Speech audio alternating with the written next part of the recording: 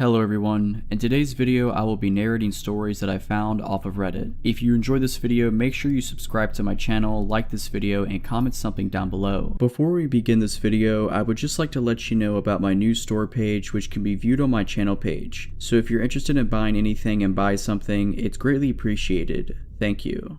But without further ado, let's get straight into these stories. I live with my girlfriend as expats in a pretty foreigner-friendly Asian country. Most of the time we get by just fine despite only knowing a little bit of the language, because most people we interact with on a day-to-day basis speak fluent English. We started out in a tiny apartment which we quickly outgrew. We found a gorgeous condo with nice amenities and decided to move in. This condo is owned and managed by a local owner, rather than by an association or company. The building is a little bit older, which means that instead of key card access to our door, it came with a traditional key lock inside and bar latch, which is nice because it's more durable than a chain. Of note, our original building also had key card access to our floor, meaning that we could only ever access our own floor. Even the emergency exit stairwells did not allow entry to floors other than our own. This new place did not include this measure, and I routinely enjoyed a walk up the 15 flights of stairs to the room as a bit of a warm-up before going swimming. The quaint feeling of all of this changed about 2 months after we moved in. We were both starting new jobs and dragged our feet on some of the final touches of moving into a place. That is the last time we ever do that. My girlfriend nudged me awake at about 3 in the morning. I wake up extra groggy and unsure of my surroundings, but I snapped to full attention when she whispered with wide eyes, "Someone is trying to open the door." Now, the condo is 100 square meters, and the main door and the bedroom are at opposite ends. The bedroom itself has a rather sturdy door that was closed, and the aircon runs at night, so this had to have been some sort of commotion for her to wake up. I sprung out of bed and made it to the door in seconds. There was some guy outside our door, studying very intently at our lock. He was about my height, though probably 15 kilos heavier, and he was not a foreigner like us. "Wrong room," I had to yell, because the door is pretty thick. There was a pause and then a thud, then a smaller tock tock tock as he was knocking. From experience I know that it's hard to hear through the door, and if English was not his first language, then understanding me through the door was going to be a real challenge anyway. Looking through the peephole as he kept up steady knocking, I noticed he swayed back and forth slightly, so I figured he maybe had a couple drinks and had the wrong room. I turned to my girlfriend and told her so, and that I was going to open just the key lock but not the bar latch and tell him he had the wrong room. She didn't love the idea, but what was a good alternative? I took a deep breath and undid the key lock. My hand shook as I turned the handle, and one hand braced against the door while the other opened it slightly. He must have been leaning close because I saw his face right at the opening, and I could smell beer on his breath. "You've got the wrong," was what I got out before he pushed against the door as hard as he could. The bar latch held, but it was enough that my girlfriend threw herself against the door, and with our combined force we shut it again. "No," I yelled, "go away, wrong room." Then he muttered something that sent chills through me. The door muddled the noise. Having just woken up played tricks on my ears, and the language barrier filled in the gaps. But I could swear I heard him laugh a little and say, "Stupid boy." I froze. My girlfriend turned the key lock as he slammed his body into the door once, twice, 3 times, I lost count. Every time I pressed against it harder, but I could still swear the 4 screws that held the bar latch in place wiggled slightly. The thuds returned, and looking through the peephole, I could see that he was punching the door. His stoic face looked patient and annoyed as he swung his arm back over and over each time it hit my girlfriend, and I could feel the vibration through our entire bodies. After what felt like an eternity, the pounding stopped and I looked through the peephole. He wasn't there any longer. I listened closely and I could hear the long ding of the elevator down the hall. He might be leaving. My girlfriend had both our phones, texting the condo owner on hers and shoving mine at me. She was calling the owner, but at 3 AM there was no answer. Frantic text of "someone is trying to break in" spammed the other end when no one was picking up. She messaged friends of ours who live in the next building, but we both knew it'd be hours before anyone responded to us. We calmed down a bit and agreed that we were going to be up for the rest of the night, but that we'd settle up with the condo owner in the morning and report it to the building management. There were security cameras in the hallways, so they'd be able to follow up. Then I heard the elevator ding again. I was shaking as I returned to the peephole and watched as the chunky man returned. He was hanging up a mobile phone, and he retrieved something from his pocket, a knife, a multi-tool, and that's when I said, "He's back," and I grabbed the biggest kitchen knife within reach and reached to brace the door. My girlfriend was almost in a full-blown panic as she grabbed the cast iron skillet. That's when I realized for the first time that there was a chance that someone was going to die. The door handle was wiggling as he started to poke at the lock with whatever was in his pocket. If he opened one lock, the only thing between him and us would be 4 tiny screws in the bar latch. And if he got in this condo, we were going to defend ourselves as best as we could, and that's where I realized we were foreigners, and dealing with manslaughter charges in a foreign court system would be an absolute nightmare. Or if we severely injured him and he was able to communicate his story, his way to the police, while we struggled with an interpreter. And of course, this is all assuming that we would be the ones to overpower and subdue him. All this is running through my head as I called the equivalent of 911 and shouted English into the phone until someone spoke English. My brain wouldn't quiet down enough for me to be polite. I finally got an operator that spoke English, and I explained someone was trying to break into our condo, that he had left and returned, and gave him the address. He sent a car and asked for an ETA, and he couldn't give me one. He wandered off again, but my spider sense was in full alert mode. It wasn't until half an hour later, when several people wearing police uniforms and building management jumpsuits knocked on the door, that I calmed down even a little. Still, I wasn't sure what to expect. One of the group spoke English while the rest stood back. I explained everything in detail and pointed at the camera in our hallway, saying I wanted whoever it was found. One of the cops pointed at the nearby knife and raised an eyebrow, and I just confidently said, yeah, I would have if I needed to. After assurances and apologies and promises of follow-up, we received what we should have collected weeks ago: direct phone numbers to our building security room where cameras are monitored, as well as the local police station and the personal mobile number of our building security director. The sun was coming up and our condo owner called my girlfriend to comprehend what was going on. She promised us that she'd sent locksmiths there that day to install another deadbolt as well as a second bar lock if it helped us feel safe. The follow-up of everything was that the guy was indeed someone who got drunk and mistook the room. It was on the wrong floor. His wife had to come collect him more than once, and he would be fined for the cost of installing the extra locks. So while it is a bit comforting to know that he's a random drunk instead of a burglar, I still explained to building management that I have no desire for an apology from him. I don't care if he feels bad. Police reports here can be messy, and locals can hold severe grudges that I did not want to deal with. I will only keep from a full police report if I literally never see or hear from him again. So just as some background, I am male and currently 25 and still living within 15 miles of my old house. This happened when I was about 8 or 9, making my sister at the time 5 or 6. We lived in a quiet neighborhood that, once I grew up, I found out was actually a lower income part of town. However, we had some wonderful neighbors, and it was thanks to these neighbors that a lot of potentially negative situations were avoided. At the time, my dad was working an 8 a.m. to 8 p.m. job, and my mother was a secretary at a hospital, which meant that during the day she was often at work. Usually my sister and I had a babysitter, but once I reached about 8 or 9, I began to be old enough to look out for us without a babysitter. Now mind you, this was the 90s, which certainly were not safe, but were much safer than they are now. Also, we had the previously mentioned neighbors who generally did a good job of keeping an eye on us in our house. This particular incident was one of the first times I was charged to babysit for my sister. She was in her high chair eating whatever my mom had left for us when I got a knock on our front door. And this was strange since we never got visitors on a regular basis, other than the boy across the street who would want us to come out and play, but he usually just yelled my name while knocking. I was young and naive and decided to open the door. There was a locked screen door beyond that. I left that closed and locked. Outside was a middle-aged man. I hardly remember his facial features or even body type.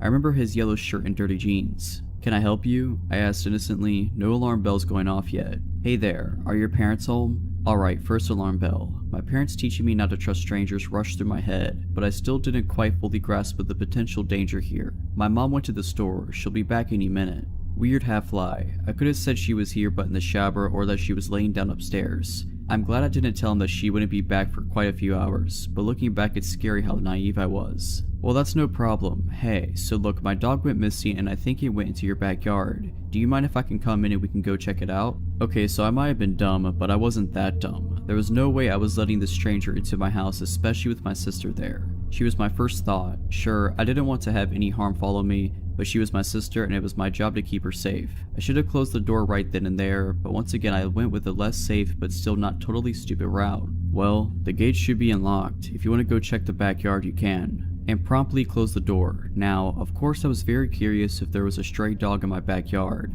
Dogs are great. Even with the weird guy being around, I was pretty interested to see how his search in the backyard went. So I decided to go check the back window and see if there was actually a dog, and if so, if the man would catch it. Now at this point, I am sure you have figured out that there was no dog, and when I looked out the back window, I could see almost the entire yard, including the gate. The man wasn't there. This was mere seconds after I had closed the door on him. I waited for a few minutes, but he never showed up.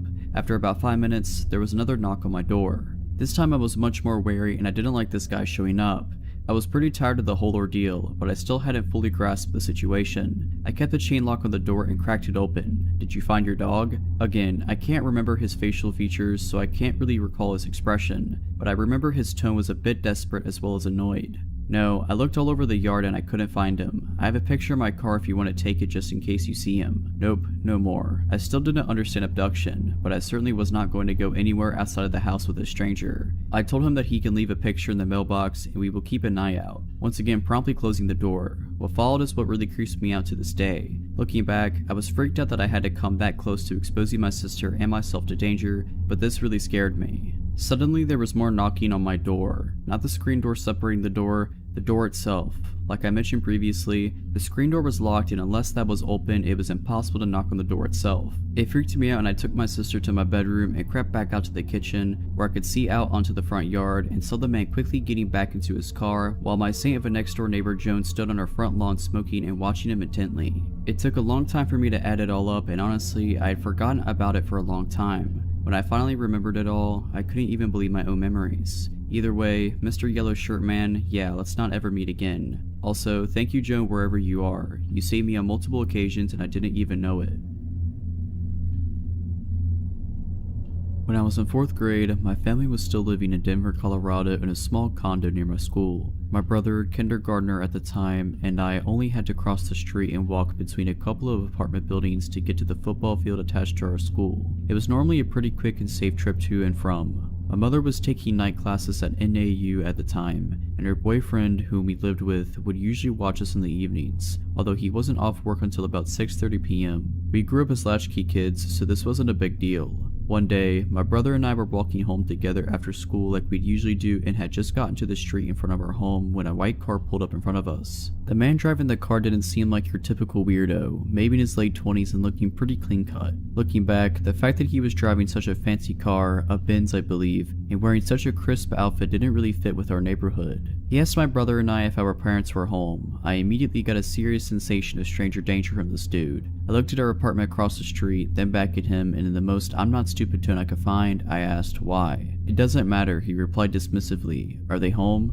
He seemed a little more insistent with his question and glanced around. Yep, despite fully knowing they were not home and that my mom's boyfriend wouldn't be able to be there for another 2+ hours, I figured it was better to lie and say yes. "What are they doing?" he asked, really looking us over. I then turned to my brother and ordered him, "Let's go," but he wouldn't follow me. I went to grab his hand and he quickly withdrew with a sharp no and looked back at the guy. The guy then looked at both of us and then back to my brother, and with a facial expression that made my hair stand on end, he said, "Come closer, I have something for you." My brother started walking to the door of the car and the guy was reaching with his hand out, nothing in it, like he was about to grab him. I grabbed my brother's coat immediately and started hauling him towards our apartment as fast as I could. He was screaming for me to let him go, but I was terrified so I just kept dragging him. The guy quickly put his car into gear and literally peeled out of there. My mother's friends started picking us up from school after that and a PSA was issued to the community. I still get a little creeped out when cars slow down near me while I'm outside walking. Potential child abductor, let's not meet again.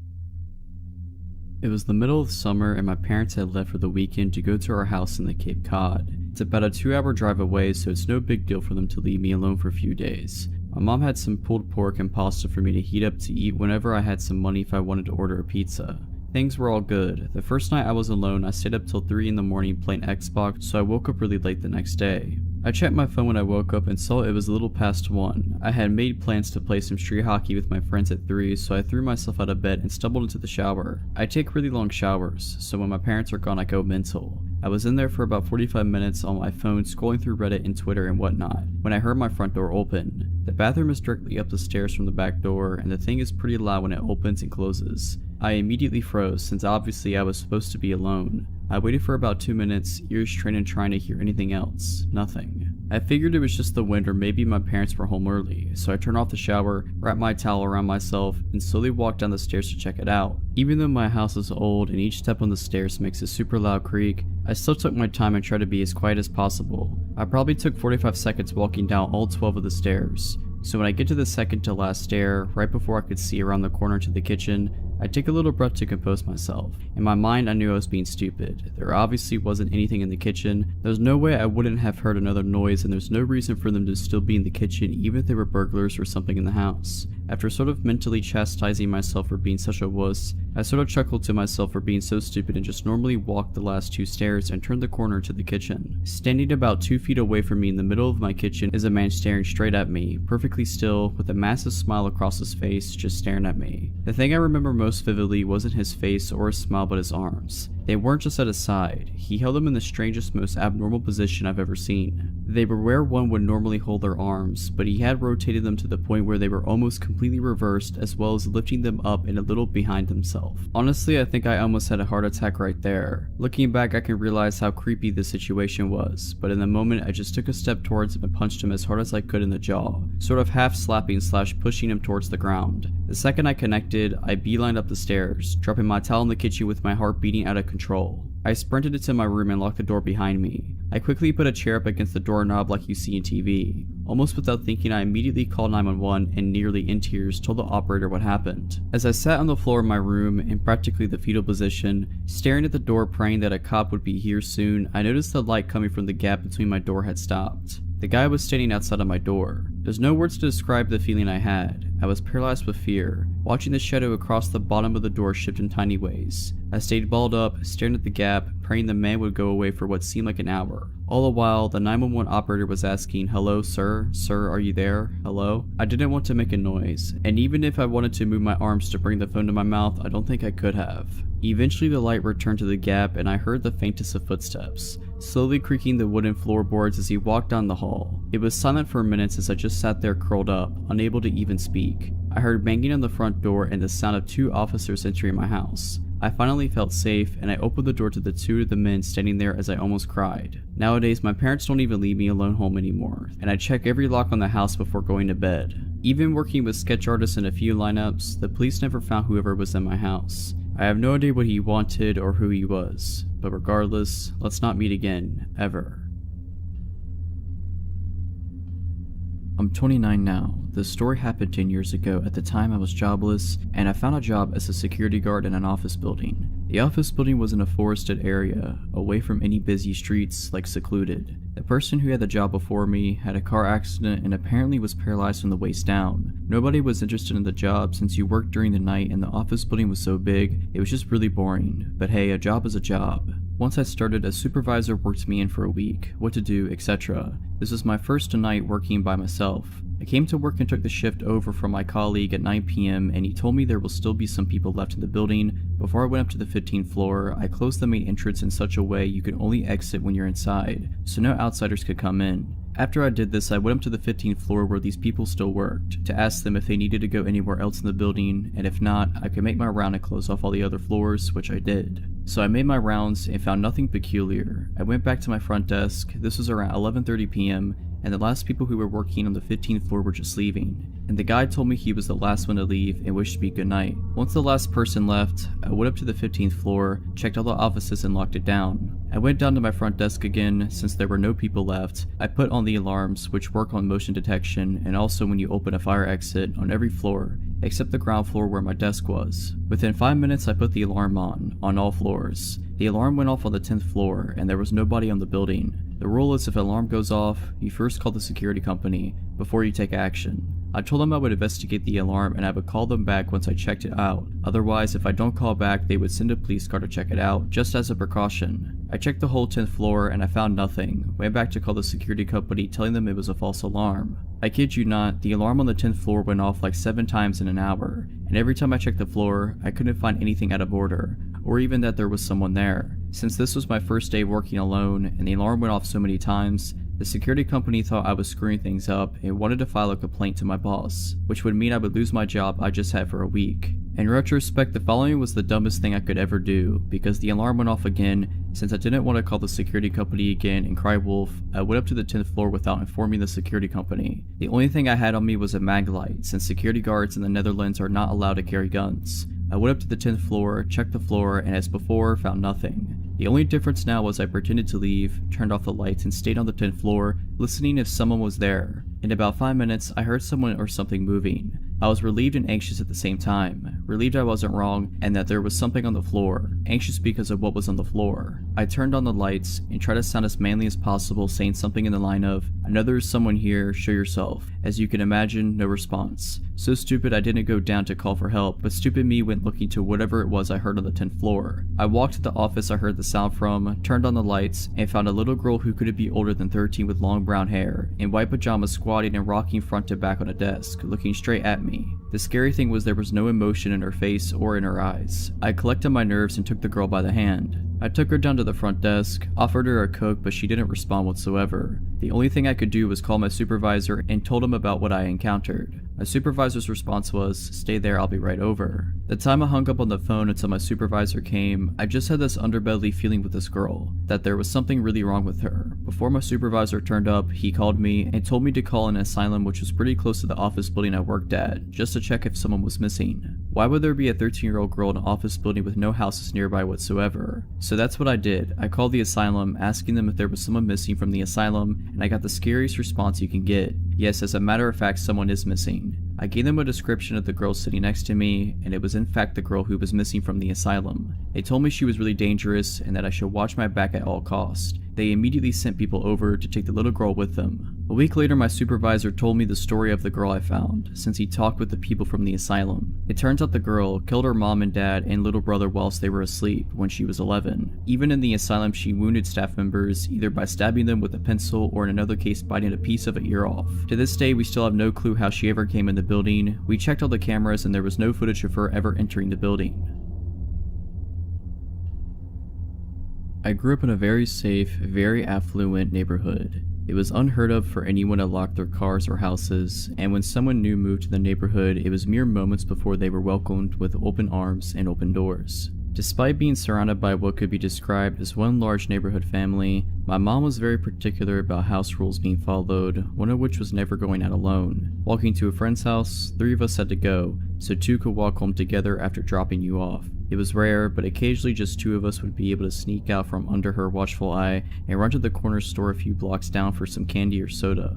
One sweltering day during the summer I turned 9. I found myself home alone and restless. I decided to take my sister's cool new 10 speed for a spin around the block a few times. Now, even though I was tall for my age, the bike was still a few inches too big for me. I decided that didn't matter, jumped on and started pedaling. My first lap around the neighborhood went off without a hitch. Birds were chirping, sun was shining, and the wind blowing through my curled hair felt wonderful. Second lap around the block, I passed an older, unfamiliar car parked on the side of the road, and the sun reflecting off the huge scrape down the side temporarily shocked my vision into bright blue stripes which I furiously tried to blink away. The third lap, I saw the car pull off the side of the road heading towards me, and a tiny pit of unease began to grow in my stomach as the driver slowed when he passed me. I chalked it up to being scared of being caught out being alone, and continued on my way. I picked up speed as I rounded the corner towards my house, and I decided to go for one more time around the block, but to make it quick so I'd beat my mom home and avoid the trouble I knew I'd be in if she caught me out alone. I hit the bottom of the hill next to our house with some speed and started to climb to the top,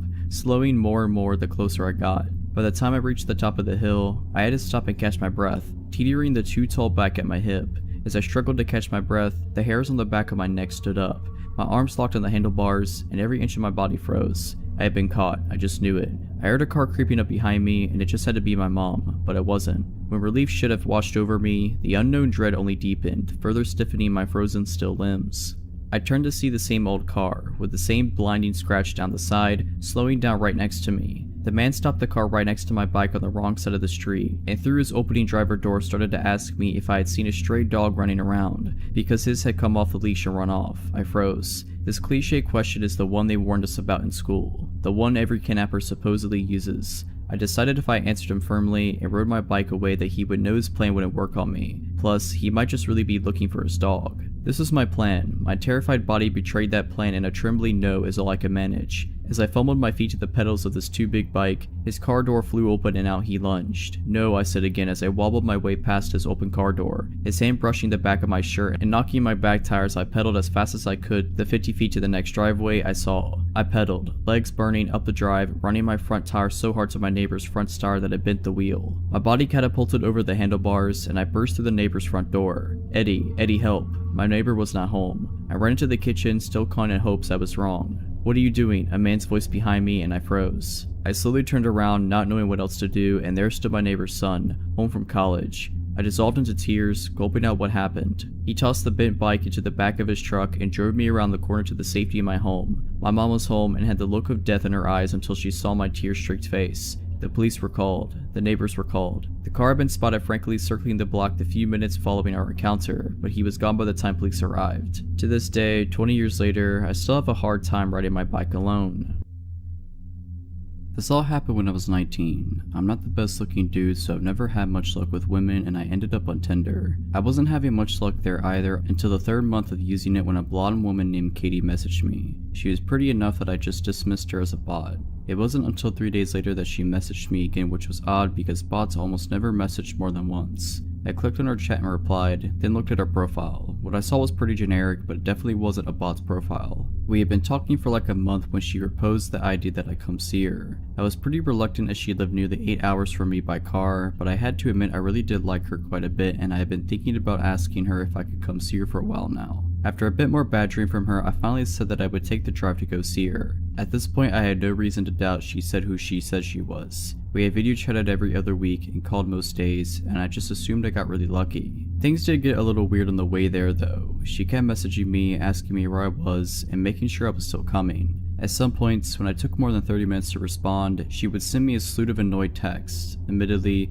I had chalked this all up to her being nervous about me coming to see her. I was pretty nervous too, so I couldn't blame her. I had a hard time finding the house at first. The directions she gave me were pretty confusing, and it was back through a series of gravel and dirt roads and a large thicket of trees. It was still about midday when I came onto an old-looking house. A window on the 2nd floor was boarded up, but it didn't look abandoned, just worse for wear. Katie's red buggy that she liked to talk about was parked in front of the garage. I took out my phone and texted her that I was here. She only sent a smiley face in return. When I got out of my car to go knock on the door, I noticed someone was looking at me from one of the 2nd floor windows. I found it a little creepy, but figured it was just her father or something. She had told me that he comes to stay with her every now and again, so I ignored it and knocked on her door. She answered with a smile and even gave me a kiss, which surprised me, and I followed her inside. We sat down on her couch and started talking about our plans when I asked her about her dad. "You didn't tell me your dad was here," I said. "Was that going to be a surprise or?" Katie looked confused and told me that her dad wasn't here. I still thought she was keeping up the act, and I told her that she didn't have to keep pretending, and that I had seen him looking at me through the upstairs window. Katie went pale and said that we had to get out of there now. We both ran out to our cars, and when I questioned Katie, she informed me that her dad wasn't there and that she had been home alone until I showed up. I called the police, and while I was on the phone giving the address, Katie gasped and pointed to the window where I had seen the guy last. He was looking at us from out the window again. I got a better look of him, and he seemed older and frail, almost like he hadn't eaten anything in a while. He left the window after he saw that we saw him. The police took half an hour to show up, and the whole time Katie was crying and mumbling about how she was an idiot for not keeping her doors locked. When the police finally did show up, one started asking me and Katie questions, and the other two searched the house. They came back out a little later and told me and Katie that, while they didn't find anyone, they did find that the back door was hanging open. Whoever it was had ran out into the woods, but the cops were sure the house was empty. After the cops left, Katie asked me to stay the night because she was too scared to be in her house alone right now. I gladly did, and we slept downstairs on the couch as Katie's bed was the room next to the one the man had been in. Katie had also brought out the shotgun that her father had given her but she never used. I told her it was fine, the man's gone, but she insisted, saying she'd feel safer if we had it out. I'm glad she did. Later that night, I was still wide awake, watching TV. Katie had somehow managed to fall asleep. From the kitchen, I heard the sound of a doorknob being turned. At this point, I wasn't even scared, I was just pissed. I flipped on the light in the kitchen and pointed the gun at the kitchen door, and there he was. The guy that had been in the house before was standing on the other side of the glass door. He looked shocked, and I'm glad we had locked the door. The man unfroze and yet again ran into the woods. I woke up Katie and told her what happened and called the police yet again. When they arrived, they did a sweep of the woods and found no one yet again. They told Katie and me that it'd probably be a good idea to stay at somewhere else for the night.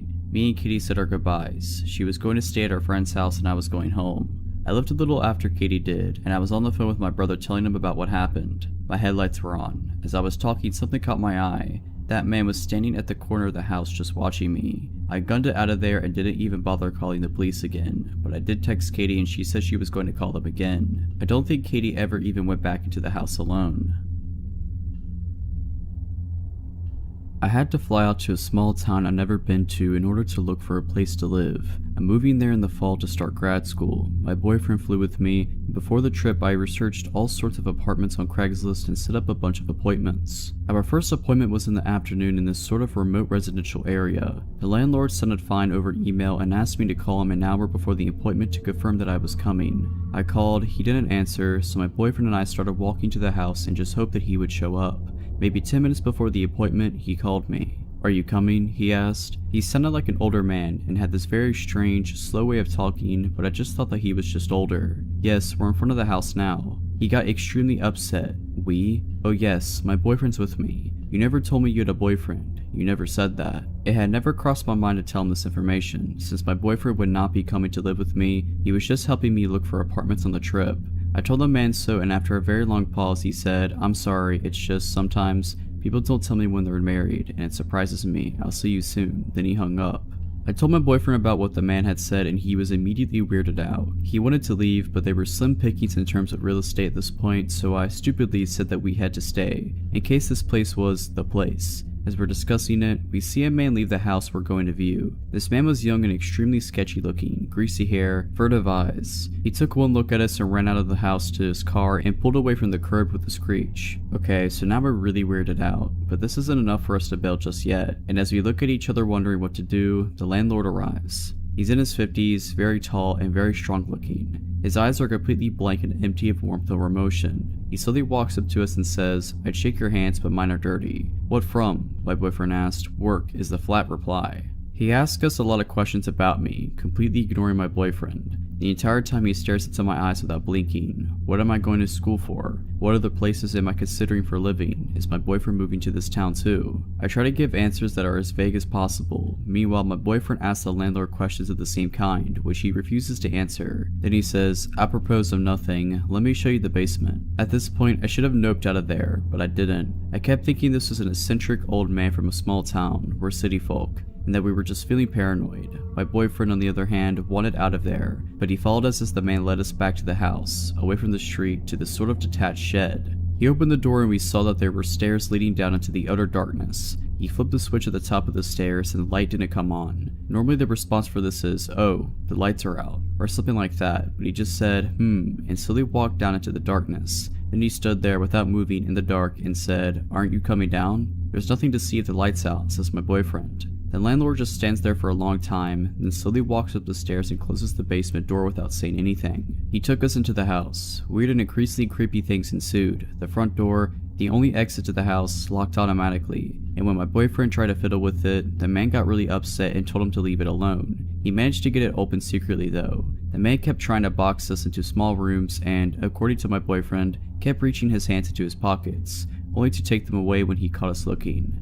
On Craigslist and in person, the man claimed that there was a grad student already living in the house, but the evidence of that seemed arranged. There were neat piles of generic textbooks on the table, but not other things a 20-something might read. There was a bowl of fruit on the table, but no other food in the fridge or pantry, or utensils. There were maybe 3 t-shirts in the closet. This supposed grad student wasn't out of town, but the landlord couldn't say what school he went to or how long he'd been renting the house. Finally, the man had showed us every single room in the house but one. This one he refused to open, claiming it was just the attic and we didn't need to see anything up there. He gave us several reasons when we inquired. It was unfinished, there was furniture up there, it would smell bad. This last one I believed, because standing near the door, it smelled terrible. Finally, we made our excuses and bolted out of there. The man walked us out, pretended to go into his car to leave, and when he thought we had turned the corner, slowly sauntered back into the house. My boyfriend, fixated on the idea that there was something wrong with this guy, googled the man that night. We found out 3 things: that he was a pillar of the community, known by a lot of the townspeople, and that there was no evidence of him owning or managing a real estate company, as he claimed on Craigslist, and he had listed his home address as the very house we had been touring, the house where the grad student lived. Yeah, we won't be renting this place.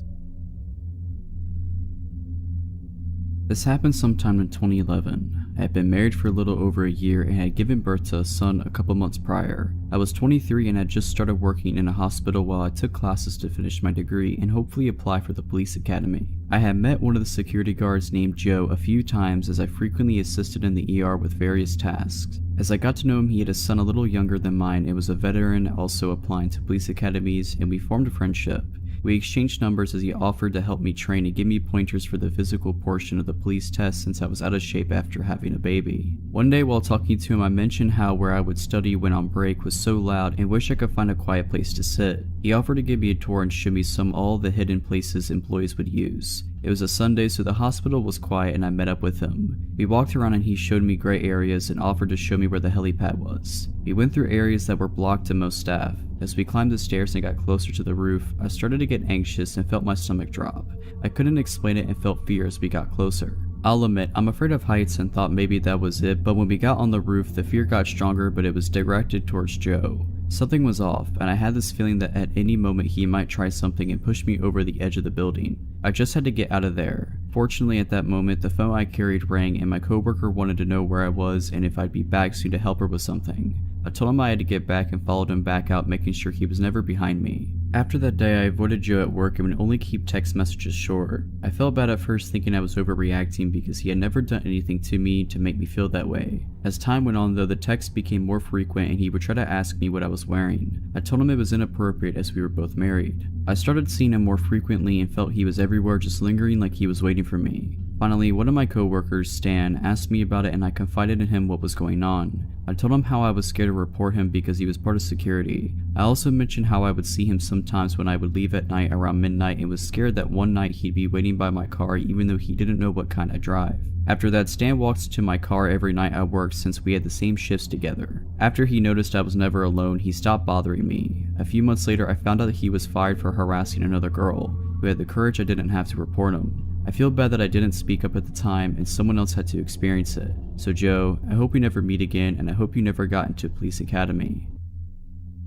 I grew up in a small town in the Midwest where you left your doors unlocked and came home when the streetlights turned on at dusk. After moving away for college, I decided to move back to my quiet, sleepy hometown in one of the 2 apartment buildings. I'm living there for roughly 3 months when one night I go to sleep early on a Friday night. Now, I'm a reasonably hard sleeper, so when I wake in the middle of the night to noises, I'm immediately alarmed. I'm going to describe my apartment layout for a better understanding. As you walk in the front door, the kitchen is to the left and the living room is to the right. There's a hallway straight ahead with one bedroom at the end. A bathroom is to the left in the hall and my bedroom to the right. I get up from my bed, walk around the end of my bed, and peek my head out of the bedroom door. I look to the left to see my front door open to the outside hallway. There's a loud voice coming from my enlightened kitchen. From my vantage point, I'm unable to see into my kitchen. I froze. I come to my senses after realizing that I've stopped unconsciously breathing. I take a shallow breath to steady my mind and gather my bravery. There's no thought process about what to do at this point. I let my body and my instincts take over. I turn around and head back to the far side of my bed. I grab my phone from the nightstand and quietly remove it from the charger. Luckily, my bed frame is high enough for me to squeeze under without much difficulty. I immediately realize that there is no escape from my hiding spot if things turn south. I'll have to rely on luck to get me through this. I dial 911 and a woman answers and asks about my emergency. I briefly explain in a whisper that an unknown man is in my apartment and that I am currently safe. I lay there, listening to the chaos of my home, reassured by the presence of my cat, Marcy, laying under the bed with me. It seems to me that he's in a phone call based on the one-sided rambling. I tell the operator this fact and explain my fear that he's going to bring other people into my home. He was making enough sound to allow me to give a play-by-play on the call. He starts screaming about killing someone. I'm unsure at this point whether he's talking to the person on the phone or if he knows I'm there. The voice is unfamiliar, but this does little to ease my terror. He then starts ringing the doorbell in the outside hallway and yelling for me to come out. My blood runs cold as I realize that he might come try to find me. Marcy is alarmed by the doorbell that hasn't ceased ringing and she creeps out from under the bed. I panic. What if he hurts her? I start whispering as loudly as possible to get her attention without letting him know my location. She senses my unease and crawls back under the bed with me. At this point, it's felt like an eternity, and I ask the operator how long until the police arrive. She is unsure but assures me that they are on their way. My town is roughly a 30-minute drive to the nearest city police, but I assumed there's a highway patrol that would be coming soon. Little did I know that safety was in a rush to get to me. I hear him walking around my apartment and enters my extra bedroom, which is a storage room with a bed. He hasn't stopped yelling. I'm still unaware whether he's on the phone or not. I hear him mention that it must be a kid's room. I shush the operator because he's ceased his screaming for the moment. I hear more noises like he's going through boxes and throwing things. Then my fear is realized, as I hear him quietly enter my room. I see his feet walk closest to my vantage point. He starts going through my clothes and emptying my hamper onto the floor. He turns around and walks to my bed and sits down. I stopped breathing. I think he lays down at this point since the pressure of the bed lessens on top of me. He's deadly silent and I'm still holding my breath.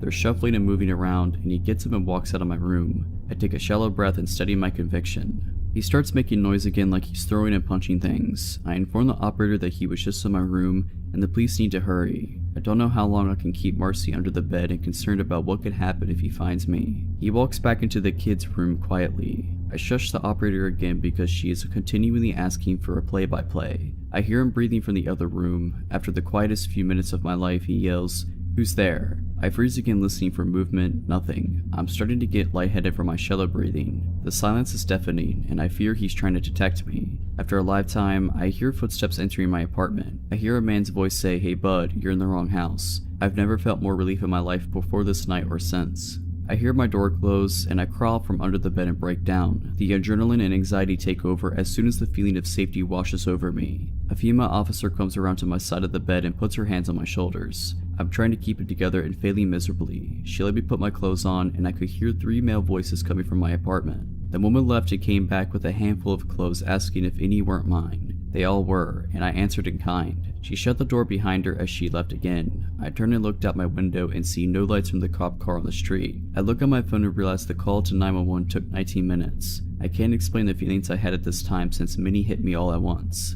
The door opened and the officer motioned to have me exit. Taking a first look at my home was almost as anxious as the event itself. My apartment was a complete mess. Clothes were everywhere mixed with garbage and other belongings from my shelves and counters. This man had removed items that he intended on taking and placed them in the outside hallway. They tell me that they found him on the floor in the second room completely naked, holding a bottle of lotion. In his vicinity, there was a winter hat with an unknown substance inside. They tell me to look and see if any of the clothes in the apartment do not belong to me. I tell them no. This man entered my home completely naked and destroyed my home. I noticed that the lid of my garage can was filled with cat poop.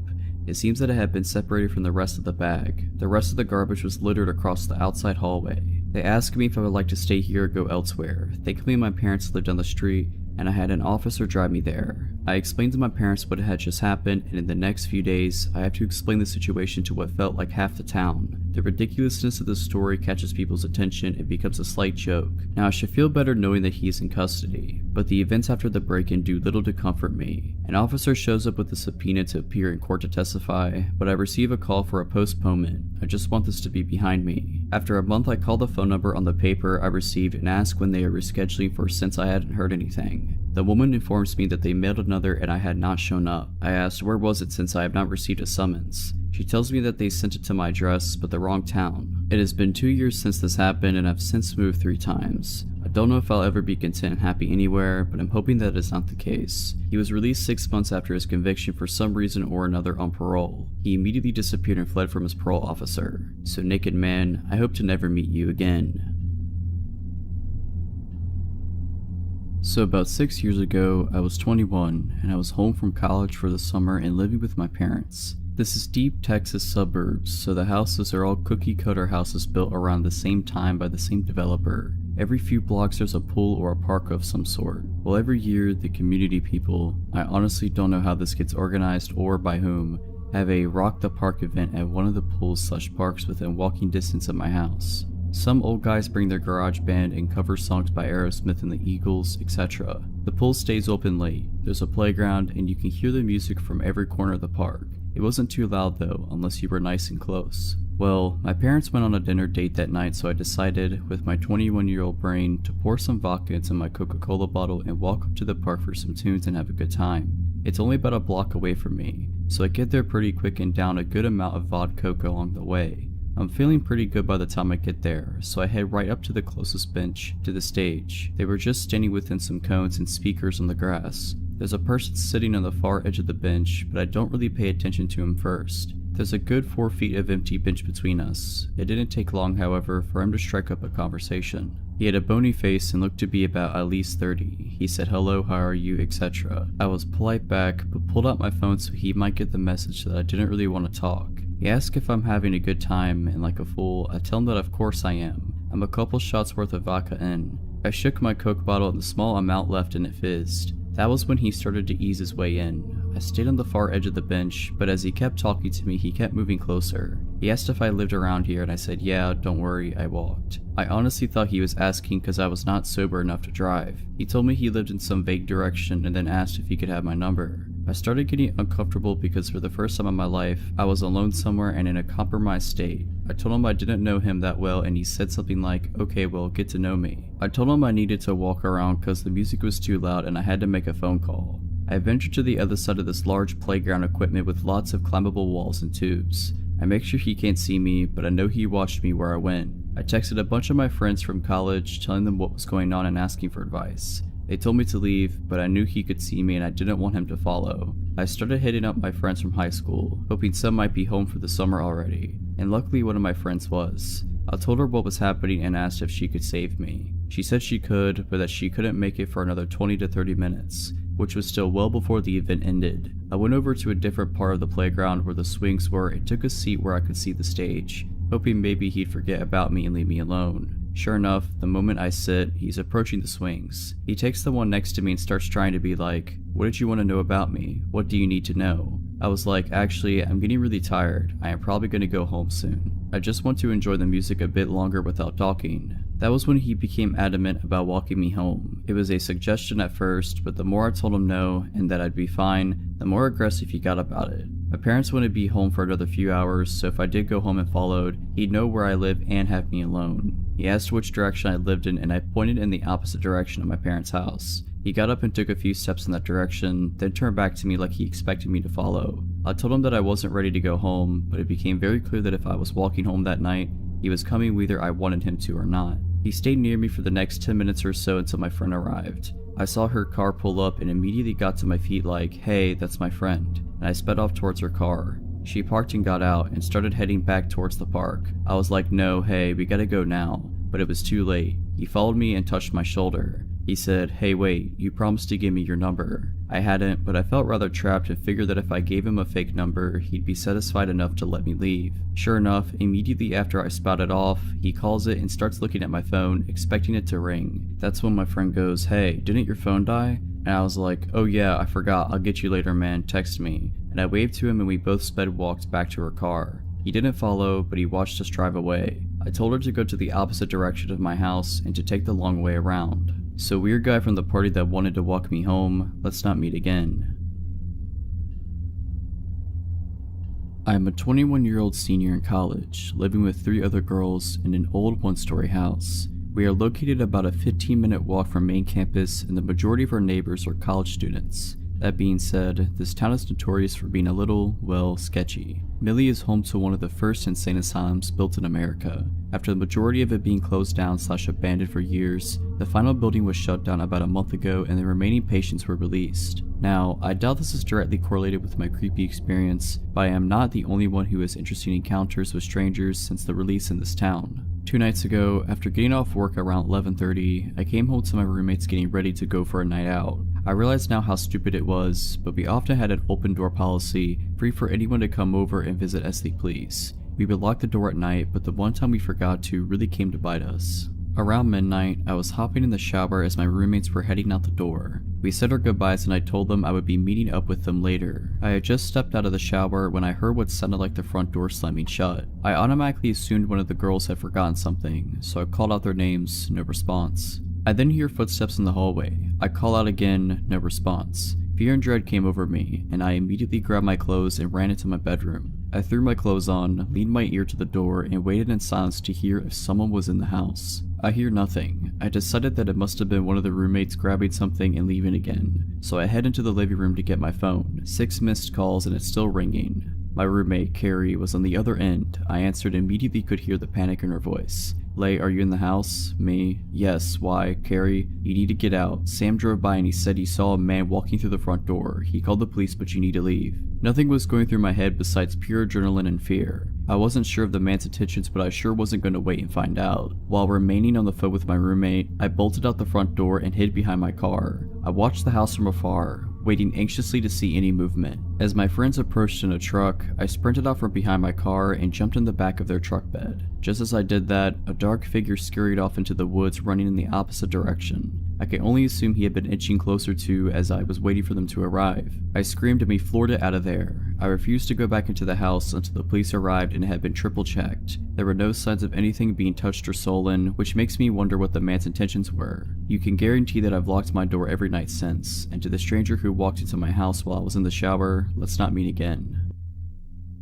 Back when I was 18 years old, I started working at a gas station. This was my first job. Near the end of my first shift, I was cleaning the hot dog rollers and a man walked in. He was rough looking, not in a bad way, but like he had been working outside all day. As soon as I set eyes on him, I got the gut feeling that I needed to stay away from him. Since I wasn't the one at the register, there was no reason for him to talk to me. However, the moment he saw me, he walked over and asked if I was new. I said yes, and he told me I was doing a good job and went on his way to check out. I noticed that he had a Jamaican accent, which was weird to hear since I lived in Michigan. Honestly, at that point, I thought that my gut was wrong about him. I was right the first time. During my next shift, he once again came in, and again I was cleaning. He came over to me and I still got the bad feeling in my gut. He asked me how my day was and I told him that it was okay. He then looked at my hand. I was wearing my high school class ring and I put it on my left hand ring finger because I didn't want to scruff it up while cleaning with my right hand. He asked if I was married. I said no and I told him it was my class ring. He then asked if I was dating and I lied and said yes. He started asking me questions about my boyfriend, like how old he was,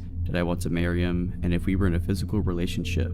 I told him I wasn't comfortable with answering that and he got mad but dropped the conversation. He would continue to ask me questions about my love life every time he would come in. After about a month and a half of this, I noticed that he would come in every day that I was working. This was weird because the days and hours that I worked changed from week to week. I asked my coworkers if he came in when I wasn't here and all of them said no. I also asked if any of them had told him what shifts I had been working, but again they said no. This honestly freaked me out and I'd start to feel nervous when I would see his car pull in. One day he tried to give me his phone number and I politely told him that I wasn't interested in it. He got mad and was telling me that I needed to take it. My coworker at this point told him that he needed to leave. The next day he came in and asked me on a date, and when I declined he told me that I was going to regret it. He asked me several more times and each time I said no. After a while of him asking, I told him that it was never going to happen and that I had absolutely no interest in him and never would. This only made things worse. He told me that I didn't have a choice and that he would be here when I got off work and that I was going to go with him. When he left, I called my father and told him what happened and asked if mom and he could come to pick me up at the end of my shift. He said yes. I didn't get off until midnight, and about 10 minutes before my dad walked in and told me to act like I was going to go to my car as normal, but he was going to be in there. A few minutes after, the guy pulled in and got out of his car and was just standing there. As my shift was over, I hurriedly walked over to my car. He started approaching me and I jumped into the passenger seat and slammed the door shut. When he got to my door, my dad rolled down the window and pointed his gun at him. The man ran off and I thought that it was the end of it since he didn't come back into my work the next few days. However, it wasn't. About a week later, I was at the store with my mom when I got the feeling that someone was following us, and sure enough, it was him. We got out of there as fast as we could, and from then on out, my mom and I were not allowed to leave without my dad. Everywhere I would go, he would show up. Even when I went to my friend's house, who lived about a half hour from me. We caught him driving by the house several times. My mother also caught him following her several times, which freaked her out. We contacted the police and told them what was going on, but they said there wasn't enough evidence and that there was nothing they were able to do. To this day, I am still mad at the police for not doing anything. He started coming back into my workplace, and I asked my boss to ban him from the store, but she said no. Later, I would find out that they were friends, and that is how he always knew when I was working. I also believe that she was the one to give him my phone number, because it was around this time that I started receiving strange messages about how I looked, about my parents, and other creepy things. I got to the point where I was so paranoid that I wouldn't leave my house without my father. I had to have him drop me off and pick me up from work, and when I was at work, anytime I had seen a car that even somewhat looked like his, I would run and hide in the back room. Even my poor mother was paranoid and wouldn't go outside without someone with her. Finally, my father had enough and told me to quit my job and that he would help me pay the few bills that I had.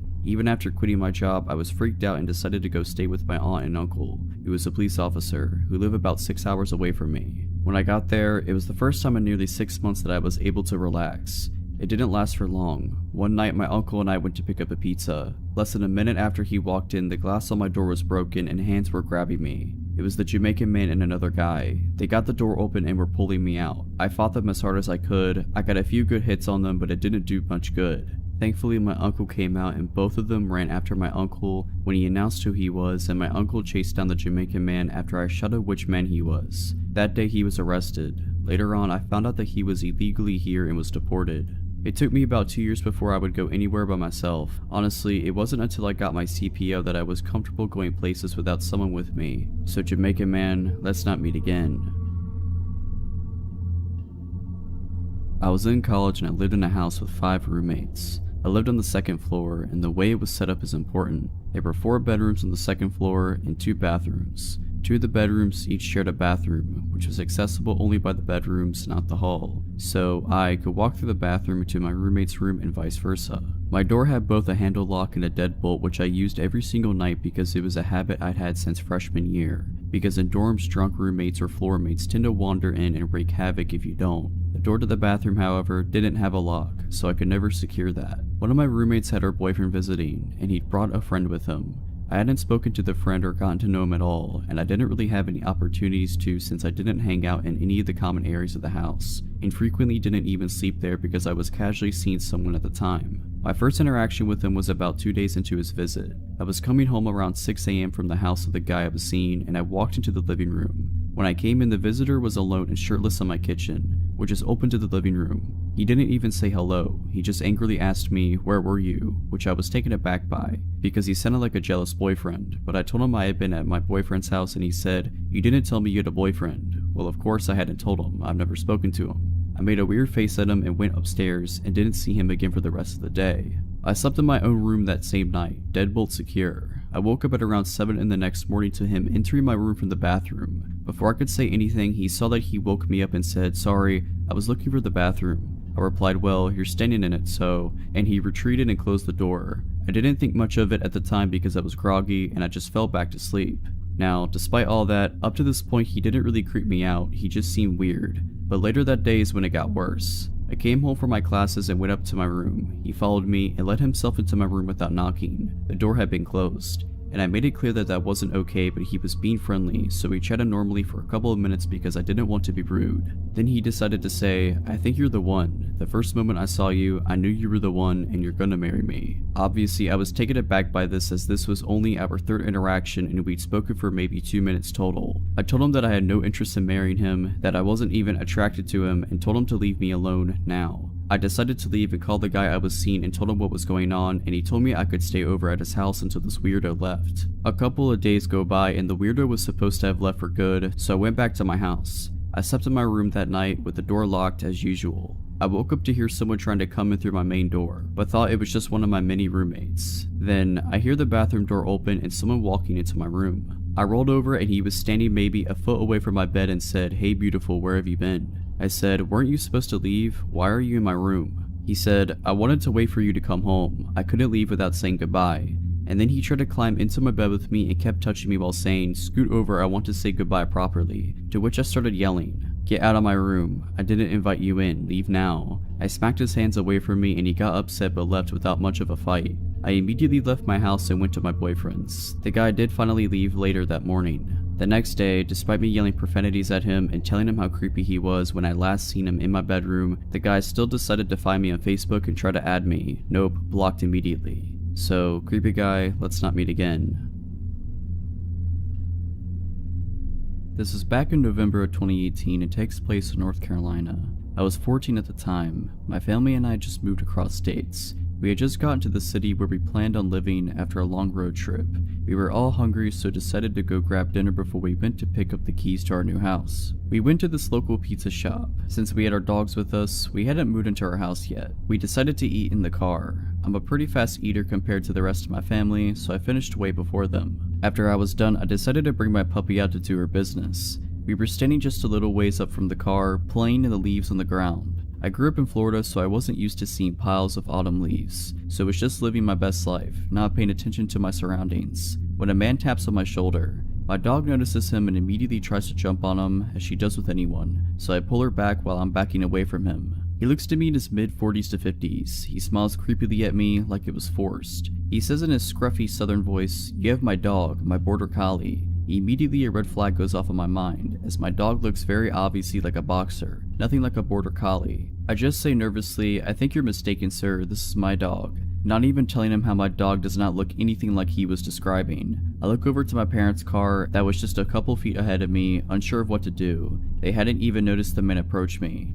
They were on their phones. The man now asked me, well, you would be able to come help me look for my dog, right? I can feel my stomach drop in that moment. I still don't want to make a scene, as I'm probably overreacting. He then says something along the lines of, I have some money in my truck for you if I went with him. My hands are sweating at this point. He points over to a very sketchy, run-down looking truck. I tell him I'm busy and I have to go, but best of luck to finding his dog. Still trying to keep him on my good side. Looking back on it now, I don't know why I didn't tell him my parents were right there. If I would have, I think he would have backed off. He then decides to grab my dog's leash and says he has dog treats at his truck and starts to walk away with my dog. I pull the leash away from him and say sternly, I have to go now. As I start walking away, he then grabs my wrist and rips the leash out of my hands, throwing it to the ground. He starts pulling me with him, mumbling something like, just come see what I have for you. My dog, the sweet girl she is, follows after us and starts barking. While he starts to drag me with him. I am pretty small, 5'4", and have no upper body strength, so I just start screaming to let go of me. My parents are alarmed, hearing me scream and our dog chasing after me barking, see this man pulling their daughter against their will. They immediately start sprinting after me. I start screaming, Mom, Dad. I think he got alarmed when he heard me yell out Mom, as she starts running towards us. The sudden realization that my parents were right there in their car the whole time. He makes a run for it, and we didn't run after him. My parents were just glad they had me. This is definitely not a good way to start off our new life in North Carolina,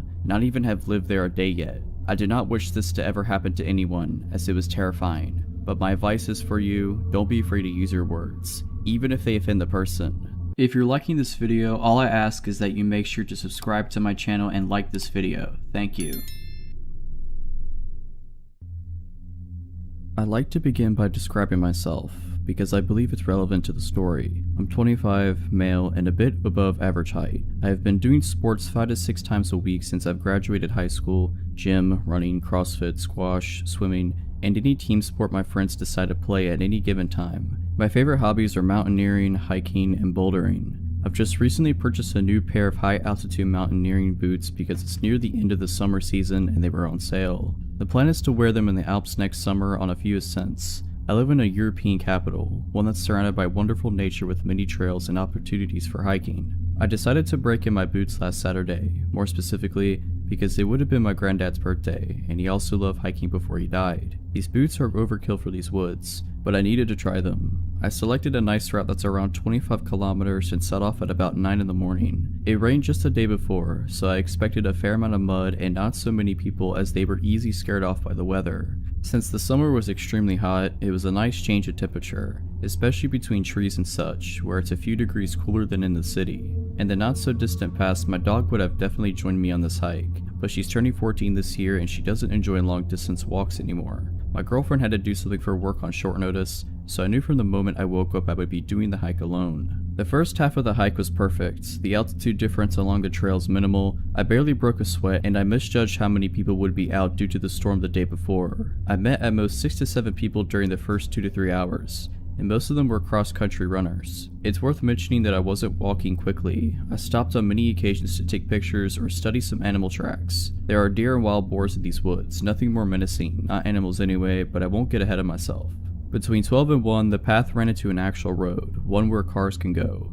This road is asphalt, but deep in the forest and can only be used to reach certain landmarks that are also in the forest, so cars seldom go here. My trail required me to take this road for a few hundred meters. As I was walking along the road, I heard a car approach from behind me. It went past me, not too quickly or too slowly. It was an older, green SUV with a fresh registration. You could tell by the license plate. Probably an import. Anyway, I thought nothing of it at the time. Then I heard it come back. It drove me past for the second time, now very slowly, and I could clearly see 2 men sitting in the front seats, wearing baseball caps and sunglasses. Both had stubble beard game going on as well. I assumed they were gamekeepers, even though their cars have a crest on the hood and on both front doors. As I hike a fair amount, I know these things, I see them around quite a bit. They would also not be driving a car like this. They have Jeeps which are more suitable for the forest. Still, I felt no discomfort, and again, I thought nothing of it. Then, my trail left the asphalt road and began snaking in the woods again. I walked ahead severely, gazing at trees and whatnot. Then, I suddenly had the strange sensation that something or someone was behind me. An engine sound was becoming more and more clear as well. At this point, the trail was quite narrow, but if, for whatever reason, you want to drive a car on it, you could, just about. Now when I turned around, the aforementioned SUV was basically in my face. It was an arm's length away from me and it stopped just as I had. I looked at the driver, who was staring back, as I can only assume as he was wearing sunglasses. I calmly asked him, "What's wrong, shall I let you go?" in a polite tone as his window was rolled down. He didn't speak. He slowly started reversing and he soon disappeared behind a curve. Now I was quite uncomfortable. I also noticed that he was alone in the car, unlike earlier. I listened intently, standing still since I wasn't sure what was going on. At this point, I was not scared, but there was a faint feeling of unease in the air and bad thoughts began gathering in the back of my mind. I heard the car and the engine stop just behind the curve. I heard a door open and shut, but nothing from that point on. I turned around and began walking towards my destination at a much faster pace than before. Now I was a bit scared. I didn't understand why he didn't answer and why he just reversed and left without a word. I wasn't sure what to make of it, and I had no desire to ask him again, or to see him again for that matter. I had just walked enough for these unpleasant thoughts to slowly be erased from my mind. As I had been drinking a lot of water as I usually do, I decided to use the bathroom. I saw a perfect spot, a very narrow path off my trail that led quite clearly to a little hunting tower. I walked over to the tower, put my bag down by the ladder that led up to it and began peeing. I was also interested in checking Google Maps to see where I was, but since there was no signal, I decided to check my map. I also had a sip of water. I had been camping there for a good few minutes before I headed back at the trail from where I deviated to pee. Right before I arrived back to the main trail, I thought to myself how extremely quiet it was. No wind, no noise of any kind, absolutely nothing. This made me realize, just a moment later, how alone I was. Except for the man who was standing maybe 50 meters away from me on the trail, in the direction where I was headed. I only saw this as soon as I stepped back on the trail, since the small one to the tower was well hidden by trees and you couldn't see the main trail, as it was running perpendicularly to the small one. I looked at him and I was instantly chilled to the very bone. He was dressed in tactical clothing, with a baseball hat on his head. The only reason he was standing still, I believe, was a moment of surprise that I had appeared from a place where he didn't expect me to appear from. At this point, I was fully and utterly alarmed. He was holding a rifle that had a scope on it. Had this happened without the incident with the SUV, I would have probably walked along the trail thinking he's a hunter. However, in light of the strange encounter with the SUV, from which the second man was missing, something in me snapped instantly. In hindsight, it's also illegal to hunt in these woods this time of year. I figured in the matter of 2 seconds that I was going to sprint through the woods until exhaustion, towards and past the tower, as it seemed natural to do at the time. If there was no malicious intent on this man's behalf, or the others, he'll just think I'm an idiot and forget about me in 2 minutes. If I'm right, it's the best call I will ever have made. He began running towards me. Adrenaline blossoming within me, I began sprinting away. I sprinted past the tower and deep into the bushes, not sparing my legs as I was wearing shorts and a thermal jumper. I crashed through branches, small trees, and slipped on several occasions. I really did sprint until I was exhausted. It must have been several kilometers. I even crossed some smaller trails but didn't even bother to look either way. My pulse was a billion the whole time. I began checking my phone for a signal, but nothing. I was already really angry at myself for not memorizing the license plate. After a while I began power walking, but still off trail straight ahead in a direction that I knew would sooner or later lead me out of the woods. When my phone got a signal, I told the story to several people frantically, but no one took me too seriously. They said I was overreacting and whatnot. You must have misunderstood the situation. Finally, I reached a trail that led directly to a cute little town that borders this rather large forest. It felt like an eternity, but I walked the last kilometer to the main square, took off my jumper and put it in my bag. At least I looked a little different from far away. I waited for a bus that took me back to the station near my car, rather anxiously. After the bus ride, during which I studied each car on the road, I walked back to my car, got in and drove home. My dog welcomed me like I was coming back from a 2-year deployment. Dogs are just amazing. She must have felt that something shook me up. The boots destroyed my feet, but they aren't meant to be sprinted in for long periods of time. I called the forest gamekeeper's office. I inquired about whether they have such cars in service as the one I come across. They do not. Their gamekeepers also don't typically work in pairs, like 99.9% of the time they are alone. I told them my story and they took me a lot more seriously than my friends, but they assured me that the police wouldn't. No one could have been legally hunting in the area during summer either. I've been reading local news but nothing extraordinary has been reported yet. I really hope nothing will be reported either. Gentlemen in the empty forest at lunchtime, let's not meet again.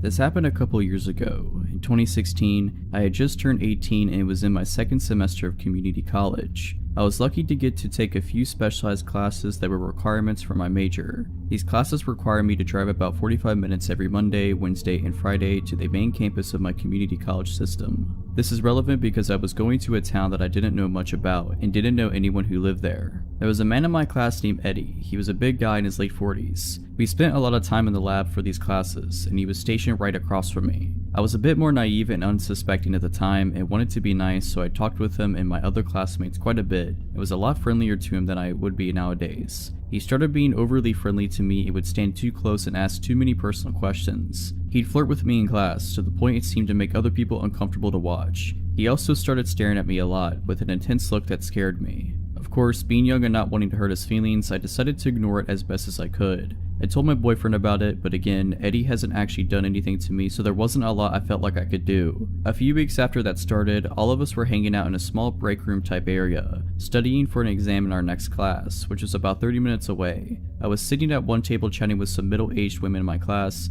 and Eddie was at the next table over messing with his phone. I noticed that I was going to get something from the vending machine and stood up. As I did, he tried and failed to discreetly turn his phone toward me and snapped pictures of me as I walked in the machine, got my drink, and bent over to pick it up. I realized what was going on as I was walking back to my seat, with him still taking photos, and I shot him a look. He put his phone away and just sat there staring at me. I was trying to look pissed, but honestly I was just really freaked out. I excused myself from the table and called my boyfriend near tears, telling him what happened. He was angry and said that I needed to tell someone, but I said no, I didn't want to make a scene. He tried to comfort me as much as he could, but I had to go to class soon afterwards. Our last class finished at about 9 p.m. and since it was January, it was completely dark out when we all walked to our cars. I was actually texting one of my guy friends about what had happened when Eddie walked up to my car, stopped for a second, and looked at me through my windshield, then slowly kept walking, watching me through my driver's side window the whole time. He was parked nowhere near me and the wind chill was below zero, so he had to have made a point to walk by my car like that. I was terrified, and with my hands shaking, I started my car and drove home as fast as I could, calling my boyfriend on the way and crying.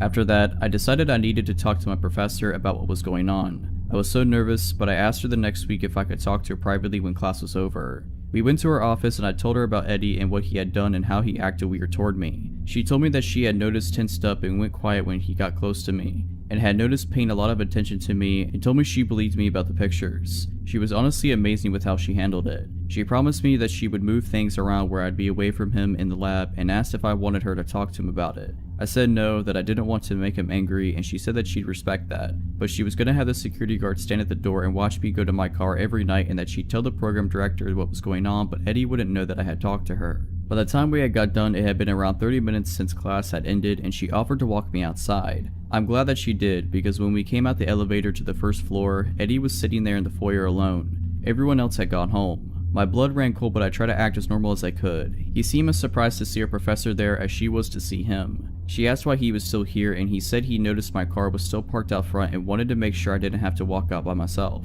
I'm pretty sure I was as pale as a ghost, but my professor gave him a look that I couldn't read and said not to worry. She's walking me to my car from now on, and the security guard will be there every night. He said that was good and quickly said goodnight and left. It still chills me to think about what could have happened if my professor didn't walk me down to my car that night. I have no idea what he was capable of doing.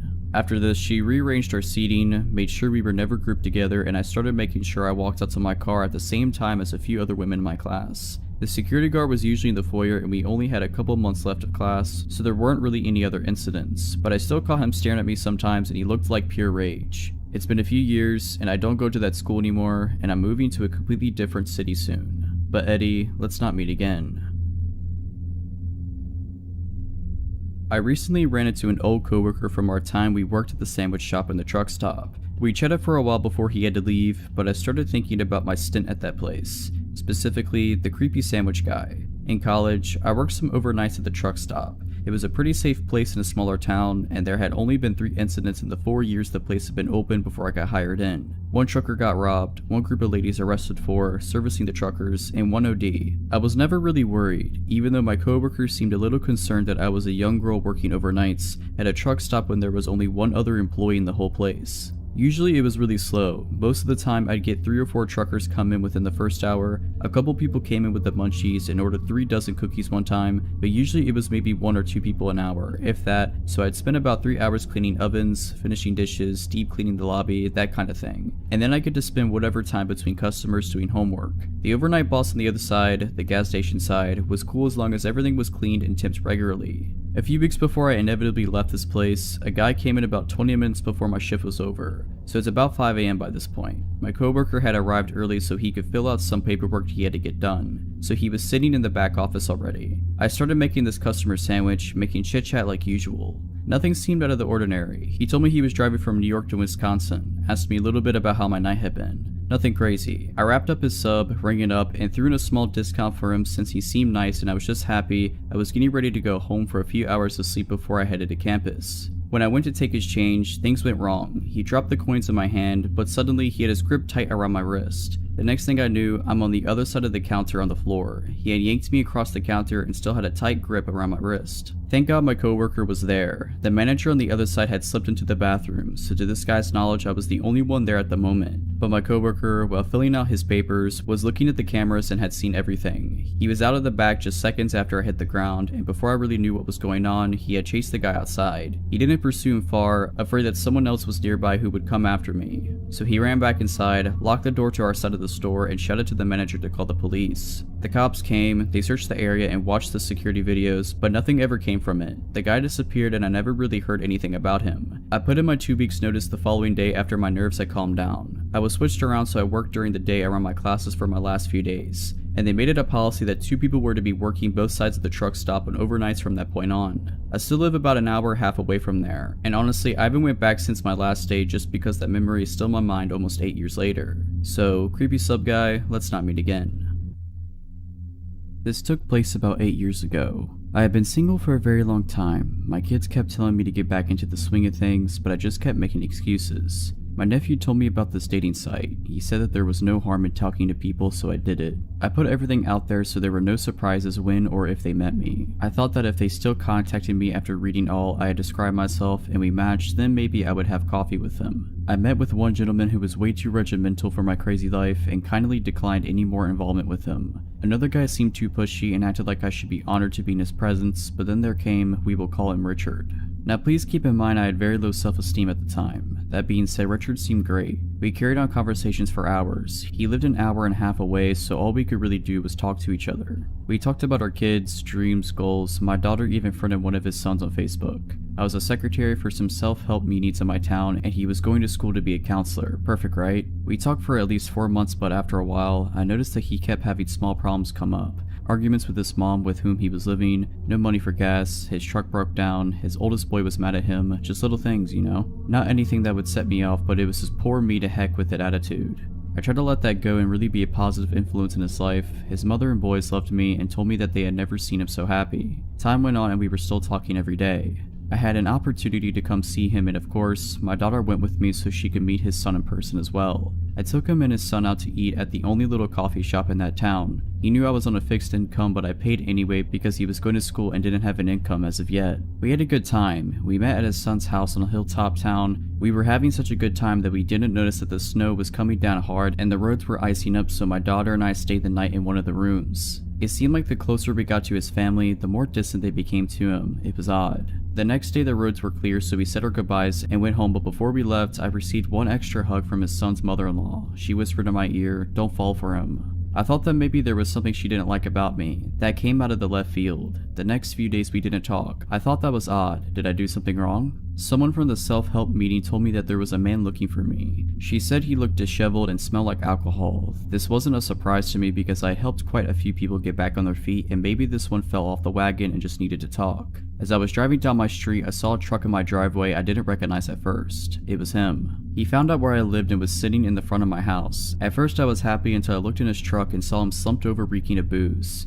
At that point my fixed mode set in and I asked him in for some strong coffee. He told me that he had a blowout with his mother and she kicked him out and his boys won't talk to him. I got him some clean clothes and told him to take a shower. I figured we could sort it out the next day. In the meantime I was taking him to a meeting. He sobered up and agreed to go, but the whole time at the meeting my friends were acting like I had lost my mind. Did they see something I was blind of? He went back to my house and he seemed okay, almost too okay like nothing at all happened. My son pulled me aside and told me he didn't like him much, but I thought that maybe he was just being overprotective. I should have paid more attention. We went to the store because I wasn't prepared for the extra mouth, and I bought 4 2-liters of soda, a gallon of milk, and 2 monsters for both of him and my son. Some chips and other things for dinner. After we ate, we all watched some TV and headed off to bed. I let him sleep on the spare bed in my room, but in the middle of the night, he tried to get frisky. At that point, no. My grown kids were in the other room and something just didn't sit well with me. Like he wasn't the same man he was before. The next morning, my daughter came running out of the bathroom angry. She said in a loud voice, "Someone peed all over the toilet." He didn't say a word. Later, we were all eating breakfast and he started to let food drop out of his mouth onto the table and floor and was spitting food while he was talking. He took 3 2-liters and drank them back to back, letting some run down his chin. Then, yes there is more, he took the remote and started to set future recordings for his favorite shows and deleting a few of my grandchildren's. He set recordings for weeks in advance.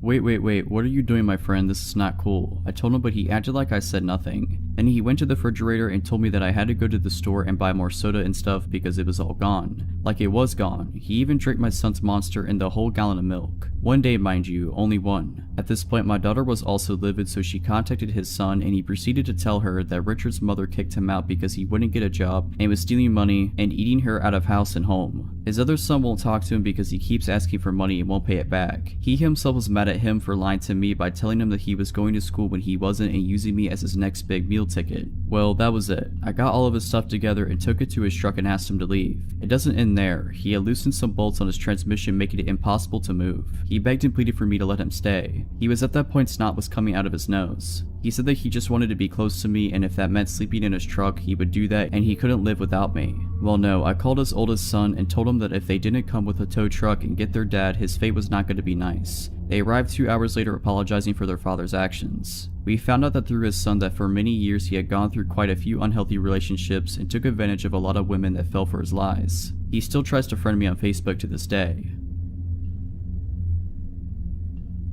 When I was 16 years old, I decided to surprise my parents with a bouquet of flowers for Valentine's Day. We've always celebrated this as a family holiday rather than a romantic one. I didn't have a car to drive to a florist, but my high school was within walking distance of a hospital boasting a gift shop that sells floral arrangements. Between classes during the week of Valentine's Day, I set off for the hospital by my lonesome, cutting across campus to walk through a network of side roads populated with specialty doctors' offices that kept odd hours. The sort of buildings where traveling doctors mainly hold surgery consultations or perform small procedures a few times a month. The trip there passed without incident. As I was walking back through said deserted roads with a vase of flowers in a tow, I noticed an unkept 1990s car close behind me. While my memory of the car is hazy, I am left with the impression that there were at least 2 men within whose faces I could not see. Initially, I assumed that the driver was simply afraid of hitting me, the reason they weren't passing by, so I made a point of dramatically trudging further into the grassy shoulder of the road, demonstrating to them that they could drive safely ahead. They still refused to pass me by, continuing to creep along behind at a slow pace. Beginning to suspect that the driver was more interested in me than a destination,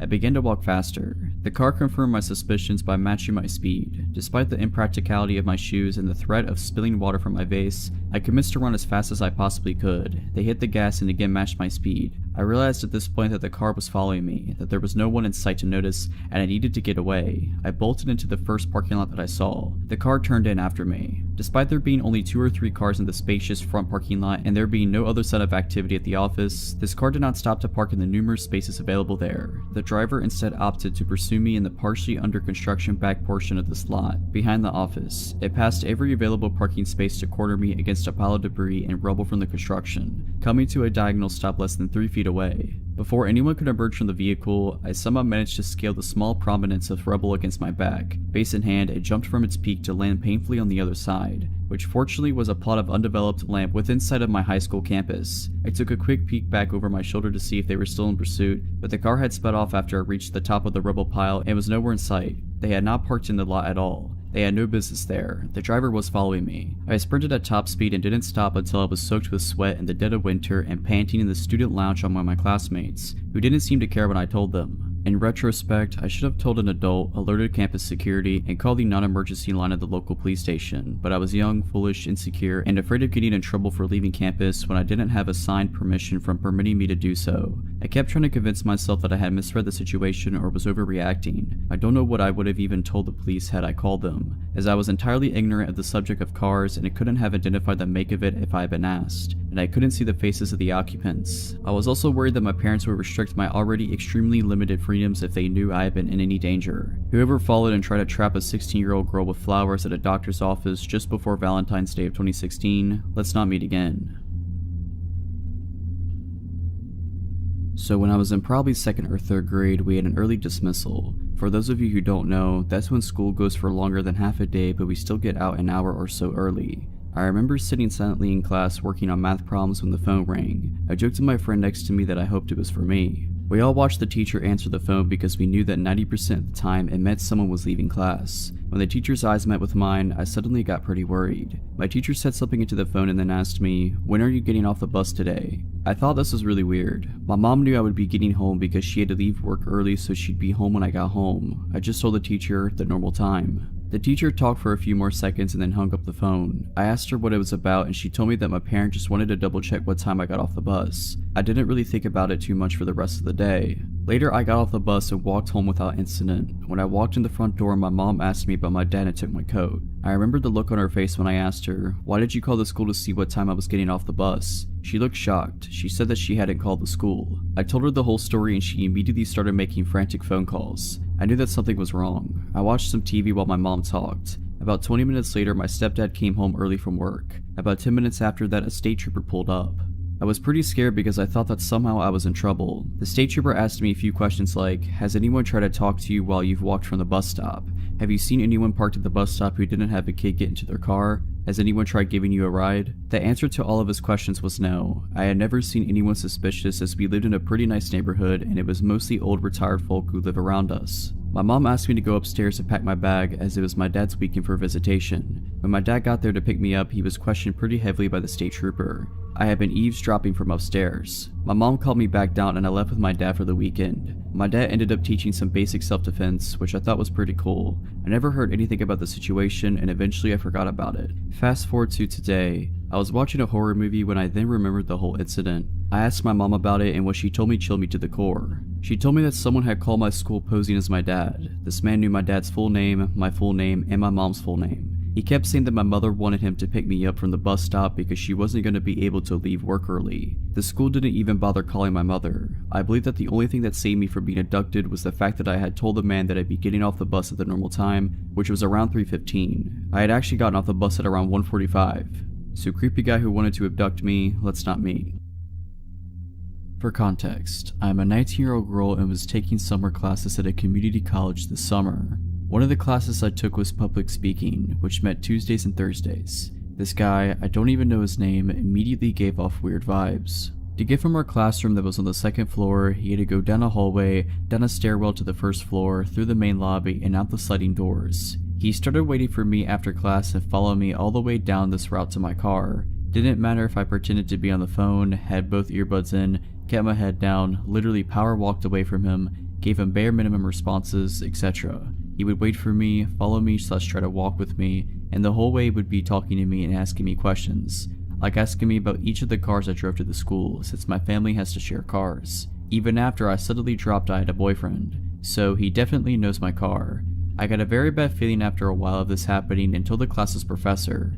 She immediately took it seriously, notified camp security, and told me to always stay after class so she could walk me to my car. However, true to form, the guy stopped showing up to class for at least 2 weeks or so I thought it was fine and that the crisis was averted. And it was, until one day he showed up to class again. As soon as I saw him enter the room, my heart dropped. During this class, I slipped a note to my professor telling her he's the kid in the blue shirt, and she told me to hang around after class. I did, and so did the guy and another female student. Before he tried to talk to the professor about why he should pass the class despite never showing up or doing the work, the professor asked me and the other girl to wait in the hall. From the hall, we could hear him yelling aggressively at the professor. He eventually left and came out into the hallway we were waiting in and pointed at me and said, "Wait for me." Mind you, I have no idea who this kid is. I instantly got the creeps and rushed back into the room to tell my professor, who was equally creeped out. Having overheard our conversation, the other female student came back into the room approximately 10 minutes later and told me and the professor that the guy was just standing in the hall waiting for me. The professor called campus security multiple times, phoned the front desk multiple times, but she received no responses. So we took it to our own hands and came up with a plan to leave the classroom together, pretending to be in a very deep conversation with each other, walked past the guy without even looking at him, and walked down the stairwell to the main lobby. His eyes bored into us as we passed him, and we entered the stairwell. He stood up and followed us. The professor and I exchanged looks of terror but kept her cool act up. stopping at the main desk in the lobby and pretending to converse with the secretary. The guy passed us, still staring at us, and walked out the sliding doors where he was out of our field of vision. We literally had to track down the campus security ourselves and tell them everything that had happened, and my professor was furious. After we saw security camera footage of him lurking around, she contacted the local police because she and I both had that very strong gut feeling that this kid was not right and that we weren't safe around him. So that public speaking class was from 3 to 5 p.m. and I had another class from 6 to 8 p.m. So I would usually drive to Wawa or something in that hour gap. However, there was no way I was going anywhere because I knew the guy was waiting for me to do so. For over an hour me, the professor, security, and secretary, tried to figure out who this kid was. None of us knew his name because he literally didn't come to class, there weren't photo IDs next to the class roster, and approximately half the original class stopped showing up so we couldn't use process of elimination. All we had was the security footage of him. I was escorted to and from my next class into my car at the end of the night. The security officer asked me to point out my car, and when I did, he said, "Oh wow, so he was parked right next to you." Confused, I asked what he meant and he told me that he had been watching more security footage and the guy got into the car parked right next to me, waited in there for a long time, and then eventually left. The thing is, I knew for a fact that I hadn't parked next to anyone when I arrived at the school because the lot was practically empty since it was summer. After finally getting home that night, I was the only person home for a few weeks, go figure. Local police did drive-bys by my home all night in a well check. When I returned to the school 2 days later for my Thursday classes, I was informed of chilling information. Footage showed him waiting for me in his car on Tuesday after our shared class, which I had already been told, but it also showed him coming back to the parking lot at around 8 p.m. when my last class got out and sitting in his car. I never told him about my schedule or any of the classes I was taking. This whole time, my public speaking professor was filing reports, making complaints against the school for their incompetency, and even got a lawyer because she felt so uneasy about the kid that if he showed up again, she would walk out. I was in contact with the president of the entire college, the director of security of the entire college, police, etc. for days. They told me that he was banned from campus and everyone was on watch for him, and that if he was spotted he would be asked to leave. Until the director of campus security, middle-aged man, called me and told me that he identified the kid and talked to him, via telephone call mind you, and he told me that the guy, and I quote, just wanted to be my friend, and told me that whatever I was doing with the guy, you know, literally running away from him, probably made him think I was flirting with him. My professors were absolutely furious and excused me from physically attending class for the rest of the semester. I still don't know his name, and I hope I never have to learn it. My New Year resolution 2012 was to get in shape again. After my first kid was born, I lost my athletic interest, but I had every intention of getting it back. So I started running 4 days a week with my friend Hannah, who is a great runner slash motivator. We would run after work, 5 to 10 kilometers, usually favoring the forest trail. It's the kind of trail that got lighting in the darker months of the year, so you could run there anytime really. Once you turn on the lights, you got 45 minutes to run the shorter trails, and longer to run the longer ones. Then the lights shut off automatically. We had been running for about 2 months when we started seeing the same man hanging around the parking lot every time we got there. Thin man, 25 to 30 years of age, always dressed in sports clothes but never actually running. He never looked you in the eye either. We speculated that he could be homeless camping nearby because he was constantly there. We got used to seeing him, sitting somewhere close by, silently and always on his own. We felt sorry for him. He never seemed to talk to anyone or interact at all, but there was something about him that made us hesitate to talk to him or ask if he was okay. Can't pinpoint what it was, but something wasn't completely right with him. One evening, Hannah didn't make it to our run and I decided to go on my own. I arrived at the parking lot, my car being the only car there. I did some stretching, turned on the lights, and set off on the 5-kilometer trail. I hadn't seen the thin, silent man when I started my run. Perhaps it was getting too cold to sit there now since it was autumn, dark, and getting closer to the freezing point. He must have been here though, somewhere in the shadows, because when I got to the top of the first steep hill, I could hear heavy breathing somewhere behind me. I look over my shoulder and I see him. He is running like a man obsessed. In regular shoes, not running shoes, with his arms moving in a really strange, stiff manner as he was made of metal. His hands like arrows, straight in an upward-inward angle, sort of like a sprinter but more extreme, moving like a robot. He had never done anything to harm me, or anyone else as far as I knew, but the look in his eyes alone was enough to let me know that I needed to go. I started running faster, trying to create distance between us, and I could hear his heavy breathing getting even more strained. I ran like my life depended on it, adrenaline pumping through my body and giving me new strength. I tore off my necklace and threw it on the ground thinking, I must leave a trace if he takes me, something must be left behind. I tried screaming, hoping someone would be close enough to hear me, but I couldn't scream my lungs out and keep up the phase at the same time. He was still behind me, maybe 100 meters behind now, but I figured that if I trip and fall, or run out of energy, or fumble with the car keys once I reach the parking lot, then I'm screwed. So once I reached the sharp turn on the trail, I went off the trail and ran straight into the dark woods. I ran only a short distance and then I laid down flat on my stomach, my hands searching for a rock to defend myself with if he found me. I realized that I was wearing bright running clothes with reflexes and neon coloring. I had ever felt so visible in the dark before. I could hear him reach the turn and thankfully he kept on running. I started to move slowly and as silently as possible move further into the darkness. My heart sank again as soon as I heard rapid footsteps closing in from the trail. He realized that I must have got off the trail once he saw that there was no sign of me ahead. He stopped and I stopped. I could imagine him listening for any sound and I held my breath and prayed to make him go away. After a while I heard him say something in a language I didn't recognize and walk off.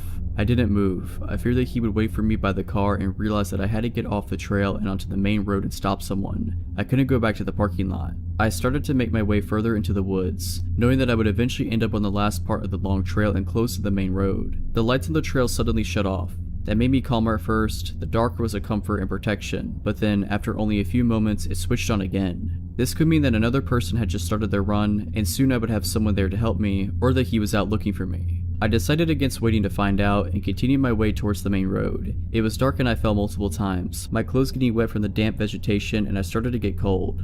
After what felt like a lifetime, I could see the 10-kilometer trail ahead and I knew I was close to the main road. Soon I could hear the traffic. Once I made it to the road, I must have looked like I had been in a terrible accident. Blood from several small cuts from the falling and my clothes dirty. My bright runner's shirt soon attracted the attention of a passing car. My waving and desperate shouting made it stop. The driver, a 40-ish man with his 2 kids in the back seat, spent the next 10 minutes or so trying to make sense of what I tried to say between the sobbing and the crying. He asked if I wanted to lift back to the parking lot and I told him no, please take me home instead. At home, my husband insisted on going to the parking lot to retrieve the car and calling the police. My husband went back for the car. The driver's seat window was smashed and my phone was gone. So was the photo of my daughter that had been hanging from the mirror. I don't know what he was trying to do or why he chased me the way he did, but the look in his eyes, there was no doubt he had bad intentions. So creepy forest trail man, let's never meet again. This is a story from when I was 18. I'm 25 now. My mom and I were regular attendees of our local church. We both attended different midweek groups. I met with some of the younger ones, and my mom went to one with some of the middle-aged people. Anyway, my mom's group was about half a mile from our house, and we didn't own a car, so she would often walk there on her own. For the 7:30 start, this was fine in summers because it wasn't getting dark until around 9ish. When her group ended at 10, she would call me and I would start walking/running to meet her to walk her home. We would usually meet not too far away from her group, but we would always stay on the phone until we met. On the night in question, all was usual. She called, I got my trainers on, and locked the house and began jogging to meet her. I usually ran because it was good training for my rugby. In order to meet my mom, I had to cross our local park and go through a dark patch of trees behind some of the local houses. It was usually just before these trees that we met. Anyway, I'm running and my mom's walking. We are talking about her evening and who was there when she suddenly says, Joe, hurry up, I think someone's following me. My heart rate goes through the roof and I start to panic, so I start sprinting still with some way to go until I meet her.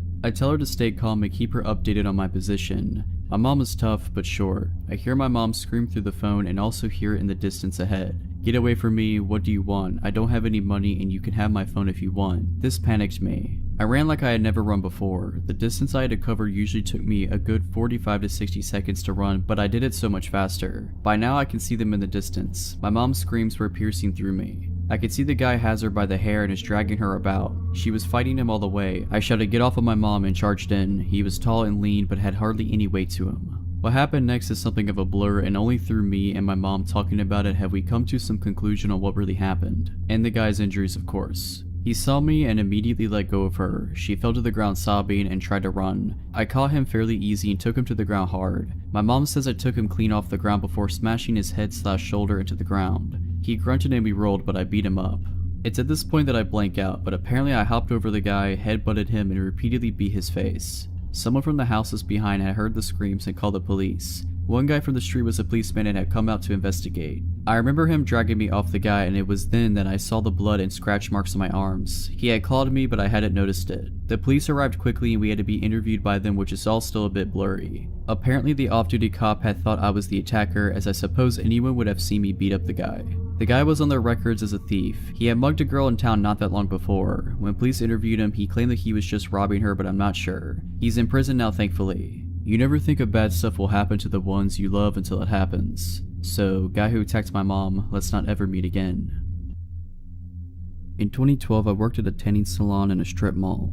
It was across the street from a Walmart that was always crawling with strange people. The strip mall that my salon was located in was poorly lit at night. There was a sushi restaurant and an AutoZone, but other than that, the other stores were vacant. We were open until 10 p.m. while the other two businesses closed around 8 or 9. The salon was never overwhelmingly busy, so there was always only one person working at a time. My best friend also worked at the company, and the salon she worked at was a 15-minute drive from mine. This detail is important later. I'm a night owl, so I worked the 3 to 10 p.m. shift every weeknight. At some point in time, I started getting strange phone calls at 8 p.m. every night. It started off strange, but nothing to be alarmed about. The first time he called went something like this. Caller, hi, I am conducting a survey on women's shopping habits and I figured calling a tanning salon run by women would be a good place to start. We also send out a gift if you participate in our surveys. Okay, caller, do you typically wear jeans, yoga pants, leggings, skirts, shorts, or dresses? Feel free to list which of each you wear. Me, I wear all of those. Caller, great. Now when you wear dresses or skirts, do you ever wear pantyhose? Me, not unless it's winter. Caller, so how many tights or pantyhose do you own? Me, I have no idea, like 5? Caller, that is great, so would you be interested in us sending you some free pantyhose? Me, I'm not really interested, I don't wear them enough to care. Caller, okay, totally understand. Would it be okay if I call you for a survey in the future? Me, sure. Caller, when do you typically work? Me, every weeknight. Caller, okay, great, talk soon. I shouldn't have given some random person my work schedule, but they were already calling my job, so there was no denying this person could find me if they wanted. Honestly, I didn't think anything weird about the call at the time. Later in the month we had a store meeting and the weekend sales associate said she had gotten a few weird calls from a guy breathing heavily and asking her questions. She didn't go into details, so I didn't make a connection. The next few times he called me, it seemed normal enough. One survey was on skirts and skirt length and brands. The next was about dresses and their lengths and brands. He kept offering to send me pantyhose though. I kept telling him I don't wear them. He always said, okay, I just want to make sure I am offering them after every call as it is protocol. Then the last survey he called to have me do really scared me. Caller, when you wear dresses and skirts, do you wear panties? Me, yes. Caller, what material are they? Silk, satin, cotton, lace? Me, I'm not really comfortable with this. I think I'm done with the surveys. Caller, come on, I just want to know what you wear under that dress. I'll bring you some panties and nylons right now. Me, no thank you, please do not come here, goodbye. I hung up and freaked out. I called my friend at the other salon and told her about what just happened. She told me the same guy had been calling her location trying to talk to girls about pantyhose and panties too. She said he had even described to one girl what she was doing while she was on the phone with him. The salon she worked at had glass front windows with a desk facing toward the window. My salon also had a glass storefront with the desk faced the wall. The next few nights were not great. He realized we weren't picking up the calls anymore unless he blocked the number. We had to answer blocked calls because if it was another customer and they complained, we would be in trouble. He started changing up the time of night he called, spoofing numbers, etc. His calls were getting creepier and creepier. Heavy breathing, telling us what we were wearing, saying he was picturing our panties. Really creepy stuff. I was afraid to be at work. I made sure to be on the phone with my friend from the other salon every night for my last hour or so. One day though, the calls just stopped. My salon had a waiting area by the desk when you walked in, and then it had a very long hallway with 20 rooms. The last 2 rooms were the spray tan rooms, which needed to be sprayed down each night at close. At the very end of the hallway was a door leading to the dumpsters in the back. To the left of that door was the washer and dryer for used towels and such. This particular night, 20 minutes to close, a weird guy walked in. I had the most intense feeling that this was the creep. I acted normal and asked him his last name. I'd never been here before. Okay. I explained to him how much a single tan on a regular night cost, like $24. I explained our packages, etc., but I knew my words were falling on deaf ears. He just stared at me with his mouth wide open, breathing heavily. He asked for the most basic bed for 5 minutes. Okay, huge red flag. Why even come in? I put him in the bed and immediately got on the phone with my friend from the other salon. She was the manager at our salon, so she decided to close shop early and race over to me just in case I needed her. I had the back door propped open as it was hot in the salon and I wanted to get a cross breeze going while I cleaned the rooms. The dryer was also running, which could have impacted my hearing. I was in one of the rooms near the front sweeping when I realized it had been 15 minutes and I hadn't heard this guy walk toward the front door yet. I had hoped he would just leave while I was sweeping up in a room so I wouldn't have to deal with him. So I go down the hall to listen outside the room he was in. The room was empty. He clearly had not used the bed as there were no marks or anything and the glass remained clean. I called out to see if he was still in the salon. Sir, no response. I called my friend so fast. I had a horrible feeling of dread. "Where are you?" I yelled into the phone. "I'm pulling up, relax." "Did he leave yet?" she asked. I frantically explained to her what happened and told her loudly so he would hear if he was still in the store. "Bring your bat." My friend comes in about 3 minutes later with a steel bat. Together we started going in rooms one by one. When we got to the 6th room, we heard the back door slam shut hard. We ran to it and unlocked it. We still checked the other rooms, but we both knew what had happened. He had been hiding in one of the empty rooms and bolted when he realized what we were doing. I don't know what the guy's plans were for me that night, but I'm also thankful my friend was there to save me. So, tanning salon perv, let's not meet.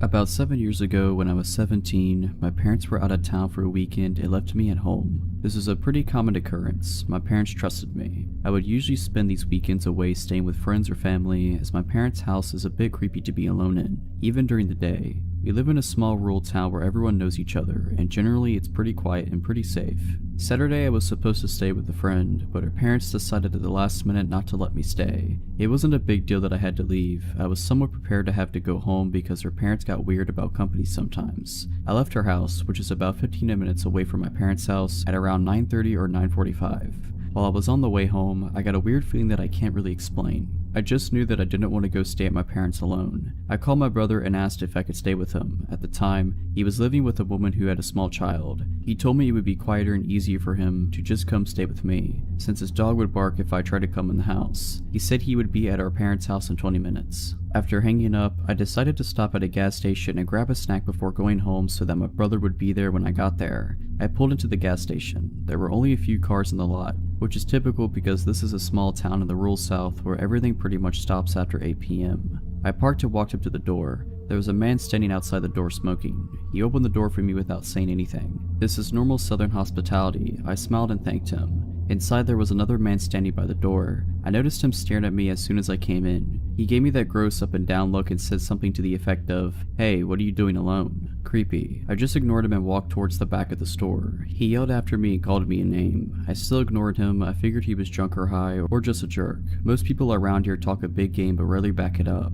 I wasn't scared, just annoyed. I got my snacks and paid at the counter. When I walked back up to the door, both of the men were gone. I was happy to not have to deal with any more catcalling. I began walking across the lot towards my car, which was probably around 100 feet away from my door. As I was walking, I looked down on my phone to see if enough time had passed for my brother to be at my parents'. When I looked up, the guy who had hit on me was standing at the pump staring. I looked at him for a second and continued walking. "Hey, you know you're supposed to answer a man when he speaks to you," he said. I remember saying something snarky back to him and getting in my car. He looked pissed at my sarcasm. I locked my doors as soon as I was in the car, started it, and was thinking of nothing but getting home to eat my snacks and hang out with my brother. I put my car in gear and realized the man had disappeared. I looked around before pulling out of my parking spot, only to realize that both men were sitting in a car facing mine across the lot. They were both staring at me and talking, occasionally even pointing toward me. I just stared at them, defiant and pissed. I didn't want them to think they scared me at all. While we were sitting having our staring contest, the man who had opened the door for me smiled and gave me the finger across the throat gesture, as in, "You're dead." I rolled my eyes and pulled out the gas station, annoyed.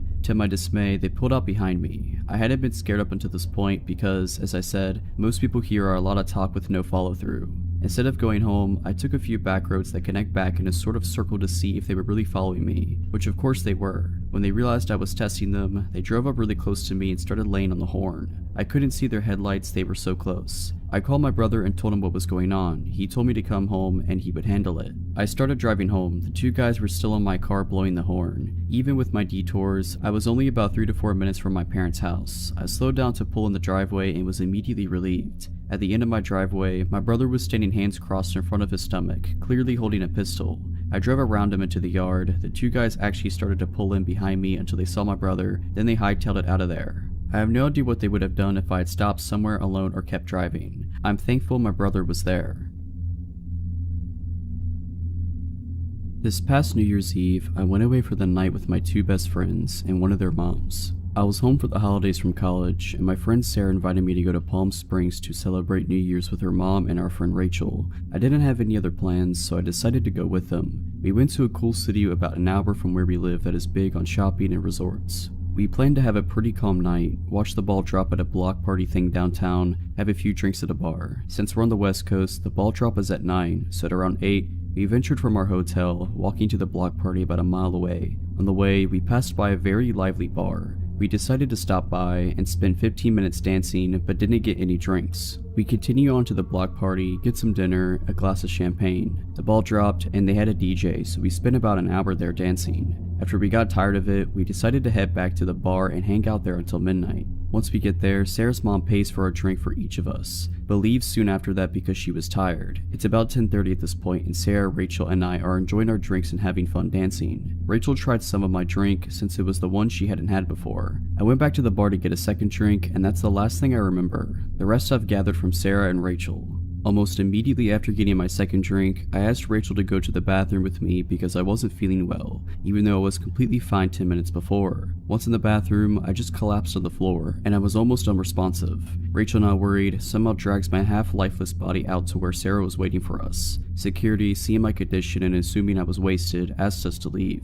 Sarah and Rachel decided to take me back to the hotel about a half a mile away. By this point, I was unconscious and there were barely any sounds escaping from my mouth. They saw someone leave the bar at the same time as us, who was walking near us, but they were preoccupied with trying to keep my lifeless body off the ground. At one point, I threw up all over myself, the both of them, and the sidewalk, etc. The next part of the story we had to get from Sarah, and Rachel doesn't have any memory of this. Still struggling to carry me, the man they saw leave the bar approached them. He was hitting on Rachel, trying to get her to go grab a drink with him. She was very agitated and told him to leave. Her friend needed help right now. He didn't take no for an answer and continued to follow us down the street, asking if they wanted to get drinks with him, if he could help carry me and such. A middle-aged woman witnessing this came up and told the man off. Something along the lines of, "Stop harassing these young women or I'm going to call the police." He left after that. Next, by some miracle, an EMT and his wife that joined the holiday ran into us on the street. He checked me out to make sure something wasn't majorly wrong and then carried me the rest of the way to my hotel and into the room, since my friends could barely hold me up. They thanked him profusely and him and his wife left. This is where Rachel's memory kicks back in. 5 minutes later, they get a knock on the door, and it's the EMT and his wife again. They came to let us know that a man followed us to the hotel, and they just saw him pop the gate and start to make his way to our room. My friends called hotel security, but they were unable to find him. My friends didn't get a glimpse of him, but I'm sure it was the same man from earlier. I spent the rest of the night vomiting everything in my body, and dry heaving after that. I woke up the next morning in a pile of pillows and blankets on the bathroom floor. My last memory was at the bar getting a second drink, and my friends filled me in on everything that had happened. Feeling bad, I thought I must have drank way too much, but I had never blacked out before in my life, and the amount of drinks I had, 2 in 2 hours since I didn't get to drink my second at the bar, didn't add up to me being completely unconscious. We decided my first drink had to have been drugged, since Rachel had some of it and had no memory of her walk home, even though she was fully functional. I'm sure that man that was talking to Rachel and then followed us back was the one that slipped something in my drink. To this day, I don't really know how it could have been slipped something. I got my drink from the bar and never set it down. My best guess was that it was already in the cup. Thankfully, I had good friends and kind strangers protecting me that night.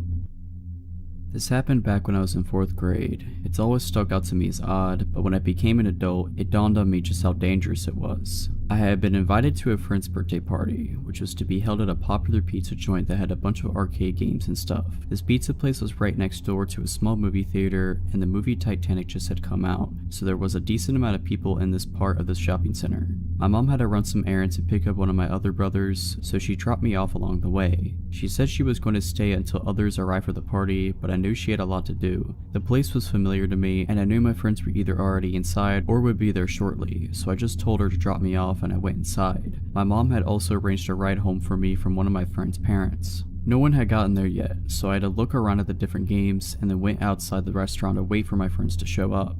There were a bunch of people outside the theater, lined up waiting to get inside for the early evening showing of Titanic. That's when I noticed that a couple, guy and a girl, were standing by a car smoking cigarettes and looking over at me. A chunk of time had passed, probably like 20 minutes, and I was super confused why my friends hadn't showed up yet.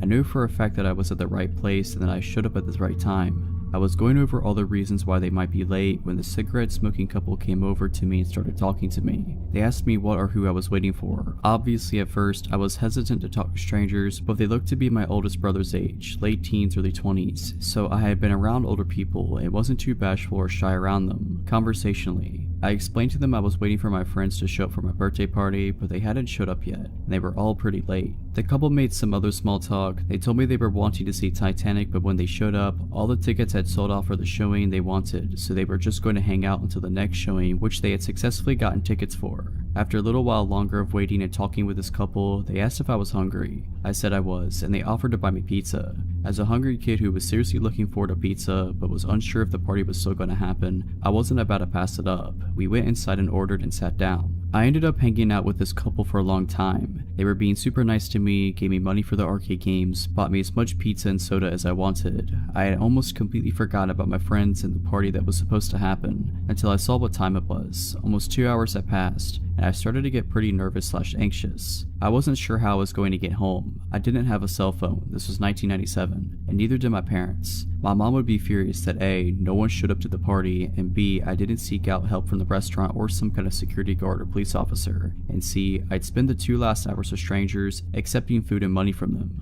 I decided to ask this couple what I should do. This is where things started to get really strange. The guy turned to me and said flatly, "You don't need to go home." Thinking back, I definitely couldn't fully comprehend the weight of what he said. I didn't know what to say, so I kind of shrugged in confusion and said I needed to find a phone. I went up to the counter and asked if I could use their phone, and they let me. I called home, but no one answered. I tried again, still nothing. I then told the people at the counter that I was trying to get picked up, but no one was answering the phone at home. I must have looked pretty panicked, because just then the guy from the couple came over and put his hand on my shoulder and said, "Don't worry, we'll get this figured out." He then gave me some more money to play a few more arcade games while he figured it out with the guys behind the counter. No idea what they talked about specifically, but I ended up playing another game and then went back to the table we were at. The guy came back over and said that they were going to take me home. He was being super positive and upbeat about it and was insisting that it was no problem whatsoever. His girlfriend was also being very insistent and supportive of the idea. Part of me was super hesitant because I was taught stranger danger and all that, but the other part of me was wanting to believe it was all really innocent, and I was really grateful that these people had been so nice to me, fed me, and kept me entertained. They had even missed their movie to stay with me. I said that I wanted to try calling home a few more times. So over the next 15 to 20 minutes, I tried calling home a bunch, but there was still no answer. I decided that I would say yes to these people and have them take me home. Again, I was young, impressionable, naive, etc. The people behind the counter must have been seeing this from the more rational side and realized something seriously fishy was going on. One of them had gone on break and called the police to come over and address the situation. Policeman shows up and comes over to figure out what's going on. I don't remember everything about the conversation, but what it ended up coming down to was who was going to take me home. The couple was still really insistent. Thinking about this as an adult, I find it strange that the cop was even considering letting this whole thing to be an option. As an adult, there is no question in my mind that the cops should have shut the conversation down and taken me home, but for some odd reason, they let me decide. I felt like I was being pressured. I remember going back and forth in my mind. These people had been so nice to me and had hung out with me, and I didn't want to be rude, and I also felt really intimidated by the police officer. I remember this part as if it was yesterday. As I was thinking, the cop went over to talk to some of the guys behind the counter, and while he was away, the guy from the couple looked at me with a smile and asked, "Do you want to go with him or us?" I told him I would go with them. Again, in hindsight, I still can't believe the cop let this happen. As we were getting our things to go, the officer did say that he was going to follow us the whole way, which was a redemptive assurance. The officer asked for my address and my parents' names. I got in the couple's car and told them where I lived, and we were on our way. The girl was driving and the guy was in the front passenger seat. The entire drive, the guy was looking over his shoulder out the back window, glancing back and forth between me and the cop following behind us. We pulled up to my house and I went up to the front door while both the couple and the cop were parked on the street. Opened the door, went inside, and saw that my mom was looking out the window with a very confused and concerned look on her face. She went outside and found out all that had happened and was furious. I didn't tell her the specific things that the couple had said to me. Again, I didn't understand the full gravity of the whole situation until years later. Going through the whole scenario in my head, if the cop hadn't followed us, I more than likely would have been abducted. Thinking about all the things that they had said and done, befriending me and feeding me and giving me money to play games, was them totally trying to come across as disarming and trusting and friendly. A totally screwed up situation that could have been so much worse. Hard to think about. I'm almost 30 now and have kids of my own, and thinking about them in this kind of situation makes my blood boil. At about 8 p.m. last night, I was walking with a friend of mine, Sally, about a mile to the closest cafe. We're both girls in our early 20s, neither of us own cars, and Sally didn't have her Opal card, which is an automatic ticketing system for public transport, so walking was our only option. It's summer over here, so it was still fairly well lit and we were walking down main roads, so we weren't too concerned. We finally arrived at this cafe and sit down. I was paying, but I only had my credit card, and sure enough, it was cash only. Sally was on the phone when I got back from the counter, so I just gestured for her to stay put and guard the spot while I went to go get cash. This is my home suburb, so I know there's no ATMs around, and my best bet is a gas station about a block away. I'm doing a light jog so I don't keep Sally waiting, and when a balding, sweating guy probably in his late 40s with a tank top and no shoes come pacing behind me as I pass the corner of the block. He walks behind me for about 100 meters. I didn't really think much of it. The gas station was the next building along. It seemed like he had just come out of a nice suburban house along the street, and it wasn't the witching hour, so I just assumed he was going to the station like me. He didn't even cross my mind as I entered the tiny convenience store, nor did he follow me in. In my peripheral, I saw him walk past the door and out of sight. I looked around for an ATM they sometimes have inside. No such luck, so I go up to this man in his 30s at the desk and reluctantly ask if they're able to do cash out. He smiles and says, of course, and then asks, is he with you? I have no idea who he's talking about at first, and then he points to the man from earlier, pacing around outside the store. Keep in mind, he didn't look at all menacing. He wasn't going back and forth just outside the door. He was drifting in the space outside, from the pavement to the gas pumps to the storefront, seemingly aimlessly. I assumed he was on drugs. I tell the clerk no, not thinking much of it at all. He says, oh, he was staring at you before. I thought he might have been your dad. I laugh it off. I honestly wasn't concerned at all. He was still ambling around outside and I couldn't imagine him having a fixed gaze on anything. I thank the clerk for the cash, but before I turn away to leave, he says, just wait and see if he leaves first. We wait for a few minutes in silence and the guy begins to pace back and forth directly against the front wall of the store, looking straight ahead and never into the store. It still looked like the man was just on a drug-induced amble and seemed harmless. Not once did I catch his gaze, so I figured it would be safe to just slip out the door and walk back to the cafe in the fairly bright light of dusk, especially since Sally was texting me at this point asking, where are you? I thank the guy at the desk once again for his concern and assure him that I don't know the guy and I'm not involved in some weird scheme to rob the store and head for the door. The clerk asks if I want him to walk out with me. I say that I should be alright and begin walking away from the block. As I leave the store, the drifting man stops pacing and makes a beeline for me from the other end of the building. I seriously didn't think much of the guy at all until this point, but for the first time he was briskly walking in a straight line towards me. The hairs on the back of my neck stand up and I start power walking so that he doesn't think I'm actively trying to escape him. Still trying to convince myself that I'm just being paranoid and should be more casual. I don't look behind me to see how close he is. I've reached the pavement on the other side of the gas pumps when I heard the clerk run outside. He's yelling at me, go, run, run. I make a break for it, looking over my shoulder. He's grabbed the man by his shoulders from behind. The balding man isn't even glancing behind him or trying to escape. He's just watching me run away. I keep running until I've crossed the road and then turn around, standing still. The clerk is still holding onto the odd, staring man. The clerk and I are just looking at each other in bewilderment, not really knowing what to do. He makes a hand gesture to go and I gesture my hands thanks, you know, to clasp your hands together and shake them a bunch of times. I got back to Sally with the cash and bought food before walking back home a different way. Overall, odd guy at the gas station, let's not meet. Nice gas station attendant who went well out of his way to help my naive self. I'm definitely glad we met.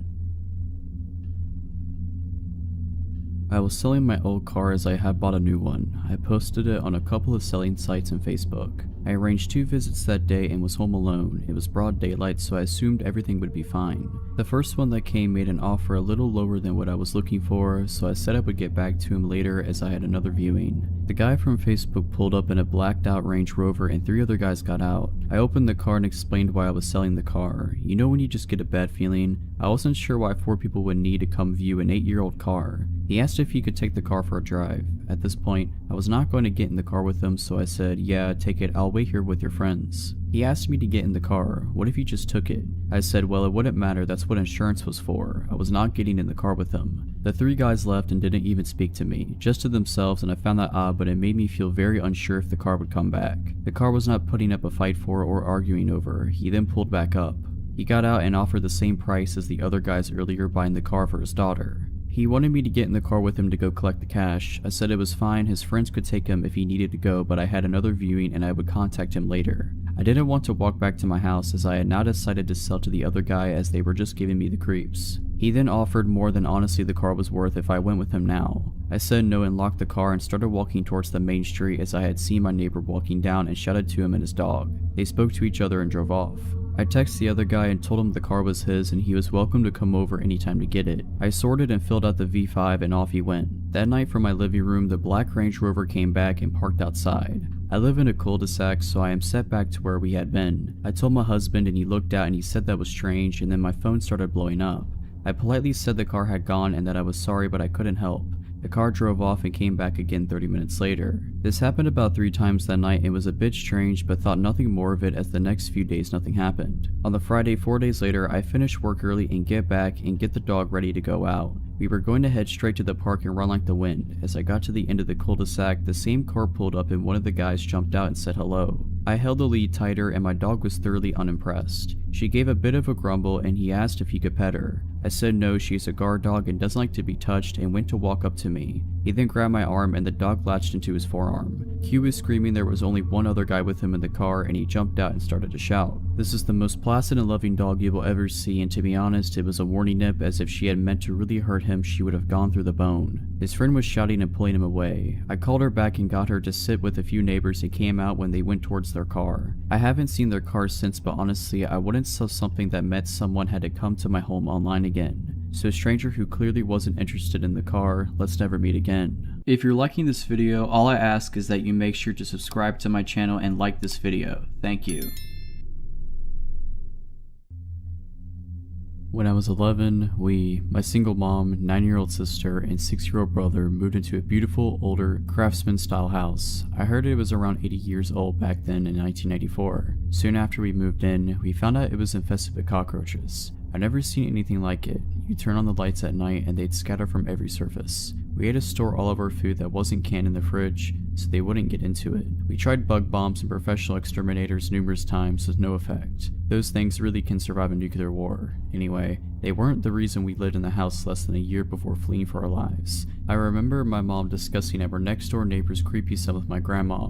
He was in his 20s or 30s. She'd been doing dishes one day and looked up to see him standing directly on the other side of the kitchen window, staring in at her. Normally, she would have kept something scary like this from us kids, but about at that time, she told us to tell her if we ever saw him near the house, and we weren't allowed to play outside. So, one afternoon we were all doing some spring cleaning, when my brother said he found a cigarette butt in the upstairs toilet. Weird, since nobody in our family smokes. Being a dumb little 6-year-old, he flushed it before telling our mom. I still remember her trying to get the entire story out of him, being upset that the evidence was gone, and thinking he might have been mistaken or maybe he'd picked up a butt somewhere outside of curiosity. She soon dropped it and we mostly forgot about it. I think it was a few weeks later. My brother was spending the night at our grandparents and my sister and I were the only ones upstairs. Our mom's bedroom was downstairs. My sister heard a sound like a screen door slamming, but she insisted it came from in the house and she was freaked out. I told her it was just from outside and to go to sleep. A minute later, we heard a strangled cough coming from just outside our bedroom door, a man's cough, and sounded like he was trying to keep from making noise.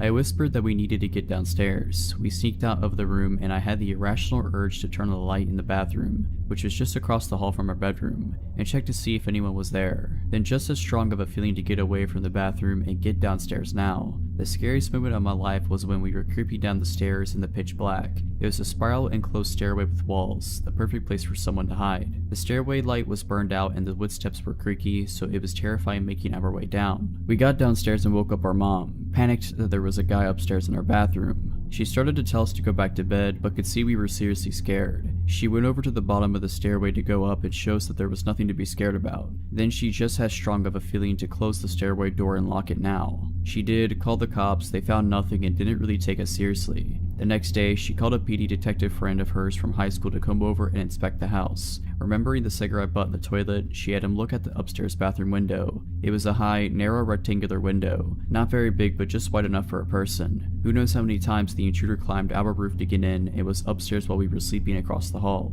The window swung up on hinges. When my mom's friend let the window drop, it sounded like a screen door slamming. He said the locks on all the windows were so old they were practically useless, and we needed to get out of the house immediately. We moved into my grandparents' house that day. When my mom went with her brothers a few days later to pack up some things, a back door had been smashed open, but nothing in the house was disturbed. A few years later, we heard the neighbor's son was arrested for attempted murder. I still wonder what might have happened if I turned on that bathroom light, if my mom didn't lock the stairway door, or if we didn't leave the house when we did.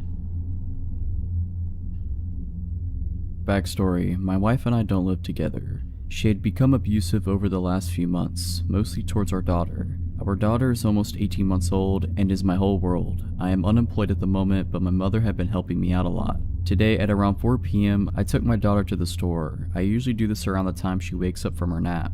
My daughter is a very active child and can't seem to sit still for more than 10 minutes without getting cranky. I usually let her walk with me, holding her hand and patiently walking at her pace. I usually get just a juice for her, but had to get some extra groceries that I was short on: flour, sugar, and some noodles. I also remembered we were low on milk and grabbed a gallon on our way back. With all that I was carrying, I wasn't able to hold her hand. I made sure to walk behind her, but that only makes her walk slowly. As we made our way to the registers, I was continuously urging her to keep walking, which she would do, but only for a second before her attention would be drawn to another rickety box with whatever was on sale, or she would see something colorful on a lower shelf. I was getting a bit frustrated, but I wasn't showing it in my voice. I kept urging her to keep walking, and she kept getting sidetracked. With everything I was carrying, I started to wish I had grabbed a basket. At the front, their customer service desk holds register 1, which was thankfully open. I want to take the time to mention that my daughter is very fond of saying hi and waving at everyone. I set everything up to get rung up, but the service attendant was busy with the return of the customer service area, so I had to wait. The entrance to the store is to my right. The only exit door is behind the service desk, which leads into the small foyer before leading to the other doors. As people enter, they have to pass the customer service desk. I was being fatherly to my daughter, trying to entertain her with patty cake and the itsy bitsy spider. While we waited for the cashier to check us out, my daughter would frequently wave at people passing and say hi in her squeaky toddler voice. Some people would smile and wave back, while others would stop to adore her. At this point, I'm used to people doing that. The lady was ready to check us out, and I told my daughter to hold my hand, since I wouldn't be looking her way. I had to pull my wallet out to retrieve my debit card to pay for the groceries and let her hand go for a moment. I kept looking her way to make sure she wasn't wandering off. The lady went to hand me my receipt when she all of a sudden yelled at someone behind me. "What are you doing with his daughter?" she bellowed as I turned to look at a man who had picked her up and started running towards the entrance doors. I was shocked. The doors didn't open since they were a one-way set of doors, and the cashier quickly picked up the phone yelling that she was calling the police. I was stunned to the point of immobilization, but quickly realized what was going on. I have a pocket knife that I usually carry on me so I can break the seal on my daughter's juice. I quickly ran after the man as someone started to make their way through the entrance doors. He didn't get a chance to run through though because I slammed my fist across his temple. I decided to not use the knife in case I might get in trouble. The man stumbled and I grabbed my daughter from his arms. He then proceeded to run out the door empty-handed. The police arrived about 5 minutes later and asked me what I had seen. I explained that I hadn't seen the man's face since he had long hair and a beard. He was also wearing a hoodie, which wasn't that much of a surprise. They took the statement of several witnesses, including the cashiers, and had already had other officers searching the area. Someone had said the guy had ran behind the building, but the officers didn't find anyone. The police took us home and then asked more questions like, "Have you seen him before? Do you know anyone who looks like this man?" And they proceeded to ask about the home life. CPS had been over earlier in the day to discuss my wife's mental health plan, and the police had been here earlier as well. The officers asked if we needed any groceries or anything. I told them no. The officers left, leaving me their cards in case I saw the guy around the area. About 20 minutes later, I got a knock at the door. To my surprise, the officers had returned with the largest box of Pampers diapers I had ever seen, a large box of wipes, about 6 large Winco bags of groceries, and a couple bag of toys. They had left us with a Christmas card saying I was a strong father to have had so much go on recently, and that my daughter was lucky to have such a great father. There was a $100 bill in the card too, wrapped in a note that said to get a drink or two if I needed it. I don't drink, so I'll probably get some extra Christmas presents for my mom and daughter. So, to the guy that tried to kidnap my daughter, I hope the police find you. Close to 10 years ago, my best friend and I scored the deal of the century. Living with her parents recently purchased and refurbished home for cheap as chips rent so the property wasn't considered unoccupied and their insurance still covers it. They were planning on selling their house in the country and moving closer to town in a year. But when they spotted this place, it was perfect, so they snapped it up. They couldn't be bothered dealing with random tenants for a year, so we offered it. It was a lovely old mid-Victorian style house with a hallway running the majority of the length on the left side, and 3 bedrooms and a bathroom coming off the hallway to the right. At the back of the house was an open-plan living room and kitchen and a backyard. It was an inner Melbourne suburb, so it was totally fenced in with 6-foot fence on 3 sides, and the front had a cutesy white picket fence. On the right side of the property, an outdoor gravel pathway was wedged beside the bedroom walls and the fence line. It began with a gate in the front yard and ran the length of the property to the backyard. This is important later. My friend obviously scored the master bedroom at the front, with lovely vertically opening bay windows facing the front garden and street. I had the next bedroom with the window facing the gravel path/fence, and the third bedroom was our study. We lived here for close to 10 months in bliss. Great house, great company, and even though the area was considered a little dicey, the location was stellar. One hot summer night, we said our goodnights, and I went to bed and fell asleep immediately.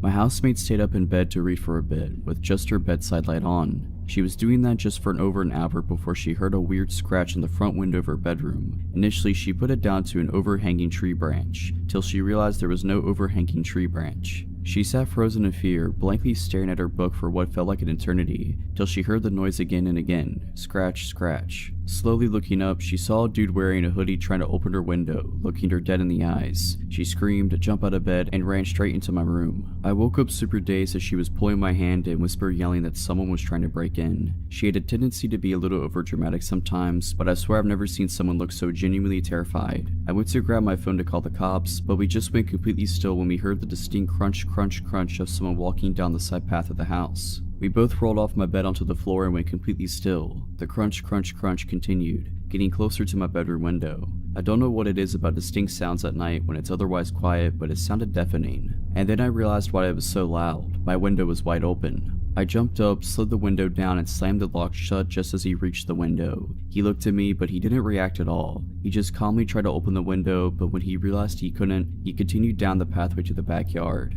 I was extremely terrified now, and my housemate was crying. I sprinted to the back door to thankfully find it locked, and ran back to my room and called the cops. I didn't know what the cops knew that we didn't, but they must have broken a land speed record to arrive all at 3 minutes later, lights and sirens off. We saw them go down the side path, guns drawn, straight to the backyard. There were some noises from the yard, then a knock at the back door a moment later, and the police identified themselves. Turns out the dude had vaulted the back fence, and another patrol car was headed to the next street over to look for him. The two cops at our place asked if we were okay, and then asked if they could come in and look around. They managed to calm us down whilst making sure the place was safe. They took our statements and they asked if there was anyone we could stay with tonight. My housemate and I stayed at our boyfriend's place for a few nights after that, and when we stayed in the house, it was never the same. We felt completely violated, and ended up moving out a few weeks later. We never found out if the dude was caught, but there was a random stabbing a few nights after the incident at the train station 2 streets over. If it was related or not, I don't know, but all I can think is that we were so lucky that it went the way it did. This happened way back in October of 2006. At the time, I was just a 19-year-old kid always on the lookout for adventure. One Friday night after wrapping up a shift at McDonald's, I met up with some of my friends who suggested we check out this haunted location called White's Bridge. My one buddy Brendan said he had recently learned about it and began telling us the legends associated with the 100-year-old wood-covered bridge. Never one to turn down a spooky experience, we all piled into my green Ford Taurus and headed out on our journey. Brandon gave directions, guiding me off the main road, and within minutes we were on the dirt back roads, surrounded by woods and cornfields. Our only point of reference was a blinking cell tower off in the distance. We could tell we were getting further from the city as our cell phones began slowly losing service. As we rode deeper and deeper into what legitimately felt like the absolute middle of nowhere, Brandon repeated the legend associated with the bridge. Back in the early 1900s, a local farmer discovered that his beloved wife had been cheating on him, and in a fit of rage he killed her and her lover after discovering them in the act. After committing the cold-blooded murder, the farmer left his home and wandered the dirt roads in a daze. He eventually came upon White's Bridge where the realization of what he had done finally began to sink in, and deciding he would rather die than face the consequences of his actions, he hoisted a rope up and over one of the bridge's rafters and hung himself. As far as I could tell now, the story is complete fiction, but we totally believed it at the time. After a long and bumpy ride, Brandon instructed me to turn right on an off-road I wouldn't have even noticed was there had he not pointed it out. I took the turn and there before us was White's Bridge. It looked like something straight out of a horror film, an old wood-covered bridge, aged by time, sitting alone above a river deep in the middle of nowhere. We parked the car on the side of the road and got out to explore. Immediately catching our eyes was a scarecrow lying abandoned at the entrance to the bridge. My friend Mike, who was known as somewhat of a risk taker, and a stupid one at that, picked up the scarecrow and lit it on fire. The hay body burst up into a ball of flames and Mike waved it around proudly next to the old dry wood bridge. Realizing the risk, I told him to throw the thing in the river and put it out, which thankfully he did. After making sure there weren't any rogue embers that could ignite the bridge, Brandon suggested we get back in the car and pull it onto the bridge. He explained that the legend was that if you parked your car in the middle of the bridge, put it in neutral and killed the engine, the spirit of the dead farmer would push the vehicle forward to get it off the bridge. Naturally, we had to try this. We piled back in and did exactly as he said. We parked halfway across the rickety old bridge and killed the engine. We sat in the pitch black, saying nothing, waiting for anything to happen. The only sounds were the creaking of the bridge, the river flowing beneath us, and footsteps. Suddenly, the back driver's side door opens and a woman abruptly enters the back seat, cramming in next to my two friends back there. She looked to be in her late 20s/early 30s, long straight black hair, slim, and wearing a plaid shirt and blue jeans. It's been a while, but this is essentially how I remember the conversation going. "I saw your fire signal for me," she said. Wait, what?" I replied, totally freaked out and at a complete loss of words. I'm so glad you came. My boyfriend's car broke down that way. I need a ride back. My brain was doing its best to compute the situation. I'm sorry, but who are you? I asked. What are you doing out here? I told you. She responded curtly. My boyfriend's car broke down over there. Can you please just give me a ride so I don't have to walk all the way back? She was pointing ahead, towards a narrow road that forked off to the right on the other side of the bridge. My friend Mike, the scarecrow burner, and never the gentleman added, I mean, if you need a place to stay, you're more than welcome to come crash at my place. I got plenty to drink and I interrupted him. No, lady, listen, I'm sorry, I don't know who you are. You just got in my car and this is all really weird. I'm sorry, but you have to get out. She glared at me in the rearview mirror. If looks could kill, I would have been done for, but you signaled for me. She responded in an irritated tone. We weren't signaling for you, get out. She let out an angry sigh and got out, walking back in the direction from which she came and disappearing into the night.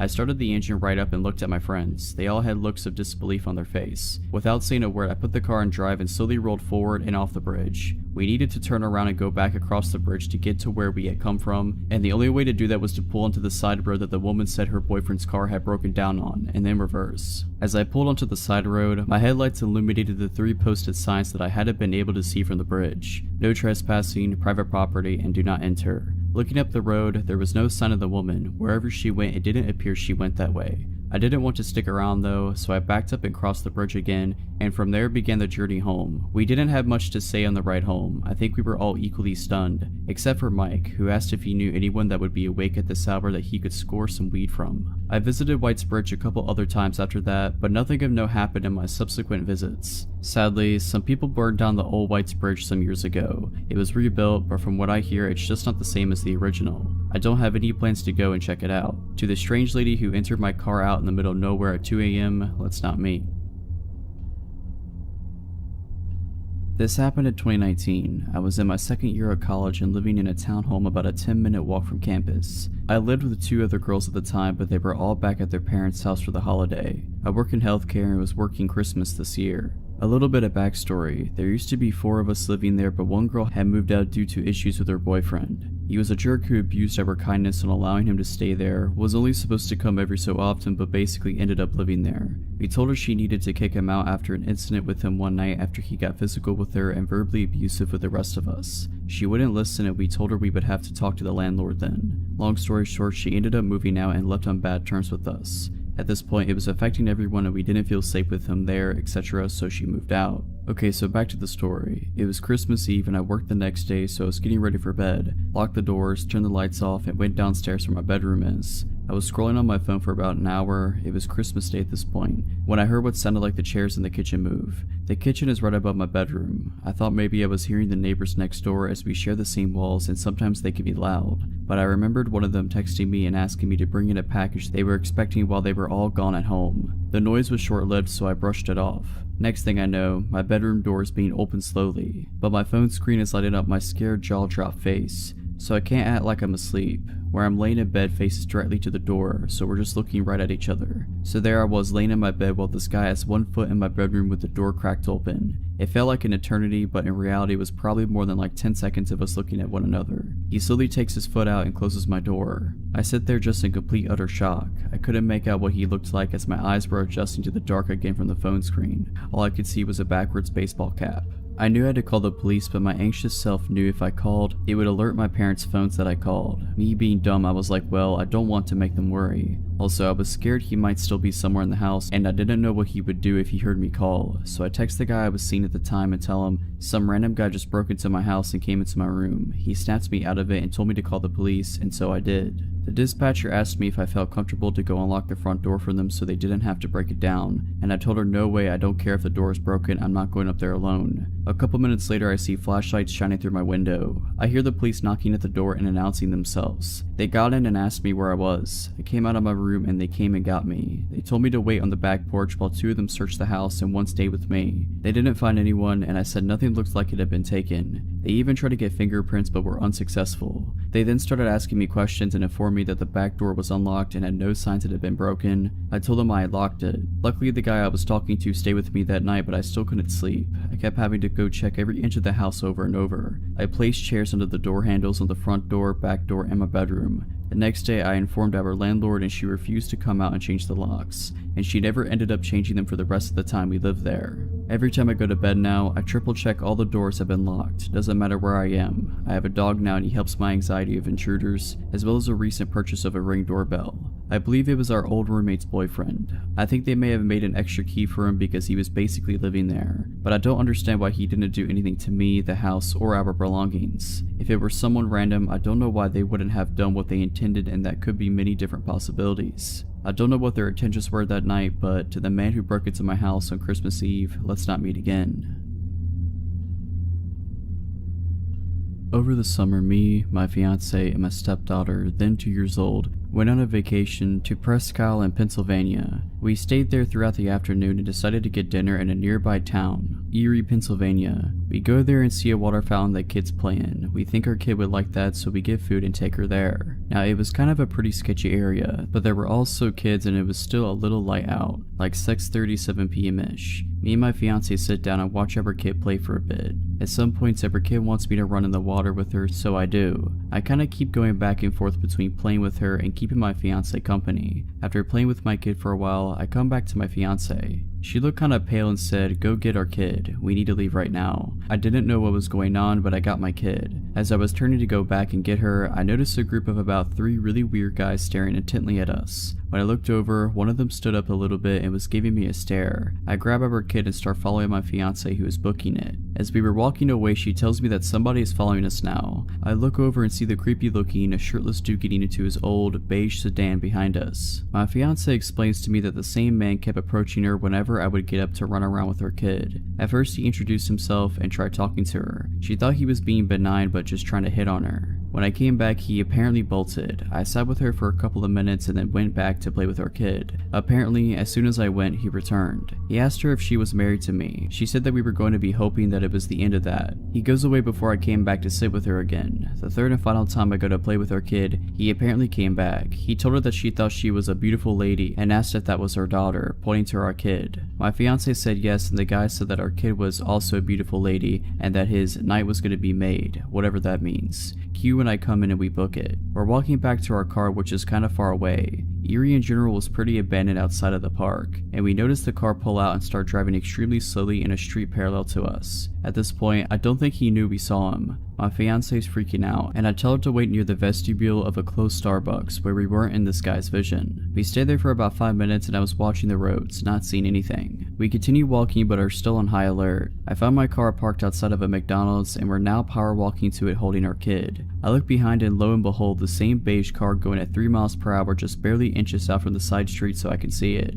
As my fiance and the kid are getting in, I turn around and stand at the back of the car and shoot this guy the death stare. After looking at his car for about 10 seconds solid, he peels out and speeds off past us, nearly hitting me. Not sure what this guy's problem was. I assumed that he wasn't tailing us for any good reason. Afterwards, I bring up the 3 guys that were staring at me. My fiance said that the pervert following us was sitting with them when he wasn't coming over to her and saying creepy stuff. During college, I dated a fairly well-known and talented local musician named Tim. In the beginning, he was a loving, attentive, charismatic, seemingly normal partner. He made me mixtapes, cooked me my favorite meals, and dedicated songs to me at open mics around town. However, over the course of our year-long relationship, his mental health severely declined. He had the ability to appear lucid and normal around other people, but in private he began suffering delusions, compulsively lying, and creating art that focused on themes of murder. I was worried sick and his condition was exhausting, but I did my best to be kind, understanding, and supportive. I loved him and believed that he shouldn't have to struggle with this mental illness alone. One time he vanished without a trace for a full day. I found his apartment empty, lights on, front door wide open, phone on his nightstand. I took a few deep breaths and called all around the city for hours before finally discovering he had been involuntarily checked into a mental hospital. I did my best to be strong for him, seeing him every day during supervised visitation hour, bringing him his favorite books to pass the time, and holding him as he sobbed that it was all a mistake, that he did not belong there. It was surreal to see my boyfriend surrounded by visibly insane long-term psych ward patients. In retrospect, none of the staff ever told me the real reason why he was there, and I was too polite and naive to ask. Our relationship ended a few months later. I found undeniable evidence that he was cheating on me and, secretly relieved, confronted him. I told him to leave my apartment and never come back. He cracked. The gentle Tim I had known and loved melted away to reveal a new dark persona. He threatened to off himself with pills unless I took him back, but I was so extremely done that I called the police. They weren't much help, but Tim left. I blocked him everywhere and never contacted him again, but he left me insane voicemails from different numbers for weeks afterwards. I was relatively unshaken and things returned to normalcy. I graduated and got a sweet job in the same cool college city. 6 months later, I woke up to concerned texts from mutual friends saying that they didn't want to freak me out, but Tim was off his meds, clearly manic, and was posting a newly written song all over his social media. His best friend, who hadn't been in touch since before the breakup, sent me an apology along with a screenshot of the lyrics. That got my attention. The song was pretty explicitly about my murder, but in a sort of clever, disguised way. I checked his profiles myself from a friend's account, and he was posting dozens and dozens of totally insane rambling statuses, most of them about me. They flip-flopped between flowery love prose and murder imagery. His friends were reacting with concern, but a few egged him on, probably thinking he was just venting about his ex. I decided it'd be best to continue ignoring him, but I saved screenshots just in case. A few days later, while at work, I looked up from my computer to see Tim enter into the far side of the studio. My blood turned to ice. He was talking to my creative director. It looked cordial enough, and I saw Tim begin to casually scan the studio. I ducked down and bolted into my favorite project manager's office, slammed the door, and unleashed upon her what it must have been a nearly unintelligible explanation of what was happening. I was shaking so hard I could barely speak, but Nancy was amazing, and she understood almost immediately. She snuck me out of the building and drove me in her car to the police station, where I showed officers the screenshots and filed a report. My coworkers later told me that Tim was there to inquire about the open designer position. He is not a designer.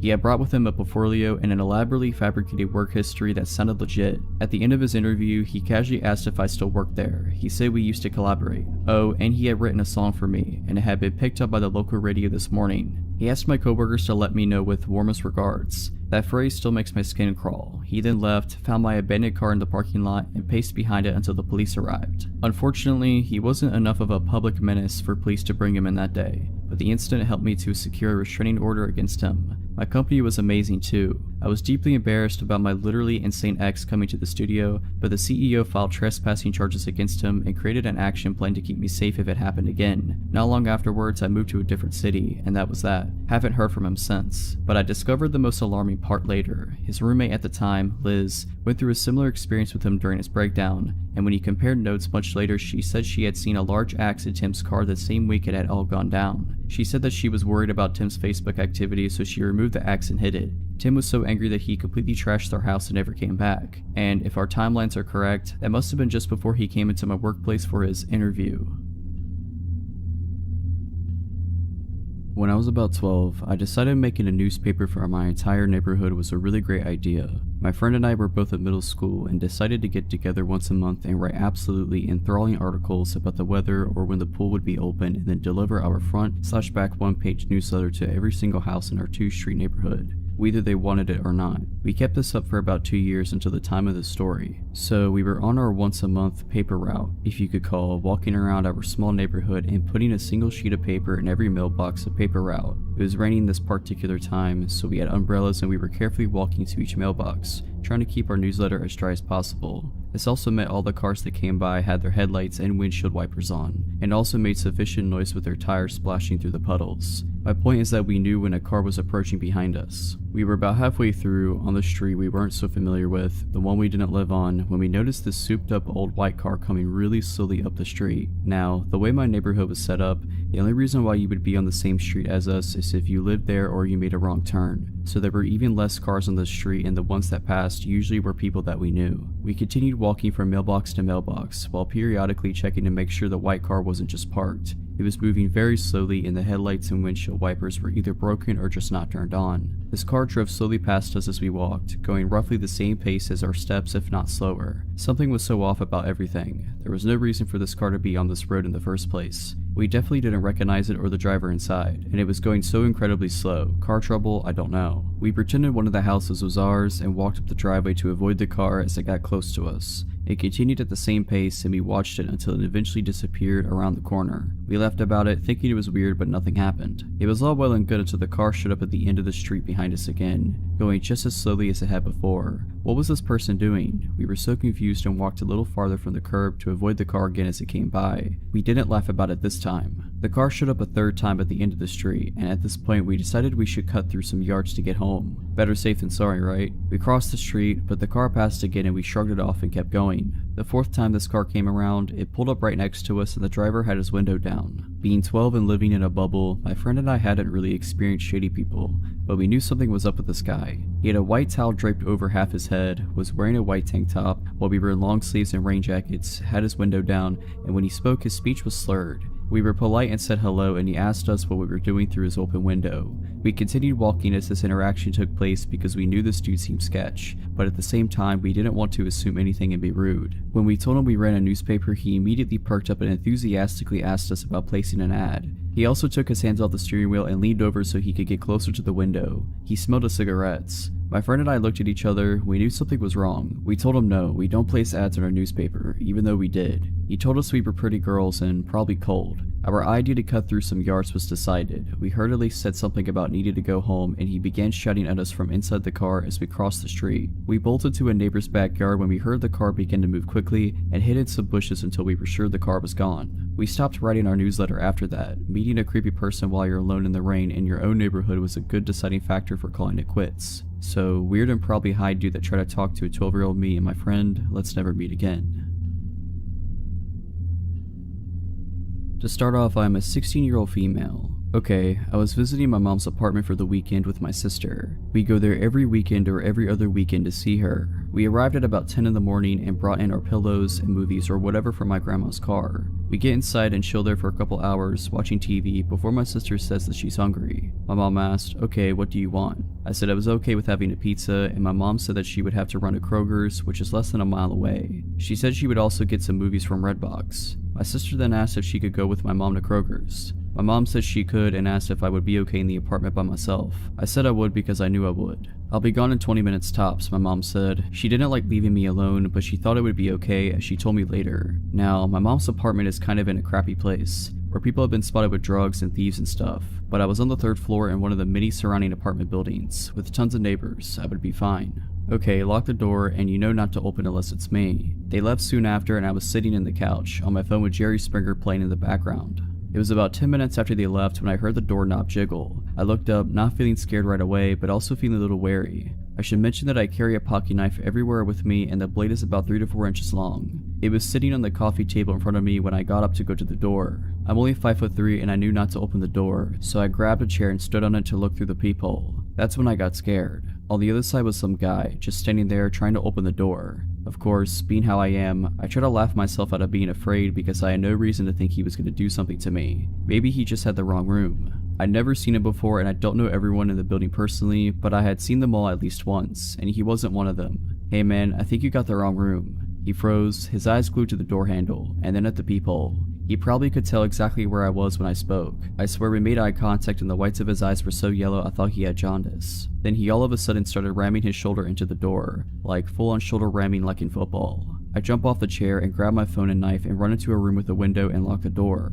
I call my mom's friend who lives in the apartment building across the street and start crying hysterically and said, Jess, someone's trying to break in, call the cops, bring Chris, please just get over here. She didn't even hesitate, I'll be right there. Within seconds of hanging up, I call my mom. The guy's still hitting the door and he's yelling in frustration now. My mom picks up after a few rings and I tell her what I told her friend and she was coming with Chris and she needed to get here quick. She was frightened and yelled that she was almost there. By the time I saw Jess make her way down 2 flights of stairs and across the road with her boyfriend, my mom was flying down the road and was there within mere seconds of me calling. They all race inside and I hear everyone yelling in the hallway. I unlock the door and peek outside of the apartment and see Chris holding the guy against the wall while my mom hugs me and Jess is screaming at him. Long story short, the police arrived and took my statement, and the man first denied it by saying, I thought it was my room, but then he ended up confessing that he wanted to see me and talk to me because he thought I was pretty. The police officers had him in handcuffs and ran a background check on him, and what came up wasn't surprising. He had a warrant for an assault charge on a woman and had been arrested for kidnapping. Yeah, I hope I don't have to experience that again. I was 19 years old and the only female working at a shop specializing in automotive batteries and things of that nature. I had been working there long enough to realize that most of the clients were male and oftentimes made for some awkward situations. For instance, I would get talked down to and patronized quite a bit or flirted with to the point where I would be somewhat uncomfortable. However, this never really bothered me. One day during a particular busy rush, a very tall man who was maybe in his mid-30s came through my line. This guy had some very strange energy. He seemed a little off. However, it was my job to be professional and assist whoever came through my line. I brushed aside the uneasy feelings. I just wanted to ring this guy out and getting through the rest of the line that was now trailing out the front door. I greeted him and talked to him as I would any other customer while I was processing his transaction. Things were going fine until he realized I was almost done. He started stalling, making up weird excuses as to why he couldn't use certain credit cards, how he needed me to put his battery on hold and he would be back, etc. I told him that I would hold it for him and that he could come back whenever he found the time. I figured he would leave at that point, but he just stood there and just stared at me. Now that I think about it, he was more staring through me than at me. I was a bit uneasy but kept my polite, professional demeanor. "Sir, if you're not purchasing anything at the moment, may I ask that you step aside so I can assist the other customers," I said. He completely disregarded my question and, in a slow, raspy voice, asked, "So, what's your name?" I didn't wear a name tag specifically for reasons like this. Customers had found me on Facebook before and it was really unsettling. Thinking quickly, I threw up my nickname. "It's Rhea." "Rhea," he said as he kept staring. I just smiled awkwardly and said, "Yep, that's me." By this point, my manager had realized what was going on and he proceeded to ask the man to step aside as well. After hearing it from my manager, the man walked to a corner of the store by some shelving and continued to stare while I was ringing the rest of the customers out. A bit of time went by and the line had cleared up, but he was still standing there, staring and now smiling the most sickening smile I think I've ever seen. It made my skin crawl. Of course, my manager and coworker saw this too, and my coworker grabbed my arm and said, "Come on, let's go out back." As we were walking to the stockroom, my manager asked the man if there was anything else he needed. The man muttered that there wasn't and left. I wish that was the end of it, but of course he had to come back in to purchase the battery. When he came back the next day, we again had a line. He let people go ahead of him and waited until I was free before coming up to the counter to make his purchase. I greeted him again and tried to remain professional, but it was hard considering how creeped out I was. I was again met with the same stare and the same freaky smile. I can't remember the entire conversation, but at one point, the questions he was asking became personal / weird / inappropriate enough for my coworker to cut in. He looked at the guy and then at me and said, "Rhea, go take your break," before he basically pushed me out the way of the computer and rang the guy out. I stayed in the back until my manager came and got me, telling me it was safe to come out. We were all pretty creeped out but thought that was the end of it. A few days went by and we had all mostly forgotten about this creepy dude until he walked in again. This time though, he didn't look through the store, didn't approach the counter, didn't say a word to anyone. He just stood, jacked hood pulled over his head, in the corner of the store, staring and smiling. The smile had become even wider and more sinister looking, and at this point I started to freak out. I started shaking and feeling sick to my stomach. Then my manager cut the horrible tension by pretty much screaming at the guy, "Hey, I'm sick of you coming into my store and pulling this crap." The creep paid him no mind and kept right on staring. This pissed my manager off and he walked out from around the counter and told the dude, "Look man, if you don't quit coming in here and staring at her, I will not hesitate to call the cops. What you're doing is harassment, so you need to get out of my store." At the mention of police, this dude's smile dropped and he slowly sauntered out of the store. We never saw him again, but I was immediately taken off closing shifts due to fear that the man would come back and try to catch me when I was alone. About 3 years ago, I was in a long-distance relationship with a younger man, meaning he was only 17 at the time while I turned 19 in the relationship. His name is Peter. Peter was not a nice person to say the least. He thought that the first impressions he made on people were the only one he needed, and as such he stopped being nice, polite, or reasonable to people after the first meeting. I was young and saw past this, thinking I could somehow change him. However, this abuse towards people around me and myself eventually became too much and I broke off the relationship with him. The breakup went smoothly, all things considered, except he wanted me to say the words so he could play the victim. This had been a core element of our fighting because he hinted that he would wanted to break up, but instead of just saying it, he kept me on the hook and became even more abusive. I'm getting sidetracked, but the point was that I thought of the matter as resolved and entered a loving relationship with my current boyfriend shortly after this. Then came the day where Peter wanted to get his belongings back. I texted him a list of everything he had left in my apartment and he okayed it that it was everything. We also made an appointment for him to stop by my apartment around 3 p.m. the following Thursday. I have no intentions of letting him get back into my house nor being alone with him, since he suddenly seems to have many mood swings after seeing me in another relationship.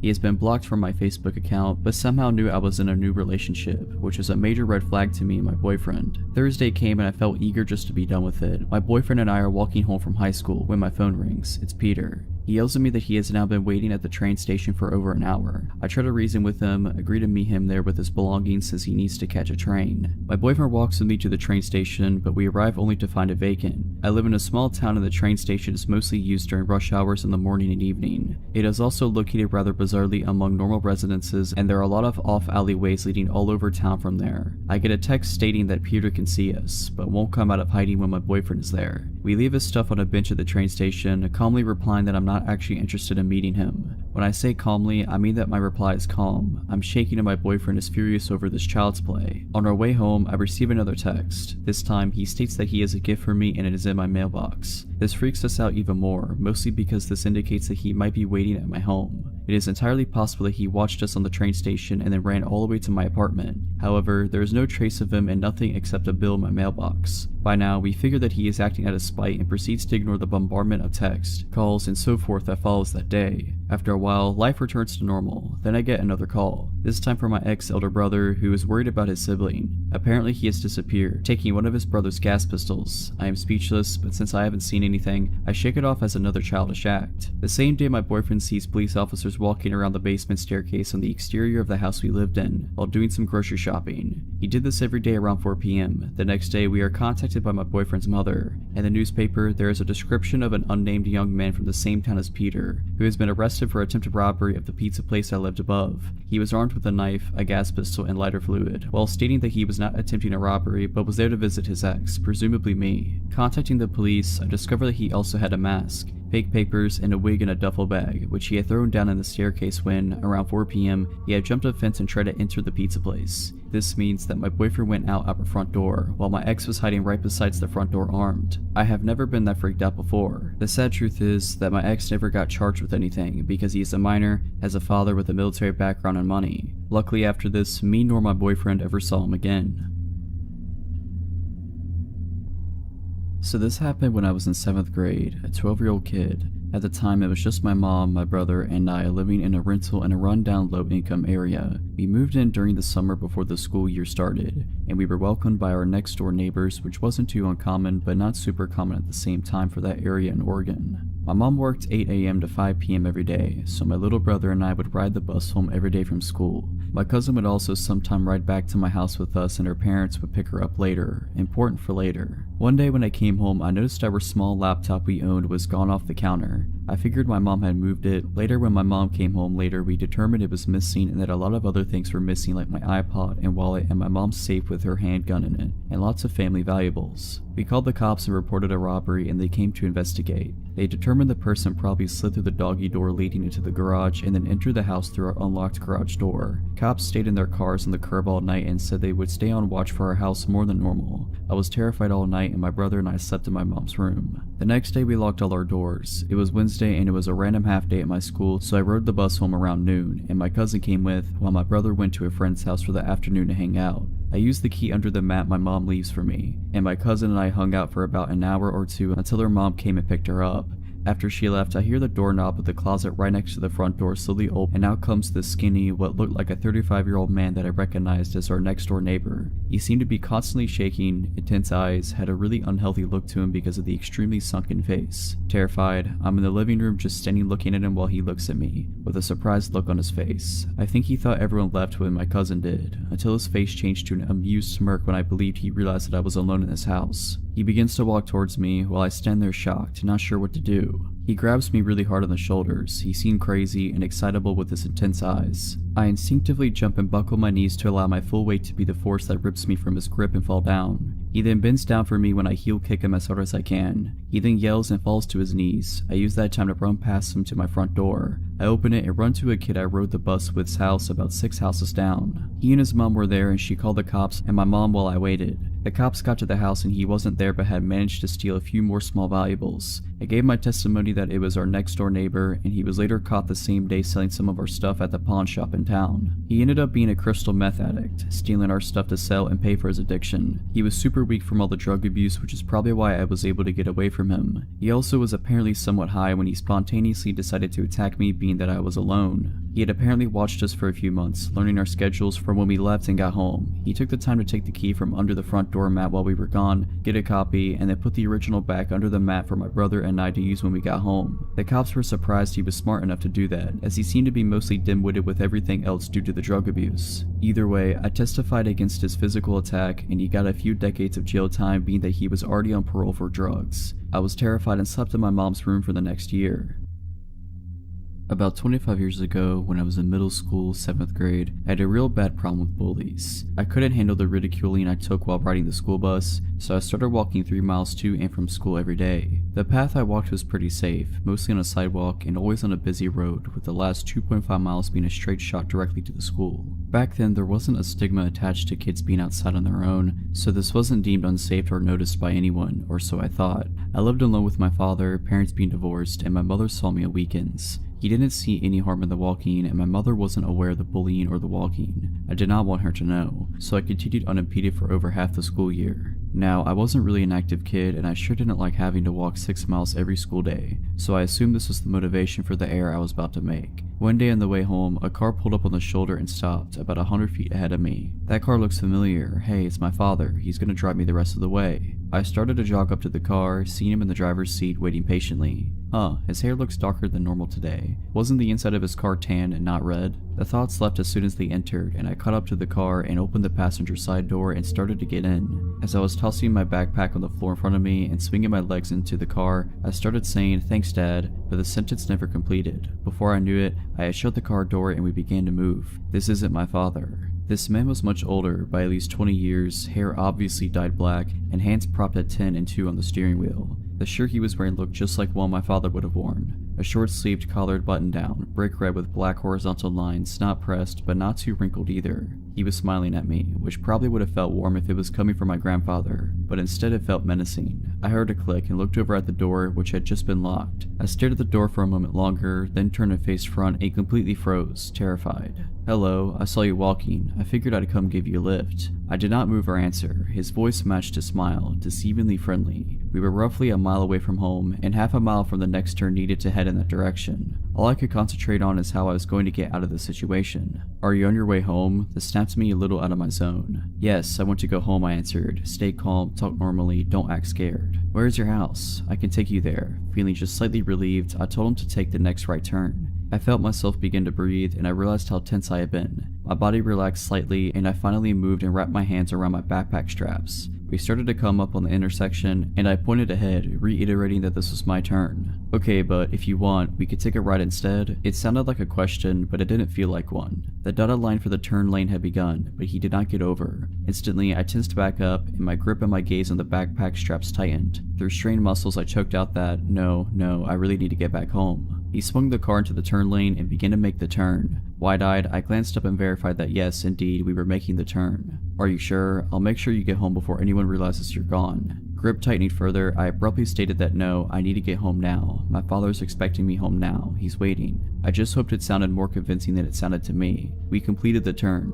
Sigh. "Okay, maybe next time. We can meet at the same place tomorrow." "Yeah, tomorrow's good. I just need to get home today. Now." My eyes were firmly trained on the road ahead of us, hoping that if I just focused on the direction to home, I would get there. The turn into my neighborhood was approaching, and I informed him, again pointing towards the direction home. The next few moments were silent. As we came upon the turn, I reminded him, and to my slight surprise and incredible relief, he made the turn. For the first time, I had more hope than doubt. My old neighborhood consisted of mainly apartments, but in the back were a block of townhouses, which is where I lived. If you were unaware of the layout of the complex, the townhouses might go unnoticed. Right before we got to the area where I lived, I told him here, stop here. He pulled over to the side of the road in front of an apartment building. He unlocked the door and I hurried out of the car, backpack still in hand. I began to close the car door behind me. "See you here tomorrow, same time?" I paused for just a second and risked another look at the man. Still smiling, still terrifying. "Yes, tomorrow, see you later." I finished closing the door and hurried off. I swung my backpack on the right way and briskly walked into the opposite direction of my house.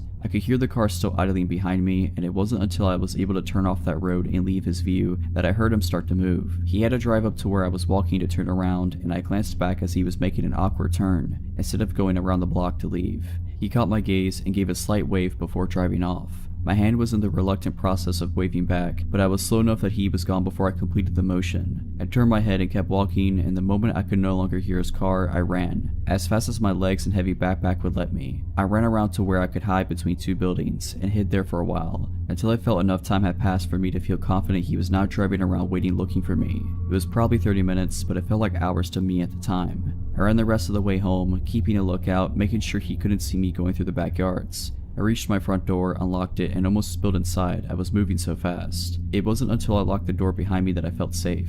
I didn't feel scared anymore. I was home. In the end, I told both my parents, and my mother forced my father to drive and pick me up from school for the remainder of the school year. And luckily for me, the bullying stopped the next year. My father didn't believe me and thought I made up the story to get out of walking to school. In his defense, me trying to explain that, no, the car was exactly like yours, except the entire color of the inside, and no, he did look like you, just with darker hair, and it all happened so fast. It was worth his disbelief and annoyance every day in the car, so I never had to meet that guy again. So this happened when I was 16, visiting my grandma, who lives in a small town in Poland. Just for context, it was summer and my family wasn't with me at the time. As you can imagine, living without my parents for a short time, my grandma's really chill was a dream. I could stay out late as much as I wanted to without my parents being able to prove it. Now at 16, you feel you're invincible. You don't really think about how many screwed up people there are in this world. Because of this mindset, I wasn't worried about walking alone at night. The day on which the story takes place was very hot. I remember shopping and hanging out with my friends until about 8 p.m. when it started to rain. Instead of walking home quickly, I decided to visit my aunt's house, hang out with my cousin for a bit, and walk home when the rain stopped. Well, I lost track of time and ended up leaving her house at about 10:30 p.m. At this point, the rain had mostly stopped, and this being my favorite type of weather, I declined my aunt's offer to drive me back, telling her I was getting a cab. I'm still surprised she believed this, but maybe she just didn't care. So I went on my way, called my grandma to tell her I'd be home in 30 minutes, but not telling her that I was walking alone. If there was one thing that scared me, it were the huge train tracks which you had to cross in order to get to my grandma's house the fastest. So I decided to take the longer way around through some sort of nature preserve. I'm not sure how to call it. I enjoyed my walk through the light rain until the long metal bridge came into my view. Just as its beginning, I saw a man. It was a small, quiet town, so it wasn't common for the people here to be out this late, but I wasn't scared immediately. I only saw his back, but he looked like every other guy you'd pass by on the street. He didn't seem to notice me, and I didn't really care. I got distracted by looking at the trees to my left, but when I came to the beginning of the bridge, the man was nowhere to be seen. I suddenly stopped dead in my tracks and got an ominous feeling. This man couldn't have already been out of view. It would have been impossible for him to move this fast. He would have had to run, and I definitely would have heard him running on the metal bridge. At the end of the bridge, there was a small path that led under it, which was hidden by thick bushes. I got even more scared by the thought that he was hiding there, waiting for me. I slowly started to walk backwards, not taking my eyes off the bushes. I hid behind a tree and decided to wait a few minutes to see if he was hiding there. After about 10 minutes, my biggest fear came true. Suddenly, the man emerged from the bushes, looking in my direction. He was holding something big and shiny. I could make out in the dark that it was a knife. My mind started racing with 1,000 questions. How did he see me? Why didn't I see the knife before? Where was he hiding it? He suddenly started to run in my direction, so fast. He ran straight past me, hiding behind this tree, and I was so relieved. When he was out of sight, I ran faster than I ever ran, not stopping to look behind me, being frightened the whole way back, thinking that he'd somehow find me and do whatever sick thing he had in mind. Luckily, I arrived home safely, my grandma waiting for me already mad. Looking back, this was one of the most stupidest things I could have done because of what happened a month after this incident. 2 teenage girls about my age were stabbed dozens of times by this bridge. One body was found about 30 meters from it, and the other one was thrown into the nearby river. To this day, nobody knows who did it, but I'm pretty sure that it was the same man whom I've encountered. For context, this took place when I was 16 years old. I'm 24 now, so it's been a while, but this was one of the many stupid things I've done in my life where I could have ended up dead or even worse. I grew up in Portland, Oregon, and me and my friends would often go to the Lloyd Center to go shopping or just to hang around the food court being degenerates. I was walking around the mall with my friend Crystal and my mom when a man at a pop-up kiosk stopped us. He said that he represented a modeling company and wanted to talk to us about modeling for their clothing line. I considered myself better looking than the average duck. Spoiler alert, I am about as plain Jane as they come, and so I promptly announced that I wanted to sign up for the modeling agency, which my mom quickly shut down. I replied with a why, which got me in trouble later down the line with both parents, but that was the only start of my woes. I convinced my mom to allow me and Crystal to go off on our own, and with a reluctant sigh, she allowed us to go off. Me, being the dumb kid I was, marched right back over to the modeling agent and signed myself up with a phone number and email address. He said that he would be back in contact with me shortly to set up an interview with the company. That night, I went home and saw that I had a friend request from someone that shared no mutual friends with me. Hesitantly, I added the person and a message popped up. "Hi, I'm such and such from the modeling company. You signed up with our agent earlier today and I wanted to get in touch with you. I know you're in the Portland area, so we wanted to set up an interview with you next week at 9 p.m. at this location. Are you able to come speak to us?" I responded with a maybe and logged off my computer. That's when my phone started to ring. I picked it up and it was yet another guy from the agency. This new agent asked me whether or not I could come and do the interview. I said maybe and bid him farewell. It was about here that my gut instinct started to kick in. Why would they set up an interview so late at night? And I googled the address and it was in an industrial park by the airport. I chose not to answer the onslaught of emails, Facebook messages, and phone calls that I was getting. This went on for about a week before I got radio silence. The guy on my Facebook blocked me. There were no more emails or calls. It was at this point I began to worry. What if I had allowed my career to not even blossom, let alone flourish? What if I had made a mistake? I was already in hot water with my father for telling my mom off at the mall the first time. So with school in my mind, I allowed the idea to fade from my mind of what could have been. About 2 weeks later, our home phone started to ring. My father answered the phone, and as soon as he started listening to the message, his face became ash and he instantly hung up the phone, turning me to demand what I had done. I tried to feign innocence, but I knew the jig was up. We had just gotten a phone call from the Portland Police Department to warn our family about a ring of traffickers who were targeting young girls with promises of modeling and acting. They had stumbled upon the name of one of the men who worked for the ring and through that started contacting families of young women whose information they had gotten a hold of. The worst part of it all, they had my family's address and home phone number as well. I was grounded for the rest of the year, which was to be expected, but it was better than being carted off to some trafficking ring, so I couldn't complain. When I was finally allowed back to the mall with my friends, we walked by the kiosk where the modeling agent once peddled his false hopes and dreams. All that was left was an empty booth.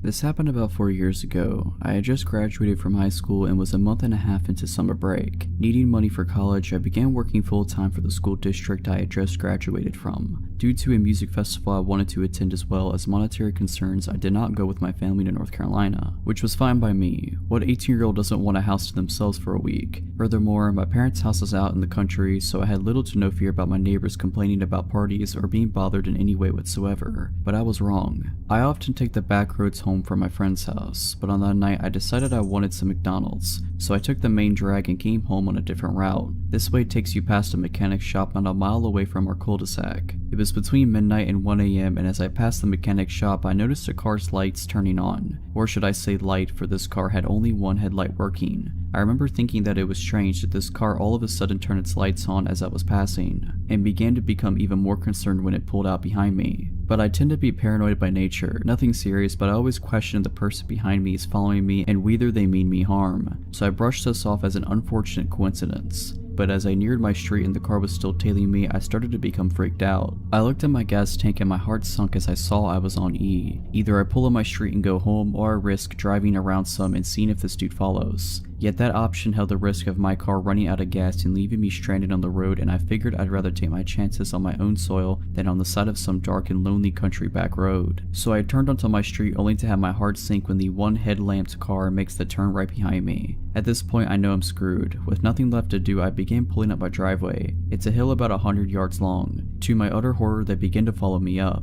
Looking back, I should have called the cops, but there was no love lost between law enforcement and myself, and at the time, I was too caught up to even consider calling them. If my family would have been home, this would have never happened. I could have called my dad and he could have grabbed his gun, but he, along with the rest of my family, were gone, 12 hours away at the beach. So when they began to drive up my driveway after me, I stopped to put my car in reverse. They responded by reversing as well, yet they stopped at the bottom, effectively blocking my driveway. At this point, I pulled forward again only to have the same jig and dance happen. They followed, I reversed, they reversed, and sat at the end, blocking my escape. I quickly pulled up and turned my car around to come at them head on. By this time they were halfway up my driveway, the furthest they had come up. Looking back, I was terrified, alone, and angry. Who did this person think they were? With my brights on and shining right into their face, I opened my car door and got out. I pulled out my pocket knife and held it in my left hand while I grabbed my hammer in my right. I used to keep one in between my sear and door. In some weird desperate mindset, I made a split-second decision to grab the hammer from the head with the handle sticking out. My hope was that it would be mistaken as a gun. I began yelling and pointing my hammer/gun at the car, screaming at them to get out and what do you want? All the while I held my hammer as a gun and prayed they would fall for it. Whether they did or not, I cannot say. Part of me believes they thought it was a gun due to my brights being behind me making my whole front side a shadow, yet they could have just not wanted a fight. Perhaps they thought I was a girl or was timid and wouldn't resist so aggressively and violently. Who knows, but it worked. They slowly backed out of my driveway and crept around the cul-de-sac. As they were leaving my street, I ran after them, hiding behind my neighbors' houses, and at every driveway the car would slow down to a near stop, as if scoping out the houses. Thankfully, they didn't pull into any driveways and they turned off my street altogether. After I was safely in my house, I ate my McDonald's by the front window with all the lights turned off, waiting to see if they'd come creeping back. Thankfully they didn't, but that night I locked every door in the house, which I always did anyways, and slept with a hammer, machete, and baseball bat next to me and my pocket knife under the pillow. Complete overkill, I know, but I was terrified. Now I know where my dad keeps his gun, so if it ever happens again, I'll be better prepared. Last year, I was dog sitting for my aunt. The dog is small, sweet, and a little skittish. I had worked most of the week, so I was just living in the house for the time being. It's a nice house, not big enough to feel empty if you're alone, but not small enough to feel cramped. The only rooms I used were the kitchen, bathroom, living room, and the guest bedroom. My last day of work this particular week was a double shift. I was excited because after this I had 2 days off. I planned on using them to introduce the dog to RuPaul's Drag Race. I usually try to keep good spirits for a double shift because regardless of the time and annoying customers, extra money is always needed. My old job was a barista and cashier. Mornings are always busy and nights are slow. On weekends, people are more concerned with coffee and breakfast than anything else we may have to offer. I was having a nice time, actually, because this day was turning out to be not as hectic as the previous ones that week, one even involving a small fire. As the morning rush line was dwindling, the limited tables in the restaurant came into view and I started people watching. As I slowly scanned the customers eating bagels and reading the paper, my eyes met a man at a laptop. He had long, dirty hair and a bit of a stubble. He stared at me with a little too much intensity. I wondered if he found my people watching rude, so I decided to clean and restock instead. It didn't take long for a line to reform, so I returned to my register. Once again, after the line died down, I could see the few tables in the front. The man was still there and he was still staring at me. Every now and then he would look at his computer and then back to me. It almost felt like he was looking right through me, or like he could see every part of me. It felt so uncomfortable that I went and cleaned in the back of the restaurant, out of his sight. After the next rush, I took my break and sat far away from the man. He was out of sight and I was out of his. When I came back from the break, the man was gone. My manager asked if I had interacted with him at all. I told her about him making eye contact with me, but that nothing else really happened. She told me that the man had been watching 18+ content on his laptop and she had asked him to leave. So that was weird enough. The man had been watching that and stared at me. I really wish that this is where the story stopped. Hours passed and the rest of the day was entirely normal, despite me and a few female coworkers feeling a slight edge. We were in the process of closing, which is actually a process I really enjoy. We're well in and I'm almost done with my assigned jobs when my manager comes up to me again. She informs me that the man had found his way back in the restaurant at some point and she found him hiding in a back corner. She chased him out by threatening to call the police. She knew that earlier in the day, he seemed to be paying attention to me. She said I could finish up whatever I wanted or needed to, but afterwards she strongly advised me to get home as soon as possible. She also offered to walk me to my car. I took both offers and quickly got my things together and clocked out. My aunt's house was not far from work. It was a 5-minute drive at most, which was helpful because then I didn't feel the crippling anxiety for much longer. I got in the house and after triple checking that I had locked every door, got into my pajamas. But unsurprisingly, I was not ready to sleep yet. Now was the time to introduce the dog to RuPaul's Drag Race. I went into the living room. The living room consists of a couch, 2 chairs, a TV, a window, and the front door. Unfortunately, the porch light was broken and the window had no curtains. That had me a little stressed, but I was willing to take that over the only other TV in the house, which was the one that exists in the scary basement. Facing the basement TV included having my back to a sliding glass door facing the very dark woods. No thanks. I was setting up the TV when the dog started growling. I really didn't think much of it. As I said, the dog is skittish so he growls and barks all the time. I wasn't looking at him. I was muttering shush shush and figuring out how to work the TV. The dog didn't stop and started to get louder, so I finally put down the remote and I turned to face the dog. I froze. The dog was barking at the window and there was an outline of a man at the window, the exact same build as the one at the restaurant. I screamed and luckily that was enough for the man to run away from the window. I stood there frozen for a while. The dog had calmed down but I hardly felt safe, so I went into the kitchen, grabbed a big knife and called my mom. She did not advise calling the police, my mom never does, and instead came and spent the night with me. I told my aunt. I spent the rest of my time dog sitting, clutching the knife anytime I slept or took a shower. My aunt also gave me permission to have one friend stay with me every night. Nothing else ever happened. I never even saw the guy come into work again. A part of me wishes I knew who he was or where he went, or what he even wanted with me. I'm glad he was a coward and that all it took to scare him off was my scream and an extra small dog. The year was 1995 and I was 16 years old. I lived in a 3-bedroom, 2-bath house in a middle-class suburban community with my mother, 2 younger brothers, and our 140-pound Doberman, Turbo. From the front door of our house, relevant, you could see directly into our living room, which had an open concept floor plan with the kitchen and dining room. Our couch was on the wall directly in front of the front door. It was the summer between my sophomore and junior years in high school. My brothers and I spent a decent amount of time outdoors. I suppose anyone paying attention knew who lived in our house, and I suppose they knew that the only adult was gone when the only car was gone. However, prior to the man showing up at the house, I never noticed anything off, and I never noticed anything afterwards, so maybe we were just a random target. It was a Saturday and Mom and the boys had run to the grocery store. In Nevada in the 90s, almost no one had air conditioning, so to cool off, you would open up all the windows and doors and use fans. On this particular day, I had the back sliding door and front door wide open to get a cross breeze. Neither screen door was locked. I was napping on the couch in full view of the front door in shorts and a tank top, with unlocked doors. In my defense, there was 140 pounds of protective dog muscle on the floor next to me, and probably only for that reason am I alive. Around the approximate time I expected my family home from the store, Turbo began barking. Assuming he was barking their arrival, I told him to shush and try to go back to sleep. Turbo continued to bark, becoming more and more intense and even aggressive with his barking. Finally, after 5 to 10 minutes of Turbo refusing to quiet and my family never coming in from the car, I sat up, realizing something was wrong. A man who I didn't know stood, seemingly frozen, staring at my frenzied and barking Doberman.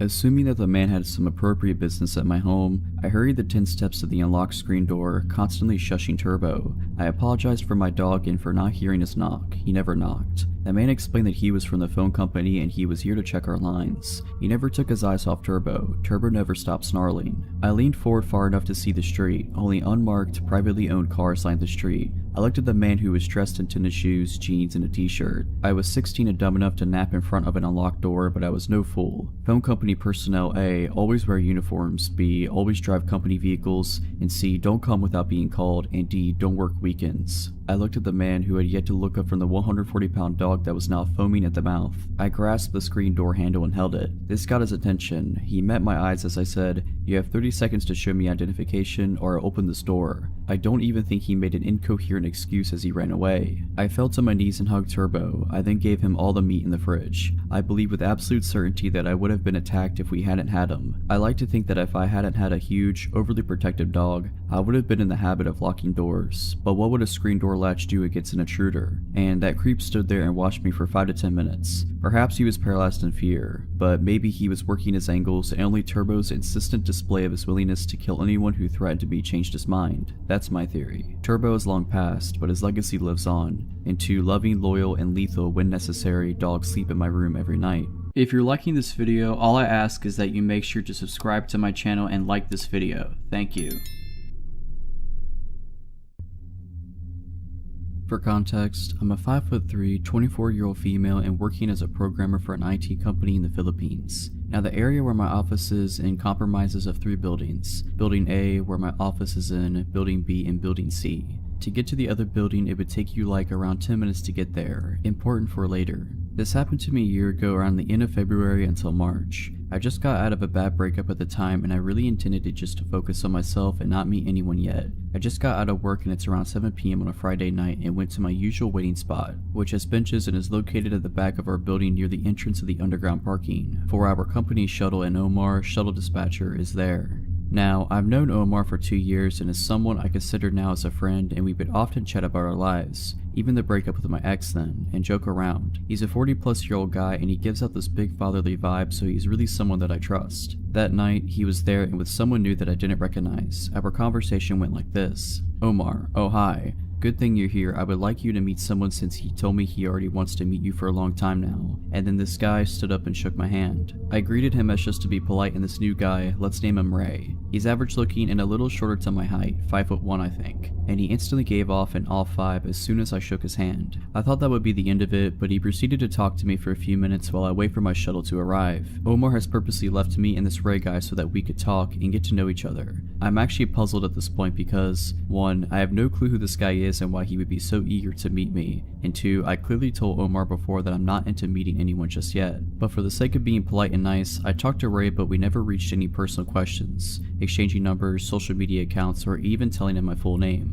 I just told him my nickname, and I left it just as that when I finally got on the shuttle. Fast forward to a week and Friday again, I got off at work in the same time and surprise surprise, Ray is there again with Omar and a security guard. They were chatting, but as soon as I came, Ray instantly greeted me, and at this point, I'm a little creeped out as I expected our encounter would only be a one-time thing. I just said hi and brushed him off and sat on the benches to wait for my shuttle again, and of course, as this guy doesn't seem to know the definition of personal space, sat beside me and talked to me again, but this time he's asking for my cell phone number. I told him off and clearly said that I'm not giving out my number to strangers and just giving him one-word answers just to give an impression that I wasn't interested at all. He would ask, why wouldn't you give your number? I just want to be friends. And I could see it in his face that he was getting frustrated every time I told him I wasn't giving it to him. This happened while Omar and the security guard was looking at us from afar, but this went on until I got on the shuttle again. As soon as I got home, I mindlessly scrolled through my timeline and saw a notification that I have a new friend request, and guess what? It's Ray, and he even messaged me with a please accept my friend request. I just deleted his request, but now I'm pretty shocked since I didn't tell him my Facebook account, so how did he manage to find me? The following day was the last straw when I decided to get off at an earlier time so that I could avoid him, but to my surprise, he was there, again waiting for me, along with Omar and the security guard. Ray immediately ran up to me to say hi, but I brushed him off and dreaded the fact that I would have to wait with this creep again when I saw my shuttle isn't there yet. He immediately asked me if I accepted his Facebook request, and I decided to play dumb and said I haven't been active on Facebook and I haven't seen any requests. He got disappointed and he fiddled with his phone for a bit and then revealed his phone to show my Facebook profile and asked me if this was me. I said yes, and this time, I was completely ignoring him at this point and playing with my phone and told him that I wasn't going to accept his request because I don't know him. And then Ray grabbed my phone out of my hands angrily and said he was gonna add himself using my Facebook account if I won't. I muttered a what the and grabbed my phone from him, and with perfect timing, I got on the shuttle in a hurry and told the driver to go. At this point, I could confirm that this guy could be stalking me and now knows my daily schedule and social media accounts. I reported this incident to my manager and told her how this was already happening for some time now. She was surprised that I didn't report it earlier, but I blamed it on my lack of assertiveness and fear that I might be overreacting to his advances. We reported the incident to office security and told them what happened, and they couldn't do anything at first as 1. I need actual evidence about my allegations to him, and 2. I only knew Ray by his first name and they would need more information than that. I didn't bother to ask where he's from or if he's even working in our office/building, which is dumb of me and I should have asked in the first place. My manager then decided that I should be at least accompanied by some of my office mates to confirm the situation, and the guys volunteered to accompany me every time I got off work. They accompanied me for a couple days, and no matter what time I got out, Ray was there to harass me. I felt bad for my office mates as they had to deal with his BS as well. First instance, when he saw I was with my office mates, I could see the visible anger in his eyes, and he would try to butt in our conversation even if we were ignoring him. At one point when I'm talking with my office mates, he let out an exasperated sigh and said, "Can I talk to you for a second, please? What do you want?" "I just want to talk to you. If you don't, I'll leave." Okay, and then I went back to talking to my office mates. He butted in once more and asked that I should introduce him to my office mates when I didn't. He proceeded to introduce himself instead, which irked the heck out of my office mates and I, as his behavior doesn't seem normal at all. After that incident, my office mates and I told my manager what happened and how dangerous this guy might be. She decided that we should escalate it to HR and have them deal with it immediately. Gladly, HR responded and took the situation seriously and began to do an investigation on who Ray might be. Same day, they sent an email that after searching through records, turns out Ray wasn't an employee at our office and they might need to talk to building security to find out more about this guy. HR also requested our office security to escort me and observe the situation. I honestly felt relieved as now I'll feel safe for the time being while they search for who Ray might be. He still showed up even if I got out late or earlier than usual, but never went near me when he saw I was accompanied by security, but he would just keep his distance and stare at me, smile creepily, and linger outside my shuttle until it left. HR contacted me for a meeting with him and my manager about some news on Ray, and I was shocked by the information that they found out. Ray was not an employee of our building/office, but in fact, a temp in the security office in Building C. I then thought, okay, this creep is really putting an effort for someone who is clearly not interested, and if he's a temp, meaning there's a chance I won't be able to see him after this. But then what HR said chilled me to the bone. He was a temp assigned to work on the security cameras, meaning he had access to all the building cameras. It has been his way to spy on me and the reason why he was able to be there at the exact same time I got out. HR has already spoken to his supervisor and gave a warning to Ray, and of course, Ray denied the allegations even if I had witnesses against him. The supervisor wanted to apologize to me in person, but I decided not to as I just wanted this to be over with. After that meeting, I never saw Ray again and I reckon he must have been kicked out after HR issued warning against him. As for Omar, I never seen him as well and I felt bad, but he was also part of the people who enabled Ray and didn't do anything when I was clearly getting harassed. I received a bit of backlash from the security guards at the building for a while as well. Hearing them say that I was overreacting and I should have accepted his advances, which was disgusting, as I heard the same thing being said by female building staff as well. Nothing strange happened for a few days, but then the security guard that was with Omar at the time when Ray was harassing me added me on Facebook, but I didn't make much of it and just deleted the request. I'm still working in the same office and building as of today and been totally shaken up by the incident that I decided just to keep my distance from people so I could avoid from this ever happening again, and to Ray, please don't meet me again.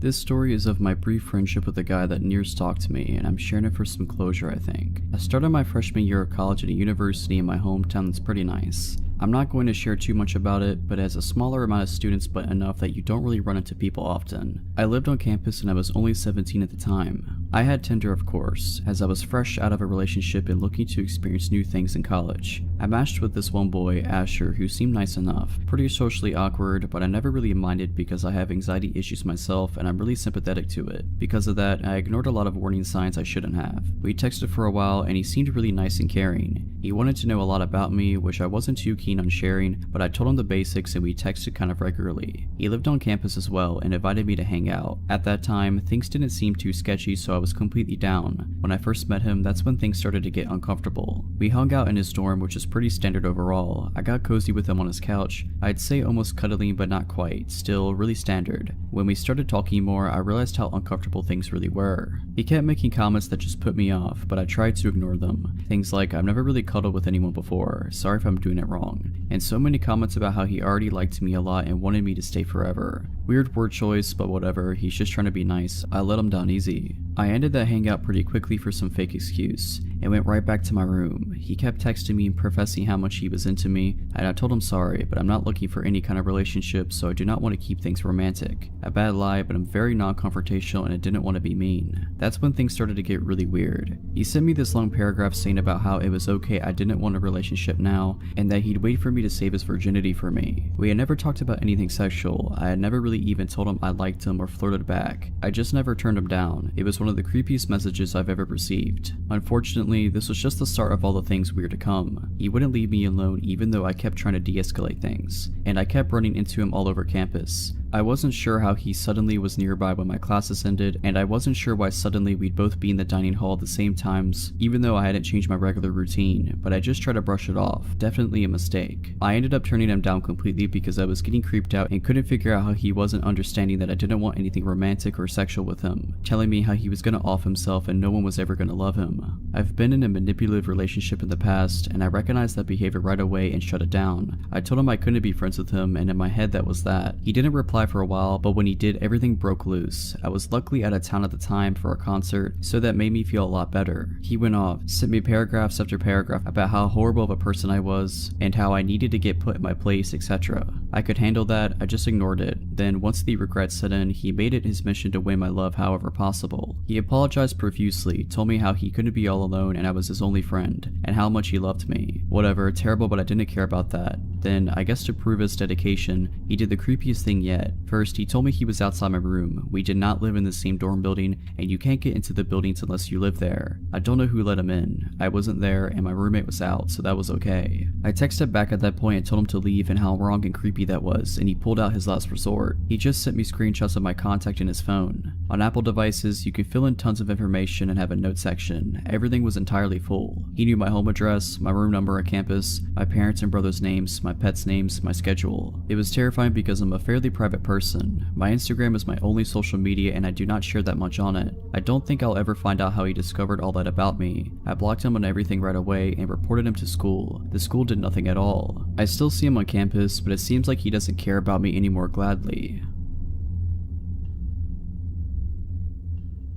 I was around 16 years old when this happened to me. It was just me and my dad at our house, and since he was a businessman that traveled frequently, I was left home alone quite often. First of all, I'm going to try to do my best to describe you the layout of my house so you can better understand my situation. My house is pretty small since it's just my father, my dog, and me living in it. There's a long hallway full of full-size windows separating my dad's room and mine. Our dog loved to look out the windows, so we always kept them open enough for her to look out. I'm the last room at the end of the hallway. In between the two rooms is my bathroom and a spare room. All the rest is irrelevant. Let's get to it. It was around 11 p.m. when the worst night of my life began. My dad was passed out in bed after a long day, and I was mindlessly dancing around my house getting ready for bed. I just hopped in my shower, not knowing what was coming ahead, when my dog starts aggressively barking up a storm. I walk out the bathroom and go out and explore. I head to my room to throw some clothes on while my dog is still barking. Months before, I'm not sure how I managed to break my door handle, but you don't have to twist the knob to open it. All it needs is a small push. Scared, I barely managed to put a shirt on when my dog opened the door. I looked to see her enter my room, while in the midst of barking, that's when I saw it. There's only one window that has vision to the opening in my room, and in the corner of it I saw a face. It was dark, so I took a second to comprehend what I just saw, but when I finally realized it, I screamed. My dad owns lots of guns, so when he heard me scream, he ran out with a pistol. He asked me what happened and could barely mutter what I saw.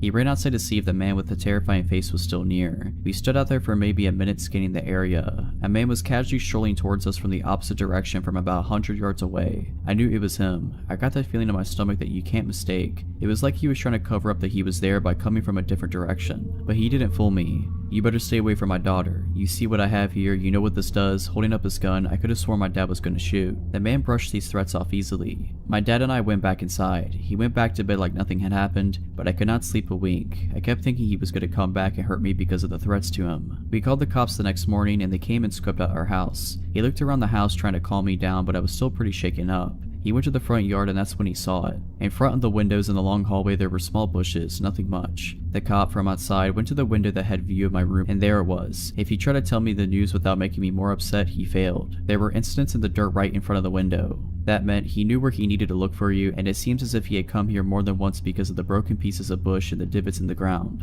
Turns out he was the nephew of my old neighbor and he had been staying there for months. Never arrested, never got in trouble, probably barely got a slap on the wrist. But at least he's gone now. How long had he been watching me? I'll never know. All I know is I keep my door shut and I never keep the blinds open. To begin, I've always had this feeling that someone was watching me ever since I moved into my family house 8 years ago. At first I thought I was just being paranoid, but I could not help looking over my shoulder when I would walk to school or to my bus stop. When I would walk to school, I was always scared in the mornings when it would be dark during the winter or fall because where I live is just vast country lands. I live in Canada, and although not much crime habits in my neighborhood, I never could rid myself of this eerie feeling. Even when I would come home from school, being home alone did not help.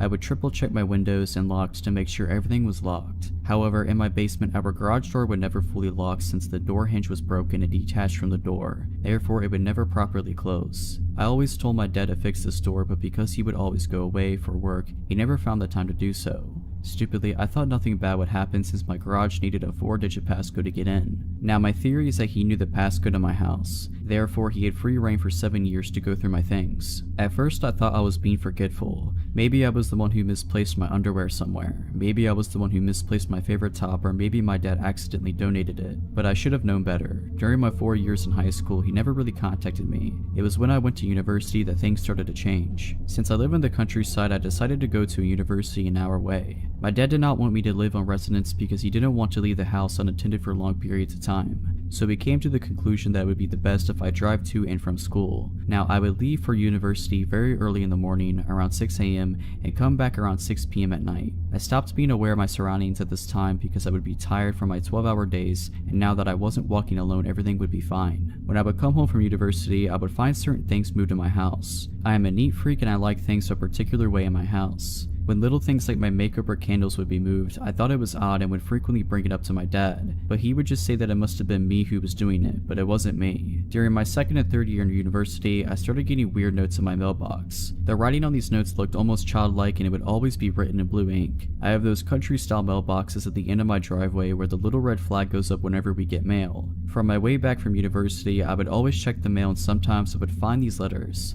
The letters would never be long. In fact, they would only be 1 to 3 sentences that would contain odd questions like, "Where are you? I wonder what you do while you're away from home. How do you find university? It must be tiring driving that long. Did you make new friends? Do you still hang out with your best friend? You dress differently now. Why is that? I miss the scarves you used to wear. You don't close your curtains as much anymore. Why don't you look for me?" These letters would always come once a month at the beginning of the month. I would show my dad and at first he would say, "Oh, maybe your cousins are just pranking you, or it's probably your friends." But every time I would ask my friends or cousins, they would give me this confused response saying that they never sent me any letters. Now that I am in my 4th year at university, the letters do not come as frequently, but 2 weeks ago something happened that makes me think that things are escalating. I came back home from university at 7:45 p.m. and it was fairly dark outside. I saw that my mailbox flag was up, so I checked the mail and it was just bills. At this point, I haven't gotten a note for a little over 3 months now, so I'm thinking maybe the notes will not come anymore. As I settle in for bed, I change into my pajamas and I check the locks usually. As I checked my front door lock, I look out the glass panel on my door and I saw that the red flag on my mailbox is up. It's 10:30 at night, so no way the mail could have gotten dropped off, and plus I just checked the mail. I call my dad and tell him about it, and he said not to freak out and that maybe one of our neighbors accidentally got our mail and just dropped it off since this happens frequently. I stay on the phone with my dad and quickly run down my driveway to check my mailbox. As I open the mailbox, I feel my heart drop because it's an unmarked manila envelope. I quickly run back inside and open the manila envelope, and although there is no written note, I find something more disturbing. It is a pair of my old blue panties that I haven't seen in years. At this point I scream and my dad tells me to hang up and call my aunt, who is a police officer. My aunt comes over and checks the inside and outside of my house, but she can't find anything. She tries to jog my memory and ask if I know anyone who could be doing this, but I honestly have no clue. My aunt told me to keep any more letters I get, and she has been staying with me the days my dad is out for work. I just hope that we're able to find whoever this is. About 2 years ago when I was 17, I received a Facebook message from someone named Dan who I didn't recognize. I had mutual friends with him and he looked to be around the same age as me, so I wasn't alarmed. What follows is the messages. Dan, hello, how have you been? Haven't seen you in a few years. Me, hi, not trying to be rude, but do we know each other? Dan, yeah, you really don't know me? I didn't respond. Dan, wow, real nice way to treat a family friend. Me, sorry, I just don't recognize you. Dan then sent a picture of me and him together from when we were little. And I mean really little. Like I looked maybe 2 or 3 and he looked 5 or 6. Me, oh wow, did our parents used to be friends or something? Dan, I was your neighbor. You really don't recognize me. Come on, I didn't move that long ago. He had in fact moved a long time ago. At least 12 years ago. So I honestly feel like it's not that uncommon for me to not recognize someone who I hadn't seen or talked about since I was 4. Anyways, the conversation continued like that. I apologized for not remembering him and just started catching up. He was being nice enough and I was bored, so whatever, no harm, no foul. After we kept talking, I started remembering more about him. Like I remembered him coming over and swinging in my backyard and me going over to his house with my big brother and all of us hanging out together. Dan was a few years older than me, at least 2, but I can't remember exactly. Anyways, we kept talking on Facebook, just messaging back and forth about normal things until it started to get late and I was tired and at school the next day, so I told him I was going to bed. I closed my computer and just laid down and went to sleep. The next morning I woke up to a bunch of messages from him. Things like, good night beautiful and sweet dreams, message me when you wake up, are you asleep yet, can't wait to talk to you. Literally there was almost 50 messages. I was creeped out, but I opened the messages and glanced through them and just didn't reply. On my phone I have it set to where I don't get notifications from Facebook Messenger. At the time I was in a lot of group chats with different team sports and group of friends, so it was just easier to at the end of the day check my messages versus getting a ton of notifications all day long. Some point during the day I had gotten more messages from him that I just hadn't noticed while I was at school. He was saying stuff like, do you still live at insert address here? I did still live there. Does your mom still freak out about you hanging with boys? My mom has never freaked out over boys. Let's go out and catch up. Let me take you out and treat you right. It just kept going on and on with really random questions that weren't necessarily threatening but just somewhat creepy. He then talked about wanting to go on dates even though he didn't even live in the same state anymore that I live in, so I have no idea how he would have planned on going on dates with me. The messages just kept continuing over the next week, him telling me he wants to go on dates and asking me really weird questions about my mom, my brother, and my house, and then he started asking about his house that he used to live in. I didn't reply to any of his messages, but I was getting at least 50 a day. Eventually I brought it up to my mom and just asked her if she remembered Dan from next door. Her face completely drained of color and she got super serious all of a sudden and she asked me why I was bringing him up. I told her that he had messaged me on Facebook and was trying to get me to go out on a date with him and was just trying to catch up. I didn't tell her he'd been messaging me 50 plus times a day and I wasn't responding at this point. She told me to block him and never message him again. I asked her why, and this is a summary of what she told me. When I was 3 or 4, I used to play over at his house a lot. His mom would always offer to babysit me if my mom had to go out and run errands, and he also had a little sister who was around my age, so my mom figured it was a perfect opportunity for a play date between Dan, my brother, me, and Dan's little sister. One day when I came home after one of these play dates, my mom was asking me and my brother what we had done that day. My brother started talking about how he had watched some movie. I apparently told my mom that Dan had brushed my hair for me. My mom thought that was a little weird that a 6-year-old boy wanted to brush a 3-year-old girl's hair, so she asked a couple more questions and it came out that he wasn't brushing my hair. He had been taking a brush and was rubbing it all over my body while I was only in my undies. My brother didn't know anything about this because we had been in Dan's room and my brother had been in the living room with Dan's little sister. After that, my mom didn't let me go back over to his house. Apparently when my mom confronted his mom about it, a huge fight broke out. Not physically, but a screaming match. It turns out that Dan had been doing similar stuff to his little sister, but it had escalated farther than that with me. My mom threatened to report them to the police or Child Protective Services. She did both, but before much could be done, they moved out and found somewhere else to live. They were renting the house. After hearing that from my mom, I immediately blocked Dan on Facebook. I wasn't quick enough, I guess, however, because he messaged a bunch of my friends on Facebook asking about me and had changed his relationship status to taken and in a relationship with me. He then followed me on Instagram and found my Snapchat somehow. He liked and commented on almost all of my Instagram pictures and sent me a bunch of Snapchats. I quickly blocked him on both and luckily he never figured out my phone number. Luckily I haven't heard from him since.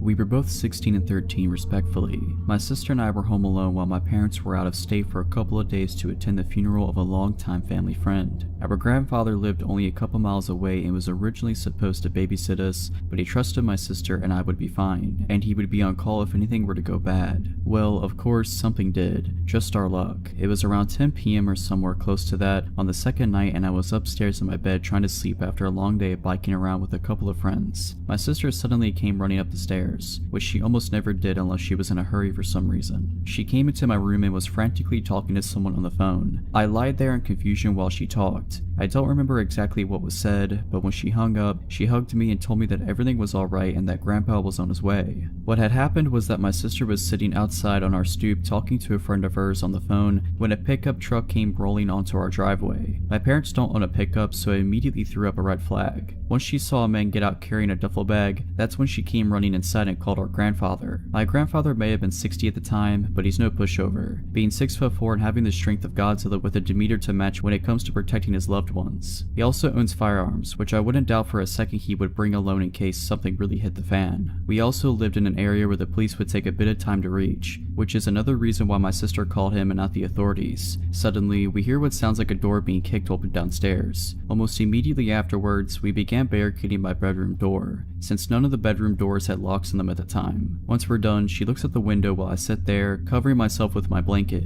All the while we hear footsteps downstairs on our hardwood kitchen floor. My sister then looked around my room and asked if I had a bat or something, which I did in my closet. My Louisville slugger that I used when my parents made me play baseball when I was in elementary school. I also had a hockey stick, but who would use that as a weapon unless in a very circumstantial situation? She rummaged through my closet and found it, then stood next to the door while I ducked down behind her, thinking maybe I should grab the hockey stick, but it's much less intimidating than a bat. Unless this burglar has some sort of PTSD associated with hockey, then this is the ultimate weapon. We then hear the sound of a gunshot followed by a man yelling out in pain. The sound of both I can still hear even to this day when I think about it hard enough. My sister and I are standing by the door, almost sobbing, when about a minute later, we then hear my grandfather yell out our names, asking if we were alright, to which we both yelled out simultaneously that we were. My sister and I pulled the dresser and various other objects out the way of my door, and we both went out into the hallway. We heard my grandfather on the phone with 911 as we stood at the top of the stairs. When the police and ambulance arrived, the man who had broken in was taken out on a stretcher, to which I later learned was shot in the abdomen. My grandfather had come in through the same back door and found the man in our kitchen looking through drawers. When he came at my grandfather with one of our kitchen knives, that's when he was shot. The man almost died from blood loss, but ended up surviving, and I hope he's learned his lesson, both through being incarcerated and by being shot in the abdomen and almost losing his life. But, of course, you never know with certain people, especially the nefarious ones. This all started my sophomore year of high school. I was 15 and at a new school, so I didn't have many friends yet. I was in that phase where I thought I needed a boyfriend to have validation, so I was actively trying to find a date for the homecoming dance. A classmate suggested a junior in one of her classes, whom I will call David, to be my date and got him to ask me out. He seemed nice, so I said yes, a decision that would haunt me for the next 2 years. David and I had fun at homecoming, so when he asked me to be his girlfriend, I said yes. It's important to know that he was quite the loner. He was very much into science and often spent alone conducting experiments in his room and even at school at times. I just brushed it off as him being quirky and figured I shouldn't get in the way of his passions, but it wasn't long before I realized there was much more to his nice guy facade. Over the first several weeks of our relationship, we would talk over the phone and David would make increasingly inappropriate comments about things he wanted to do to me. I was 15 at the time and he was 17, so not only was I incredibly uncomfortable, but he was also nearly an adult making these comments to a younger girl. I kept telling him I wasn't comfortable with the things he was saying, but he always laughed it off as me being prude. I was fed up after a while and finally threatened to break up with him, and that finally made him stop. I should have recognized the red flags and bailed at that moment, but again, I was dumb and felt I wasn't worth anything unless I had a boyfriend. Although the inappropriate comments stopped for the time being, he would still become increasingly possessive and downright obsessed over what I was doing at all hours of the day. He would intrude on conversations I had with my friends and want to know things that frankly weren't any of his business. One day when I was getting into the shower, he called and my dad told him I would call him when I was done. Instead of simply waiting like any rational person would do, he called a total of 4 times over the next 10 to 15 minutes to see if I was out of the shower yet. I began to feel suffocated, but every time I asked him to back off, he would cry about how depressed he was and that he only wanted to talk to someone to feel like he was wanted. I always fell for it like the dummy I was, but now I recognize the clear manipulation that it was. One day I finally had enough. I broke up with him in person at school and he bawled like a child. I didn't let it get to me this time, however, and firmly told him that I didn't want to be his girlfriend anymore. Although he couldn't get his way, he still somehow convinced me to stay friends. I know I was an idiot, but things didn't end there. Over the next several months, David kept trying to get me to go out with him again, even going as far as to cry in front of other people to garner sympathy. Fortunately for me, David had earned a bad reputation throughout his school year, so no one really believed him. He would even try to trick me into a date by subtly suggesting we go see a movie as friends, which I always got around by inviting my friends to come along too. They knew what he was doing and never turned down the chance to help a girl out. In the last few weeks I spoke to him, he would sit on the phone for hours on end literally begging me to take him back, and thankfully I held on strong and kept refusing. One night his brother actually called me telling me he was crying hysterically. Eventually it came to a point where I told him I didn't want to hang out anymore, because it was clear that he would not stop until I became his girlfriend again. He agreed to not approach me anymore, but I wouldn't be writing this story if it ended here. The very next day at school, David came up to me like nothing had happened. I once again reminded him of the conversation we had the night before about how we agreed to not hang out anymore, but he acted offended that I would even suggest such a thing. Eventually, my friends and I convinced him to leave, but of course it didn't stop there. For 2 weeks straight, he would follow me around school, call my house and my cell phone. For 2 weeks straight, he would follow me around school and call my house. This was the days before smartphones, so blocking his number wasn't as easy. I tried to get help from the school staff, but the vice principal basically told me that there was nothing I could do because he wasn't trying to hurt me. I was frustrated, but thankfully David seemed to back off when it was clear that I wasn't going to give in. That is until I got another boyfriend. The following school year, my junior year, I started dating a senior named Justin. Not long after we went public with our relationship, I noticed David following me again. Now Justin was a football player and he was a pretty big guy with unresolved anger issues, so he didn't take kindly to this guy. He would hang out with me and my friends and David would hover over nearby, walking by every now and then and making it blatantly obvious that he was spying on me. One day, Justin walked straight up to David and confronted him. He didn't lay his hands on him or threaten him in any way, but he did ask, "What are you doing?" in a really angry tone. David simply muttered some kind of excuse and scurried away. We thought that was the end of it, but later in the day I was called to the principal's office. Turns out David claimed that Justin threatened him and blocked the doorway so he couldn't move. Justin denied it, of course, and told the principal I could back up his claim, which I did. Thankfully, nothing came of it, but this was only the first of a long line of incidents. Over the school year, David and his brother, who was a year younger than me, would try to get Justin in trouble every which way they could. He even started rumors and threatening his life. A classmate of mine overheard them talking about ambushing Justin and hurting him, but even though I brought this to the staff, nothing was done about it. All the while, David kept following me when Justin wasn't around. There was even an incident in the school gym one day when a bunch of classes had to stay there for the period. He and I both were there and he made sure to sit on the bleachers nearby, even following me when I moved. I was on the verge of tears, but then I saw 2 guys I knew sitting on a few rows down from me. They were cool with me, so I got their attention and, after explaining what was going on, asked them if I could sit with them to feel safer. They accepted and we ended up having a good time talking about music.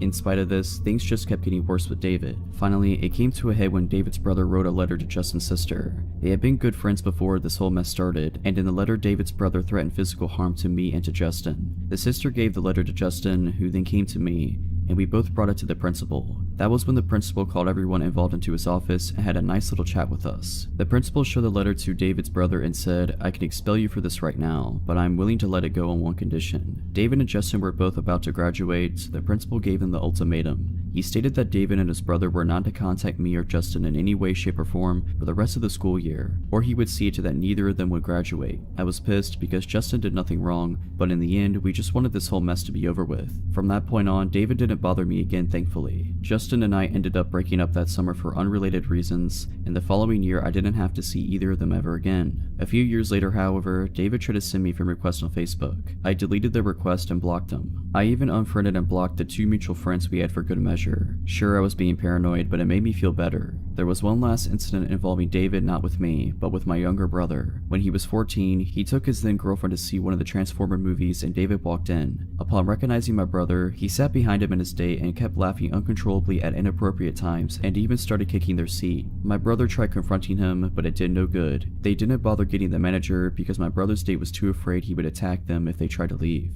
Thankfully, that was the last incident I or anyone close to me ever had with him. I'm doing much better now. I'm 30 years old and, ironically, I ended up marrying one of the guys who sat with me in the gym that day. My advice to any teenagers reading this is that you should always pay attention to red flags and get rid of toxic people in your life. It's always better to end up alone than stuck with someone who makes you feel bad and treats you like your feelings don't matter. This happened a few years ago when I was bartending in college. I was coming home down a stretch of divided highway at around 3 a.m. when I noticed a car heading towards me in the wrong lane. I doubted myself at first and thought that the car was on the other side of the highway. Sure enough, the white Ford sedan passed me at a really high speed at around 90 miles per hour. It's worth noting for later that I also drive a white Ford sedan. I was used to drunk/idiot drivers in the middle of the night, so I pulled to the side of the road and let him pass me. I had a moment of clarity and thought to call the police, thinking this person could hurt themselves or somebody else. The dispatcher answered, and after telling them which road and exit/mile marker I was at, told me they would send a car. The state police station was only a few exits away, so I figured they would send somebody and I would just drive home. As I headed back onto the highway, I noticed some lights a few miles behind me. I live in a more rural part of southeastern Pennsylvania, and traffic at 3 a.m. tends to be truckers and cops. The car gained on me as I was getting up to speed, so I stayed in the right lane and waited to be passed. Instead, they flipped on their high beams, making it uncomfortable to drive, and rode my tailgate. At this point, I thought I was going to be pulled over by the police. I drove a white Ford sedan and had just called out a different white Ford sedan, so I grabbed my registration from my glove box. Suddenly, the car behind me audibly slammed on the brakes and stopped in the middle of the highway. They must have shut off their car because the lights went out and I saw what looked like the same Ford sedan from earlier. Still, I thought this may have been a police car. They had a roof rack, and it could have looked like I had reached for a gun in my glove box or something. I panicked and called 911 for the second time and asked the dispatcher if they had sent a cruiser to investigate. The dispatcher was a little curt with me and assured me that they sent somebody out. Dispatcher, we have sent a trooper out to find the car, sir. Me, I only ask because somebody is following me and acting weird. It could be a cop, but I think I freaked them out by getting my registration. Dispatcher, are you pulled over? Me, no, they didn't turn on the lights. Dispatcher, let me try to get the trooper we sent out. As she was talking, the car again sped towards me and stopped inches from my bumper. Again, their high beams were on and again they slammed their brakes. I told the dispatcher, I'm pretty sure this is not the police behind me. The car sped to my bumper again and turned their high beams on, this time laying on the horn. Hearing this, the dispatcher asked me what was happening. Dispatcher, what's happening? Did you honk? Me, that's the car behind me. I don't think it's a cop. Dispatcher, I'll try to get the trooper again, but I don't think that's him behind you. For some reason, this is what shook me. Before that, I was thinking I would get pulled over and maybe get a ticket. Up until then, I was going to the speed limit and trying to avoid getting pulled over. I told the dispatcher, I don't care if I get pulled over, I'm speeding, and if they put their lights on, then I'll pull over. I started to accelerate and the person behind me just kept up with me. The speed limit was 55 and they kept on my bumper the entire time, but this time they were swerving. I tried to signal for an exit then bail on it, but they followed. At the next exit, I took the off-ramp and continued onto the on-ramp, and the car behind me followed the whole time. I thought about trying to go to a Wawa gas station, but the dispatcher and I thought that it would be unsafe. She was calm and talking to another person trying to send police to me. The other person, maybe a supervisor, asked if I could drive to the state police station. Realizing that I was one exit away, I told her I was coming there and she said that she would have troopers meet me outside. As I pulled off to the exit, the car followed me. I blew a few red lights trying to get to the police station, and the car tried to pull into the other lane to pass me or pull up alongside me. Once the police station was in view, I put on my turn signal and the car slammed on its brakes again, turned off their lights, and turned into a parking lot. The story ends kind of anticlimactically as I pulled into the police station and met the troopers. Two of them went to find the car and I stayed with the third trooper. I think the dispatcher and her supervisor and the state trooper escorted me home after taking a statement from me. I was never called to follow up or testify, so I can only assume the person didn't get caught. I don't drink as a general rule, but once a month or so I'll go out with friends and binge. My friends and I had a great night at a bar in the city and they left. I was chatting up a cute guy, so I decided to stay. I went back to his place. After post-coitus, I'm ready to head home, so I call an Uber to pick me up. I don't know where I am, I know the city I'm in, but not my exact location. I ordered the Uber, but it's taking forever, so I cancel it and try again. Pretty soon a car pulls up.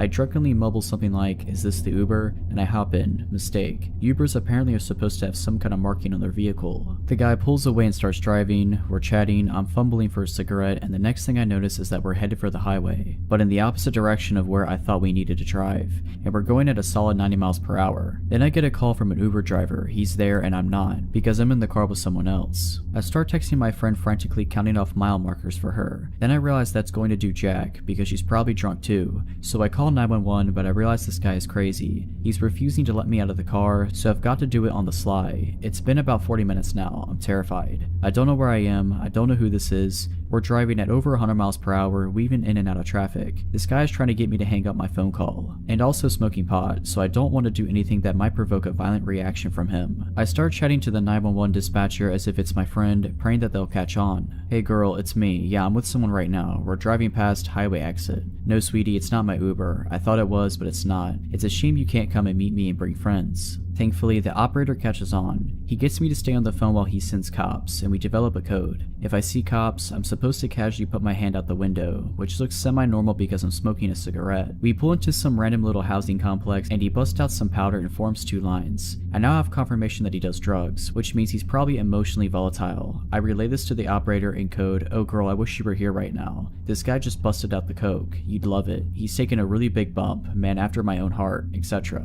Pretty soon I can see the lights from the cop car, so I start waving my hand out the window. At this point, I don't care if he's onto me or not. I don't know if he has a weapon, but I slump down on my seat just in case things get hot. The cops surround us, get him out of the car, and then, once it's safe, they extricate me as well. They whisk me to the hospital for a drug test and evaluation, and that's where my story ends. On my way to the hospital, as I'm explaining all of this to the officer, I find out that of the guy's 40-ish years on this earth, he's been in federal prison for 30 of them, for violent offenses. I want people to learn from my mistakes, and if nothing else, call 911 and stay on the line.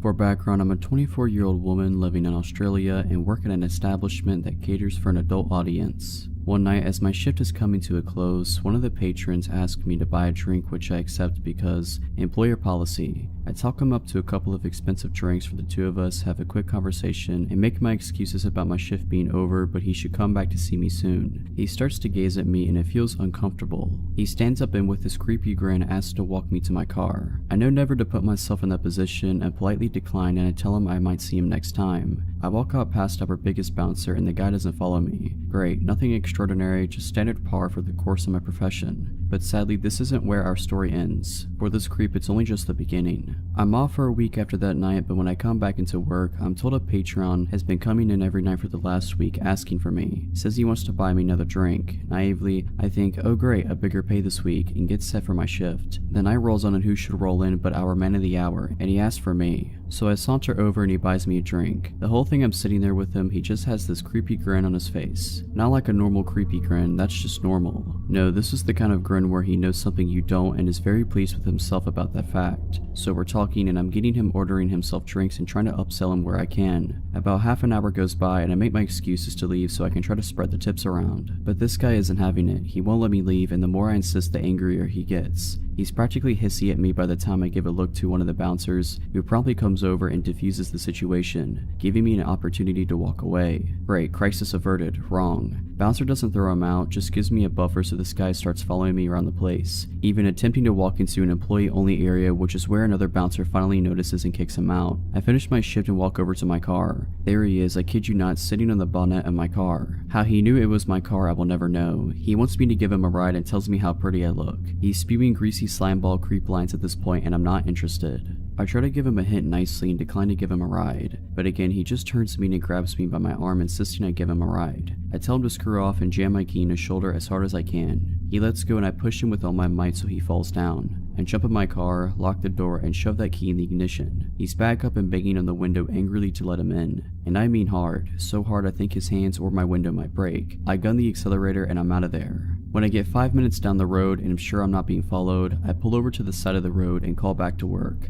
I tell them what's happened and alert them that the other girls need to be careful leaving tonight. As I hang up the phone, I break into tears. I eventually compose myself, pull back onto the road and head home. I cry myself to sleep. Next morning, word has gotten around and owner calls me to make sure I'm okay. I assure him I am, but he insists I take some time off in case this creep comes back. He wants to put some distance between us. Makes sense. A week goes by, then 2, he's coming in every night asking about me and being told I quit and don't work there anymore. I lie to get him to stop coming in, you know, but he just keeps coming in and asking, clearly not buying it, and then suddenly 2.5 weeks in, he stops. Great, I am really needing money at this point, so I'm happy to be able to go back to work the following week. Time goes on and everything seems to go back to normal. Same old chances, but the good kind that leads to higher paychecks. Abusive guy doesn't come back in, I'm happy. I start being forgetful though. I think I leave a door closed when I leave the house, but it's open when I get back. Lights on or off, food left out, things ending up in different places than I remember putting them sometimes moments before. I'm losing it, but it's probably just the stress of everything that's gone down. One of my close friends who works with me reassures me that it's normal after being grabbed like that and it will pass. This keeps up for a month until one day I head out to work, get 15 minutes down the road and realize I forgot some clothes I'll need that night at work. I head back home only to find the lights in my front room on and the TV visible as on from the outside. I really am losing it. Good thing I came back, I guess. I head inside, grab my stuff, make sure to turn the TV off and the light out and head to the door. Suddenly I freeze. There standing blocking the door is the creep that grabbed me. I'm stunned, jaw dropped on the floor. Then after what seems like a lifetime of standing in silence staring at each other, him smiling, I scream what the, I'm screaming for him to get out and ask him what he's doing here, how he knows where I lived, all in one jumbled mouthful of confusion. He just stands there with that smile on his face while I'm loudly freaking out but stupidly not moving. I start gasping for air in a mixture of panic attack and bewilderment, then he decides to speak in my wake. The words ooze out of him and leave me chilled.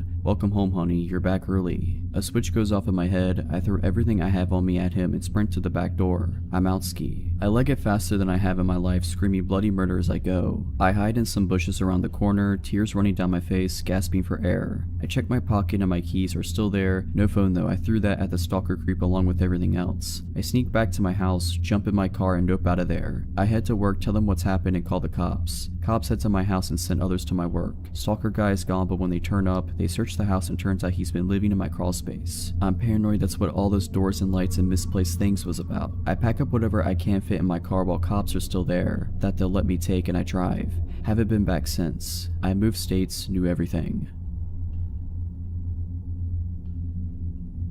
This happened around 2006, when I was in my mid-20s and my sister, the unfortunate main character in the story, had just turned 21. At the time, she and her boyfriend lived with my fiance and I. On weekends, we went out to one of the 2 bars that had karaoke, air hockey, etc. This particular night, we were at the bar further out from where we lived in the city, a good half an hour by car. Everyone was having drinks, socializing with people we knew. It was one of those places, lots of regulars, singing karaoke, nothing out of the ordinary really. Except that night my sister started hanging out with these 2 older ladies who had a liquor store in their purses, and were quite sharing, although I didn't know it at the time. As she tended to drink a lot more than me, that was a score for her. Less money spent on drinks, but she ended up far more hammered than usual. Towards the end of the night, around 1:45, she was really very drunk. The aforementioned fiance, my sister's boyfriend, and I were in a heated air hockey game, planning to leave as soon as it was over. She walked up to us and said she was going to smoke a cigarette outside. Nothing unusual, everyone did until we were done. About 5 minutes later, we paid our tab and walked out, but she was not on the porch area where smokers congregated. Okay, weird, but not alarming. We went out back of the bar to check for her, inside in the restroom in the large parking lot. It is notable that this particular bar was in a business park, so there were multiple businesses that were closed, as well as the Mexican restaurant next door that had just closed as well. We searched, asked everyone that knew us and those who didn't if they had seen her. No one had. I asked the workers from the restaurant that were sitting outside as well. They seemed nervous when telling me they hadn't seen her, but I didn't think on that much until later. By then I was in a full-on panic after trying to call her cell about 15 times only to have it go to voicemail. Being a bit inebriated myself, I started searching for her. Went as far as to take off my heels and start running down the highway searching for her, as honestly there had been times she would start walking home in the past, though never from this place as it was so far away from where we lived. The fiance and her boyfriend thought we should go to the house to see if she got someone to bring her home. Seemed unlikely but not unheard of. We get home and she's nowhere to be found. Just as we were about to head back and I was going to phone the police, I received a call from the PD on my phone. They indicated that they had my sister, that there had been an incident, and I needed to get down there. We rushed to the PD where we were taken into a room with my sister. Her face was red from obvious crying, and bruises were starting to show on her arms and chest. She said that when she told us she was going outside, she thought we said we were leaving then, so she walked to the car. After a few minutes, being drunk and tired, she sat down up against it to wait. A van pulled up and a young man was asking her directions to somewhere. She walked closer to try to explain when suddenly the back door flew open and 2 other men grabbed her and threw her in, taking off. They were rough with her, hitting her a few times while holding her down, saying they only wanted money. They snatched her purse from her, breaking the straps, and searched it, quite haphazardly as they didn't find the $30 she had in it. After driving around a bit speaking in Spanish, she couldn't understand they pulled out a gun, making sure she saw it and put a bandana around her eyes, telling her that they'd let her go. She was driven to some woods by a neighborhood she did not know. The door was opened and they pushed her out, telling her to run, that if she took the blindfold off or turned around, they'd shoot. She ran and ran. Eventually, she did take the blindfold off and came to the first door she saw, beating on it and screaming for help. The police were called, she was picked up, and now we are back to my being there, hearing what I feared had happened. Report filed, police did a search and did locate the bandana she ripped off, but as she was so intoxicated and terrified, she was not able to give a clear description of the van other than white older model or the 3 occupants other than young Hispanic men. The investigation turned up nothing as no cameras caught any of this. We even had detectives in our home who said, look, we need the truth. If you got drunk and just went home with someone and didn't want your boyfriend to find out, we will file charges against you. Aside from the bruises, broken person, or trauma, there was nothing concrete to go on. That was unpleasant. I am still fairly convinced someone at the restaurant knew something given their suspicious behaviors when I asked about her, but the police were never able to find that link. All said and done, the guys were never found. Eventually we just moved on, in different states. It's now just a story in our lives. It still makes me sick thinking of what could have happened, but thankfully it didn't. A little backstory, I was about 16 at the time, and I rode the public bus to and from school. This particular day, I had done some special effects makeup before the end of my classes, so I had fake blood running down my face and I couldn't be bothered to take it off before leaving school. Now I knew as I was boarding my bus, people would stare or ask questions, so I wasn't surprised when this man, who looked to be in his mid-30s, started asking about the makeup. The conversation was normal at first, just the usual, oh wow, did you do that yourself, kind of stuff. I answered the questions as normally as I would, and expected the conversation to be done and over with. But I was wrong. This man, he mentioned his name was Joe, started steering the conversation into strange territory, asking me if I had a boyfriend, to which I lied and said I did. He then proceeded to ask if my boyfriend liked the makeup and if I was on my way to see him now. I again lied and said he likes the makeup and yes, I was going to see him, trying to get Joe to believe someone was expecting me. The conversation died down for a bit until he said this, you know, you remind me a lot of my sister, he said with a grin. I just smiled in response, not really knowing what to say. After not hearing anything from me, Joe continued, my sister was kind of a jerk. She was always lying about me to her parents. I had fantasies about breaking her jaw. Now at this point I was terrified. My bus stop was still another 20 minutes away, and I just wanted to be out of that situation. Seeing that what he said made me uncomfortable, he switched the subject, telling me about where he worked and what he does there. I just nodded along to what he was saying, remaining silent the entire time. Closer to my bus stop, he says to me, why don't you come to my house? I have a freezer full of pizza and ice cream. Maybe we can hang out for a while. To which I politely declined, seeing my boyfriend was expecting me. Finally, I get to my bus stop and quickly get off the bus, speed walking all the way home, all the while calling a friend to inform them of what happened. Things were fine for a bit after that. I switched my bus route so I wouldn't run into him again. But one afternoon, I had to go to a store that was on my old route. I was nervous about getting on that bus again, but was happy when I didn't see Joe. I did my shopping, and as I was leaving the store, I saw Joe standing out by the door staring at me. The second I was out the doors, he walked over to me, a grin on his face, and wrapped his arms around me. I pulled away from him, telling him I was very busy and had to go. He then asked, well, what are you doing? I have time, I can tag along. I was very persistent, saying I really couldn't, I had to go, and I walked away, heading into a neighboring store that I knew would be busy. Sure enough, Joe followed. I ignored him as I made my way down a heavily populated makeup aisle, keeping my attention on some cheap lipsticks in the hopes he'd get the hint and leave me alone. I was wrong. Joe reached over my shoulder, grabbing a red lipstick as he leaned in close and whispered, this color would look gorgeous on you. I can't wait to see you wearing it. He then placed the lipstick in my basket and walked away, leaving the store. I remained in the store for about 20 minutes after he left, afraid to leave and make the walk home. After I mustered up the courage, I put the lipstick back, put away the basket, and called a friend to stay on the line with me until I made it home. Now I don't know if he followed me home or not, but I can say that after that day, the motion detector porch lights started coming on at night, and I started hearing knocks at my bedroom window.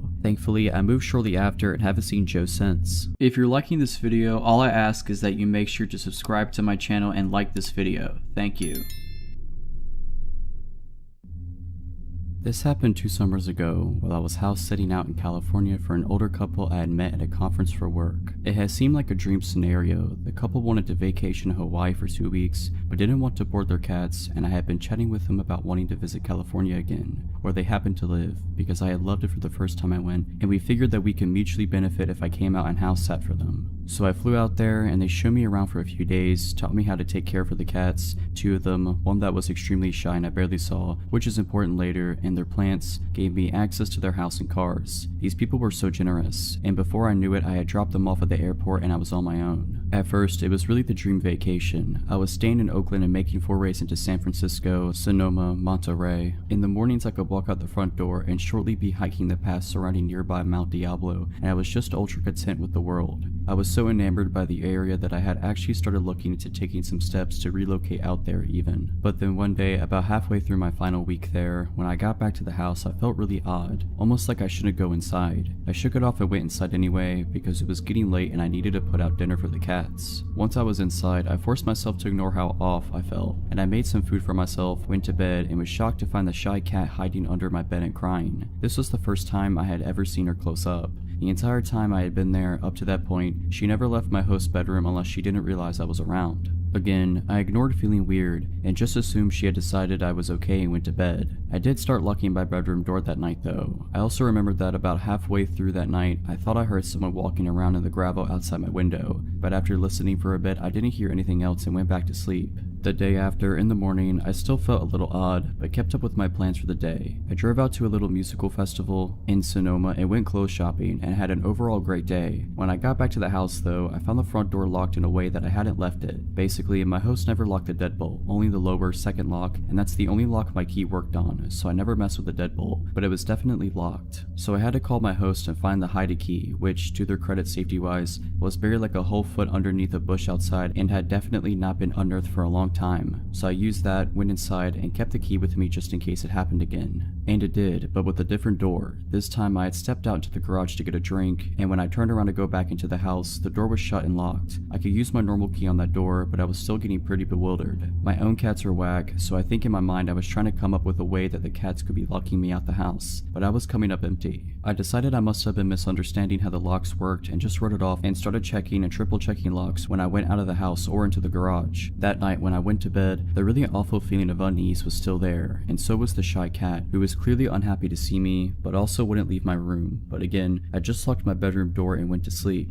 The next morning I felt awful, nausea, body ache. I had no desire to leave the house, so I decided to stay in and Netflix for a day. This vacation stay was like a full 2 weeks, so I didn't feel like I was in any hurry to get all the touristy things in anyways. But as the days went on, I started to feel that feeling of wrongness again, and it morphed into feeling incredibly watched. Around mid-afternoon, it got to the point that I was so uneasy that, even feeling awful, I decided to get out of the house for a bit to shake it off. I was getting a bit low on food, so I went to the grocery store and bought a couple food items that I didn't think would hurt my stomach, and then I left. When I got to my car, I started crying and my entire body was telling me not to drive back to the house. I couldn't not though, because I didn't want to neglect the cats, so I drove back, parked in the driveway, and convinced myself after about half an hour to just go open the front door. Once I did that, I thought I would get over it and would be able to go in and at least feed the cats, and then maybe I'd go get a hotel room after, but my body physically would not let me inside. It was like I was stuck in the entryway. I then made a deal with myself. I would yell into the house saying I had already called the police and that they were on their way. In panic logic, I figured that would make anyone in the house leave, so I faced the inside of the house, looking down the hallway towards the bedrooms, and I did just that. The second I had finished saying, "They're almost here, so if you want to avoid being arrested, you need to leave now," the light in my host room turned on and I heard some banging. I immediately hightailed it back to the car, called the police for real, and proceeded to have a mental breakdown while talking to the dispatcher. Once they got there, they checked the house and didn't find anyone. The double doors in my host's bedroom were left wide open. I'm so glad the cats didn't get out, and there was a pile of food wrappers in the corner behind the blinds, so they said it looked like someone had been there. What makes it so scary to me is that nothing was taken, and that based on the shape of the house, that would have been the perfect vantage point to see me in the living room as I stayed home sick. To explain this, the house was in an L shape, and from the windows into the garden that were in my host's bedroom, you could see into the living room windows. Also, the minute the police were gone, they said they couldn't prove anyone was there were no signs of forced entry, and we couldn't get a hold of my host immediately to verify if anything had been taken, etc., which once they were back, they verified that nothing had been taken, so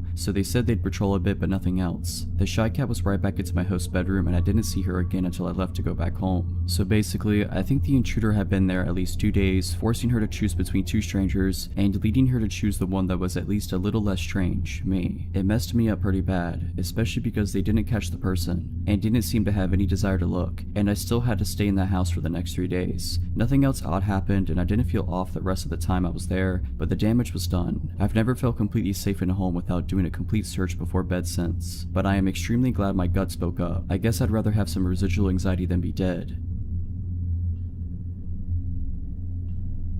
So about 5 years ago, I, male 26 years old, set out to travel the world. Being straight out of college had left me dead, ever more desperate for any job I was overqualified for and generally depressed. I felt isolated and alone in my small town in Washington and found the only way to get out, travel. My high school buddy suggested I look into COMPILATIon and volunteering as a way to travel cheap, and so I did. The way it works is quite simple. You work for around 25 hours a week on some farm for food and housing. The draw is that since the community of cheap travelers is quite big, it is a great way to meet new people, get outside of your comfort zone and just let yourself live and figure life out. Fast forward 8 months and I'm a seasoned cow patty shoveler. I started out in Washington, Oregon and went south to California. There, I was able to save some money I was paid under the table for some extra work and was now faced with a decision, where to go in the world. The excitement of being able to purchase a ticket to almost anywhere in the world got the best of me, and on the advice of my volunteering partner, I chose it at random. I went to a randomizer website and clicked the country button, Georgia, the country of Georgia. To say I didn't know anything about it was an understatement, but the fear of the unknown made it exciting and exotic somehow, and so I did it. I purchased a ticket and started browsing for a farm that could host me. There were a few options, and most were remote and hadn't even had an internet connection. I messaged every single one because few ever respond, and got a response from one farm on top of a mountain. The pictures showed a traditional Georgian stone house with a large garden out in the back, a family with several cheerful children, grandparents having dinner, animals. It seemed warm and inviting. The description was written in good English, and the requirements for work seemed reasonable. I was excited. After I flew into Tbilisi, the capital, I followed the instructions that they have sent to locate the farm, which wasn't an easy task. Few in Georgia speak English, the roads are screwed since few have been maintained since the fall of the Soviet Union, and the country is generally poor. It took me around 20 hours of Soviet buses and taxis, weird serpentine roads and paths to get to the desired blue pin on my map.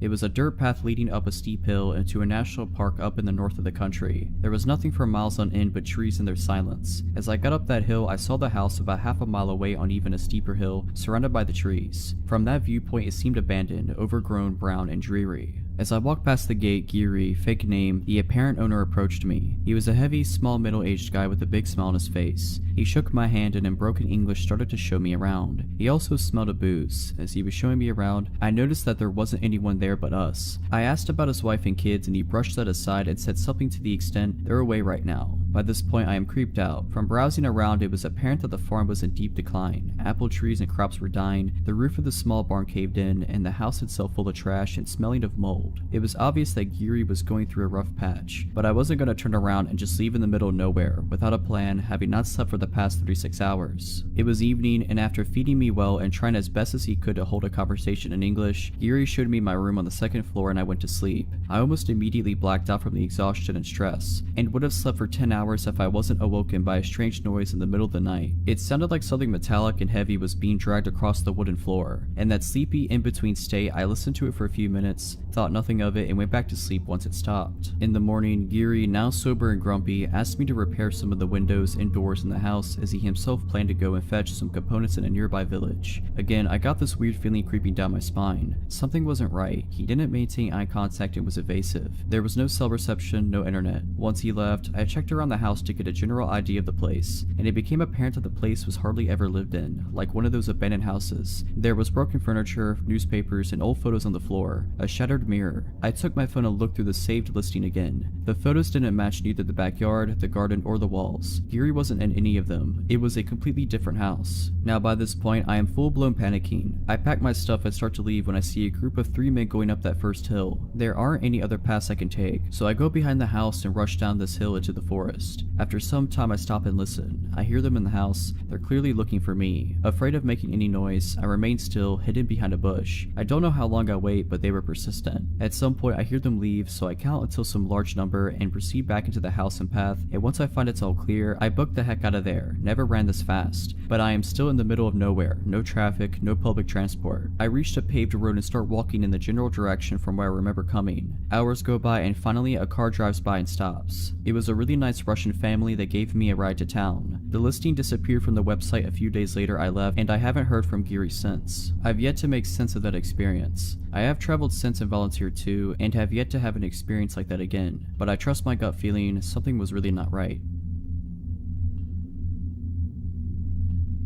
More than a few years ago, I was working as a burlesque entertainer in a gentleman's club. It was idly sitting at the end of the bar one night when a couple came in. Not unusual. I had no contact with them and thought nothing of their being there until later. A few days after that night, the doorman handed me a piece of paper that had 2 names and phone numbers written on it, Laura and Richard. I was supposed to call one of them, so I called Laura, who told me they had been the couple who'd been at the bar the other night, and they noticed me and thought I'd be perfect for a part in a movie Richard was producing. Would I be up for a meeting? Of course I would, who wouldn't? I was told Richard would pick me up the next night at 7 and to wear something wild. 7 o'clock came the next evening and I was ready in a white lace dress with ostrich feather trim when Richard showed up outside my building, so I went down, introduced myself, and got in the car. We agreed to go to a local bar I knew well for the meeting, but first we had to go back to his place so he could pick up some contracts he'd forgotten, so off we went. He went in the house and came back out with a few manila envelopes and an open bottle of beer, a brand that I didn't drink. Plus, it's against the law to drink alcohol in a vehicle here, so I stuck the beer into the window well of his Jeep and we went to the bar. At the bar, he showed me what were supposedly scripts from this movie he was producing. In some contracts, it looked pretty legit. Richard was very nice and I was interested. I had made some plans to go out later with my soon-to-be boyfriend, so I excused myself to go call him on the bar's payphone, and took my Corona that I'd ordered at the bar with me to the bank of phones. As a dancer, I'd been taught by the other older girls to never let your drink out of sight. My boyfriend wanted to get going to another club, so I went back to the table where Richard was and told him I had to go. He didn't like that and tried a few different things to get me to go to the movie set with him, saying I could meet Mickey Rourke and check out the set, but all I really wanted to do was meet my boyfriend, so I declined, took Richard's card, and left. I never heard from Richard again, but a couple of months later, the police came around to the bar I was working at. They had 2 big books of mugshots and a stack of Polaroids with them, and they wanted to talk to all of us about a predator couple who had been setting up meetings with dancers by saying they were in the film industry, then drugging them. They showed me the 2 mugshot books and asked if I saw anyone I recognized in the pictures, and I immediately identified Richard and Laura. They then showed me the Polaroids, which were trophy pictures of the couple in the act of attacking the poor drug girls, and asked if I knew any of the victims and where they might find them, in order to talk to the girls. I only knew a couple of women in the photographs, but there were a lot that this had happened to.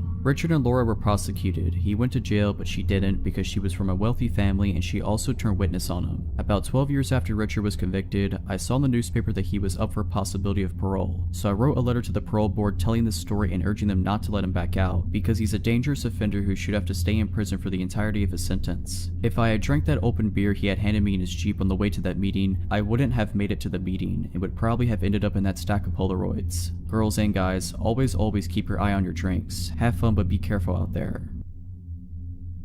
So this happened about 1.5 years ago. I moved to Los Angeles 3 years ago. First time living on my own and I love it. Even with everything that happened, I still love living here. So I'm a smoker, on average about 3 to 4 cigarettes a day. So thankfully I'm only at a pack, like every 5 or 6 days, whatever. Math isn't my strong suit. Anyway, I live in a non-smoking building, so I have to step outside when I want to smoke. The first time I saw this guy, he was outside my building, sitting next to a dumpster. No big deal, probably just another neighbor I hadn't met. His name is Oz. The first time I saw Oz, I was having a cigarette outside, and he just glanced over at me every once in a while, but that's it. 2 days later, it's like 11:30 p.m. and I'm heading downstairs to smoke. I look at the lobby of the building and see someone underneath a blanket behind some chairs. I see a cord going behind the blanket bulge, so I immediately assume someone's in the doghouse for the night and charging their phone. I have my smoke, head back upstairs, and go to sleep.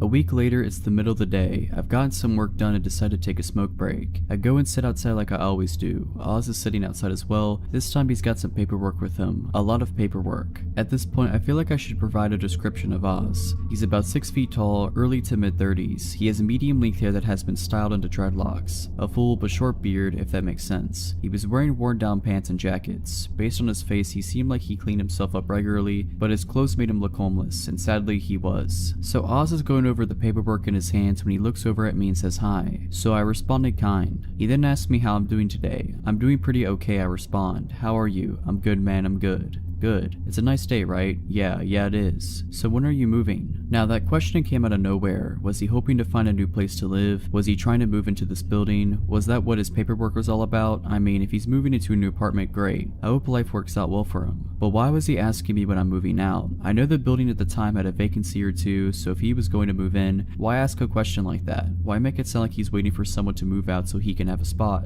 My brain asked all those questions in less than a second of Oz asking me that. After a couple seconds of being stunned by Oz's question, I just said, I'm not moving anytime soon, man. My cigarette was over by then, so it was time for me to go to my apartment. Another week later, I go see a friend stand-up set, and when I get back to my apartment at like 10 p.m., I see 2 police SUVs outside my building with lights on. I go inside because if there are 2 police vehicles already there, I can't do anything, so might as well stay out of the way. The cops are talking to one of my downstairs neighbors, and I can't catch anything they're talking about. 2 days later, notices have been put up next to the mailboxes that say, this man is not allowed in this building, and it has a photo of Oz. Turns out the blanket bulge I saw was actually Oz, when he somehow managed to get inside the building and sleep in the lobby with an electric blanket. A couple of months go by and I don't see Oz. I honestly forgot about him by that point. When finally one day, Oz is there again, sitting outside the building with somehow even more paperwork. This time when he sees me, he's almost immediately hostile. So when are you getting out of here? What? I want my apartment back, man. I don't know what you're talking about. You stole my apartment and I want it back.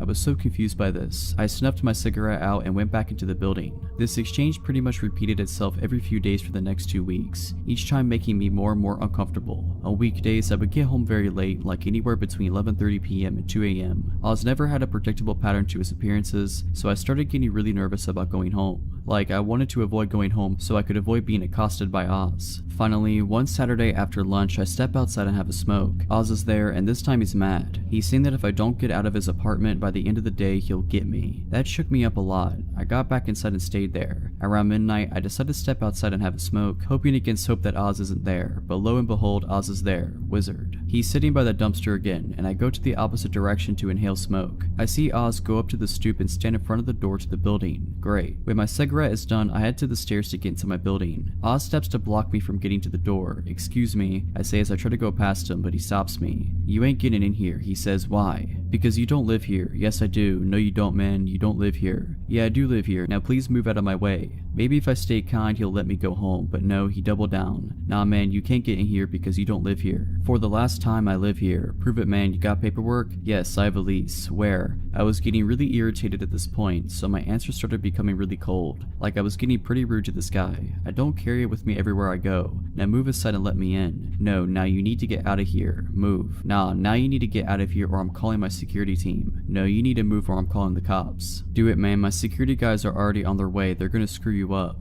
At this point, I was already stepping away from the door and pulling out my phone. I called the non-emergency number because in the moment I didn't feel threatened by Oz, but I should have called regular dispatch instead of non-emergency. Cops got there about half an hour later and Oz was still there. The cops came and got out of their car. One cop was holstering their nightstick and dropped it on the ground, then holstered it properly. The 2 cops that showed up separated and talked to Oz and I separately. I tell my cop that I was just trying to get back into my building. He's blocking me. He's been harassing me lately saying I need to move out. Oz, however, had a very different story. He claimed that I stole his apartment from him, stole his credit cards, and stole his insurance payouts. The apartment he claimed I stole from him isn't the apartment I live in. The cherry on top of this lack of a sundae is the part where he accused me of throwing dog water on him. An actual water bottle filled with a mixture of dog spit and water. That's the guess I have as to what dog water is. First he claimed I threw it up at him while I was standing on the sidewalk and he was on the stoop. Then he claimed I was on the fire escape above him and literally poured the water on him from above. Thankfully the cops knew immediately that this was a lie, but because I guess no actual crime had been committed, all they could do was tell Oz to go away. He was not happy about it, but he did. I hoped that Oz would not come back after that, but sadly I was wrong. Oz did come back just one last time. A few days later, it's the middle of the day and I'm walking downstairs to inhale fire. As I step outside, I see 2 cops, Oz and one of my downstairs neighbors. Oz and my neighbor are separated and giving statements to the cops. When my neighbor is done, his name is John. I go up to him and ask him what happened. John then shows me his elbows, both scraped up and lightly bleeding. One of his knees is also lightly cut up. Oz also had a couple of bruises and light cuts on him. John tells me that as he was trying to enter the building earlier, Oz was standing right outside and tried to force his way in. John stopped him and tried to tell him to leave. The 2 got into a small fight and the cops were called. I decide to sit outside with John while everything is being figured out and while John is waiting for his wife, a nurse, to get home and look him over. The manager of the building is called and helps the cops to look at the security camera footage for the front of the building. After looking at it for about 10 minutes, the cops and manager return. Sadly, the fight took place outside of view of the cameras, so it became a case of he said, so all the cops can do is tell Oz to leave once again. Since then, I have not seen Oz anywhere near my building, and a sign has been put up outside the building stating, "This building is not open to the public, no unauthorized entry," which is both comforting and disconcerting. This event took place quite a few years ago, so unfortunately I don't remember everything that happened, but I remember nearly all of it. Anyways, this happened when I was around 4 to 5 years old and on Easter Sunday. My family always gathers at my grandmother's house to celebrate holidays, birthdays, etc. So as we do every holiday, my mother and I started our hour-long trip to her house. My mother prefers to live away from all the city commotion, which explains the long drive. We were probably around 20 minutes away from our destination when my mom noticed that we were a little low on gas, so we pulled into this old, almost rustic looking gas station with just a handful of customers inside. It was red and white with a few festive decorations outside and lots of Easter stickers on the 2 large glass windows that were on either side of the door. My mom, having taught me not to talk to strangers nor open the doors for anyone but her, trusted me enough to leave me in the car alone as she went inside briefly to pay for gas. She told me she would be right back before going into the gas station. It felt nice that day, so the windows in the car were down so we could feel the breeze while driving instead of the AC. While I was waiting on my mom, I remember adjusting the colorful paper clippings in my Easter basket next to me, then looking out of the backseat window. When I looked over, I saw a tall, older man, maybe around 30 or 40 years old, approaching my window. He crouched down slightly and looked at me. "Hi there, what's your name?" I remember him saying. At this moment, I remembered that I wasn't supposed to talk to strangers, so I told the man that my mom says I shouldn't speak to strangers. He then replied with, "Well, we could be friends then. My name's Charlie, and now that you know, I guess I'm not a stranger now, huh?" At the time, I thought he was right. In my mind, I thought, since a stranger is someone you don't know, this man wasn't a stranger anymore because I knew his name. The man and I had a short conversation that I don't quite remember. All I remember is him telling me that I had a nice Easter basket. At this point, I started to get a sick feeling in my stomach, but being a child, of course, I didn't know why. My mom then walked out of the gas station and noticed the man immediately and began approaching the car quickly, asking the man what he thinks he's doing. The man seems to panic and he pulls my door handle violently. He quickly realized that it was locked, thankfully, and proceeded to reach into my window and grab me by one of my wrists and attempt to pull me out. This obviously scared me a lot, causing me to panic and pull him against on instinct. This caused him to let go and take off running. My mom quickly ran to the car and I unlocked the doors. She grabbed me and pulled me into an almost painful bear hug, then inspecting me closely, repeatedly asking if I was okay. I ended up with a slight bruise/redness on my arm where he grabbed me, but other than that I was just shaken up. The reality of what had just happened set in at this moment, and I remember just crying and holding onto my mom right after I said I was okay. I don't remember anything after this point, but I recently asked my mom about it and she said that she called the police immediately after. To this day, my mom still says that this was the most frightening moment of her life and claims that if she had gotten there any later and came back to an empty car, she wouldn't have been able to live with herself. I am a female and now 23. This happened around the time that I was 15 years old. Around this time it was my sophomore year in high school, so little backstory to help understand the story I'm about to tell. I was involved in my high school color guard. We are a part of band except we don't play instruments. We would spin colorful flags. We also use rifles and sabers in our performances. Around this time it was the fall and we were practicing our show, doing a lot of reruns to try and perfect it before our usual competitions. Normally practice would start at 4 and end almost at 9. Side note, I didn't live close to my high school like most people that went there. The drive would take at least 15 minutes max. Walking from my house to school would take an hour and taking the bus would take 45 minutes. My brother at this time worked late hours and my parents didn't get off of work until midnight, so my next best choice was the bus. The neighborhood wasn't the worst, but it also wasn't safe to be walking home at night. So on this night, I was saying goodbye to my friends and not wanting to bug them for a ride, I walked to my bus stop. I had my cell phone and started scrolling through Facebook. I would occasionally glance up and look at my surroundings. I noticed a car slowing down in front of my bus stop, but it immediately signaled to make a turn to my left. I didn't think much about it since there are houses behind that bus stop. It wasn't weird until I noticed this car doing that again and then again and again. I found this odd. It wasn't until he had basically passed by me for the 7th time that he finally parked on the curb by my bus stop. That's when I got a good look at him and that I took in his appearance. This happened a couple of years ago, so my memory isn't great, but I do remember he was Hispanic and reminded me a bit of an uncle of a friend of mine. He spoke his first words to me that sent me panicking. To translate what he said to me in Spanish, it was basically him saying, "Hey, come over here. Do you need a ride? Hop in, I'll take you." He kept saying that for a good 5 minutes and then suddenly drove off. I then let out a breath I didn't know I was holding in. I was trying to calm myself down and tell myself it was over, but I knew it wasn't and I was right. His car showed back up, and the thing about my bus stop is that there is a house behind it, except before the house there is a good amount of space with just dirt. Cars can actually go in this space and I've seen it before. He parked behind my bus stop. At this moment I was already thinking about how to get out of the situation. I was frozen in place, not fight or flight but freezing. The worst thing to ever do. At this time this big guy was close by and was walking his pit bull on a leash. In my frozen state I knew this was my only chance if fought to get the words out. It was my only chance to save myself, and I'm so glad I spoke out. "Excuse me, could you please stay with me? That man in the car right there won't leave me alone. I'm very scared. Please stand by my side." My words choked up and I was shaking at this point. The guy was kind-hearted and agreed. He stared down the man who at this point had his window up and began reversing. He drove off and the guy stayed with me till my bus came. At this time it was 9:59. I know that some of you might ask, why didn't you go back to your high school? Well, at this point no one was really there. Mostly everyone had been picked up. I had a cell phone, but no one was going to be able to pick me up. This was my only transportation, and that time I didn't know about Lyft or Uber. I'm not even sure if it was a thing back then. Overall, I'm just happy to have been saved by that kind-hearted guy. Because of him, I am here and able to share this story of mine. I'm still shaken up at the memory of it because of the scare it gave me. After that incident, I asked for a ride for the remaining of that season. Sometimes, even when you don't want to bug people with rides, it doesn't hurt to ask. It's better to be that annoying person than finding yourself in my situation. Stay safe when taking the bus at night. I work evenings as a dispatcher in a medium-sized Midwestern city. I was driving home at 2 a.m. when I stopped for gas. In retrospect, it was stupid to have stopped at all. The gas station was poorly lit and completely empty of any other customers, but I knew the shady areas of town and this was not usually one of them. As I was pumping gas, I noticed a middle-aged woman sitting on the curb across the parking lot. It was a cold night and had just started raining. The woman was not wearing weather-appropriate clothing, so she was drenched. When the woman saw that I was watching her, she called out to me from across the parking lot. My second of many stupid decisions that night was choosing to engage with her. I was worried for her, so I approached her to see what sort of help I could offer. "Hi beautiful, I'm just trying to get home, but no one will help me," she said. "I'm trying to get to City A, but the cab ride is $60 and I only have $40. Can you help me?" I don't usually give money to panhandlers, but this woman seemed genuine. The weather was terrible and my job centers around helping people, so I agreed. I told her I didn't have any cash, but if she would come with me inside, I'd take some money out of the ATM and give her a few dollars. But the ATM wasn't working. I apologized and told her there was nothing else I could do for her. She followed me back outside, idly chatting with me as I opened my driver's door to get in, and then she got in my car. I was too shocked to really say anything. I sat staring at her as she buckled herself into the passenger seat. As soon as she got into my car, her demeanor changed entirely. She no longer seemed forlorn, as much as she did extremely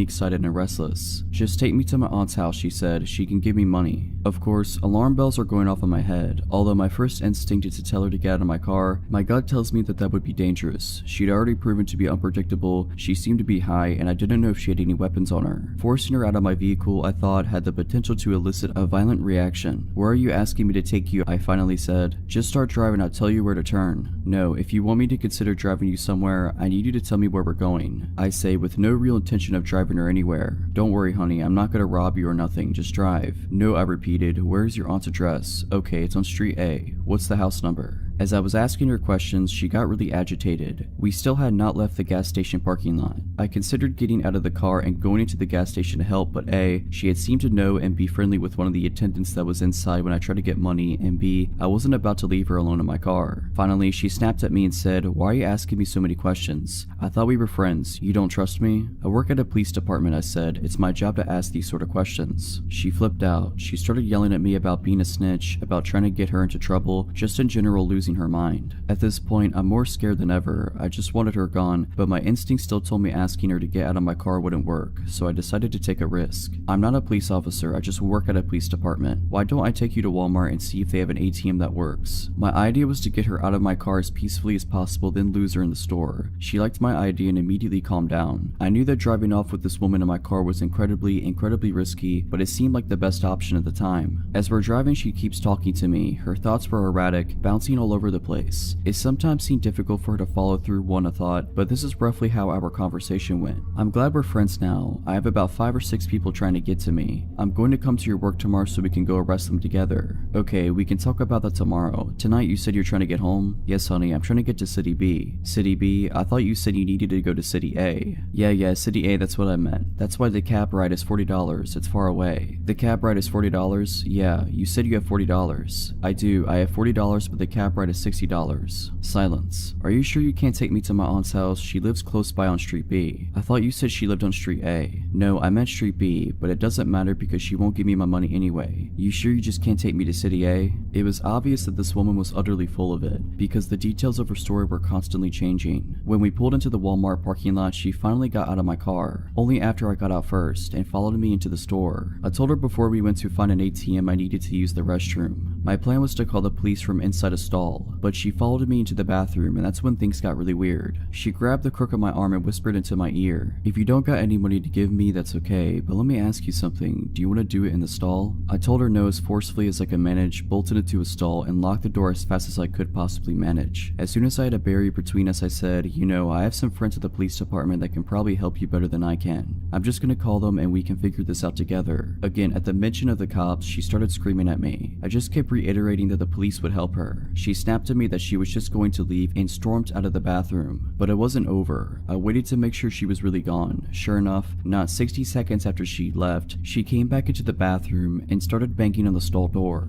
And she said something that scared me more than anything else. "Hey, come back to your car with me. I left my beer in your car." I blatantly tell her that no. I saw her get into my car and she had absolutely nothing with her other than the clothes on her back. After that, she left the bathroom again and didn't come back. I waited a good 5 minutes before exiting the bathroom. I immediately found a manager who called the police for me. Thankfully, I was in a different police jurisdiction from the one I work in because I was mortified at how entirely stupid I had been the whole night and would have died of embarrassment if any of my coworkers had responded. The officer that responded took my statement and advised me to be more careful in the future. He said that sometimes panhandlers turn violent, and that just recently there had been a report of a woman who matched my description assaulting a good Samaritan that had stopped to try to help her. I definitely learned a lesson on stranger danger, and I'm lucky to have come out not harmed. I'm glad my stupidity didn't kill me. This happened a few years ago when I was around 20 or so. I was hanging out with my buddy Matt at my apartment, located in the downtown area of a medium-sized Midwestern city. We were drinking whiskey, watching comedies, playing tunes, etc. He mentions that he has a close friend, Emily, who used to live in my apartment building with her mother. She now lives across the street from me, and he thought it would be a swell idea if we met because apparently we are very similar and I was single at that point in my life. He rings her cell and tells her to come by my place. She arrived at my apartment and I instantly became fond of her. She was hilarious, very pretty, and a musician just like me. She was around 30 or 10 years older than me. My friend Matt was 35. I've always had friends that are much older for some reason. We played songs together and laughed hysterically for hours. Matt decided to go home, leaving us two alone. We chilled for a while longer, ended up making out, and I got all of her contact info before she told me she's going home and that we should meet up soon. Over the next few weeks, we developed a strong relationship, and we hang out almost daily. I would throw some pajamas on and walk across the street and we'd get wasted and watch movies. It was awesome. After arriving home from my 10-day trip to New York City, things got really weird. The day I returned, she asked if she could come over, so I unpacked my stuff and then told her to stop by. She rings the buzzer, takes the elevator 7 floors up to my apartment, and lets herself in. I was talking nonstop about all of the awesome things I did and people I met in New York City, and I could immediately tell she didn't want to hear any of it. She would change the subject every time I brought it up, and eventually she said, "Can you stop talking about New York? I really don't care." I was surprised to hear her speak like this. The Emily I had been getting to know was not like this. She was caring and passionate and an amazing person, so I thought. Fast forward to a few nights later. I had just gotten home from a working 12-hour shift and I collapsed in my bed, ready to pass out for the night. It's about 9 p.m. and I get a text from Emily that says, "Hey, what's up?" I don't feel much like replying at that moment. I am too exhausted and our last hangout was too weird for me to comprehend, so I am still trying to decide how to deal with that. I plug my phone into my charger, turn the lights off, and fall asleep. Bang, bang, bang. I wake up to somebody pounding on my door and screaming at the top of their lungs. "Open the door, let me in now." My entire apartment reeks like cigarette smoke. I grab my phone from beside my bed, my heart beating a million miles per hour. 27 missed phone calls, a bunch of text messages, all from Emily. I scan through the text while she's still at the door screaming, trying to break my door down. The most recent text from her is a long one claiming I'm a bad person for not responding to her text earlier, and that she's coming over to beat me up. for not doing so. She still had a key to the building still from when she used to live there. I get out of bed and nearly having a panic attack and try to decide what my next move should be. Should I open the door and calm her? Should I call the police? Should I just ignore her? I decide to open the door. She begins wailing on me, swinging her arms trying to hit me. She was smoking a cigarette and there were 3 cigarette butts on the ground next to her. Smoking indoors was prohibited in my apartment building. She was very obviously on some sort of drug. She kept screaming at me, telling me how awful I am for not responding to her text message, slurring her speech and losing her balance. I was somehow able to calm her down and I took her to the roof of the apartment building, which had a pretty nice little enclosed picnic table area. We sat beside one another. She was quiet now finally. She kept asking me how I could be such a jerk and that I need to explain myself. The look in her eyes was pure evil as she spoke to me in a calm demeanor now. I said to her, "Emily, I don't ever want to speak to you again after tonight. This whole scenario is absolutely insane. You need help. Let me walk you home." I take her home and return to my apartment to attempt sleeping, at which I do not succeed. A couple of days later, I return home from work and there is an envelope taped to my door. I open it and it's a handwritten letter from Emily apologizing and saying that I'm a beautiful human who doesn't deserve an evil person like her in their life. There was a literal candy bar attached to the envelope, one that I had never heard of that she always told me I needed to try. I never spoke to her again. From what Matt tells me, which, by the way, he always knew she was a problematic person, she's a heavy user of crack now and is working as a food runner in a restaurant nearby. This happened on Saturday. My girlfriend, Tess, my puppy, Jack, and I are all getting ready for a road trip. We're planning on meeting some friends at their house and then starting the trip from there. On our way to their house around 11 a.m., a white car with all tinted windows cuts us off and brake checks us close enough that I had to slam the brakes and swerve to avoid an accident. In the immediate fury, I honked and flipped the driver off. I wish I hadn't done this. Immediately, the driver rolls down his window and waves his hand over. He slows down to go back to the other lane so that our cars are parallel to one another. The driver is gesturing wildly and yelling at us while we continue driving down the avenue. I proceed to make gestures to calm down and then try to ignore him and continue driving. He continues driving next to us. Eventually, I try speeding up and he revs in front of me and tries brake checking me again. At this point, I swerve to the other lane and he again slows down to match my vehicle speed. He is still gesturing and screaming while I try to ignore him. Suddenly, he reaches in his lap and I notice he is holding a glass bottle. He throws it and it shatters at the side of my vehicle. Tess is hysterical at this point and the pup had hidden under the passenger seat. I go into adrenaline mode and try turning into different streets as the chase ensues. He is following close behind when he throws another glass bottle that shatters against my back window. I tell Tess to call the police as we speed down a 2-lane street and up a hill. She calls 911 as I come to a stop at the light at the top of the hill. The guy chasing us slows down to a stop behind us. Suddenly, he hops out of his vehicle and in my rearview mirror I see him reach back into his car and grab something and puts it into his shorts. He begins walking towards the side of my car as the car in front of me drives away. I noped out of there, slammed the gas and turned into the next avenue.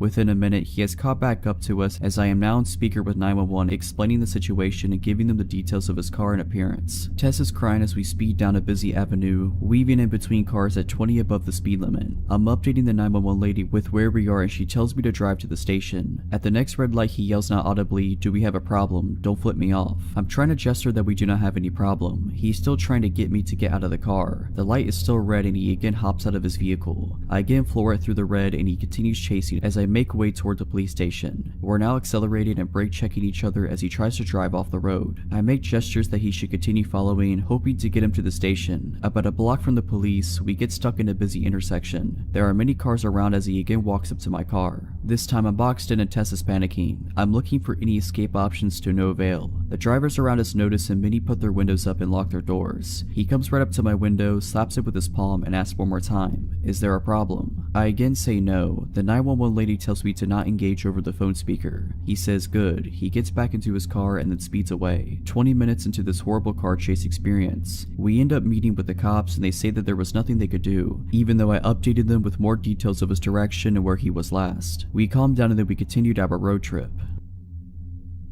So a 20-year-old female, lived in a shady apartment complex in an otherwise rich, suburban area for 3 years. This story is about a neighbor that I'll call Bob. A little backstory: me, 18 years old at the time, and my then 16-year-old sister used to babysit all the neighborhood kids. These kids considered us their friends, and it got to where they seemed to have a radar of when me and my sister went outside. They'd come out and talk to us, and we let them ride our skateboards and such in the parking lot. The kids were ages 8 to 13. So one day we were outside with them and we were joined by a stranger. He stood between us and our car, towering over us. He introduced himself and asked us to sign a petition he made up. We did, just being friendly, then he asked us how old we were. I thought maybe he was a fellow teenager that looked older or that he was just awkward, so I told him I was 18, and the very next question was if I wanted to go out with him. In front of my mom and the other kid's mom, I awkwardly declined, but he continued talking about how he thought me and my sister were in middle school. Also, he was 28. Eventually, he wandered away to ask someone else to sign his petition. A few days later, he knocked at our door after asking neighbor for the address. He had a bag of what he said was chicken and wanted us to go eat it with him at the park. We declined because we both had schoolwork to do. He walked away and he was mumbling about how antisocial everyone was. Later, we look out our window and see him playing baseball with two girls. He kept physically moving their arms to different positions even though they shrugged away from him. Next day, one of the kids runs up to me. I'll call her Maddie. She's 8. She's got a new pair of Heelys and wanted help with them. I was holding her hand and guiding her along when Bob appears and says he can help better. Maddie says no, but he insists. He pushed me aside and reaches for Maddie, holding her tightly around the upper chest area. Her grandma was there too and flips out. He wanders away. The next day, Maddie's freaking out, saying Bob was just sitting on her porch when she left for school that morning. Her parents found out, and as they walked outside, he let himself in, and they said he went to their kitchen to make orange chicken. We later found out another neighbor had a similar story. Another time, we were helping a family move. They have a 2-year-old son. The garages are in a triangle shaped to the road, almost a roundabout. There's a flat patch of grass behind them. Well, here comes Bob to help us. He criticized the way we packed things and didn't help until our neighbor politely asked him to leave. Well, he left the garage, but instead of leaving, he asked the 2-year-old if he wanted to play. The kid said no, and it made him mad. He picked up the kid to play, and the kid slapped him. He asked the kid if he wanted to go behind the garages to play ball, so I go with him and guide the kid to his mom. The climax of the story is when me and my sister went on a walk with our 17-year-old friend and her other friend. Maddie found us and wanted to come along, so we are starting our walk when Bob comes out. He sees our friend and asks how old she is and how much she weighs because she's so skinny. He asks where we're going. My friend tells him we're going for ice cream on a girls trip.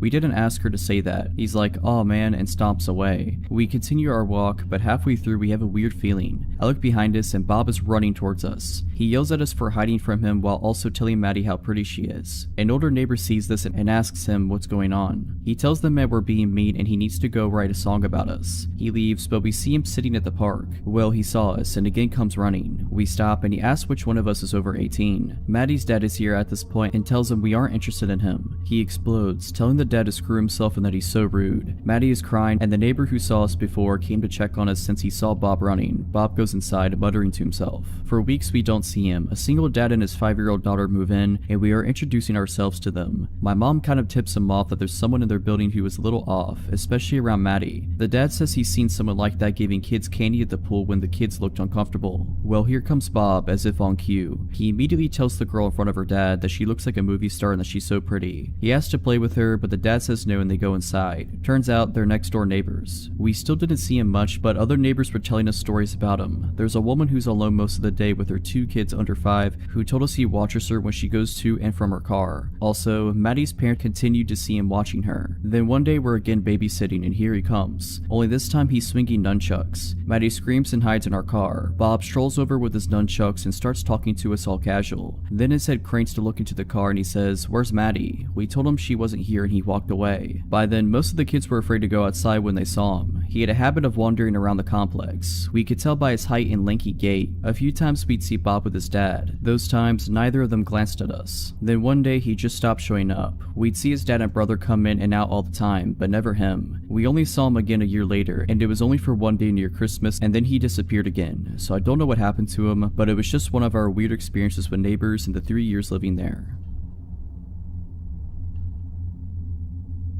On Friday afternoon, I got a call from my friend named Sarah asking if I wanted to meet her and another friend named Lisa at Dunkin' Donuts as we hadn't seen one another in a while. Dunkin' Donuts is a 15-minute walk from my house, so I decided I would walk. Besides, the weather was fine. I got to Dunkin' Donuts and found where Sarah and Lisa were sat, so I went to join them. As we were chatting, I noticed that my sister, Alina, was sat at a table in the corner of the room with her friend, Jess. For some context, my sister and her friend are both 18 years old. My sister still lives with my parents, whereas I live alone. Excuse excused myself from the table and went over to Alina and Jess's table. They were sat at a table with 3 seats, so I went to sit down and said hey. They both jumped a little bit but then looked more relieved than anything to see me. Immediately Alina whispered to me, "Don't look now, but the guy in the blue shirt, I think he's following Jess and I." I glanced over and saw the middle-aged man sat at a table facing away from us. He's passed our table a good 5 times in the past 20 minutes to go to the bathroom, but he walks slower as he passes us, she continued. I told them that they were most likely being paranoid and that there was nothing to worry about, but for their peace of mind I offered to leave with them so they wouldn't feel as worried. I walked back over to my table and explained the situation to Sarah and Lisa. Both of them laughed it off and assumed my sister to be paranoid. Literally about a minute later, I saw the man get up from his seat and walk towards the bathroom. My eyes followed him and sure enough he walked extremely slow past Alina and Jess. In fact, it was almost comical how obviously slow he became. Both Alina and Jess looked in my direction and I nodded to show that I had seen him walk slower. About 5 minutes later, I went into the toilets. On my way, I passed Alina and Jess and told them I was ready to leave whenever they were. They both agreed that they were ready to leave now. I told them that I was just going to go to the bathroom and that we could leave after I had done my business. Alina had come in her car, so she was going to give me a lift back. I went into the toilet stall, did said business, washed my hands. I was walking down the corridor back into the main eating area when Alina and Jess rushed into the corridor. I asked them what's up and they explained that another man had joined the strange creeper man and that the men were both pointing and staring at them, so they rightfully felt unsafe.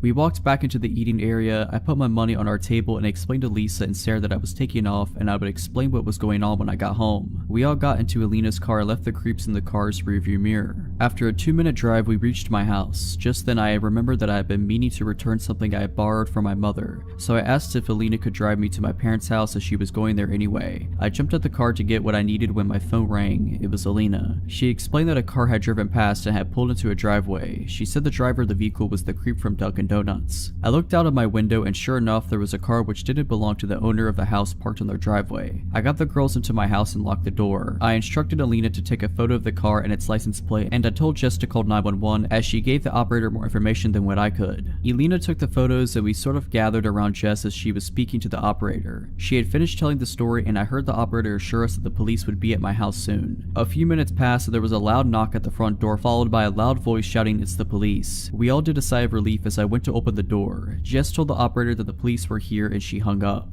I was in the process of unlocking the door when I thought to look through the spy hole at the top of the door. I peered through and it wasn't a police officer, it was the same guy. I froze in fear and I didn't know what to say. We didn't call the police. I managed to shout back to the man through the door. Alina and Jess were both confused as to why I said this. "We had a call, sir." The man shouted back, "You have the wrong address." I yelled back and informed the girls that it was the creep at the door and not a police officer. Both were rightfully shocked and extremely scared, as was I. I was about to tell Jess to call the police again until I heard the sirens. "Sir, you have to let me in." The man shouted again. This time I didn't answer. He was pounding on the door. His commands for me to let him in turned into begging and pleading. I heard the police car pull up and some commotion outside. An actual police officer knocked on the door and I let him in. Yes, I checked the spy hole first. The police officers took the man into custody while another police officer took Alina and Jess into the dining room for some brief questioning. I called my parents and Jess called hers. Both were here extremely quickly once we told them what had happened. The man was found with a kitchen knife on his person and some other weapons in his car. Who knows what could have happened if I hadn't looked through the spy hole first. Both my sister and her friend are fine, just shaken up after the whole incident.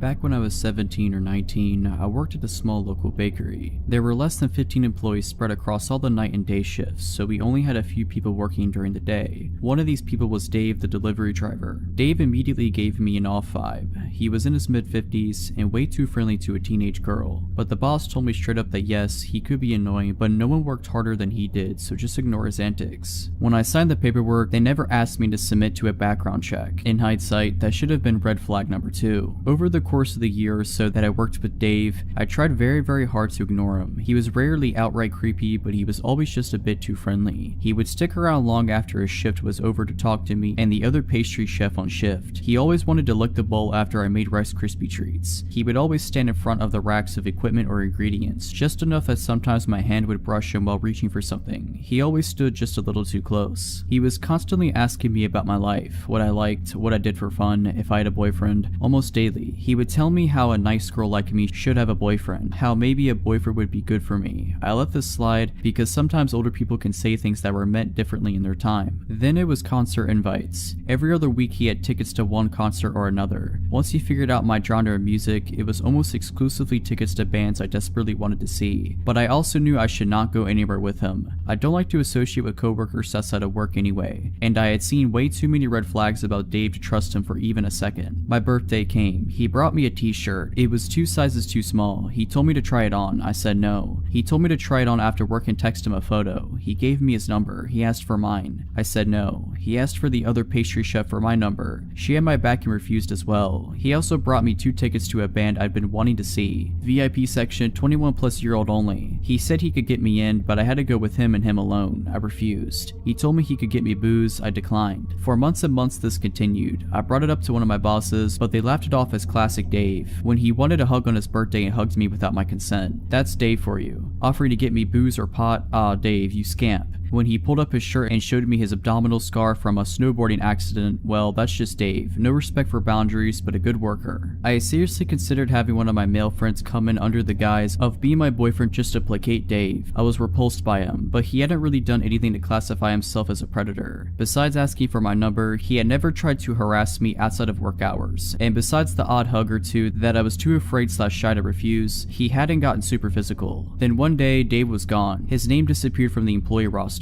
My boss asked to see me in the office. She informed me that Dave was no longer employed at their business. Dave had been fired. Dave was fired because Dave was a convicted offender. Davey here had 2 counts of assault and 1 count of kidnapping a minor from the mid-90s, about the time I was born actually. They had never background checked him, and when they contacted a friend at the police department, they found out that Dave had been lying on lots of paperwork, hiding the fact that he was a convicted felon and not notifying anyone when he moved. Once they brought this information to the police department's attention, they had a few more charges to add. They found out because apparently he had been stalking and harassing one of the clients he delivered to, showing up at her home when he should not have known where she lived. After his termination, Dave showed up to work one day. He had a weapon, but I never found out what he had. They told him to leave or the police would be called. He ended up leaving in handcuffs. I am so thankful I wasn't there that day. Another little tidbit, the police officer my bosses knew had been in the PD for a while and knew one of the officers who had arrested Dave in the 90s. That abdominal scar was from a run-in with the cops and he got injured trying to climb over a fence. That was a few years ago, but sometimes I still think about how badly things could have gotten had I gone to even one of those concerts with him.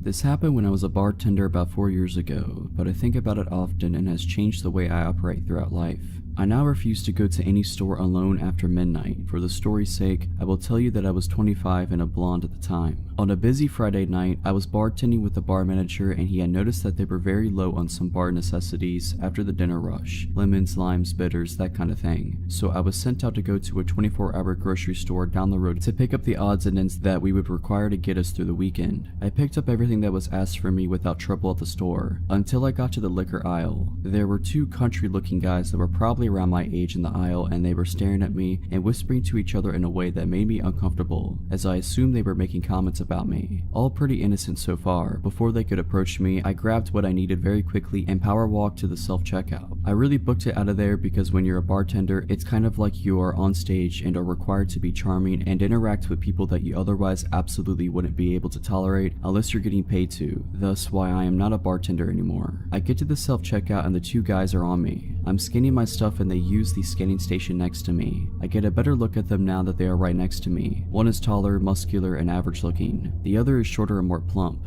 They both looked dirty and their eyes were completely bloodshot, not sure if they were high on something or had already been drinking for a while. They continued to stare at me and our eyes awkwardly met, so I did just a polite smile to them. The taller one starts trying to talk to me. Hey, looks like you're ready to party, huh? I replied with something like, yeah, something like that. It's not for me though. They walk closer to me and ignore their responsibility to scan their items. Oh, must be for your boyfriend, huh? I flash a polite smile again and roll my eyes slightly, like this is your hint that I'm not interested. The taller one continues to try to talk to me. You could come hang out with us tonight. We could show you a real good time if you know what I mean. I reply with, no thanks, I'm good. I have plans already. Well, the tall one starts to get upset that his moves aren't working like he hoped and starts using a more threatening tone and moves very close to me, like 2 inches away, but I ignore him, staying focused on the scanner. I don't think he had showered in a few days by the smell of him. He gets a little louder and says, I see how it is. You probably only screw doctors and rich men like that. You think you're too good for us. We can show you that you aren't. We can teach you a lesson. Now, I'm not sure in what what context he meant, but it definitely wasn't good. Still not looking at him, I turn away so my body is blocking his view of my purse, which I set on the scanner to grab my 4-inch pocket knife out and slide it up my jacket sleeve in case I need to protect myself, acting like I am searching for my wallet. I do this, however, in view of the self-scan worker standing at her podium and look at her with wide eyes, trying to communicate that I do not feel safe and I might need help.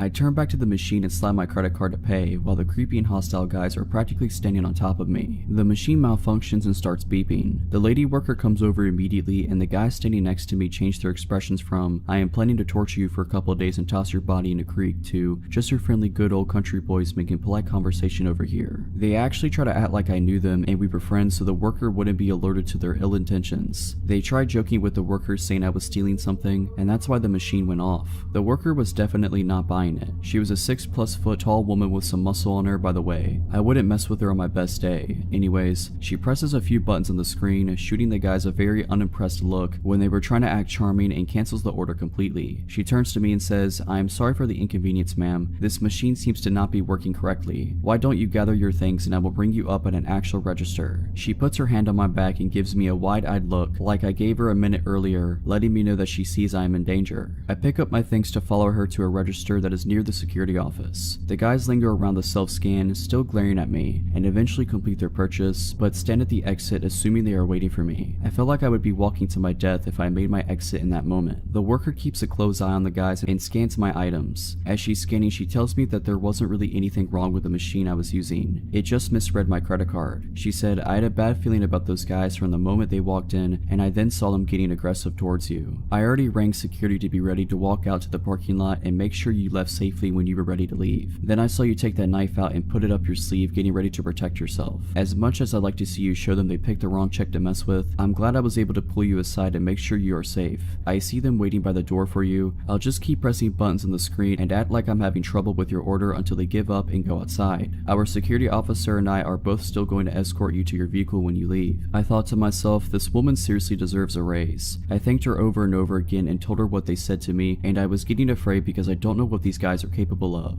As I'm talking to her, my bar manager calls me to see what's taking so long. I explained what was happening and he was obviously very concerned and ready to come up there himself. By the time I hang up, the guys had given up and walked out to the parking lot. The worker said to give it another few minutes because she had a feeling they may still be in the parking lot waiting for me to walk out and see which vehicle was mine so they could follow me. My instant thought was, no way, they have to be gone by now. I was wrong. The worker and security guard escort me out, and as it was after midnight, you can imagine how empty the parking lot was. Towards the back of the lot, there sat an old big pickup truck running with the lights on pointed towards the store. It was a huge parking lot, and it wouldn't have made sense for them to initially park like that, so I'm assuming they moved the truck to sit that way so they had a full view of when I exited the store to go to my vehicle. It was like being stalked by very hungry lions. When I unlocked my car and they saw that me, the worker, and the guard were looking directly at them and that I wasn't getting in my car until we watched them leave, they then peeled out of the parking lot. I mean, they seriously did a burnout to establish that they were pissed and trying to intimidate us or something. I thanked the worker and the guard over and over again, as I am certain they had just saved my life, or at least saved me from having to live with whatever those guys were planning on doing to me. I did write a long letter to the store manager and to their corporate location describing how their employees protected me and how grateful I was. I really hope that earned her a promotion, bonus, or raise. She didn't know me at all and was ready to protect me, which really isn't her job, but she did it anyways. Needless to say, I do not go late night shopping by myself anymore. Never will again.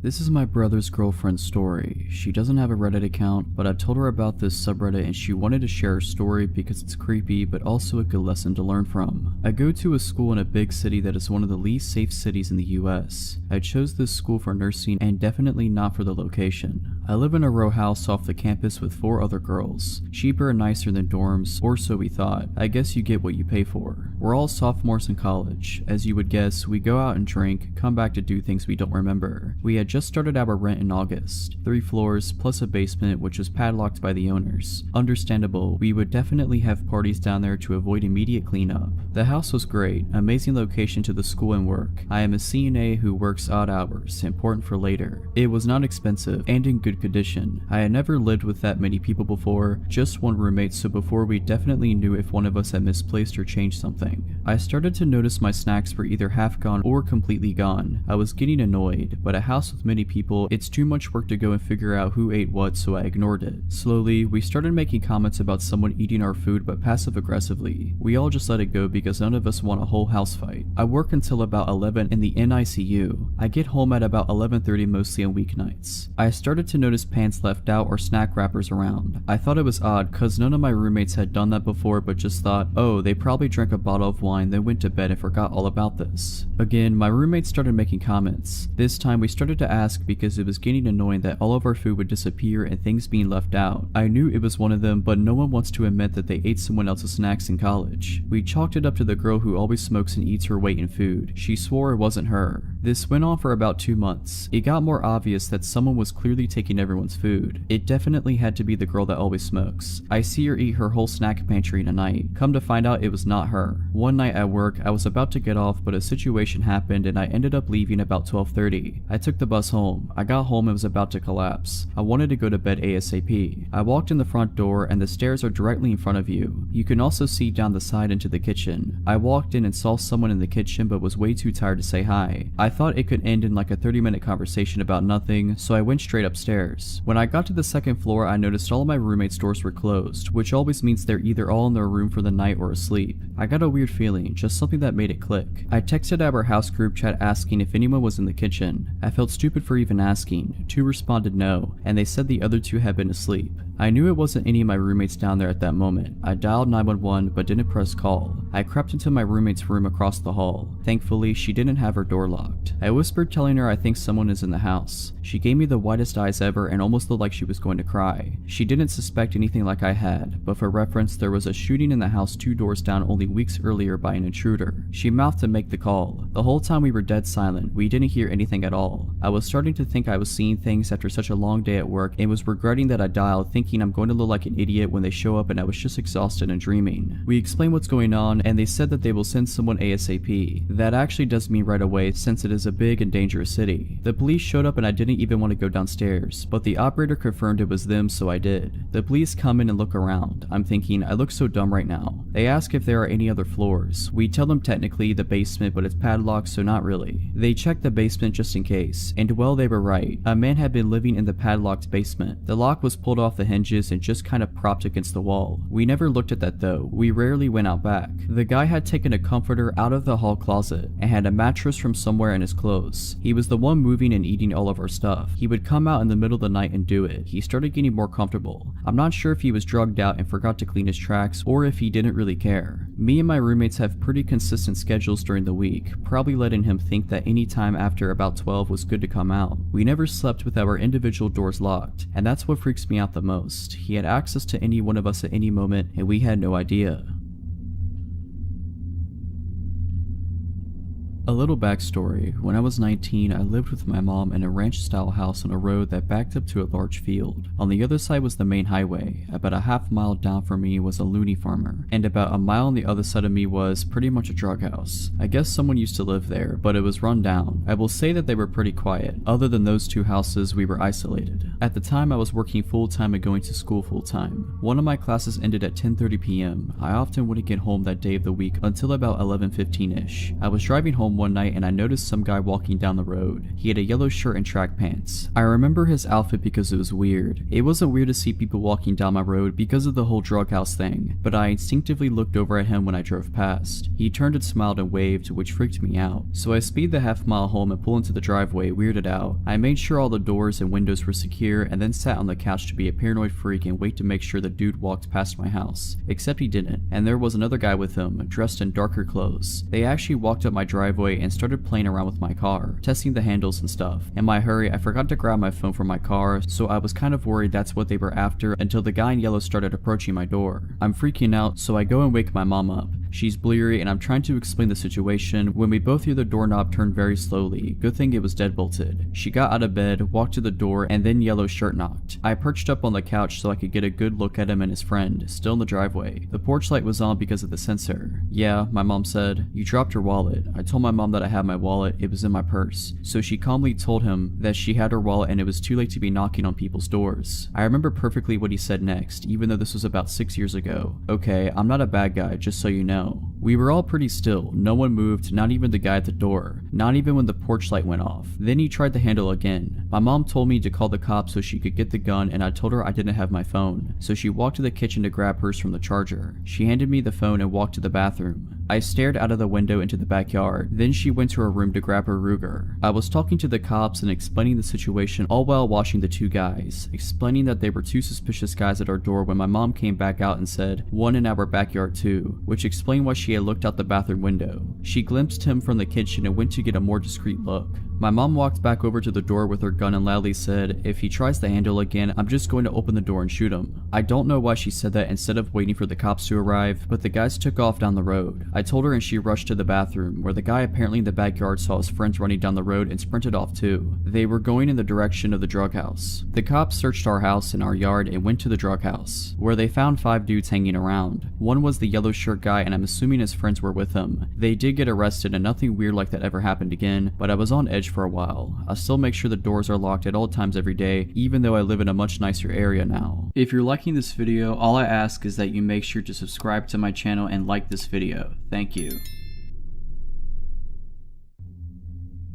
My fiance and I threw a dinner party one time to celebrate his mom completing chemo. I hired a caterer. We were expecting 25 friends and family, so it was more than the kitchenette of our single-story ranch house could handle. We'd also only just moved in, so didn't have a lot of cooking staples. The caterer said he'd bring everything 75% done, but he needed to finish off some dishes in our kitchen. I told him that was fine as long as he was finished by 5, because the kitchen is centrally located and we'd prefer everyone be finished before the guests arrive due to the intimate nature of the occasion. He said that would be fine. He arrives as scheduled at 12 p.m. We gave him until 5 and the guests aren't even arriving until 6, so it's plenty of time. He smelled bad. It was more than a sweat smell though. It smelled like a sun-baked diaper, and that made me uneasy because he was going to be preparing food for sick prior and young kids. I just made sure he washed his hands and then left him to his own devices, worrying I was being presumptuous. Throughout the entire process, he keeps pulling me aside to ask me questions and have me taste things. I was super busy because my husband had to work during the day and pick up the surprise guest right after, so setting up the deck, decorating, putting together the slideshow equipment, coordinating the surprise guest, we flew in her sister and I had to make sure she got an Uber at the airport and her hotel had worked out, etc., and just a million other little details. So every 10 minutes being asked things like, "Do you prefer this with paprika or without? With this, fine, whatever you think. Taste it to be sure," was getting old. When he was still there at 5:45, after 2 gentle reminders, I flat out told him I needed him completely out by 6 no matter what. He apologized and said there had been a delay because our oven wouldn't stay up to temperature. I never had a problem with our oven, but I figured he's the professional, maybe it was a subtle problem. A little before 6 rolls around, a few of our friends start trickling in. I decide to tell him whatever's done is done and whatever isn't he should just put in the fridge, but he's nowhere to be found. I go out on the deck to ask my friends if they'd seen him and he's out there, alcoholic beverage in hand, out of his chef whites and now in a t-shirt and jeans, mingling with my friends. I walked out just in time for him to introduce himself to my cousin-in-law as a good friend of mine. Nope, too weird for me. I met him in person for the first time barely 6 hours ago. I told him he needed to leave, now. So he goes inside and gets his bag and makes a beeline for my bedroom. I'm taken aback. I say, "Excuse me, where are you going?" And he says, "To change." So first of all, we have a guest bathroom clearly visible. Second, why can't he wear a t-shirt and jeans home? I tell him I'm not comfortable with him going to my room, but he insisted to only be a second and goes in and shuts and locks the door. I couldn't even get a word out before he went in and I felt helpless. I was going outside to ask one of my friends to help me usher him out, but at that point my fiance got there with my aunt-in-law. I had to explain the situation to him, nearly in tears at this point, and he was like, "What? He went in the bedroom? Why?" So he pounded on the door, and the caterer came out, still in a t-shirt and jeans, and my fiance said, "You shouldn't be in there, you need to leave." And the caterer said, "Excuse me, but this is not your house. It is not up to you to decide." And my 6'4", 260-pound fiance tells him, yes, actually, it is his house, and puts a hand on his back and guides him to the door. The caterer says, "I thought thought she lived here, referencing me, and he says, "Yes, my fiance lives here with me," and the caterer goes nuts. He turns to me and screams, "You lied to me." I have no clue what he's talking about. He starts yelling about how I led him on and calling me more names. I don't know who he thought the man in the pictures with me around the house was. So my fiance says, "Oh no, you won't talk that way in my house. Find the door." And the caterer goes in the kitchen and starts throwing the trays of food out of the refrigerator and onto the floor. At that point, my fiance realized two of his brothers, both currently offensive linemen at the college level, had come in and were on the deck. He signaled to them and they came inside, and he basically said, "This guy's harassing my fiance." They helped my fiance out. The party then went on as planned, but I insisted we just order pizza and throw out all the food he made. My fiance and friends kept saying, "Isn't that a bit much?" but I was insistent. We went out late drinking with his brothers and got home around 3:30 a.m. and passed out in our room. At around 5 a.m. I was woken up to the sound of the door opening. I figure either we forgot to lock the door in our drunken stupor and it blew open, or one of his family forgot their keys or something in the house and didn't want to wake us. His parents and his local brother have a key, but his parents never ever let themselves in when they know we're home. And his brother had even more than we did and was definitely not awake and driving around at 5 a.m. It wasn't nearly windy enough for the door to have blown open. It had been tranquil all night. So I wake up my fiance and whisper, "Someone just came in the house." And he said the same thing. Probably my brother left his wallet or something. I figure I'm being paranoid and try to put it to rest when I hear a loud crash sound. With that, my fiance was up and on his feet in one movement. He told me to lock myself in the closet and call 911 while he went and looked around. As I was pulling out my phone, we hear in that distinct accent, "Hello," and I realize it's just this insane caterer. I'm not worried about this caterer physically overpowering my fiance, or me for that matter, so I charge right out there. The caterer is shirtless and clearly on something. He's taking the pictures that are of just me off the wall and holding several in his arms already. He lunges toward me when he sees me. My fiance gets between me and him and I call 911. My fiance tells him cops have been called and it is in his best interest to get off the property. The caterer says, "No, I have to make sure your fiance is okay." And I say, "What? Why wouldn't I be okay?" And my fiance rightfully says not to engage with him and feed into it. My fiance stays between me and him while I climb out a window. He watches as the caterer throws photos of us on the floor. My fiance didn't want to subdue or touch him in any way, so the caterer couldn't make any assault claims. He's begun to destroy our kitchen at this point, and when the cops come in, he has a butcher knife. My fiance considered going for the gun safe when he first got the knife, since we live in a stand your ground state, but he decided the situation was hectic enough without introducing a firearm. The caterer doesn't obey the police's orders to drop his weapon, and he says he isn't leaving without me, so they tase him. It's lucky for him he only got tased and he didn't antagonize my husband into squashing him. As he's let out in cuffs, he's shouting how he and I are in love. He continues on this tirade the entire time police are reading him his rights. The police ask us to do an inventory of the house and see if anything's missing or damaged besides what we witnessed him do. We go around and there's nothing, but then I remember he was in our room yesterday and he went through the room. All of my underwear from the dirty laundry hamper were gone. We were so freaked out in the aftermath that we replaced all of our kitchenware, toothbrushes, sent our sheets to be professionally cleaned, and had a cleaning crew do a deep clean on the whole house. So glad we decided not to serve the food to our guest and my fiance's medically fragile mother. He sent me a letter from prison that thankfully my husband intercepted, because I was still recovering from the whole thing. We gave it to the police, who helped us get issued a no contact order. He was sentenced to 3 years in prison.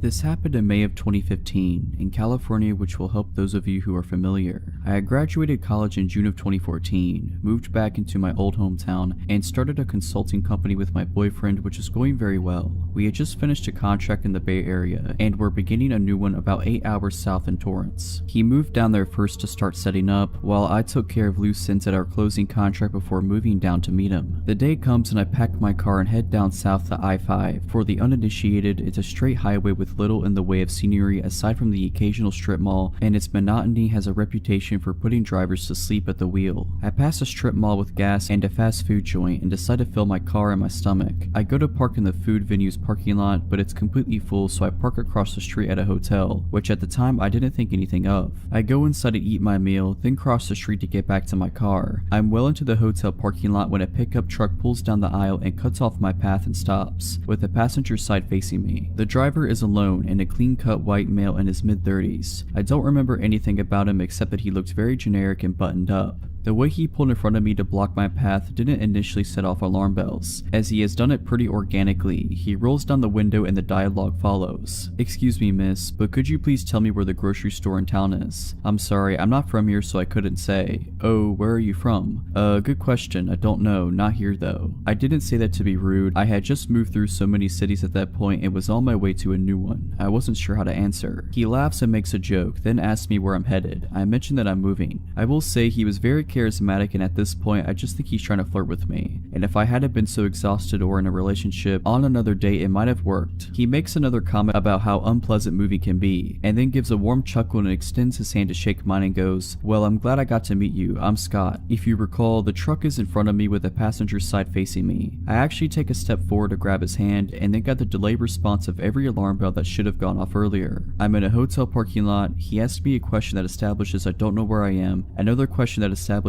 I'm alone, and another question that establishes I'm not expected at my destination for many more hours. The thing that connected all these synapses, when he extended his hand, he didn't make even the faintest effort to make it accessible to me. He didn't lean over the seat or move toward me in any way. His hand was hovering comfortably over the center console, waiting for me to grasp it, which in order to do I would have to lean well into the car. Again, I had already taken a step toward him and begun to raise my hand to take his when the sirens went off. I rocked backwards back to where I was standing, and I just remember looking in his eyes what felt like forever, feeling everything click into place while also half convinced my imagination was just running wild. His hand still waiting, I lowered mine and felt my eyes slightly narrow with suspicion, and slowly said, "I'm going to walk away from your car now, Scott." Boom. Truck burns rubber with thick gray smoke as the guy guns it out of the hotel lot at 100 miles per hour. He must have floored it. Regrettably smart on his end, because I didn't have the license number or anything to offer the police. In the immediate minutes following the event, I felt relieved but hadn't really processed the full weight of what happened. Unfortunately for me, I had many more hours to think back and analyze the whole interaction to shreds. The car was somewhat lifted. There could have easily been another person or even 2 to 3 other people hiding inside. I still get creeped out about thinking how close I came to taking his hand, and how fortunate I was that I didn't allow my reaction to be driven by manners, as criminals often take advantage of.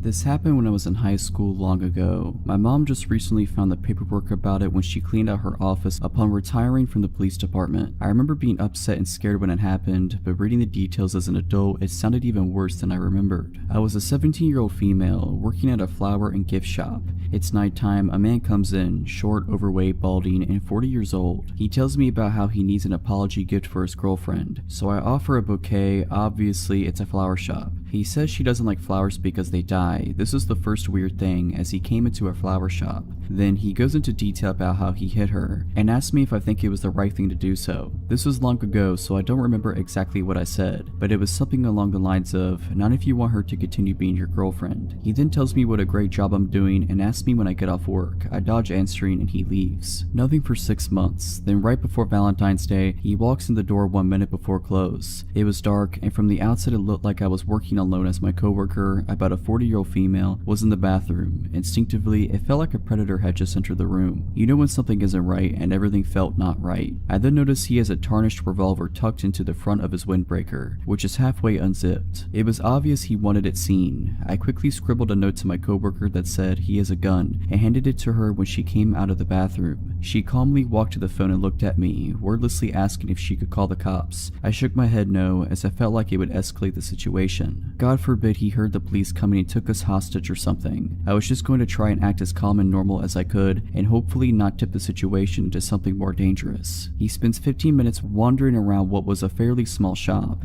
In retrospect, he was probably waiting to see if my coworker would leave, as it was now well past closing. Finally, he places an order for pickup on Valentine's Day, which gives me his name and info, which I'm going to for sure file with the police report. He buys a card and pulls out a wad of $100 bills, which he slowly thumbs through as though looking for the right one with which to pay for his $40 order. I ask him if he wants a bag, as it wouldn't be very inconspicuous if he just showed up at home with the Valentine's card. He replies, "No, I didn't feel like being inconspicuous tonight," which seemed like an obvious reference to the gun hanging out of his coat. He leaves. We quickly lock the door and watch him sit in his truck outside. We were not about to exit the shop until he was gone. Finally, he pulls out of his parking spot and moves to another spot further away and continues to just sit there. I don't know how long we waited, but he finally left. I call my mom crying. night, she called the police, who came to the shop the next day to take a report. I told my best friend at the time what happened. She told her mother. Her mother happened to work with the man and informed security at her job. She said he was very weird, creepy, and liked to talk about weapons a lot. Security at his job, it's a large company with government contracts and things having to do with tech and security, pulled him into the office and questioned him about it. He claimed it was a glove in his pocket, not a revolver. The police were pissed that this company made contact with him about it before they did, and he successfully dodged the cops' multiple calls and visits to his apartment. My mom, much to my teen fury at the time, made me quit my job, which was devastating as I loved it there. In retrospect, totally the right call. I never saw him again.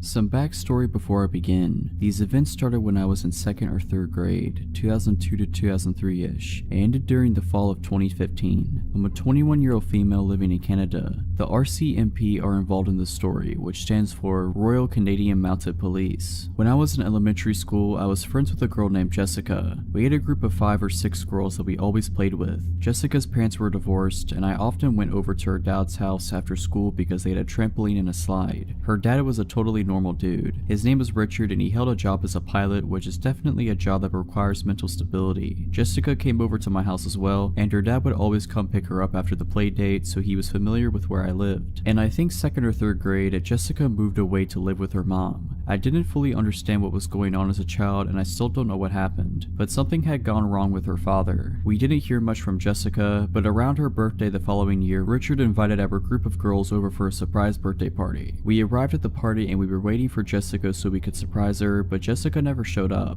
We were just hanging out with her dad for a while. As a child, this didn't seem as weird as it does to me now. When our parents picked us up, we obviously told them what happened, and we didn't hang out with Jessica or Richard again. After that, some of the girls started receiving presents from Richard at their homes. I never received them, but my mother told me about it years later. The presents usually consisted of cheap jewelry and notes. I have no idea what the notes said, but I'm not sure if I want to. After this, Richard goes away. My mom later told me he was in a mental institution. Years go by, I completely forget about the whole situation. Then, in the winter of 2013, I was out of town for a cheer competition. I was scrolling through Facebook one night when all of a sudden a new group chat popped up with 5 girls from my elementary school. I had not kept in touch with any of them, so this was weird. The chat was about how they had received messages from Richard on Facebook. I checked the other folder of my Facebook messages, and sure enough, I had some too. I had a variety of messages that did not make a lot of sense, including some strange poems. Many of the messages were descriptions of dreams he had about me, though some of them were nonsense. Others were understandable enough to come across as violently threatening. I don't feel comfortable sharing some of the more explicit messages, but here are a couple of the shorter and less scary messages. Hi little girl from not long ago, pristine of pristineness, I want you, I want you, I want you. We're gonna have planets to go to someday provided you don't melt them first. I'm so proud of you, stay happy, and I haven't found a way to keep you all off my mind. I clicked on Richard's Facebook profile, and his whole profile was dedicated to his 5 girls. He didn't have any friends added, so clearly nobody had seen it. Unfortunately, we didn't have very good security settings on Facebook. He had saved dozens of photos of us, and then reposted them with nonsensical and inappropriate captions. The captions ranged from essays about his love for us, to a one-sentence caption that simply said, "She is so ugly." Here are some of the shorter photo captions. Emily, hopefully and not too soon I'm gonna find out your address, and I'm gonna show up as a man that knocks on your front doorstep and bite your bottom lip off before you can say a word. Kiara, because of my initial euphoria, turns into sucking depression when I realize that there is nothing I can do about anything beside you because you're inside me and I can't get you out of my mind. I love you so much. Melissa, can I paint your picture? I want to lift you around to see how heavy you are and we'll go for a drive on Hollywood Drive with the windows rolled down so we can get a crystal clear view. We were all freshly 18 at the time and didn't know what to do, so our moms contacted the RCMP. They told us not to block Richard on Facebook, but not to reply as the messages could be used as evidence. He continued to send us messages every single day, and we shared the screenshots with each other in the group chat and sent them off to the RCMP. He had several different Facebook accounts that were all variations of his name, along with one randomly named Esteban. One of the girls got in touch with Jessica to find out if she still had contact with her father. She only saw him in supervised visits every once in a while. She was very embarrassed and apologized a lot. She was a super sweet girl, and obviously none of us were upset at her in any way. Eventually, Richard was charged with 5 counts of criminal harassment. He pled guilty and went to jail for around 5 months. When he got out, there was still a no contact order in place, meaning that he could not contact any of us girls or come within a certain radius of our homes. He was not allowed to use the internet either. I'm not sure how all of this works, but this is what the constable handling the case told me. However, not surprisingly, he started contacting us on Facebook again. He went back to jail for breaching his probation. It was the summer of 2015 and he got out again. I started receiving more messages. I immediately wrote on the group chat to see if the other girls had gotten anything. They hadn't. It was just me. I immediately contacted the police. It seems they had forgotten to include my name on the no contact order. He knew not to contact the other girls, but thought it was still safe for him to contact me. This time things got worse. I had just started working at a new job, and being the idiot that I am, I had my workplace public on my Facebook profile. One day I came into work and there was a package waiting for me. I was obviously confused because I would never order something to be delivered to my work.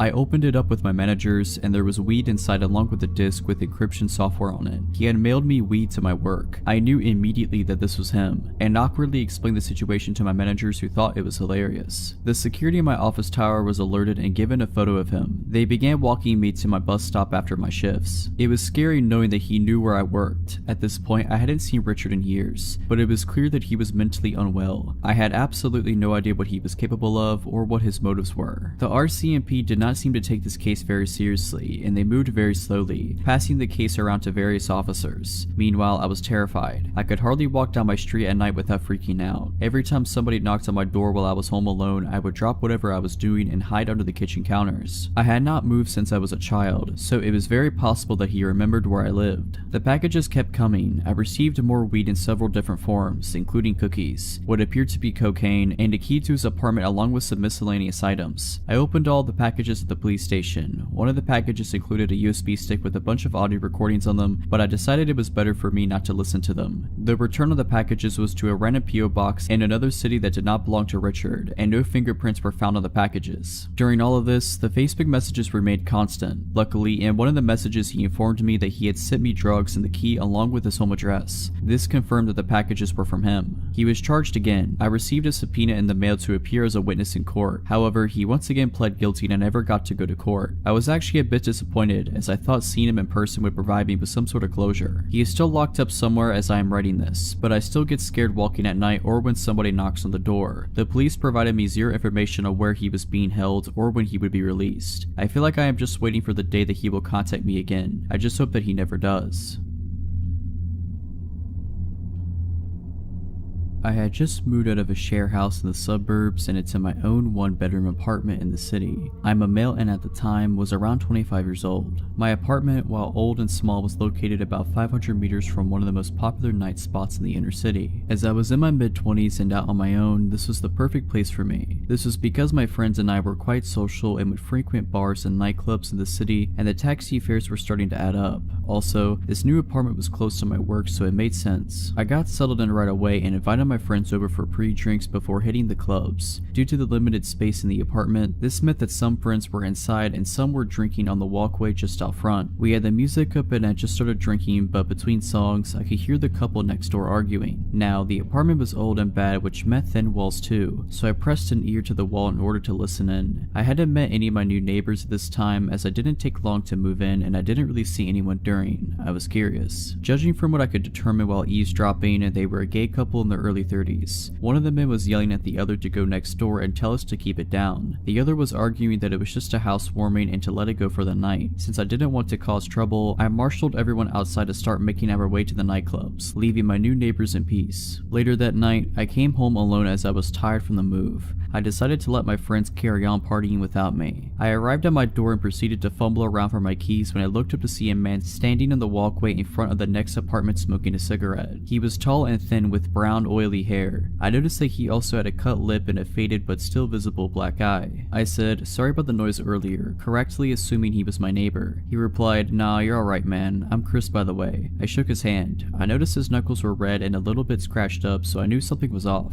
I apologized for the noise and said, "I hope I didn't cause any trouble for you." He withdrew his hand and with a soft but cracking voice said, "Nah, that's okay. Rick just gets a bit cranky sometimes. I'm used to it." With that, I finished off the conversation and told Chris that I'd see him later. there. It was about 2 a.m. at this point and I just wanted to sleep but couldn't help worrying about the potential domestic abuse going on next door. I decided to just keep an eye on it for now as I didn't have all the info. For all I knew, he could have gotten into a fight with someone else. As the weeks passed, I noticed that my new neighbors got drunk regularly and would argue almost every time. I could tell that Rick was the dominant one as his voice was a lot deeper and Chris seemed to be afraid of him during their shouting matches. This is why I kept my distance and never really socialized with them. I would even overhear them arguing about me and that Rick thought that Chris liked me, etc. I would just tune all of this out with headphones and video games, not to mention an active social life and full-time work to keep me occupied. I did find myself avoiding having guests over because of the neighbors. I would opt to meet people out as their arguments could be quite upsetting. This was working out fine enough for a while until Christmas Eve that same year. I was arriving home after coming from last-minute Christmas shopping. I was getting ready for a night of present wrapping as I was to visit my family the following day for Christmas. As I arrived home, I noticed 2 police cars outside and Anna, an Asian woman who lived a few apartments up from Chris, was screaming. I asked her what was happening and all she said was, "It's just so sad," while sobbing. I could see 3 officers trying to restrain somebody and there was blood on their uniforms. I came just a little bit closer to see Chris's oily brown hair in the center of the affray. His face was bleeding from his jaw where he had apparently been slashed by something sharp. They got him to his feet and I could see that his cheek had been cut so deep that the skin was flapping open as he struggled and resisted with the police. I recoiled in shock and went to comfort Anna, who was crying uncontrollably at this point. Suddenly, Rick's voice boomed out from nowhere. "You see what you've done, you loser." This frightened me and my instinct was to get myself and Anna to safety. Even though the cops were here, they had their hands full with Chris and I certainly didn't want to get involved in such an ugly fight where knives were involved. Anna refused to come with me and said that she would be fine. I looked around to see where Rick was as he kept yelling at Chris the whole time. The 3 cops struggled to restrain him. I could hear Chris whimpering apologetically in between. I couldn't see where Rick was, so I decided just to go to my apartment and lock the door. As I turned to go, I froze in horror as Rick's voice boomed, "Where are you going?" A deep chill went down my spine as my brain struggled to reconcile the fact that these words were coming out of Chris's mouth. I felt panic grip me as I realized that all this time Rick and Chris were the same person. All the fighting, laughing, drinking, and carry on that I couldn't help overhearing over the last couple of months had come from one solitary person, a lonely guy in his small 1-bedroom apartment. For some reason that made me feel sick. I learned later from Anna that this wasn't the first time the police had to come take Chris away. Anna explained that he spends a couple of months at the local psychiatric hospital each time. His father owns the apartment, so it's here waiting for him when he gets out. I moved out a few months later, and while it is a sad situation for Chris, I really do feel him.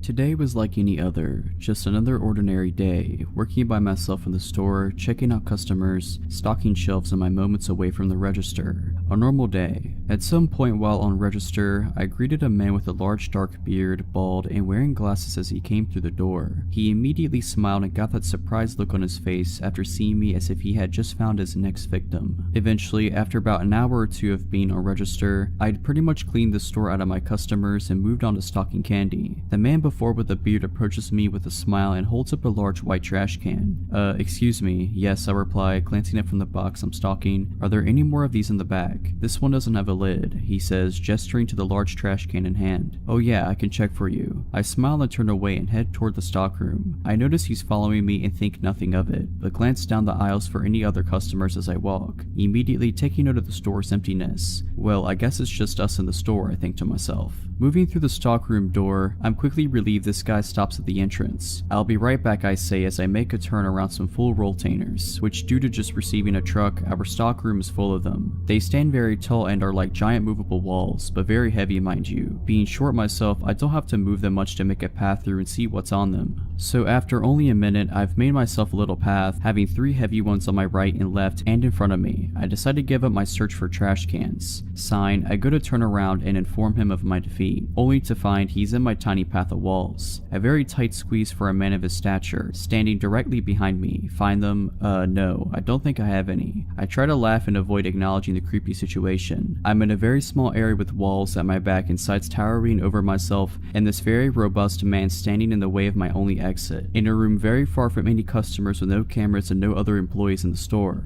I'm helpless and increasingly growing scared at how this man isn't moving to let me out. I go to voice that I need to return to work after a solid minute goes by, but I am not able to get out a single word before he says in this creepy, almost shy voice, "You're just the cutest little thing, did you know that?" Within an instant, I'm scared and feel ill attention from this guy. Surprising myself though, I choke out without thinking. I just heard my bell. What? He looks confused but doesn't budge. I just heard my bell. There are people up front who need to be checked out and are looking for me. I stand nervously knowing full well neither of us heard the familiar ching from the service bell I keep on register. But what about my trash can, he asked, stepping forward but taking a glance back toward the trash can. And again, with lightning thinking, I blurt out, I'll mark it down half price, no big deal, laughing and trying to act like nothing is out of the ordinary. I slip by him, seeing my opening at his turning around. I try my hardest to walk away, pretending to be calm as I exit the stockroom, then sprint to the front of the store the moment I was out of sight. He wound up leaving without purchasing the trash can. So, creepy guy who I expect to pull something like that again, I hope you and I don't meet again.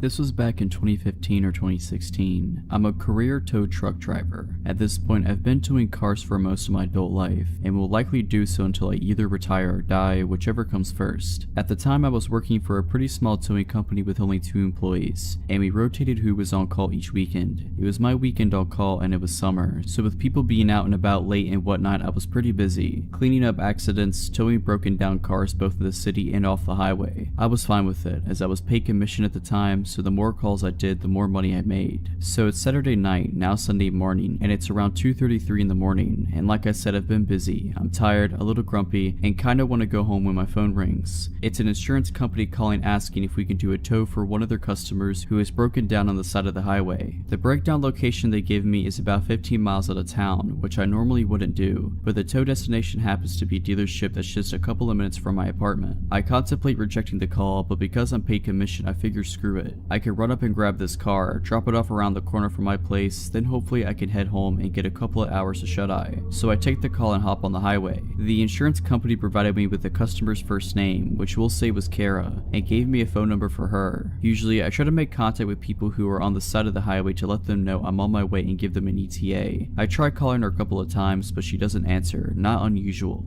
After a short while, I see hazard lights up the way on the shoulder, so I turn on my strobes and start slowing down. As I approach, I notice that not only is there the late model car that I'm looking for, but there's another car on scene as well that doesn't have its hazards on, but it's parked in front of the car I'm meant to tow. This is annoying but not uncommon, as I need to be able to get in front of the disabled car in order to load it, and sometimes people don't realize that. But because the other car is there, I instead pull up behind both cars. You do this so that as the tow driver, you're the one that has to make the weird maneuver of pulling off the shoulder and back onto the shoulder, and that the other car just has to drive straight forward on the shoulder. Otherwise, if I pulled up in front, then the other car would have to go around me, and it's unprofessional and unsafe to make them do that. Standing in the trunk of the late model car, which is now directly in front of me, are a man and a woman. The woman is probably in her early 20s and dressed to the nines for a night out. She's about 5'1" or 5'2". She's wearing tight leather-ish or something pants, a halter top, long black hair. The man is probably around 5'10" and skinny, maybe 150 to 160 pounds, wearing a dark hoodie and dirty jeans. They're standing very close and facing each other. She has her arms crossed and he's leaning down talking to her. I step out of my truck and approach them both, introduce myself.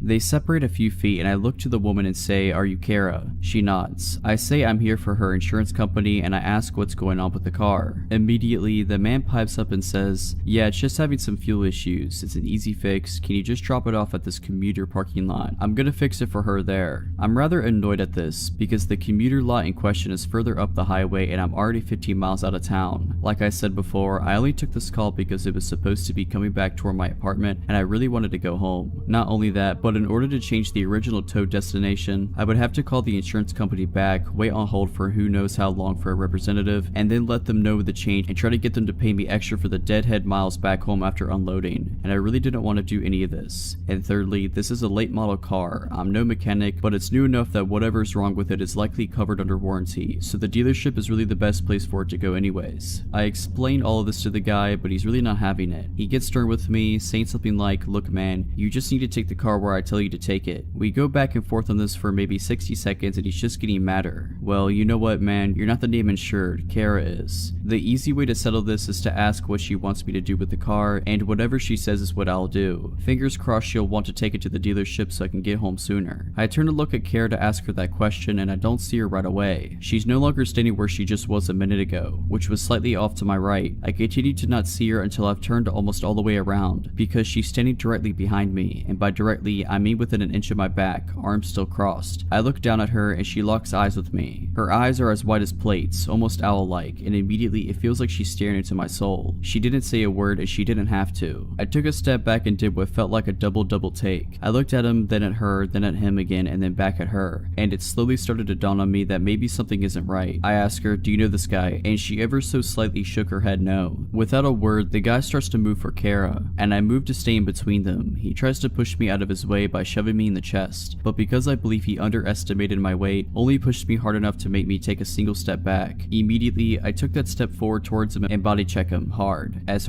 I could, hard enough to completely knock him over basically onto his back. Because we rotated during the back and forth push bit, Kara is now in front of me to my right, somewhat between me and the guy who's trying to scramble to his feet. I reached out and snatched the poor girl up by her waist, spun her towards my truck and yelled for her to get into the driver's side, and she does so. I turn back to the guy who's standing up again at this point, and he's breathing hard. He gets right up in my face but doesn't do anything, just breathes at me. I stare him right in his face and tell him, "You need to go." I'm shaken now and I'm absolutely terrified. I don't know if he has a weapon, I don't know if he's gonna try to fight me, and I don't know what I would do if he did. After probably around 15 seconds or so, which felt like eons, he kinda huffs a bit, smiles one of the creepiest smiles I've ever seen, and starts to back off. Sucking his teeth and rubbing his hands together, he slowly walks backwards a few steps, then makes his way to the front car, gets in and drives off. I stayed motionless, watching him until I could no longer see his taillights. I got Kara's car loaded up on the tow truck, and as we made our way to the dealership, she told me through tears that her car had shut off while she was driving, and she pulled onto the shoulder and called her parents because she was on their insurance. Her parents made the call to the insurance company, who eventually dispatched me to her location. While she was waiting, a bit after she made the call, the guy pulled up in front of her and walked up to her passenger side window to try to talk to her, asking if she needed help, etc. And she told him she was fine, that a tow truck was coming, and that she didn't need help. He persisted and she tried to tell him off and eventually tried to roll up on the window. Apparently he stuck his arm in the window and got the door unlocked and opened the door. In fear, she jumped out of the car, leaving her phone inside, and ran to the back of her car and stayed put there because it was in the line of sight of traffic. Apparently he was pretty lewd with her, and whenever she tried to go back to the car, he would prevent her from getting in. Several minutes later I showed up. Who knows what would have happened had the timing been any different. Her parents were waiting at the dealership when we arrived, and she told them what had just happened. Her parents gave me a $20 tip, which was all the cash they had on them at the time, and Kara gave me a very tight and clearly heartfelt hug before I left. I never saw her again.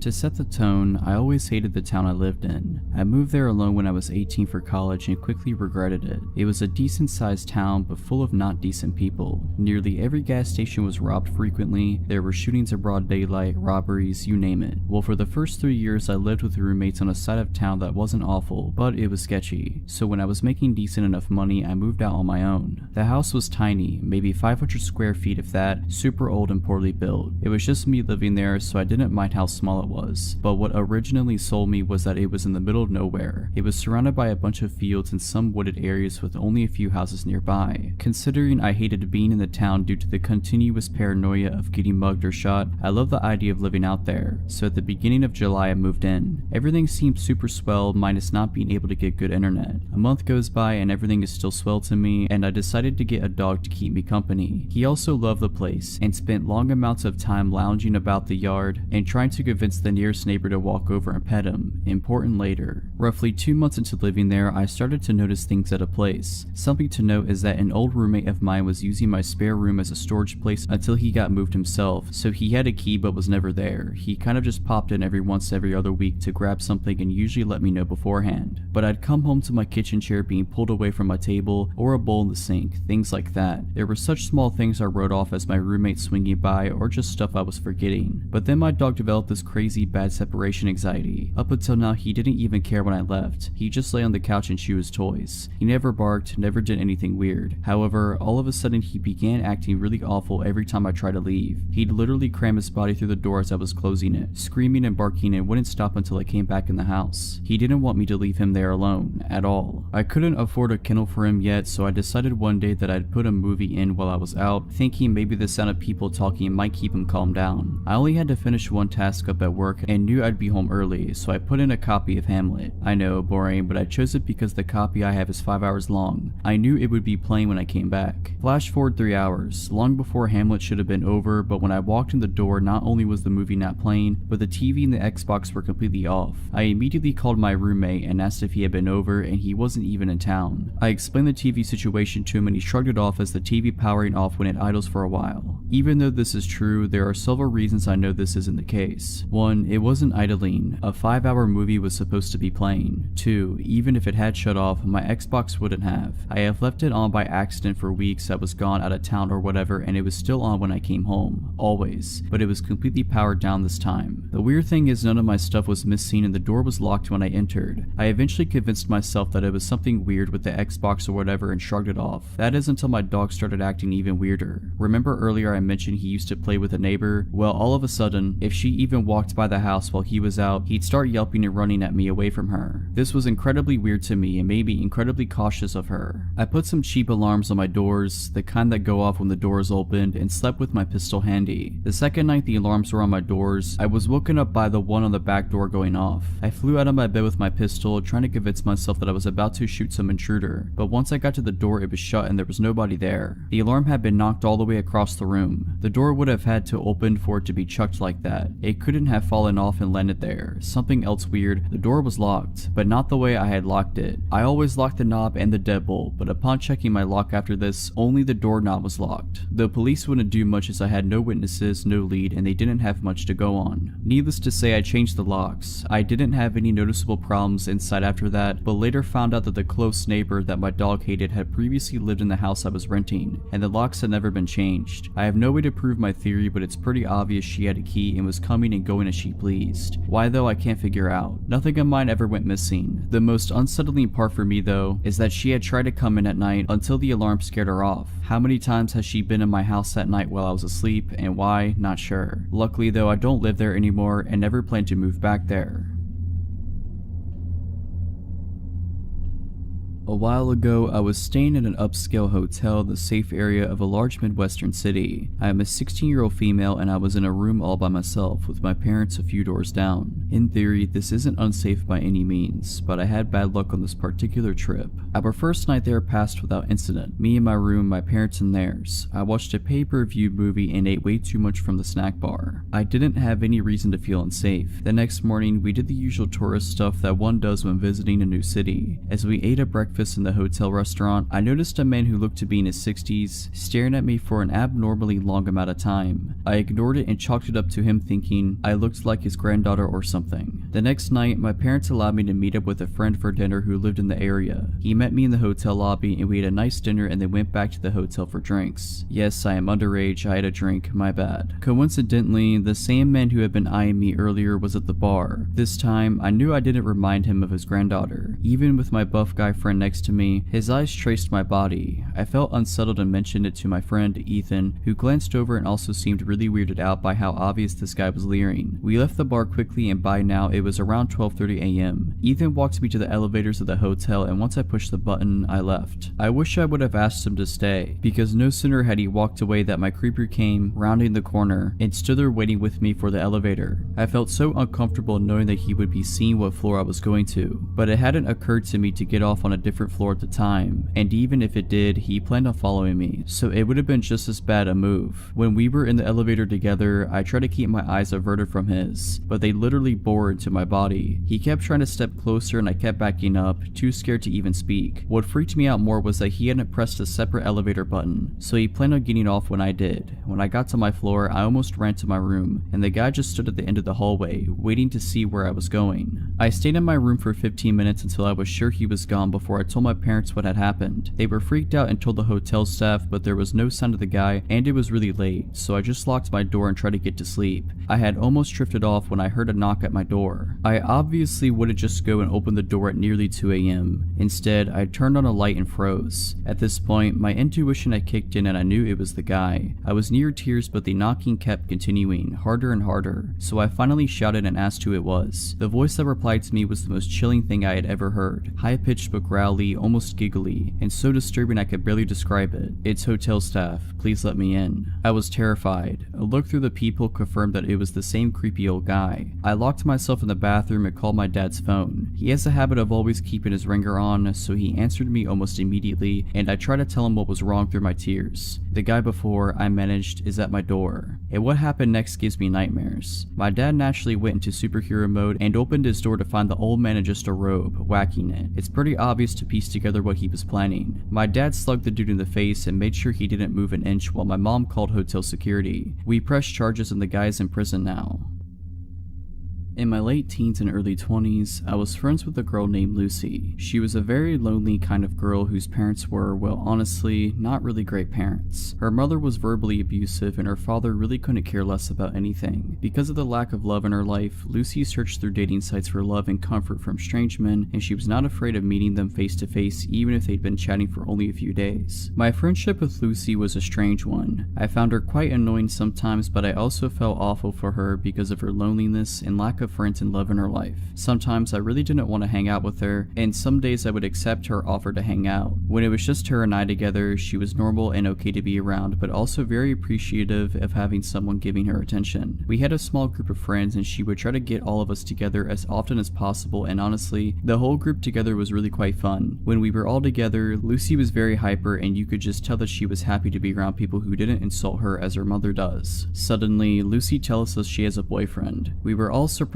because we knew she met a lot of guys online, but we had never heard her say she was dating someone. A few days later, she sets up a day for our friend group to meet Trevor. None of us were looking forward to it because we thought he was going to be like all the others, a temporary boy toy. When we met him, we all felt awkward. He barely spoke a word. He wouldn't look directly at any of us at all. Lucy would try to be funny, but he would just give her dirty looks. Needless to say, we thought he was a weird one and could tell he didn't care much for her. As the days went on, Lucy kept telling me how much Trevor did not like me. She kept saying he thinks I am using Lucy for her money. Not sure how he thought that since I paid for everything for Lucy. To keep this piece of the story short, I think he was trying to find reasons to convince her to get rid of me. I got a terrible vibe from Trevor. He dressed like he didn't care about life, he never smiled, he didn't shake our hands when first meeting us, he stank of weed and really had an overall uncomfortable feeling about him. After months of Trevor trying to convince Lucy that I'm a terrible friend and she should not hang out with me anymore, she started to do as he said. She would start to hide me from him. If she and I were together and he would call her on her phone, she would lie and say I wasn't there. If she was with a group of friends, he would have her swear I wasn't there. When he was going to be joining the group on an outing or just hanging out at her place, she would tell me I couldn't come. Lucy will do whatever a boyfriend says just to keep pleasing him so she doesn't lose them. Now here's where it gets scary. Lucy calls me one day and says she wants me to come hang out at her place. I agreed. She came to pick me up and we went to her house and watched TV for a bit. We then decided since the day is nice outside, we would take her two dogs for a walk to a nearby pocket park and would later return to the house to have lunch together. While at this park, she receives a phone call. Now let me say that Lucy is not a private person whatsoever and has never ever walked away to answer a phone call until this day. She walked far enough away that she knew I would not be able to hear anything she said. This was suspicious to me, but not enough to question it. The call ends and she begins walking towards me with a look on her face as if she is trying not to smile. She tells me, "So I need to bring you home now." I was slightly confused as we had only been together for about an hour, when we usually spend the entire day together, and she would never want me to go home. She would even frequently beg me to sleep over to avoid being alone. So anyway, I said okay and we walked to drop off her dogs at home and we got into her car and off we went. About 10 minutes into the car ride, I realized she isn't going in the direction of my house, so I questioned it. "Where are we going?" She smirked but didn't respond. I asked again, laughing uncomfortably. "Seriously, where are we going?" She continued to smirk but didn't want to answer me. I started to realize she was heading in the direction of where her boyfriend lived. I asked one last time with anger in my voice, "Where are you taking me?" Her only response was bone-chilling to me. "Trevor wants to talk to you." I wasn't having any of this. I insisted and demanded she let me out of the car, but with her evil smirk and same response, she said it again. "It's okay, he just wants to talk to you." I was furious at this point because this creepy guy who looks like he wants to kill someone, who also despised me, wanted to talk to me. Why can't he talk to me on the phone? Why do I need to go to his sketchy apartment? She absolutely refused to let me out of the car. She had the doors locked, as if I wasn't able to unlock my passenger door. I waited until she reached a red light. I grabbed her wallet from the back seat and took out her bus pass and bolted out of the car. I had no idea where I was or where the nearest bus stop was, but I was not about to let her crazy boyfriend do whatever he wanted to me. She yelled for me to get back into the car, but of course I ignored her. She sped off furiously. I immediately blocked her number on my phone. I removed her as my friend on social media and immediately warned the group of friends not to talk to her because she has gone nuts. I have not spoken to her since that very day, and she also lost the other 5 friends of the group as well.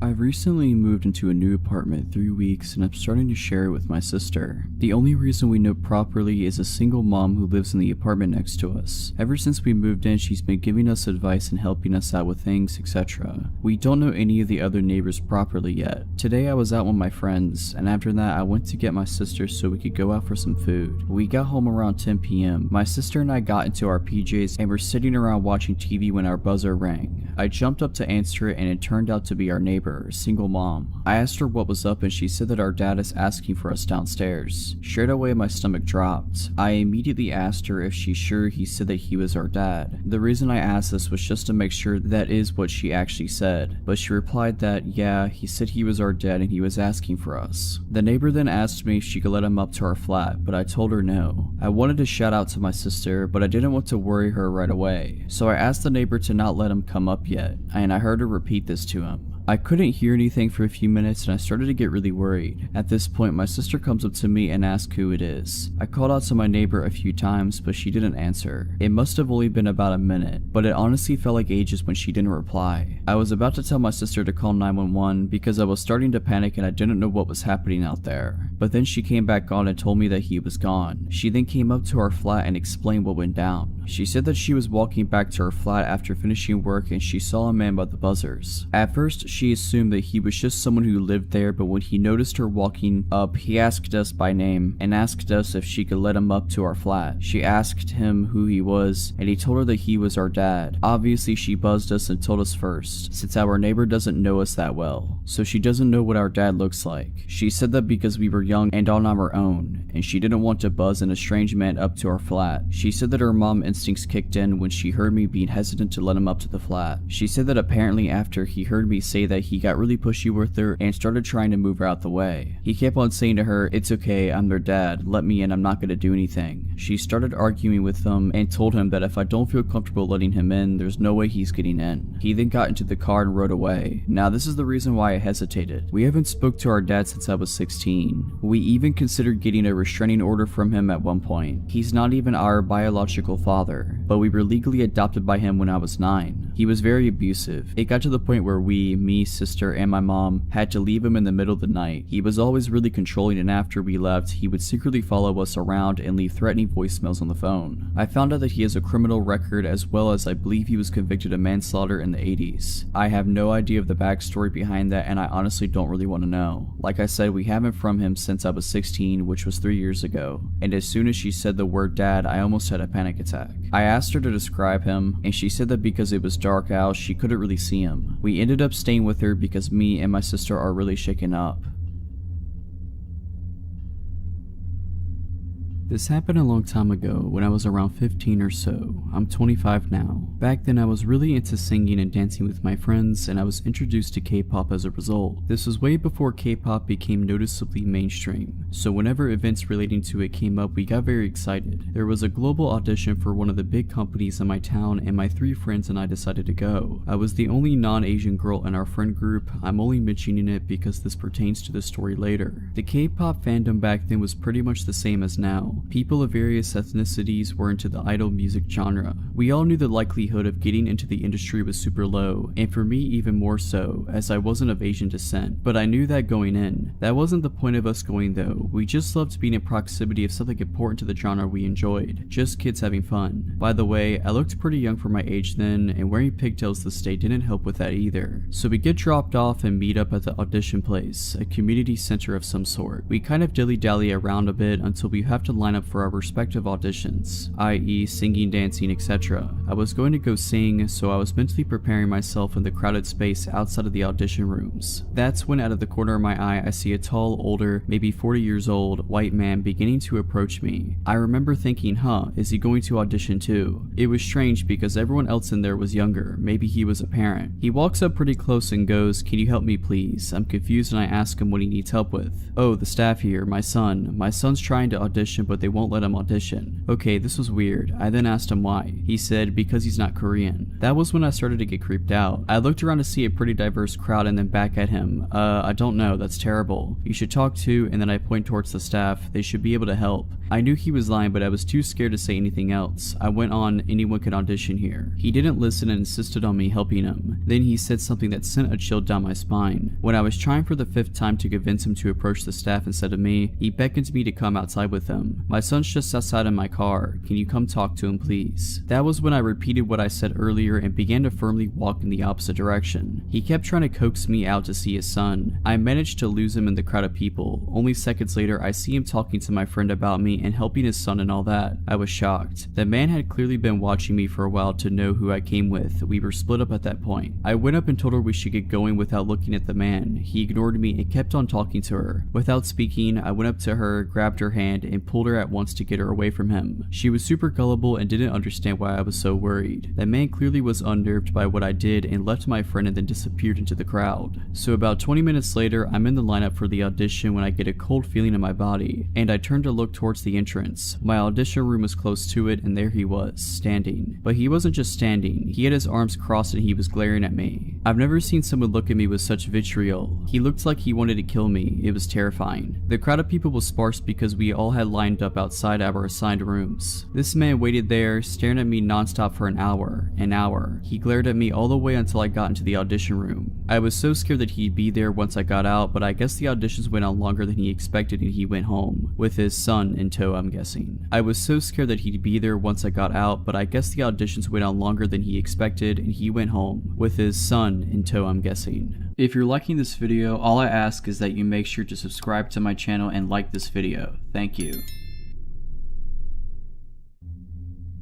I've worked a few odd jobs in my life. My first job was a summer job at 16 during summer break at a dairy farm. I absolutely hated it there and made it harder for me to find the motivation to even try finding work again when the time came. I don't really remember how I was first referred to the job, but the following summer, I ended up working as an office assistant for a self-employed photographer. My parents knew her because she used to be a member of their church, and my sister attended her 4-H program when she had it. By that time, her health had begun to take a hit as she claimed it was a mixture of things from chronic Lyme to fibromyalgia. I had also been warned by my parents that she was a little off. She was very religious and claimed to have had real encounters with demons, even participated in a few exorcisms. I'm an atheist and a skeptic, so I never took her story seriously. Aside from the weird things she would tell me, she was mostly harmless and working for her was not hard. The job basically required me to do a lot of data entry, as well as help prep her photos with some minor touching up and the addition of her company watermark before uploading them to a site where her customers could browse them and then pick which ones they wanted to order. She primarily photographed horse events, dressage, stadium, and cross-country jumping, etc. And for the first several months, my job stayed in her living room, which is basically my office space at the time. Eventually, I was talked into tagging along at shows where she trained me as a photographer, and soon I was shooting at the events along with her. It was boring work, I won't lie. I'm not a horse person. But things didn't get weird until a year later when I learned the hard way it was not her that I needed to worry about. She had 2 sons, one who was out of state, the other one was in the Navy. The latter of the two, a guy called Nate, I had only heard small things about. When he finally returned home and I met him for the first time while working in her living room, he seemed like a nice guy, a little odd but not concerning. He was obsessed with movies, and being a bit of a movie buff myself, whenever he would venture to the living room to strike up a conversation, it would always be about whatever movies we were into or were excited to see. I should point out here that I was 18 by this point and he was in his mid-30s. At some point he got it in his head that I was interested in him, though he never said anything directly to me. I had to find out about it from my parents. My mom worked as the secretary at her church in Nate knew it. I could only guess my boss had told him. One afternoon, Nate showed up at my mom's desk and started gushing about me. He talked about how much fun I was, how he loved talking to me, how he was planning to take me to the movies and take me to this church, and all these other plans he had for me. My mom was beyond uncomfortable, as was the pastor who happened to overhear it, and when I got home that night, she told me what had happened and suggested I make sure not to lead him on. I was completely baffled because I hadn't done anything. We never even discussed the possibility of doing anything together. I made an effort to acknowledge him less when he was around and keep the conversation short while stressing I had work to do. Eventually, he got his own place and moved out of his parents' house, so I figured the problem had solved itself.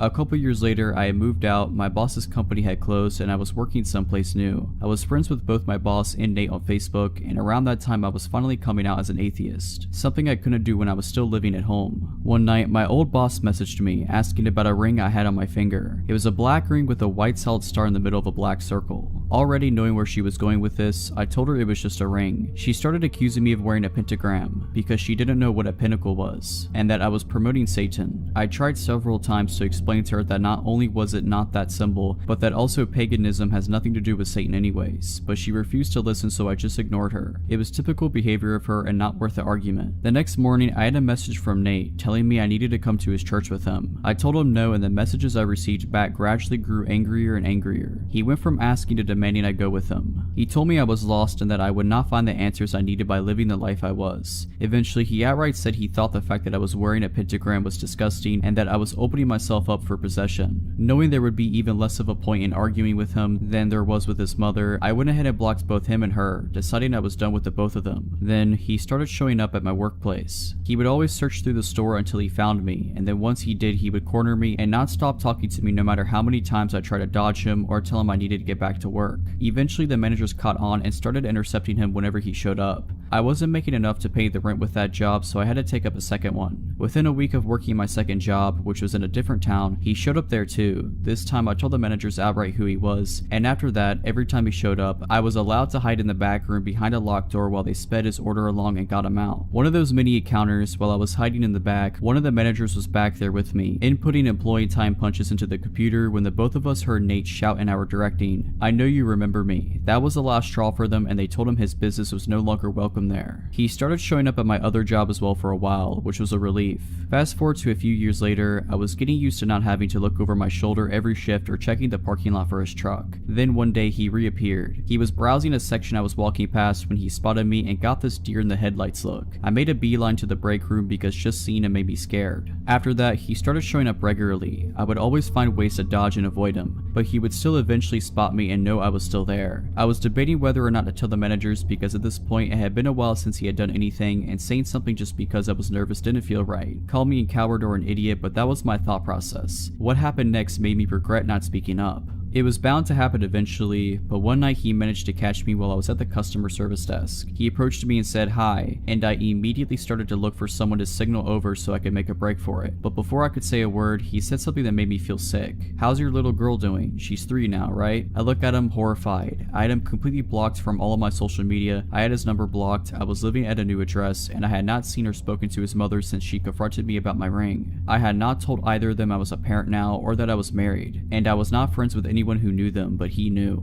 "How's your husband doing too?" he asked when I didn't answer. "He's good, he's a good man," I said, trying to reinforce the idea that I was not available to him and that I had no desire to have anything to do with him. "Where does he work?" At this point, I felt like I was going to pass out. Thankfully, another employee approached just to gather some reshelves, and I got out of there. As I was leaving, he called out behind me, "I'll see you again, we'll talk. We'll go out and do something together, we will." I reported him to the managers, telling them everything about the encounter, including all the information he had on me and my family that he should not have had. They were able to pull up his face on CCTV. I haven't seen him since the incident with my managers. I think he may have gotten scared off. Turned out one of my coworkers used to work with them too at a different job, and she also made a complaint about him to the managers. I don't know what they did with that information afterwards, but I know he hasn't shown up since. It sounds like they plan to call the cops if he sets foot in the store again. With 2 employee complaints of stalker-like behavior, they refuse to ignore that. When I was about 7 years old, my father bought a few hundred acres in southern Mississippi about 1.5 hours west of Mobile, Alabama. He built a small cabin on top of a hill that was in the middle of a large field surrounded by woods. This house was about 5 miles from a paved road. To get to our land, it took nearly 10 minutes of driving down dirt roads from the main highway, which was south of the house. About a quarter mile north from the house, he built a small lake, more like a pond. It was about as long as a football field but wider. To get to the lake from the house, you could take Route A, which was a hard-packed dirt road that was lined with dogwood trees. It was beautiful in the spring. Route B was about 100 yards east of Dogwood Lane, and we named it Vampire Trail because it was always so gloomy. The trees blocked out the sun on the brightest days, and it had a slight decline as you walked toward the lake. I say walked because this trail was not for vehicles. Thick woods filled the area outside and in between both trails. One morning during the fall, my parents and my little sister had gone to get ice cream and do some shopping. This trip would take them at least an hour or two. I was 10 years old, so I decided to go fishing while listening to Bama play Ole Miss. The game was the usual Bama win, so I thought I could ease the boredom of a blowout by fishing in the well-stocked lake, so I carried my pole, small radio, and my small ice chest. I had an Airedale Terrier named Bull that never left my side, and it was on this day I realized how awesome he really was. Onto the lake we went. Picture a large oval, roughly the size of a football field, but larger with an L-shaped pier in the southeast corner. Vampire Lane opened up to a more severe decline to the shore and then the small pier. Across the lake on the west side there was a narrow tree line that separated the shore from Dogwood Lane. The north side of the lake was the dam and the south end in thick and swampy woods. Fortunately for me, I realized later. About 5 minutes after I threw out my line and 2 Bama touchdowns later, I got that feeling. It's a feeling I have come to recognize well, and it may have saved my life this day. The feeling of being watched by something dangerous. Bull must have felt it too, because a few seconds later I could hear him growling low and staring across the lake to the west, to the tree line that separated Dogwood Lane from the lake. I turned my head in that direction and almost immediately my eyes lit on what I thought to be half of a silhouette of a large man behind a tree. It was too far to make out details, but close enough to be sure of what I was seeing. Almost 5 minutes went by, and right before I scolded myself for an overactive imagination, the half silhouette moved behind a tree slowly. Bull stood and growled louder, and I told him quietly to stop, and I turned my head north towards the dam while keeping my eyes and attention rooted to that tree. Over the next 10 minutes, which felt like hours, I watched while this figure moved slowly from tree to tree, always north and always facing me. The saying, "scared stiff," was something I found to be true. For some reason I thought it was important that whoever or whatever it was did not know I was aware. I finally realized that the figure's path was bringing it closer to the dam, which would make its path to be shorter and easier. My paralysis broke and I casually put down the fishing pole and started walking towards Vampire Lane. As an adult, I was in the army for 11 years as an MP, but not turning to look over my shoulder during that walk was the hardest thing I have ever done. In my mind's eye, whatever it was screaming across the dam towards me. When I hit the tree line, I broke into a run. As I was running, Bull dashed ahead of me and my anger turned into admiration as he stopped some 20 yards ahead and faced north until I passed him. He continued this action the entire run home. My dog was watching my back, just epic. Although I can grasp the awesomeness of this now, at the time I was so scared that I was literally sick. Even at such a young age, I knew that a large man watching and trying to creep up on a 10-year-old boy was up to no good. When I reached the cabin, I immediately locked the door and got one of my dad's shotguns as well as his .38 revolver. I sat at the large front window, my eyes glued to both trail openings in the woods between them. My family returned shortly after, and for some reason I did not mention what happened. I never felt safe there again. When me and my friends or my little sister wanted to go anywhere other than the area around the cabin, I made sure my parents were with us. What scares me the most though is the fact that our closest neighbors were about 2 miles northwest of us, with thick woods in between as the crow flies. Who or what was watching me from the woods that day, guess I may never know. I sometimes wish I could go back then, as a grown man with military training as I am now. Bull lived a full life and was put to sleep peacefully as a very old but great dog. The best dog I have ever known.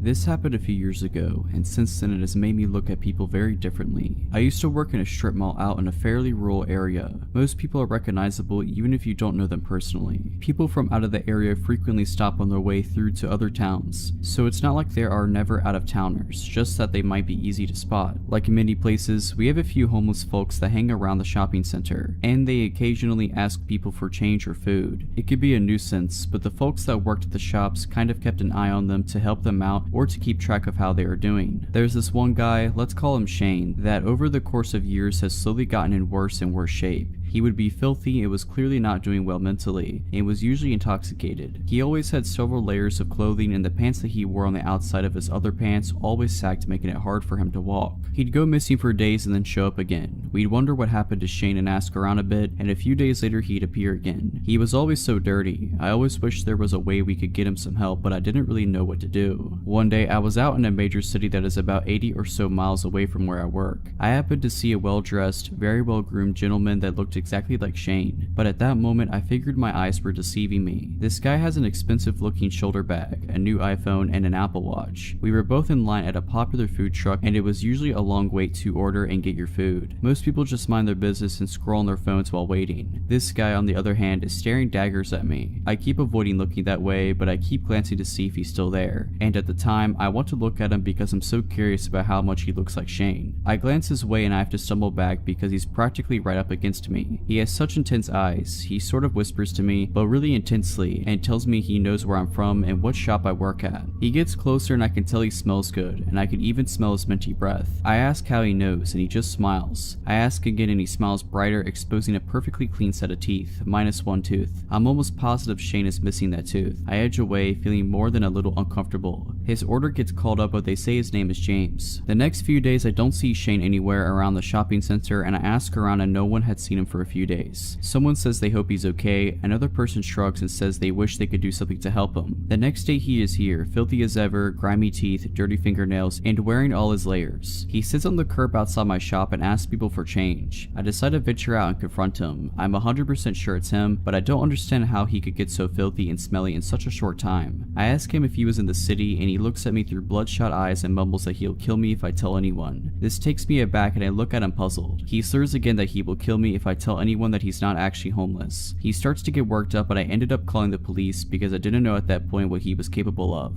He wandered off and I haven't seen him since. This story takes place late around 1:30 a.m. when I get the call. A very drunk friend of mine, Claire, is begging me to come pick her up and give her a ride home soon. The bar is closing soon and she's too drunk to drive home. The bar she is at isn't too far from my house, about a 10 to 15 minute drive, but the issue is that she lives like 35 to 45 minutes on the other side of town. Claire has been extremely nice to me in the past, and I did owe her a solid, so at about 10 to 2, I grab my keys and my concealed carry and leave the house. I get to the bar at around 2:05, and she's sitting outside on a bench by the doorman. I pull into the parking lot, which is pretty empty since the bar is closed, and I assumed the cars remaining were the workers who had yet to leave. I get out of the car and start walking to Claire, who is kinda slumped over. I was hoping she wasn't passed out drunk, and when I got to her, the doorman asked me if I was her ride. I told her yes, showed my ID for proof, and what he said next was of some concern. He kinda pulls me in and says, "Hey, I was supposed to leave when we closed, but I have a strong feeling your friend was roofied. She's been on the porch drinking all night and some guy kept hovering around her. I assumed it was a boyfriend or whatever, but she never turned to talk to the guy. She was either drinking or chatting with other girls around her. Well, anyways, she chugged her last drink, came up to me and told me you would be coming to pick her up, and she asked me if she could sit by me, and she told me she felt very dizzy and sick. I told her sure, hoping she just drank too much, and she passed out right after she sat down. After that, I couldn't see the guy anymore, but I didn't want to take any chances. So visibly concerned, I thank the guy profusely, and he even helps me carry Claire to my car. Midway to carrying her, she's kind of coming to, like someone just waking up after a surgery. That really groggy, not knowing where they are, talking of nonsense kind of talking. I don't remember exactly what she was talking about, but I'm sure if I wasn't on high alert about her possibly being drugged, it was some funny stuff. So we get her buckled in, I thank the guy again, and he just says he hopes she gets home safe. So now, hoping my friend is only stupid drunk and not drugged, I start driving to her house. The whole time I'm trying to keep an eye on her and an eye on the road. She's now snoring asleep, which puts me at ease a bit, but about halfway to her house, my fuel light comes on. Cursing the fuel economy of a sports car, I pull into the next gas station. It's one of those small gas stations that doesn't have 24-hour store, so I'm on extra high alert while I start to pump gas. The gas station is about a block from the freeway, and right at the corner of the intersection. The street itself is pretty dark, with lonely lampposts shining very pitiful lights at large intervals. I get that really dead feeling like this place is just abandoned. To give an idea of positioning, because this is important, important. The gas station is at the corner of the intersection. The storefront would be facing south, and we were right in front of it where the pumps were. The east would be where there are air pumps for tires and parking spaces, and the north would be a diesel fuel pump right behind the store, accessible from the street behind the gas station. I drive a Corvette, so the filler is on the rear end of the car, and I'm leaning against the rear looking around. To my left, I hear this weird metallic scraping sound, so I turn and see this guy about 15 to 20 feet from me come around the corner dragging a long metal pipe on the ground. I immediately sense that I'm in a possibly dangerous situation now. The guy looks almost possessed, but he's not looking at me, rather like he's trying to look into my car. I'm on the defensive, but hope I can get him to leave, so I call out, "Hey, everything alright?" Without looking at me, he answers back, "You took my girlfriend from me. I'm here to take her back." Now he turns to look at me and he's got blood in his eyes. Before he begins to take a step though, I start yelling, hoping it'll get him to back off. "Back off, please turn around." He takes a step towards me, clearly unimpressed, so almost automatically, I pull my handgun from my inside the waistband holster and draw a bead on him. "Back off, you don't have to die," I start yelling louder. Anyway, in a panic, the guy throws the pipe at me. It whizzes by and I dive behind my car for cover. I have no idea if he has a gun himself or what, but I was going to put some kind of cover between me and him, and by the time I kneel up and aim over the rear of my car, he's booked it. I hear a car door slam and tires screech, and he launches off the curb on the east side of the lot and is tearing down the road, swaying all over the place. In my own panicked hurry, I pull the pump out of the car, screw the cap on, and tear out of there myself. Claire, however, is still passed out in the car, and now I'm afraid because I'm convinced she'd been drugged and we were followed by that guy. Me being more concerned about her earlier and keeping on the road, I must have not noticed being followed. The whole way back to her house, I'm wary of any car that's behind me. I'm also driving very aggressively, and when I get to Claire's neighborhood, I circle a separate block that's not hers 4 times to make sure no one followed me. When I was satisfied thinking I wasn't being followed anymore,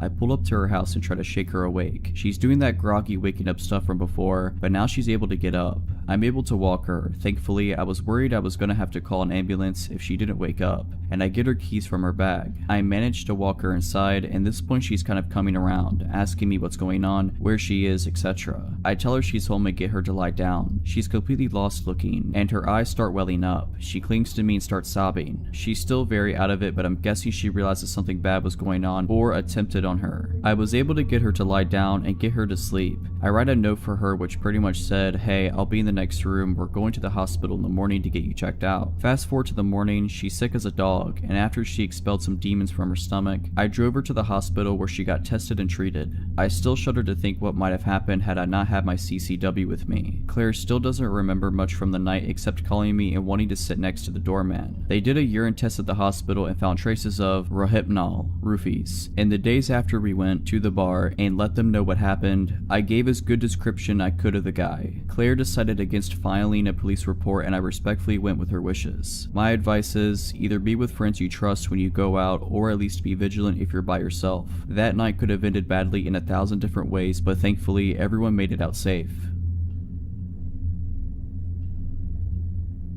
I don't really know where to begin, but I suppose it started before I was born. My birth set in motion a series of actions that led to the threat on my life beyond my control. So pre my existence, my mother, Jane, dated an older guy named James when she was in her mid-teens. He adored her but wasn't of the same religion as her, so she ended up marrying a gentleman from her congregation instead, leaving James' brother put out. A year after being married, Jane gave birth to me and decided that she was unhappy with my father, Dave, and contacted James with the intent to go back to him. So Jane packed a bag one night, took me, and left. As soon as she arrived at James, she was bombarded with messages from Dave telling her that he would take full custody of me if she didn't return. So with a heavy heart, she chose me over James, and therein lies my problem. She went back to my father, and after another year of failed attempts, they divorced and my mother moved south to be with family, completely forgetting about James. My childhood was fairly normal for the next 13 years. A few house moves, a new stepdad, and a few siblings. Mother's second marriage falls through and she's single again. The year is 2010 and she has just discovered Facebook. Being newly single and having sudden contact with all of her old school friends, she quickly strikes up a few romances out of nostalgia. Nothing sticks though until she finds him. James has a Facebook account, not very active, no profile picture, but my mom is sure it is him and immediately falls in love again. He comes down south and meets his kids and stays for my 16th birthday party. Looks wise, he is easily in his 50s with shaved gray hair and glasses. My mom leaves him a third time and he finally flips and the crazy comes comes out to play. He starts turning up at the house uninvited. He is told to leave every time. The visits become less frequent and we think maybe he's got the message. But then hand-delivered letters start arriving for my mom, and it's the contents of these letters that cause me alarm. In them he details how if she had never met my father, they could have been happy together, and he had a plan to get her back that was ruined by the untimely arrival of me. So he did what any crazy man would do and started plotting to get me out of the picture. Back in 1995, she had a near miss of a car accident, with baby me in the car when a car clipped her at a junction. She didn't get the car's details but put it down to chance. In the letters, James tells her that the incident 15 years ago was him, and that he won't miss this time. He informs her that he still believes that there is a chance for them, but only with me out the picture. I'm not a baby anymore, my father's well and truly out of the picture, but the crazy in James' brain won't let it go. The next letter tells her that he will burn the house down. If he can't have her, no one else will. The next letter informs my mother that he has told social services that she is a drunk and that they will come and take me away. Not hard to prove that false, so we don't panic. The next letter tells her that he will burn the house down. If he can't have her, no one else will. This one she takes to the police. Upon investigation, it is revealed that an ex of James, with the same first name as my mother, has a restraining order against him for stalking and attempted arson. We are put on high alert and the process for a restraining order is begun. A few nights later, my mom hears someone outside the house. Thinking it's him, she calls the police. They arrive within 5 minutes and search the street. No James, but his car is found behind the resident garages. He doesn't return to it that night. The next day, the police contact a woman's hostel in a neighboring county. They have a room spare, so we pack our bags and head there. And so the summer of my life was spent in hiding, no friends, no social media. Well, I wasn't supposed to have social media, but using proxy servers on the computer in the teens rec room, I was the only teen in the hostel at this point, was easy, and possibly very stupid. James began messaging me through Facebook, playing nice, telling me how much he loved my mom, and needed to know that she was okay. I ignored him and blocked his account. I had a number of fake accounts try to befriend me, and they were all blocked also. After 3 months, they find us a new house. We have a week to go back and pack up our old lives. So that's what we do, and now it's 8 years later, and I've moved several times since, including for university, and honestly haven't given much thought to the man who wanted to kill me so he could be with my mother. 2 years ago, I moved back up north not far from my birthplace. 2 weeks ago, I received an email on an old email account for a rental agreement. At first, I thought it was spam, but upon opening it, the name at the top read to James Smith, and the rental address was not too far from me, only a town away. That sick guy gave my email to the renters as his so that I would know he was nearby. I've heard nothing else, but I seriously hope that we don't ever meet again.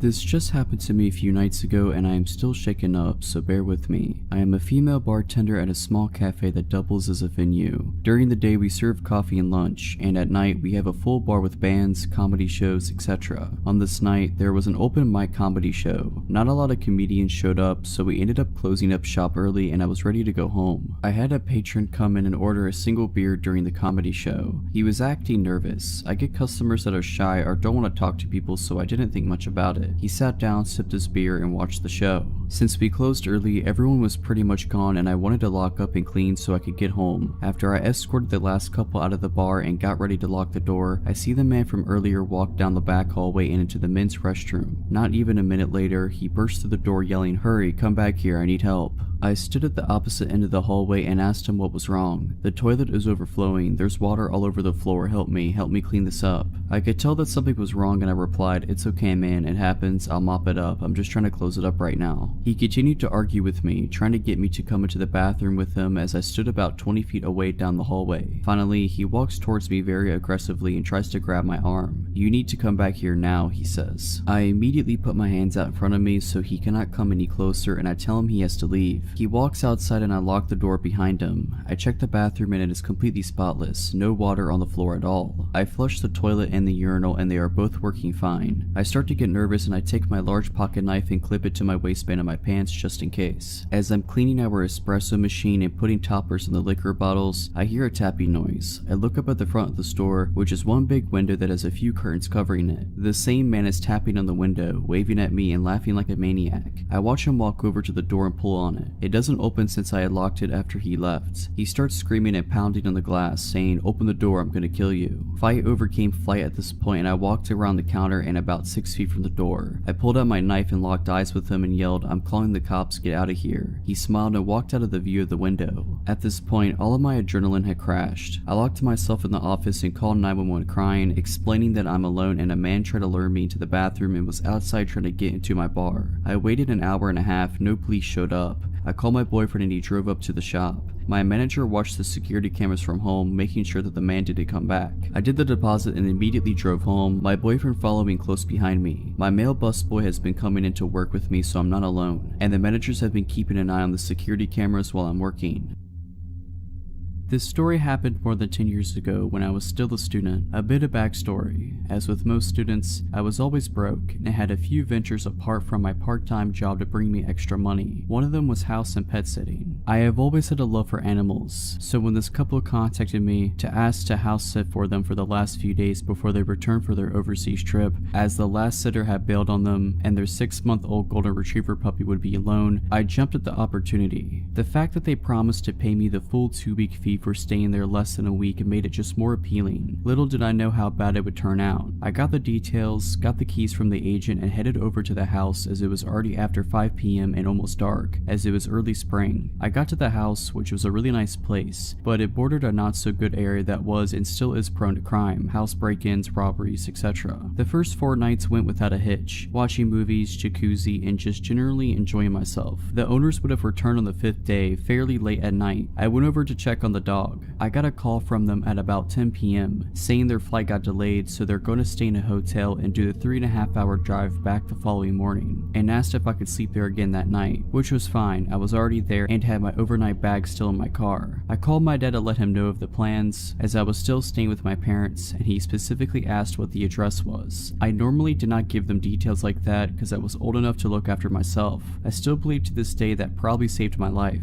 I eventually got to bed about 1 a.m. and it felt like I had only slept 5 minutes when I was awoken to a window breaking, and I could hear movement and what sounded like footsteps running down the hallway. The first thing I did was grab my phone and just hit redial. Thanks to my old Motorola phone, redialing was as simple as pressing one button, as my dad was the last number that I had called, hoping that he wakes up from the call. I then dropped the phone in between the headboard and mattress in case my dad picks up that he can hear what is going on. I had barely done that when the first guy stormed through the bedroom door. I could see a silhouette and he had a knife in his hand. When he saw it, he raised it and came at me. Now, one thing to those that are unfamiliar with South Africa and the crime, robberies and house invasions usually are very brutal and violent. People get murdered or tortured if they are in the slightest retaliate or don't cooperate with the robbers. Out of instinct, I raised my legs back when he came at me, and when he came within reach, I kicked both legs out as hard as I can. When I kicked and made contact with the guy, he completely lifted off the ground and shot into the wall. Luckily, the knife shot out of his hand as well. Before he got the chance to get up, I was on top of him, driving my right knee into his face and in return, his head into the wall. I knew that my life depended on it, so I put in some extra force. The guy dropped like a sack of potatoes, but before I could get up, I heard the sound of a pistol cock and I froze. It felt like all the blood drained from my body and I just became numb. He stood like that with the pistol against my head for probably less than 10 seconds. I did not move, and he eventually said in very broken English to get on the bed face down. I panicked, but thought if he wanted to shoot me that he'd already would have done so I did as he said. He threw a blanket over me, and I turned into a fetal position with my back against the wall, just so if they wanted to stab me that I had my legs and arms in front to protect my body. Now by that time, I had forgotten that I had called my dad, and the guy that I had need is still down. I heard a third guy come into the room, and I could hear what sounded like Portuguese to me. I could not understand what they said, but I recognized it, as we used to go to Mozambique on holiday a lot, and that is the main language spoken there. The one guy tried to get the guy that I put down off the ground, while the other started to ransack the house, shoving valuables into a big bag. It was about at this time that I heard tires screeching and a car approaching at what sounded like Mach 2. The car skittled to a halt right in front of the gate, and I heard someone scream. It was my dad. The 3 inside the house panicked and ran out the back door and tried to jump the fence. My dad opened fire, shooting in their general direction. I grabbed the house keys and pressed the gate remote, and my dad called the police while he came in. I met him at the front door, and we walked out to the car to wait there for the police. It took them over an hour to get there, some excuse of no vehicle available. By that time, I had calmed down and started to look for the dog. I could not find her anywhere. I grabbed a flashlight from my dad and started scanning the surrounding yard, and as I got to the corner, I could see her laying on the ground. I got to her and saw she was dead. Later autopsies revealed she was poisoned, and the police found pieces of meat laced with poison near the fence. Poisoning is pretty standard practice in my country for dealing with dogs at a house or area that is targeted for a break-in or robbery. I was fuming and so sad. The police was also pretty useless and had a I don't give a crap attitude, and barely took our statements. By that time it was starting to get light, and I retrieved my bag, phone, and locked the house as good as I can without touching anything, and drove home behind my dad. Only when I got home I got the story from my dad's side. He said he answered my call only to hear the shouting and what sounded like fighting going on, and when I did not respond he flew out of the house and raced over. Luckily he asked me for the address the previous night, and he knows the area well to know exactly which house it is. Now my dad got there pretty quickly, and he said he stayed on the line the whole time, only hanging up when he stopped at the gate. My parents' house is about 6 miles from there through a residential area. It's normally about a 20-minute drive. The call duration was 7 minutes and 13 seconds. I met the detective there later that day, gave my statement, they took fingerprints etc, and the owners got back about the same thing. The rest of the day was a blur as I came down from the shock and adrenaline. Now that is not where the story ends. About 7 or 8 months later I got a call from the detective telling me they caught the guys. The one that I had need apparently was the leader of the group.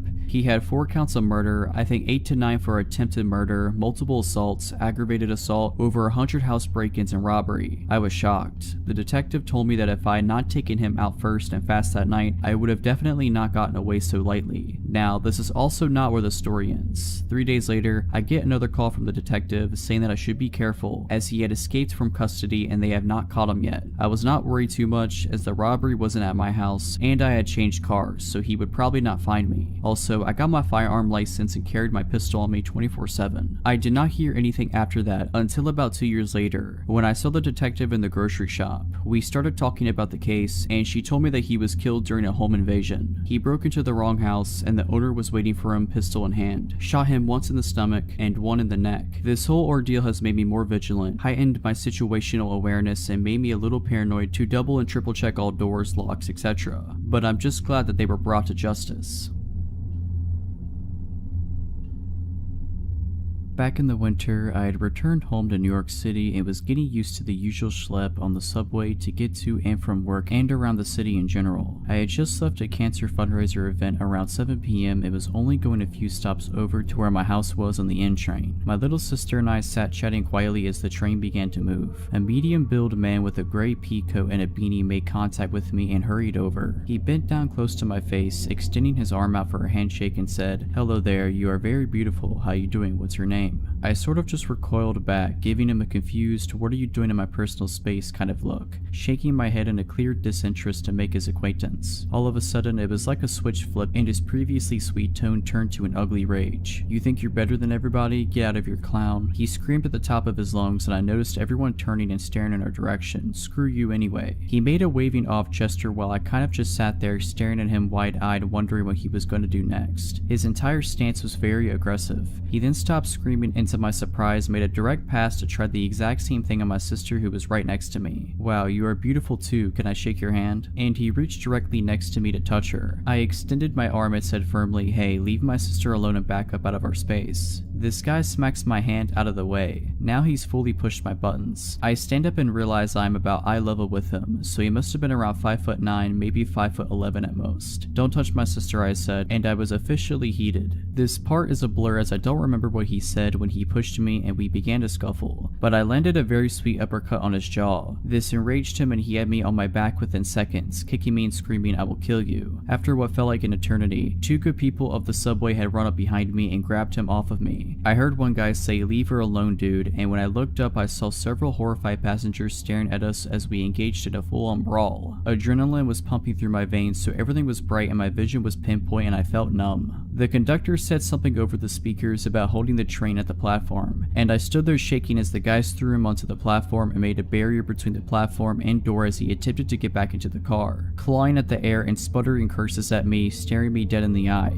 The subway doors finally closed, locking him out. He pounded on the doors as though possessed by a demon, screaming so loud you could see every vein in his neck as he pounded on the glass. His eyes were so bloodshot they almost glowed red, and his voice was so loud it pierced through the entire car. "I will kill you." Then the subway car pulled away from the station. Someone pointed it to the ground. He had dropped his cell phone in the altercation. It was unlocked. I found out everything I could about this crazed stranger. His name, his social media handle, saw all of his selfies, the fact that he had been trying very hard and was unsuccessful at getting laid. His text messages revealed he was a drug dealer of some sort. I suspected crack because of the prices, increments, and wording of the text, which would also kind of explain his violent outburst. I had seen my fair share of crazy in New York City, but it hadn't gotten this up close and personal in years. I was shook and emotional following the attack. I went to the police station with my aunt and uncle soon after to file a report. I gave them his full name and they said they had a lot of people in the system with the same name. I said, well, I have all the specific info I got off the phone. They said they couldn't use anything off the phone without a warrant. They ended up taking his cell phone from me and nothing ever really came of it, except for the huge bruise I had from getting a blunt kick to the thigh. An officer came by my house a few months later with some photos of extremely similar looking men, none of which I could confidently identify as my assailant. Haven't heard a single thing since I filed the report and I couldn't find the guy on social media again. I just hope the man is found and arrested.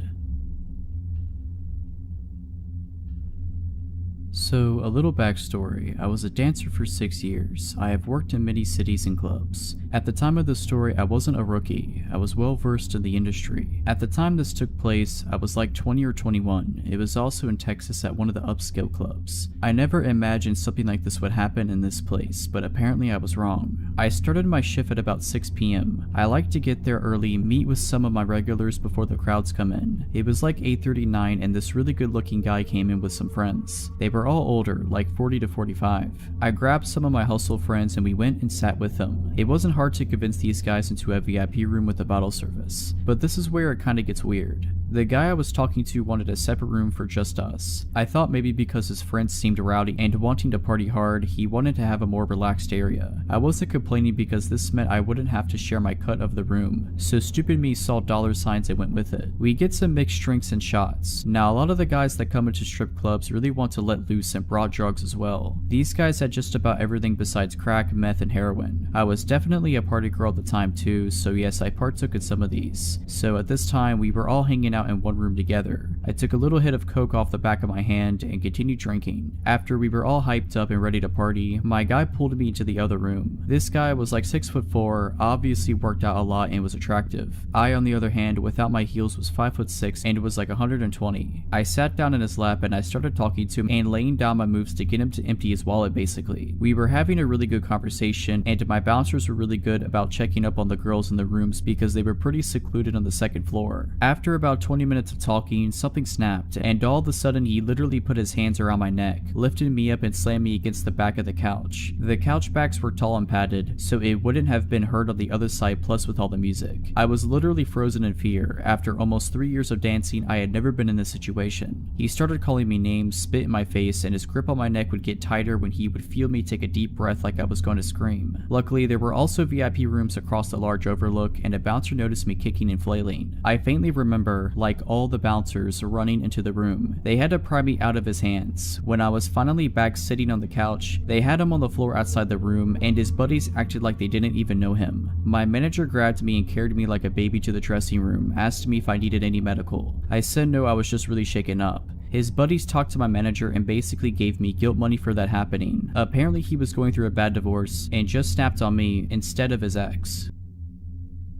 When I was 18, I was living in a small town. I was friends with rowdy skaters around and they helped connect me with this dude who sold weed. He was 29 years old I think at the time. He gave me pretty good deals and lived nearby. I wasn't driving at the time so this was convenient for me. His name was Max. Max had always struck me as a weird dude. We had normal weed buying interactions that never lasted more than 10 minutes. Buy some weed, maybe smoke a bowl, that's it. He'd often tell me he could drop it off at my house but I never let him because as I said before, he was weird. I wasn't afraid of him, but was definitely aware that his offers to deliver to me were weird. One day in May of 2018, I was invited to a bonfire by the same rowdy skaters that introduced me to this guy. I had no idea he'd be there, nor was it important to me at all. I brought the guy I was dating at the time. I said hey to everyone including Max. We stayed for a couple hours and some of them played some music on their guitars. Nearing the time I was leaving the bonfire around 11 p.m, Max was getting upset about something and threw his guitar into the bonfire. I didn't know what he was angry or upset about and paid no mind to it. This happened as I was leaving with the guy I was dating. I went to bed and woke up to paragraphs on paragraphs of crazy texts from Max ranging from 1 a.m. to 5 a.m. Like a constant stream of texts stating things such as, "You know how much I loved you, you are cruel." He would go back and forth between saying, "I would give you the world if you'd let me," and "You really do deserve him though." He said really scary things like, "You are a predator and should be snubbed out, just wait," and "You are stuck, I will either love you or hate you to the fullest extent my powers behold. Right now I pray the worst death on you and that guy you're with." To top it all off, he said, "Losing you is like losing a mother to me." He told me to tell him I never loved him and that I wouldn't hear from him again if I did. So that's what I did. I said, "I never loved you, do not message me again." I left it at that. I didn't get a response, nor did I care to get one. Max had never expressed any romantic interest to me, asked me out, or anything. This was all out of nowhere, and he was 11 years older than me. I was barely 18. That night he cut his long hair off and posted photos naked on Facebook, curled up in fetal position talking about being a statue of shame. It's as if he had a breakdown, but I had no intention of causing that and didn't think I would even offend anyone by bringing this guy I was seeing. Everyone else seemed to like the guy that I brought. About a week later, Max texted me pretty late at night and asked if I had seen the flowers he spread along my sidewalk, saying that he stole every flower in the vicinity of my neighborhood that night. I asked how he knew where I lived and said I hadn't seen the flowers, so he must have had the wrong house. I also told him he shouldn't do that as I never felt anything for him and so on. He told me that he had heard I lived on the same block as another one of the skater guys I had, and he wasn't wrong. The skater guy I lived by was on the other side of the block and I never walked that way, so I never saw the flowers. I blocked his number and didn't hear from him again for weeks. Weeks later, I woke up after a rough night and there were loads of flowers on the sidewalk right outside my house, along with a little bouquet at the top of my walkway. I was pissed. I wasn't scared yet, and stupidly, I unblocked his number and texted him asking why there were flowers outside of my house. This confirmed that this indeed was where I lived. I still to this day feel so stupid for texting him and making it known that after weeks he had found my house. He responded saying, sounds nice, that was me. I blocked his number again. About a week later, I was out of town and my roommate texted me a photo of a heart with a peace sign inside of it and my name written under it, drawn in chalk outside our house. When I got back into town, I went to the courthouse and began the process of getting a stalking order against him. When I left the courthouse, I went to Max's work and told him he needed to stop this behavior and that he was stalking me. He looked me in the eyes with no facial expression and said, "If you don't leave, I am calling the cops." I got angry and said loudly, "Call the cops, I was just talking to them about you," and left his work in a rage. Soon after this, I began driving again. I once drove by him and he noticed it was me. The next day, I woke up with my car covered in flowers. I presented my case to the judge and she put the stalking order in place. He was served with it by police officers and I thought that was that and he wouldn't be bothering me again. I was wrong. After the stalking order was served, he made several other chalk messages on my sidewalk, left random gifts for me like chalk, and beheaded my little pony heads on beer bottles. I always brought these things to the police station, but they said I needed to catch him doing it, take a photo or get a security camera. So I got a security camera and really hoped I would catch him. It turned out my security camera was stupid and I couldn't just watch the videos it took, but had to skip through second by second by hand. It was an impossible task. I was terrified of leaving my house at night at this point. I never had my curtains open anymore and I was so frustrated that my livelihood was being taken away from me. Ultimately, I unblocked his number in hopes that he would text me directly violating the stalking order, and after a few days, it worked. He sent me a weird text saying, "Forgive me, we are charming, this is harming, let us try again." By now it's September of 2018 and he finally goes to jail. He is facing up to a year in jail and has to stay there until our court date. I finally start calming down. I am able to go outside at night, even if just to get into my car. I let myself have my curtains open sometimes. I am starting to feel alive again. Right when I start feeling secure in my small town life again, someone posted bail and he was released after only 3 months in jail, and I went back to living in fear. We still had court dates coming up and I was optimistic that he would serve more time for ruining my life for so long. His lawyer kept pushing the court date back to gather evidence, and after about 6 months of pushing it back, the state decided he wouldn't do anything more and closed the case basically. I had moved out of town 3+ hours away at this point, so he didn't actually have an option to continue this behavior. Living in this new place, I feel safe. I can walk at night and I don't have to have my curtains closed all the time. It's been over a year since they decided to close the case. About a month ago, he began responding to my friends' Instagram stories. Friends that live here in this new town, telling them how fond he is of me, etc. I have always had him blocked, but my Instagram isn't private, so he must have found them that way. I have since changed my account to private and he hasn't messaged any more friends of mine. I refuse to be fearful now, the way I was then. He will never find where I live or where I work now. However, my life is forever changed after this experience. I will always be more aware of people and their weird energy. He ruined my life for a year, and I truly wish he had gotten that time in jail. He deserves it.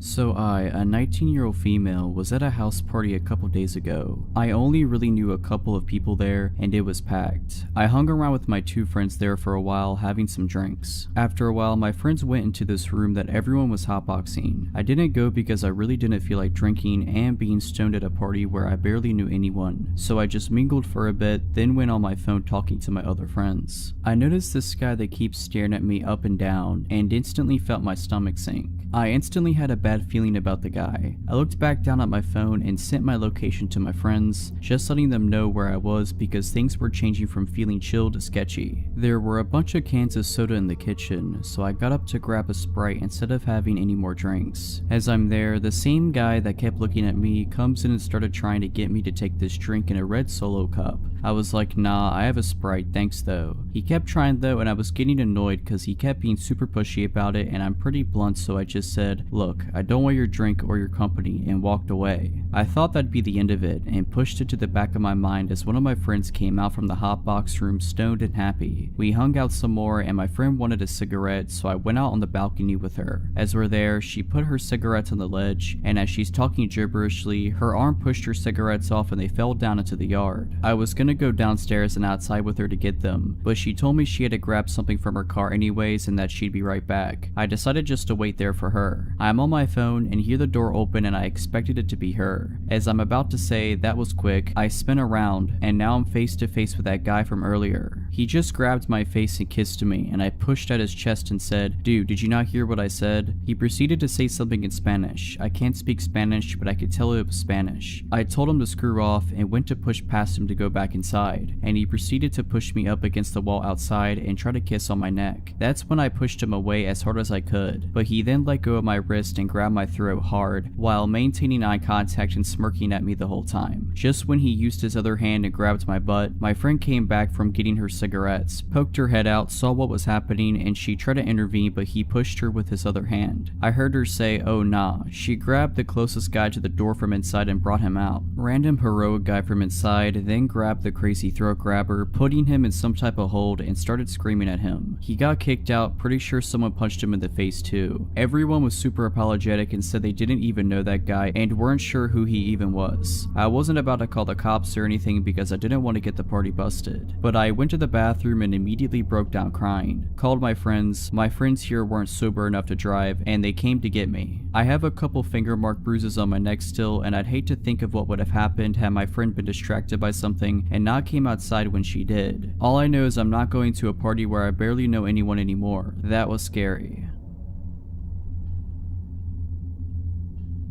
This happened when I was 4 or 5 years old. I was at a rather large toy store with my dad and sister, who is 2 years older than me, so that I could pick out a birthday present for a friend of mine. My dad and I were looking at the Lego aisle they had available, while my sister was shuffling around, bored out of her mind. At some point she wandered away. I was looking at the box of a castle set, wishing that it was my birthday coming up, when my sister returned and tugged on my dad's arm. What is it, sweetheart? He asked without looking away from the box he was holding. I think he also wished it was his birthday coming up. There's a man. Oh, never mind, he's gone now. My dad looked at her, putting the box back on the shelf. What man? He asked. There was a man who asked if I wanted to come see his puppy, and I said that I'd have to ask you first, but I don't know where he went. My dad took the box out of his hands and put it back on the shelf, then took my hand in his and put his other hand around my sister's shoulders. Well, let's go find him, my dad exclaimed, and began leading us toward the checkouts. Now, like I said, this toy store was rather large, and we were walking pretty fast. When we got near the checkouts, my sister pointed at a man who was just about to leave the store and said, "That's him." I could see how she recognized him from behind, as he had very long hair. It went halfway down his back. I remember him having a black winter coat on, which was strange because it was a pretty warm day. We walked even even faster until we were at the nearest checkout, and my dad said to us, "Stay here with this nice lady for a second," referring to the cashier. He then ran up behind the man, who was now almost out the door, and threw his hand on his shoulder so hard I could hear it. My dad spun him around to face him, then began yelling, "Where's this puppy you wanted to show my daughter?" People around started looking over at the commotion, and my dad continued, "You wanted to take my daughter to see your puppy. Where is it? I want to see the puppy too." The man was stammering and stuttering and trying to get away, but my dad had a firm grasp on the guy's shoulder. Turning his head to where we were standing, my dad yelled to my sister, "Is this the guy who asked you to come see his puppy?" My sister silently nodded her head and then looked at her shoes. I think she thought that she was in trouble. I didn't blame her. Our dad was yelling really loudly, "Is the puppy in your car? Where's your car? Is that it over there?" He pointed out the glass door into the parking lot. "Or is that your car? Is that where the puppy you wanted to show my 6-year-old daughter is?" I remember thinking that if he just let go of the guy, he could lead us to the puppy. Before I knew it, 3 men in yellow jackets had come. There was a word on their jackets which read security. My dad let go of the man and the security guards held him instead. My sister was crying by this point. My dad walked back to us, once again taking my hand in one of his own, and putting the other around my sister's shoulders. He asked the cashier if she had a phone he could use, and she took us to the office. He called our mom to come pick us up, then assured my sister that she was not in trouble. In fact, she was in the least amount of trouble anyone has ever been in the history of the world, simply by coming and asking for his permission to see the puppy. I asked him if we were still going to see it, and he just looked at me and said, "Sorry son, the puppy ran away." Our mom came in just a few minutes, and as we were leaving, there were police cars pulling up.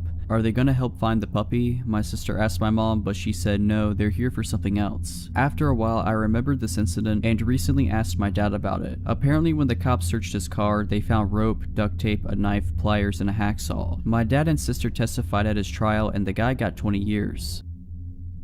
This story dates back to about 1.5 years ago when my daughter was around 4 months old. I'm 26 years old. I had just moved with my then SO to a dangerous part of town, but the street we moved to wasn't too bad. Everyone knows their neighbors and everyone seems to get along. Well, since everyone in the neighborhood chats with each other, one of my neighbors warned my SO and I about a homeless woman that parks her van on the street and harasses everyone who walks by her car, and to try and avoid her as best as possible. Side note, parking in this town is street parking only, no reserved parking spots. This'll have significance later. I thought, that's one small downside of living here, along with the street parking. Not that big of a deal as long as I avoid her, right? Wrong. So the next day after our neighbor's warning, after returning home from a long day at work and picking up my infant daughter, homeless lady, really slender, wearing what appeared to be newish clothes, breath reeking of something foul, is walking up to the left side of the sidewalk, screaming up a storm at these teenage kids who look terrified. The teenagers aren't engaging her, just keep walking and looking at each other with uncertainty. I stay on the right side of the sidewalk, even though I knew I'd have to cross the small street to the left where my apartment was located. My daughter wakes up from her nap in my arms and begins to coo. Homeless lady spots me crossing the street with my purse, work bag, my baby, her baby bag, and decided it's a good idea to come up and chat me up about her conspiracy theories as I'm walking up to my apartment. Fine, no big deal. At least she's not bothering the kids anymore. Then as I'm fumbling to get my keys to open the gate that leads to my complex, she asked for money. I told her the truth, I'm sorry but I don't carry cash on me, all the while trying to hold onto my baby, find my keys, hold my bags. Her response, "Stuck up lady." And then she continues muttering under her breath, which I must repeat was bad, and starts harassing more kids down the block.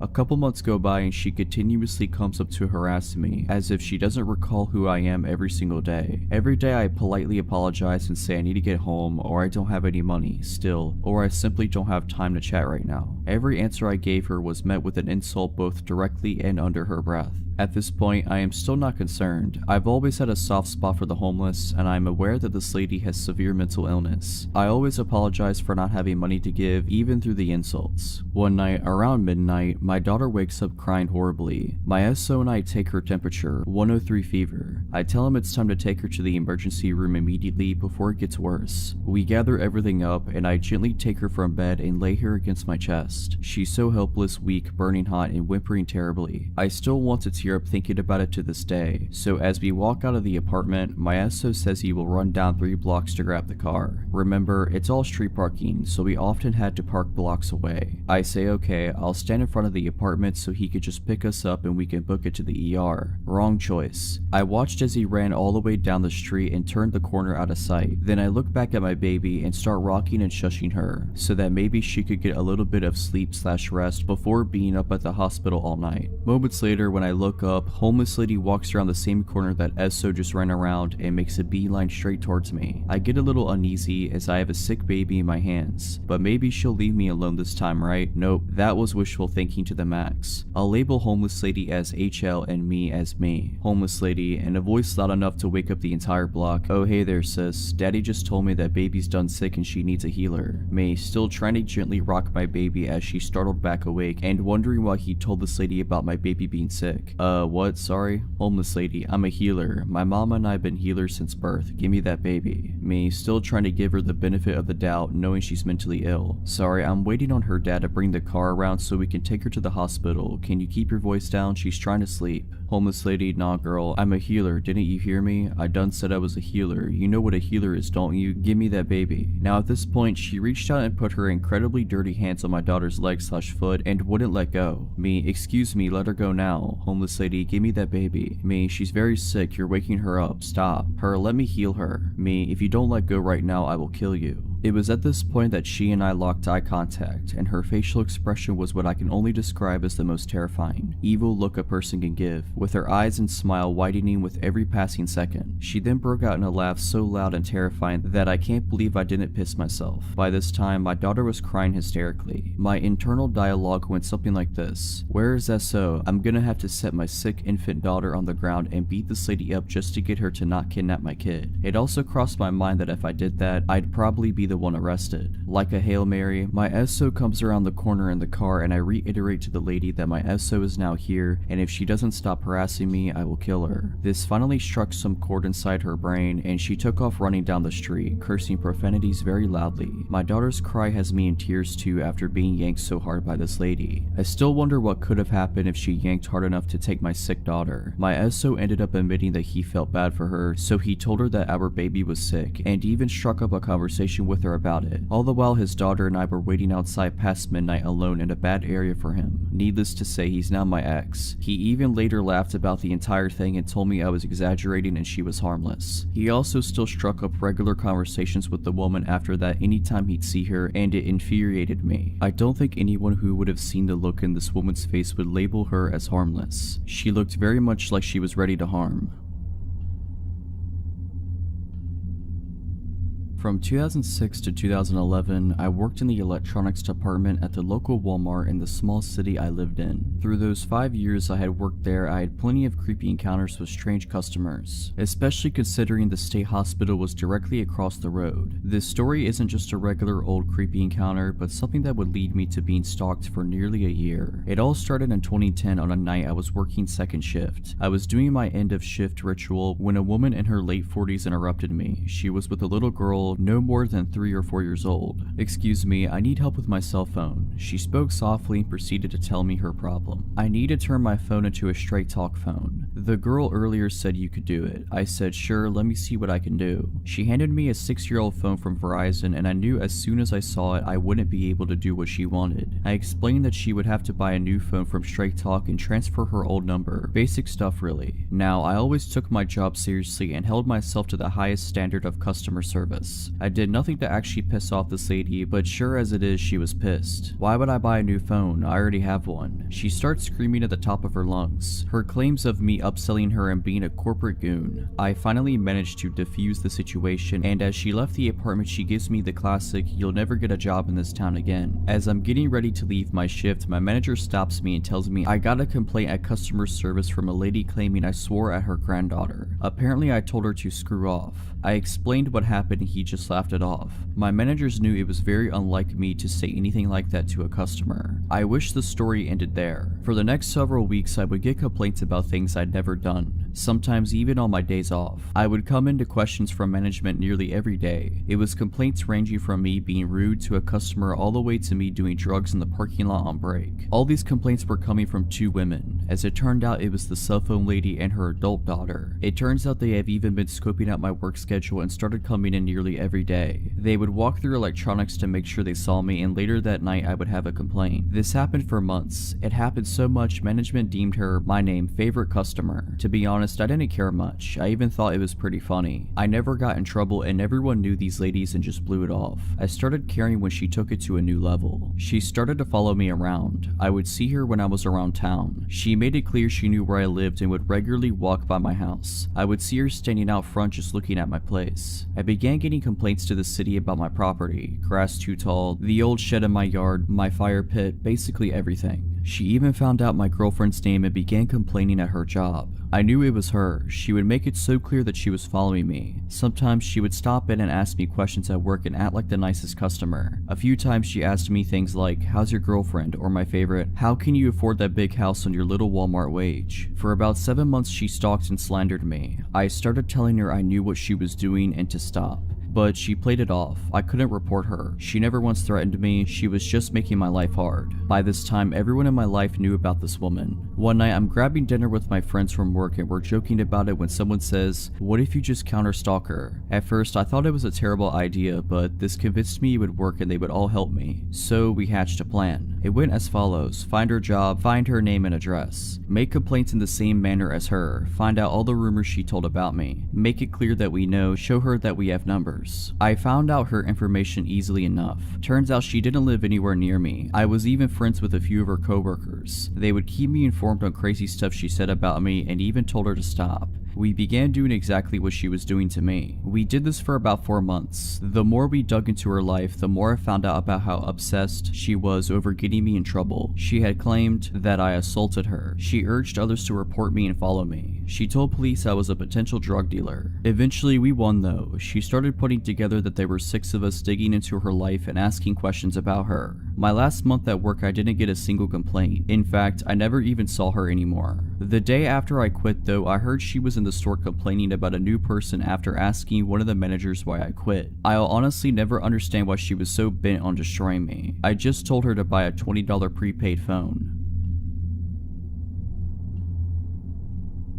I work about a mile from my house, in a pretty small town, 100,000 people-ish, spread out. I grew up in one of the largest cities in the States, so living here has been a bit of a culture shock. It's very easily accessible by walking, so I never drive. About half a year ago, I finished work around 1 AM. Nobody is really out past 8 PM here. A huge shock coming from a big city, so the park I walked through was utterly deserted. I live in one of the safest countries in the world, not America anymore, so it's easy to forget just how vulnerable I still am. I honestly didn't feel uncomfortable at any point in my walk until I rounded the corner past some basketball courts nearby my house. I was still about 2 minutes away from home, and this stretch of my walk was completely dark. The moon was massive that night. While I had welcomed its light at the beginning of my journey, in the absence of streetlights, it actually made things look pretty eerie. I had walked this path hundreds of times, but tonight something felt off. I'm not a fearful person in any sense of the word, but I was really on edge suddenly. Then I saw it, a van in the parking lot next to the courts, with its side door open. I picked up my pace and kept an eye on it. There are usually cars in that parking lot. I live in a tourist town, and backpackers often stay in their vehicles to save money. I'd never seen one with its door hanging open like that in the middle of the night though. I was so focused on the van that I missed the man walking out from the trees near the courts, until he was a mere 30 feet behind me. He was walking fast, and there was little doubt that he was heading straight towards me. I was at a loss for what my next action should be. Screaming wouldn't do much. I was still too far away from any residences. I usually carry a glass water bottle with me for protection. We have very strict laws on weapons, but had left it at work that night. My phone was dead. Everything I knew better than to do, I'd done. I hesitated running on the off chance that he didn't mean to act sketchy. I also knew I couldn't outrun him. I saw a little dark blur darting across the library parking lot at the back of the courts. It didn't even register to me what it was. The whole situation was so surreal. The guy was behind me now, and judging by his footsteps, he hadn't veered course. I quickened my pace, felt out my keys in my purse, and slipped them in between my fingers. I heard a slight jingling noise and everything suddenly made sense. The blur was Apollo, the large black cat that often walked me home on the stretch after the park. Tonight, he was doing that weird cat run, where they get really low to the ground with their ears back. I had an impression that he was angry, but he was moving too fast for me to see his face properly as he rushed past me. I kept walking, but the heavy footsteps were retreating now. I didn't dare look back, and kept moving forward quickly. Apollo was suddenly by my side, still staying low to the ground and stopping every few feet to look behind him and hiss. Then he would do that weird cat run to catch up with me. He walked the whole way home with me, as he had done so many times, but I'd never seen him act like that. As we neared my gate, he visibly relaxed and flopped on his back. I coaxed him inside the gate before giving him some massive hugs and head bumps. I stopped walking home by myself at night and still saw my sweet little cat friend often. I never saw him behave that way again though. Apollo moved away 3 months ago. I still miss my little buddy and often think about how strange that night was. I wish I'd turn around to see him chase the guy off. I've heard so many stories about dogs protecting people, but rarely about cats. If you're liking this video, all I ask is that you make sure to subscribe to my channel and like this video. Thank you. I am 20 years old. I live in the suburbs in a small residence of 6 houses. My gate is very often broken, including today. That means 80% of the time it is wide open, so everyone can fit into the small courtyard. My house has 1 floor. There are 4 bedrooms including mine, and downstairs there is a guest bedroom which is used as a treatment room because I have big health concerns. This is where all the equipment, medicines are stored, like morphine and doses that could kill an average person, and this is where the care takes place. Also, I have a dog. I am very close to him. He is a little bit all of my life. He feels everything to the point of feeling my epileptic seizures before they happen. To recognize the nurses who are arriving, he recognizes by the sound of their tires when they arrive in the yard. He never barks except when there is a problem. And finally, a nurse spends 4 to 5 times a day to give me care at home, including infusions. This is important for the story. That morning, like every morning, my liberal nurse arrived at 8 a.m. For the rest of the story, I'll call her Sandra. She takes care of me as usual. That is to say, an infusion of a painkiller. She replaces the antibiotic diffusers, she makes me do blood tests, and remakes the cassette of my morphine pump.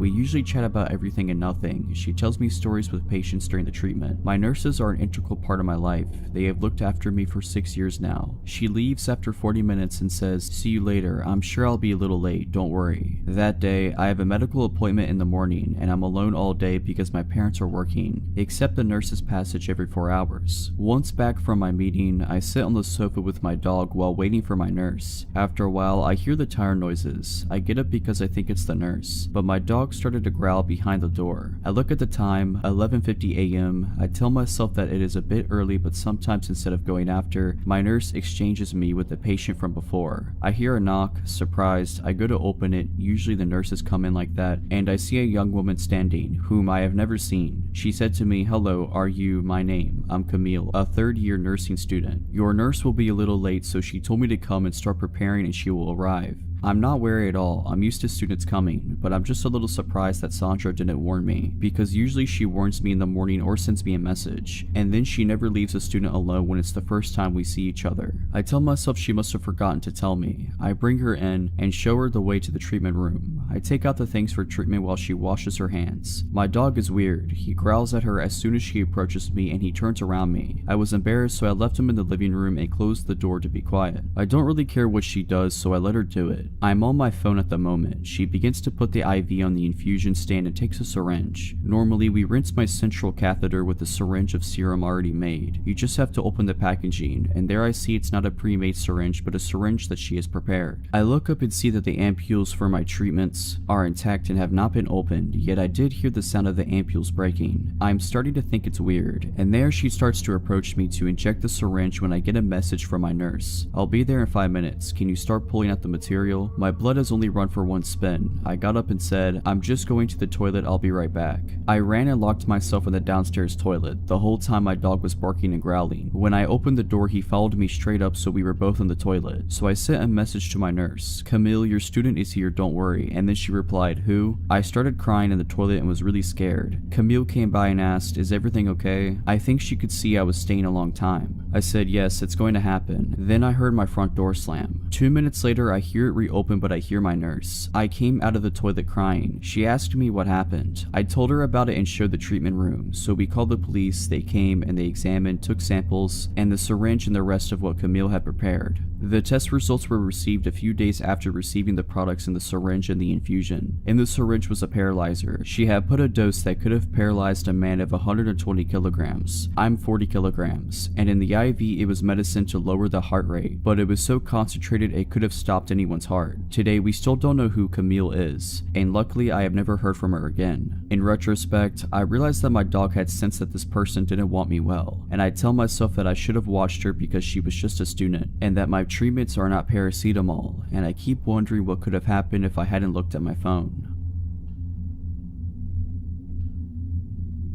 This happened about a year ago. There were so many terrible factors working against me that night. I am astounded I got away, at least physically. This all begins when I'm at my friend's apartment, who lives in a really rough part of town. In a series of poor decisions, that night I decided to get belligerently drunk and take a few pills of whatever knows what. I know, safe to say, after a solid night of partying, around 4 AM I was not in the right state of mind. My drugged brain decides that instead of staying the night at my friend's apartment like I normally would, I wanted to Uber back to my own apartment. My friend's apartment had two separate entrances/exits to the building, one in the back unlit parking lot of the building and one facing the street. They had two sets of keys for each door, and I only had keys to the one in the back of the apartment. Since my Uber would obviously arrive at the street and the door in the front of the building locks itself behind you, I exited this way when the driver was soon to arrive. I'm not paying attention to my surroundings at all in this state, despite the fact that there was literally a bullet hole in the front door I just came out of. Not good. I remember checking to see what car I was getting picked up in, and was only able to pick out the fact that it was a black sedan. Soon after stepping outside, a black sedan pulls up to the curb and starts rolling down the window. So I stepped forward. Before this man even spoke, I could feel something was wrong. He had an expression like he was tearing me apart with just his eyes. After seeing that look, it gave me a new meaning to the word predator, to describe a criminal,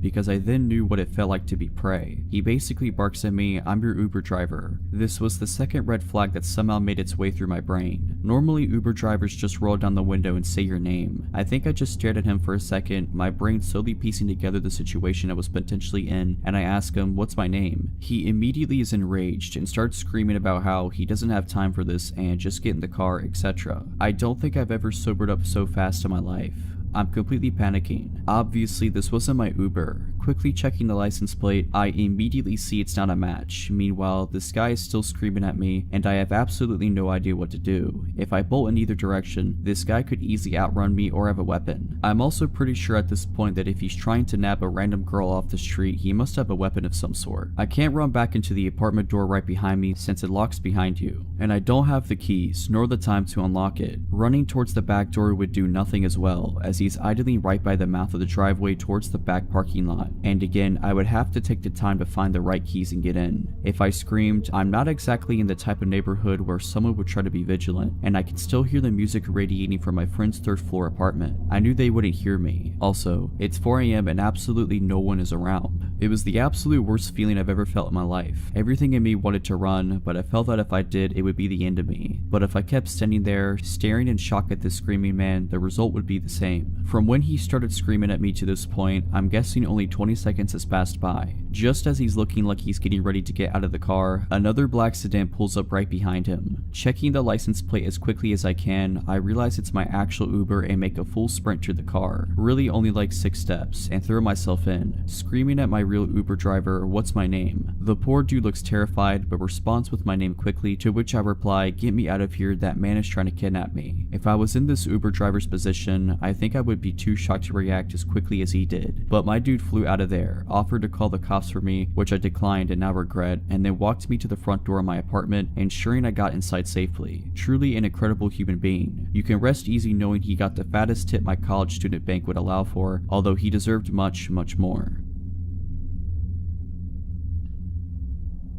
I was one of those kids you see walking around zoos or amusement parks wearing a leash. Those were already a thing 20 plus years ago, but less common, and were initially only tied around the wrist. In my case, it was a necessity. I would always start wandering off from the rest of the family no matter what situation. This is one of the stories that led to me earning my leash. It happened when I was about 6 years old, and I went to the zoo with my mom and sisters. Before every family outing, my mom made sure to give me the talk about not walking off again or face the consequences. My mom was a strict parent that made good on her promises. She had to, being a single mother of 3. I didn't try to disobey her per se, but I often just didn't pay attention to the world and people around me. No different this day, I behaved and followed the group for a while, but then a butterfly garden caught my attention and off I was. When I finally realized I separated myself from my mom and sisters again, I panicked and started walking around the zoo looking for them, being afraid for my mom's reaction more than anything else. After a while, I somehow got it in my head that if I could just walk out, find our car and wait there, my family would eventually find me. So I did. I got lost within a couple of minutes, walking around a strange neighborhood looking for either our car or the way back to the zoo. Nothing looked familiar. I started crying. Then this man came up to me, just normal looking, about 40 years old, asking if I'm lost. I explained I lost my family when we were visiting the zoo and I'm looking for the way back. I couldn't believe my luck when the man told me he had just come from the zoo and saw a family there standing near the entrance who were waiting for a little girl with blonde hair and a baseball cap.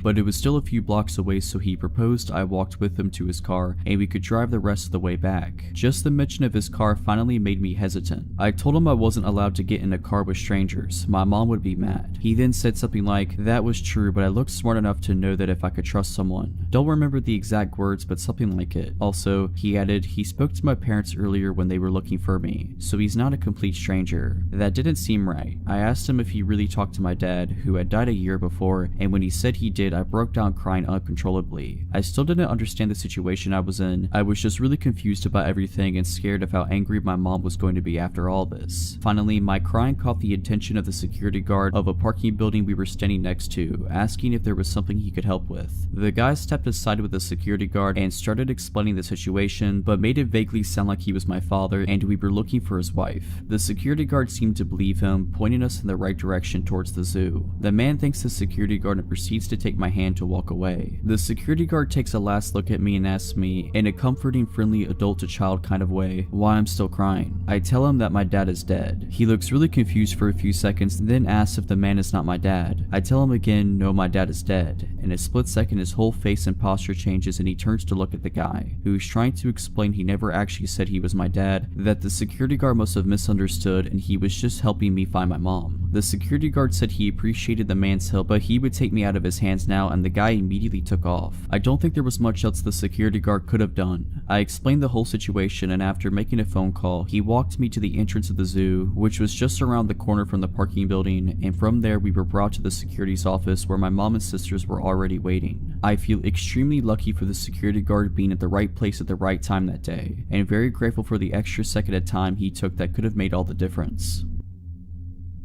I, a 24-year-old female at the time, was 21 years old. I lived in a larger, small city in the Midwest. At the time, I had no car, a bicycle, and hardly enough money for the public buses. I worked at a retail battery, lighting, and repair store. I worked full-time and only lived a little over a mile from my job. Because of my willingness to learn and my close proximity to work, I often worked all sorts of hours, mostly by myself. This time I wasn't the person closing and had a coworker, Joey, 22-year-old male, who came in for a part-time shift after he wrapped up classes at the local college. We had a close friendship and we often stood up for each other and stood in when we were flustered or needed to go to the bathroom in the back. Joey received a phone call for a possible repair on a smartphone, possibly LG low-tier phone though, and he wasn't 100% sure if it was a phone that we could repair. He asked the young female caller to stop by for a consult. She had quickly agreed and said that she would stop by at around 5:30 p.m. This was a night that I was supposed to get done at 6 p.m. and catch the bus at 6:12. It was a windy, drizzly, early fall night. I remember this because I had my bike with, and it became my anchor that night. A little before 6 p.m. this frantic, terrified, bawling 19 to 20-something-year-old woman came into our tiny shop.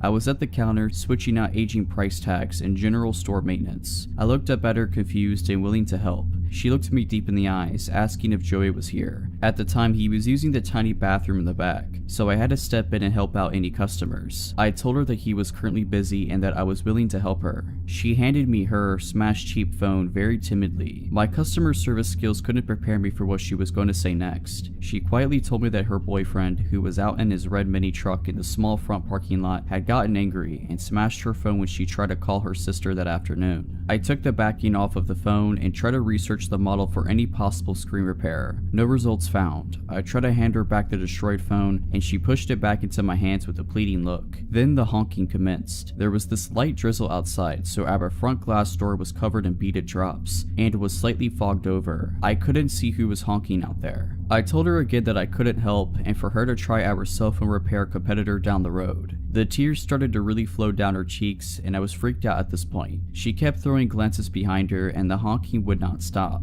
I shook with fear and rage at this point. I myself was in a domestic abuse situation at the time and knew what this girl was experiencing. I broke my lock stare at her and tried to look in our system a second time for a replacement screen. Nothing again. I looked up from my computer and saw a shadowy figure of a young man pacing in front of the store. I was just happy that the honking stopped, but I was increasingly shook up. My whole body vibrated with fear, and I whispered across the counter if she needed me to call 911. She slammed her hands down on the counter and said that I couldn't do that. She begged me not to. At this point, Joey came out from the back and asked me what all the honking was from. We had a lot of elderly, farmers, lazy, and disabled customers that would honk their horns for us to pick up heavy battery cores from their cars. He thought that it was one of those situations, but with the looks on our faces, he knew something horrifying was happening. The young guy stopped pacing outside and began banging on our front door. Joey took the girl's phone from my hands and said for me to go in the back and lock the back employee-only doors. I did what I was told and grabbed my bag, my bike, and my jacket. I looked at the clock in the back and it read 6:14. I spent 15 minutes with this girl, both of us feeling like trapped animals. Joey did bodybuilding during his free time and was a gentle, non-confronting, short but stocky guy. I was a short, obese, kind lady that would respond either of two ways, like a doormat or ready to stand my ground. I knew that I couldn't fight a customer and neither could Joey. Not because of physical reasons, we'd lose our jobs and we had no idea what to do. The young guy threw the door open and the wind kept the door open. He had this manic, hateful look about him. A total predator he was. He was slim but muscular, early to mid-20s, and was soaked by the rain. He took the broken phone off the counter and took the girl in tow. He hurled insults at us and I gave the girl a pitied look. He slammed the door back shut and both Joey and I stood in absolute silence. He snapped out of it and ran to the front door and locked it. I told Joey to call our manager from our store landline and stood around while he did. I noticed that the guy had moved his truck to directly in front of our door. He was watching us from his truck, watching us behind the counter as we were on the phone with our manager. I had to leave to get home. The last possible bus came at 6:42, and I couldn't pedal my way home in the weather and all the circumstances that had just occurred. The time was around 6:18, and I just needed to cross the busy highway and down the sidewalk by an eighth of a mile to the nearest bus stop. Joey, the guy, and I played the waiting game. It was 6:23 when the guy finally left our parking lot. I told Joey that I would leave at 6:25 so I could arrive at the stop safely. Joey opened the front door and I threw myself on top of my bike and pedaled harder than I could ever imagine. Now mind you, our store was in an industrial shopping area at the very edge of town. We worked next to a sub shop and worked across from a strip mall with a Bullseye store and a local chain grocery store with other retail stores and a bank all in that large lot. It started to downpour, and as I tried to pull out of our parking lot straddling my bicycle, I caught a glimpse of the red truck looping around the sub shop. The highway had dual lanes each way and I had to play real life Frogger. If I wanted to make it my destination in one piece, there was a few cars that slowed for me as I hauled myself to the other side of the road. I jumped off of my bike and threw it on top of the curb. I promptly hopped back on and tried to pedal off. My front wheel was stuck in the grassy strip and my right foot had slipped off of the pedal. My shin struck the pedal and I had to act quickly. I grabbed the frame of my bike and jogged awkwardly to the bus stop. The red truck pulled into the bank parking lot of which I had just passed. The truck pulled around and went out through the entrance across from the sub shop and took the closest lane to me. He went at a crawl and turned at the red light so he could circle the main parking lot of the shopping center. There was 3 ways to get into that parking lot, one to the left, one in the center, slightly off to the right across of the sub shop, and the other far to the right next to the grocery store. I stuck to the sidewalk since it felt safer and was in front of people. The truck patrolled the parking lot, the hunter stalking its prey. I felt cold, sore, and cornered just like an injured animal. There was a couple of cars that pulled into the left entrance of the parking lot, causing the truck to stop from re-entering the lot again. I almost collapsed in the bad small bus stop, and I felt my phone buzz. I saw that it read Joey, so I rested my bike on my person to answer the call. Joey told me that he was watching, and even though he had an elderly couple in the store that he was helping, that he wouldn't allow the guy to hurt me. I started to cry. All of this had just gotten to me. The red truck looped around once again and again. I saw the bus pull up early at 6:39 and I couldn't be happier. I knew the driver since I used the buses to get around town, errand shopping, and to get to and from work. I had my stupid bike to worry about. I hung up the phone with Joey, putting my phone in my jacket pocket, and strapped down my bike in the rack that was in front of the bus. I struggled since I shook and my bike was slick from the rain. I got on the bus and turned to the open bus doors and saw that the truck took a left at the center entrance of the lot. I could finally let my guard down. I sat at the front of the bus and my hands shook at trying to get the $1.25 for the fare. The driver said that it was okay and that I could take my time with the change. I kept my backpack on and pulled my damn phone from my pocket, dialing Joey's number, letting him know that I was fine. In under 15 minutes I made it to my apartment safe, but deeply disturbed. I took my bike in so it wouldn't draw any attention to where I lived. All of this gave me an idea to leave my own domestic abuse situation. To this day I wonder about that girl and hope that somebody more daring and stronger than me called the cops on her abuser, that she had the strength to leave that violent man for her to write her own story and to recover from all of it. I'm currently doing significantly better in life and finally have my own car, and I live a couple states away safely from my past life, even though I'm states away and it's been 3 years now. For a little background, I'm a 27-year-old female and I recently just moved into a nice apartment in a safe neighborhood with my 2 dogs, Charles and Wigwam. Charles is a Corgi/German Shepherd mix and is the most loving but overly obnoxious dog, while Wigwam is a Lhasa Apso who is quiet, sweet, and most definitely scared of his own shadow. I've only been in my new place for about a month, and after this experience, I highly doubt I'm gonna make it here for the duration of my year-long lease. The way these apartments are set up is that each floor has its own set of doors that lead to 4 apartments and a fire escape door that only opens from the inside. I'm on the back side of the building, which places my patio about 10-ish feet from the fire escape stairs. I take my dogs out 3 times a day, midnight being the latest I will go out by myself, and every time I leave my apartment, I put the bar lock on my patio door and lock my front door without fail. About a week ago, we had a snowstorm and I had cracked my patio door because, well, I love cold weather and I'm an adult, and if I want to watch the snowfall, then I can do that. It was around 11 p.m. and I decided that since it was getting late, I should take the dogs out for the night, and since they both hate snow, this would be a quick trip. I go to lock the patio door and decide against it because I'm on the 5th floor and I'm only going to be outside for a few minutes. I get the dogs ready, grab my keys, and lock my door as I leave the apartment. I get down to the designated pet area with my beloved snow-hating dogs and let them do their thing, and then back to the apartment we go, and we get back in safely, or so I thought. This is where I thought I was losing my mind, but in actuality, stuff was about to get real. As soon as we walk into the apartment, my dogs run over to the patio door and I notice the door is shut and the bar is locked. Mistake number 2, I immediately think that's strange, but didn't connect the dots. I go into the kitchen to get dog treats and both dogs start going crazy and growling at a large cedar chest in my living room, and as I'm walking to see what all the commotion is about, I see a pair of eyes creeping from under the chest lid. I stood there for about 5 seconds before I realized what I was seeing and calmly walked backwards to my front door, opened it, and told my dogs let's go outside, and they ran out without leashes, and I immediately get them and myself in my car, lock the doors, and call the police. The police show up in less than 5 minutes and they go up to my apartment, and after about 20 minutes, 2 officers are dragging a 40-ish-year-old guy out of my building in cuffs, and the plot thickens. This dude had been watching me since I moved in and had been stalking out my place, waiting for an opportunity to get inside because he knew I lived alone. If that's not creepy enough already, he had a fanny pack since it's still 1990, and he had a pocket knife, needles, ketamine, and a picture of me from the day I moved in, and his plan was to sneak in through my patio door, wait for me to fall asleep, and whatever knows what else. Needless to say, I didn't sleep for days because I thought he would come back. Luckily, the guy is still in jail, but I'll never forget those eyes.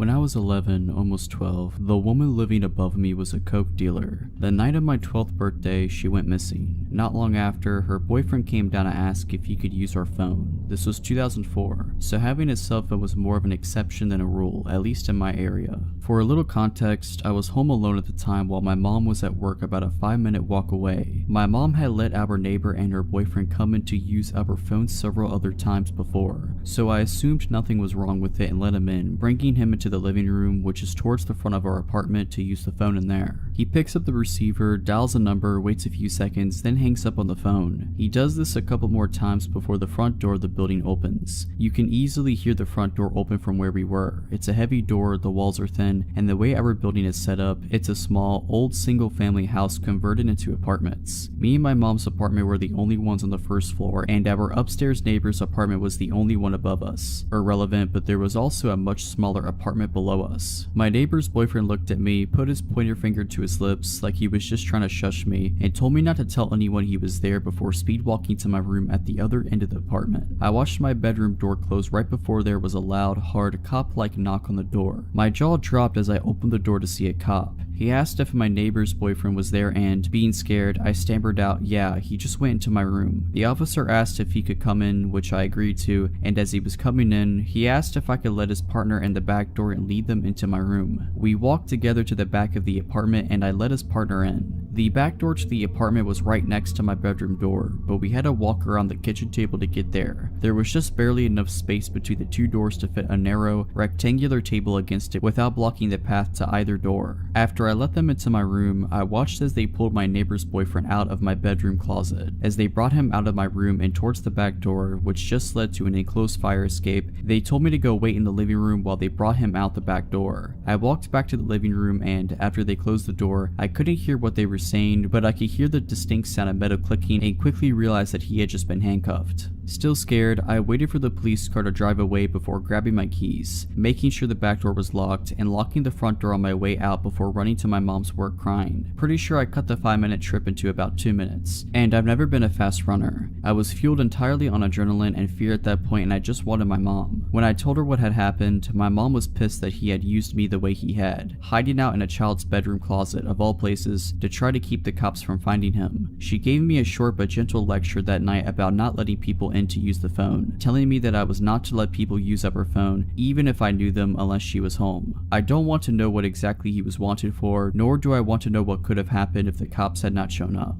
I don't know if he had known that the cops were on their way and had to come to my apartment specifically to hide from them, or if he was up to something else and knew that the cops were at the front door of the building.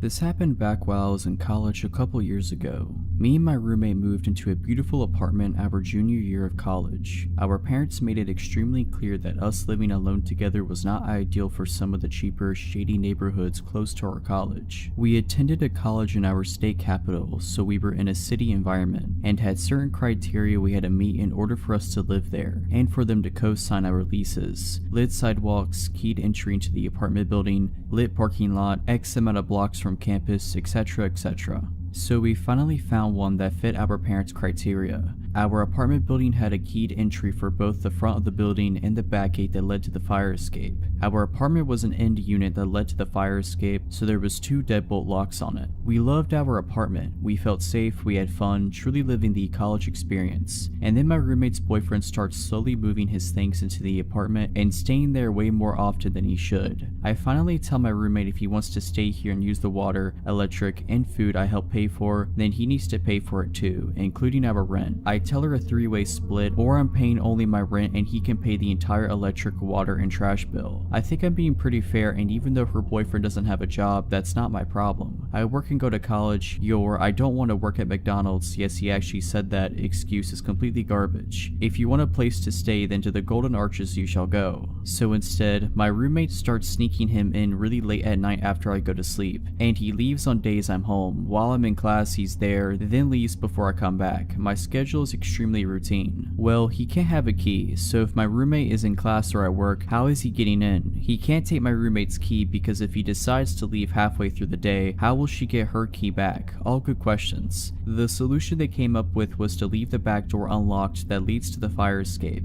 and then he can just jump the fence at the bottom of the fire escape to get back on the fire escape when he's ready to come back, or stick a rock in between the door, whatever works for him. So I'm off of work and school one Thursday morning and I decide I'm going to sleep in as long as I possibly can. My roommate and her boyfriend had already left for the day, so naturally they leave the door unlocked. I'm asleep and it's about 10 in the morning when I hear the back door open to the apartment. I come to just enough to recognize the noise, realize it's my neighbor or her boyfriend, and I brush it off and go try to drift back off. All of a sudden I start hearing someone creep through the apartment. Wooden floors. It definitely doesn't sound like casual walking. It is clearly someone stepping slowly and quietly through the apartment. My door to my room is ajar just a sliver, but I don't see anything out the door and I'm honestly too tired to get up and look. A couple minutes pass and I figure that my roommate and or her boyfriend are just being weirdos and I fall back asleep. I can't be sure how much time passes before I open my eyes, but it can't be too long. I wake up to my door opening. My back is to the door and I am facing the opposing wall. I slowly start to turn over to see why my roommate or her boyfriend would dare wake me from my slumber, and there he is, a burglar. In my room, next to the bed I'm currently laying in, a 6-foot tall burglar, unplugging my TV about 5 feet from where I currently am. I immediately pretend I'm just shifting positions in my sleep and continue to roll over with my eyes as shut as I can make them seem, still open enough to watch what was going on. He hears me shuffling as I turn over, stops, looks dead at me, and luckily doesn't realize that my eyes are open just a tiny bit. He goes back to unplugging my TV, my DVD player, shoves it in his bag he's brought, like those bags from IKEA, and steals my change jar and casually starts walking out of the front door to my apartment, like he came in for a cup of tea or something. After I hear the door shut, I immediately spring out of bed, grab my phone, start dialing 911, all while locking the back and front doors. The dispatcher is trying to calm me down. At this point I am hysterical. I can't even catch my breath to tell her okay. Luckily, I told her my address before I started hyperventilating. I will take a second to commend the police department, both city and college, because they were there in less than 3 minutes. She tells me the cops are there but they need me to go downstairs to let them in the building because they don't have the key to the front door of the building. I am so afraid to open the door to my apartment and even look down the hallway. I'm about to walk to the front door and extend my arm out to the handle when I hear, "Ma'am, it's the police." As if I didn't get scared enough already, they yell through the door. I am paranoid because the dispatcher just told me they couldn't get in and didn't realize someone probably let them in downstairs. I ask the dispatcher to confirm that the people at my door are actually police officers. She tells me that they are at my door. Okay, cool. I open the front door and I collapse right there. My legs completely turn into jello and I just hit the floor. I blacked out for a brief period of time, but they helped me up and sit me down on the couch. There's at least 10 officers in my apartment from both the city and college departments. When I look outside the living room window to the street below, there are 5 or 6 cop cars blocking the street. I later found out that they were doing a perimeter search around the immediate area.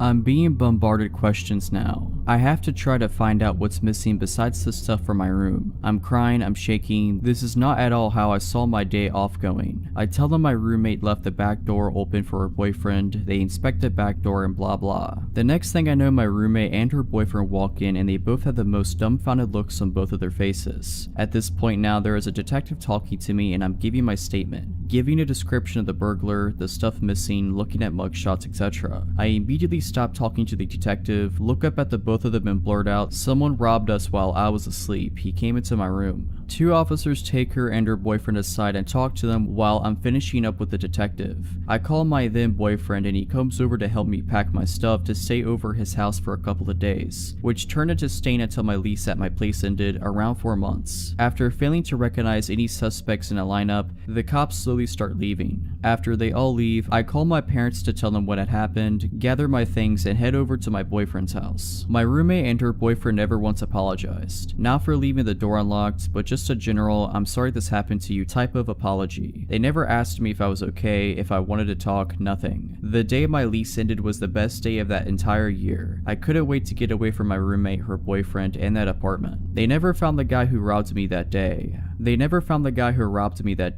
I didn't even care about the material materialistic things. He robbed me of my safety and security, and it took a good amount of counseling to get that back. I am also thankful he didn't try to attack me that morning. My friendship with my roommate was tarnished. I haven't spoken to her since. To this day, I don't sleep with my back to the door, and I always have a knife under my mattress.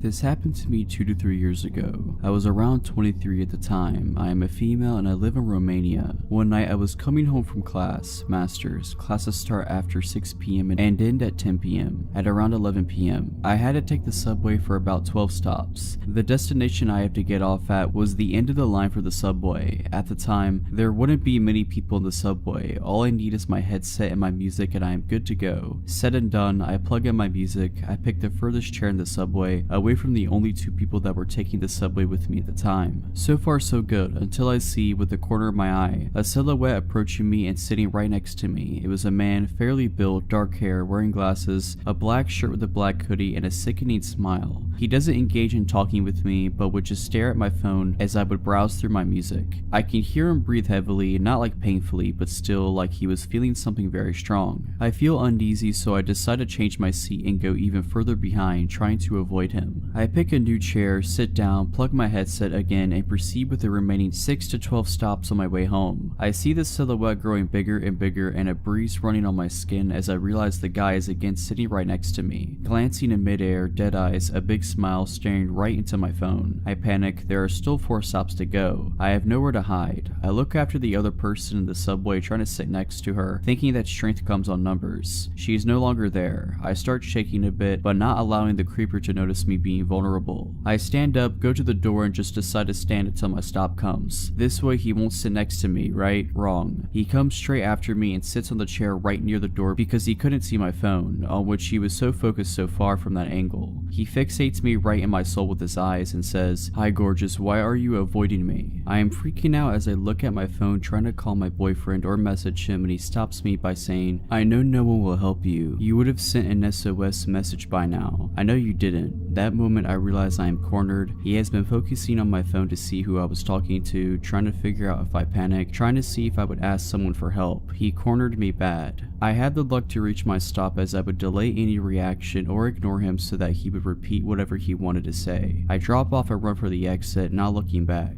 I get out at the surface and I don't see him anymore. At this moment, I put my phone in my purse and realize I had pepper spray with me all along. My heartbeat comes back to normal as I know at least I have something to defend myself with, but still a long way to get home, and who knows if he is alone or not. I walk rather fast for maybe 5 minutes from the metro and feel a hand grabbing my wrist hard and pulling me back. Another hand covering my mouth, disabling me from screaming my lungs out. It was him, the same black hoodie, dark hair, and dead-eye stalker. He was furious and said, "How dare you run away from me? You should be honored I gave you attention. Now, my phone is in my bag, I can't call the police, and I can't reach for the pepper spray." I panic. I can't punch him in the crotch. His hand is still in my mouth. What do? I did the most desperate and disgusting thing I could think of just to save my life. I played along. I used my other hand to touch the inside of his thigh and mumble a "I'm sorry" while his hand was on my mouth. He took his hand off my mouth and repeated that I'm sorry. I didn't realize he was just flirting. He let his guard down and took his hand off my wrist. He asked me for my phone number and address to drop me off, but I refused, saying I'd rather add him on Facebook, and he agreed. I told him I'd reach for my phone, but instead picked the pepper spray and got him sprayed all over his face. Made sure I'd cover both his eyes, nose, mouth, even his ears and hands. He instantly got all red, suffocating from the pepper and swelling.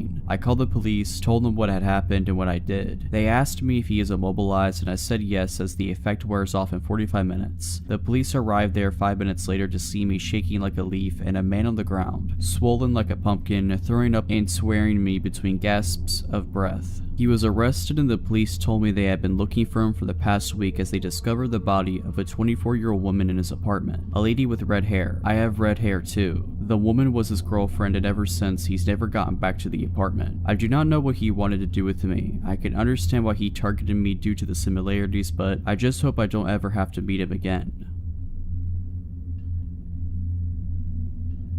I used to live in a townhouse duplex by myself with my dog and 2 cats near a train station. There were often commuters who parked outside my place and passed by through the day and night. Occasionally, I had cigarettes or stuff stolen from my front veranda, but none of this scared me like the night I was watched. My dog lives indoors and I would take him out for a last pee before bed. My backyard light was broken and was up too high to change the bulb, so I always took him out the front. That night, it was around 11 p.m. and I took him out the front. It was a hot summer night and I was mindlessly standing on the footpath when I saw movement across the road from me. Out of nowhere, a man had appeared and was walking diagonally across the street away from me. I thought it was odd because I hadn't seen him come from the other direction. I continued to think about it. Where he came from was from outside of a house that was being renovated. I knew the owners weren't living there and thought maybe he was trying to steal some stuff. So I kept looking down the road to where he had gone. He had turned the corner down the next street. I kept watching and then I suddenly see his head pop around the corner to see if I'm still outside. This gave me the absolute creep, so I grab my dog and go inside. I turn off all my lights and go upstairs to my bedroom, which is at the front of the townhouse and faces the street. I thought I would keep watch of my neighbor's house and call the police if he came back. I peer through my blinds, which cover sliding doors coming off a small balcony, and like clockwork, I see a dark figure walk down from the corner and down my street.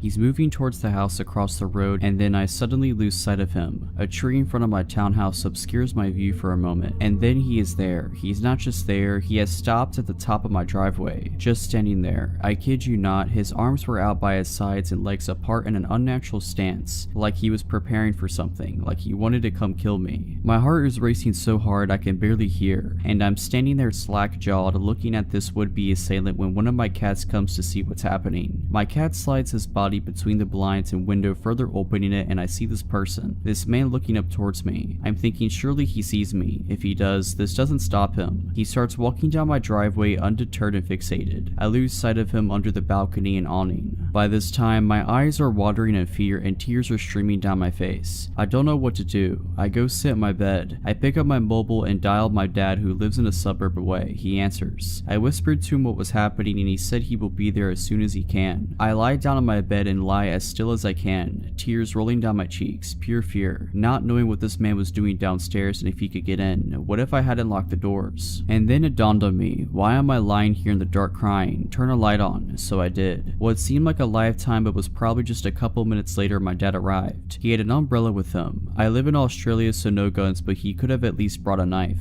I stayed on the phone with my dad while he searched outside for the man. The man was gone. Maybe me turning on the light scared him off. I called the police, who said I should have called sooner. Of course I should have, I don't know why I didn't. They came out with a sniffer dog and didn't find him either. I don't know what he wanted, but for a good year after that I was scared living there. Luckily that feeling faded away after a while. Alright, but that's it. I hope you enjoyed this video. If you did, make sure to subscribe to my channel, like this video, and comment something down below. But as always, have a nice day.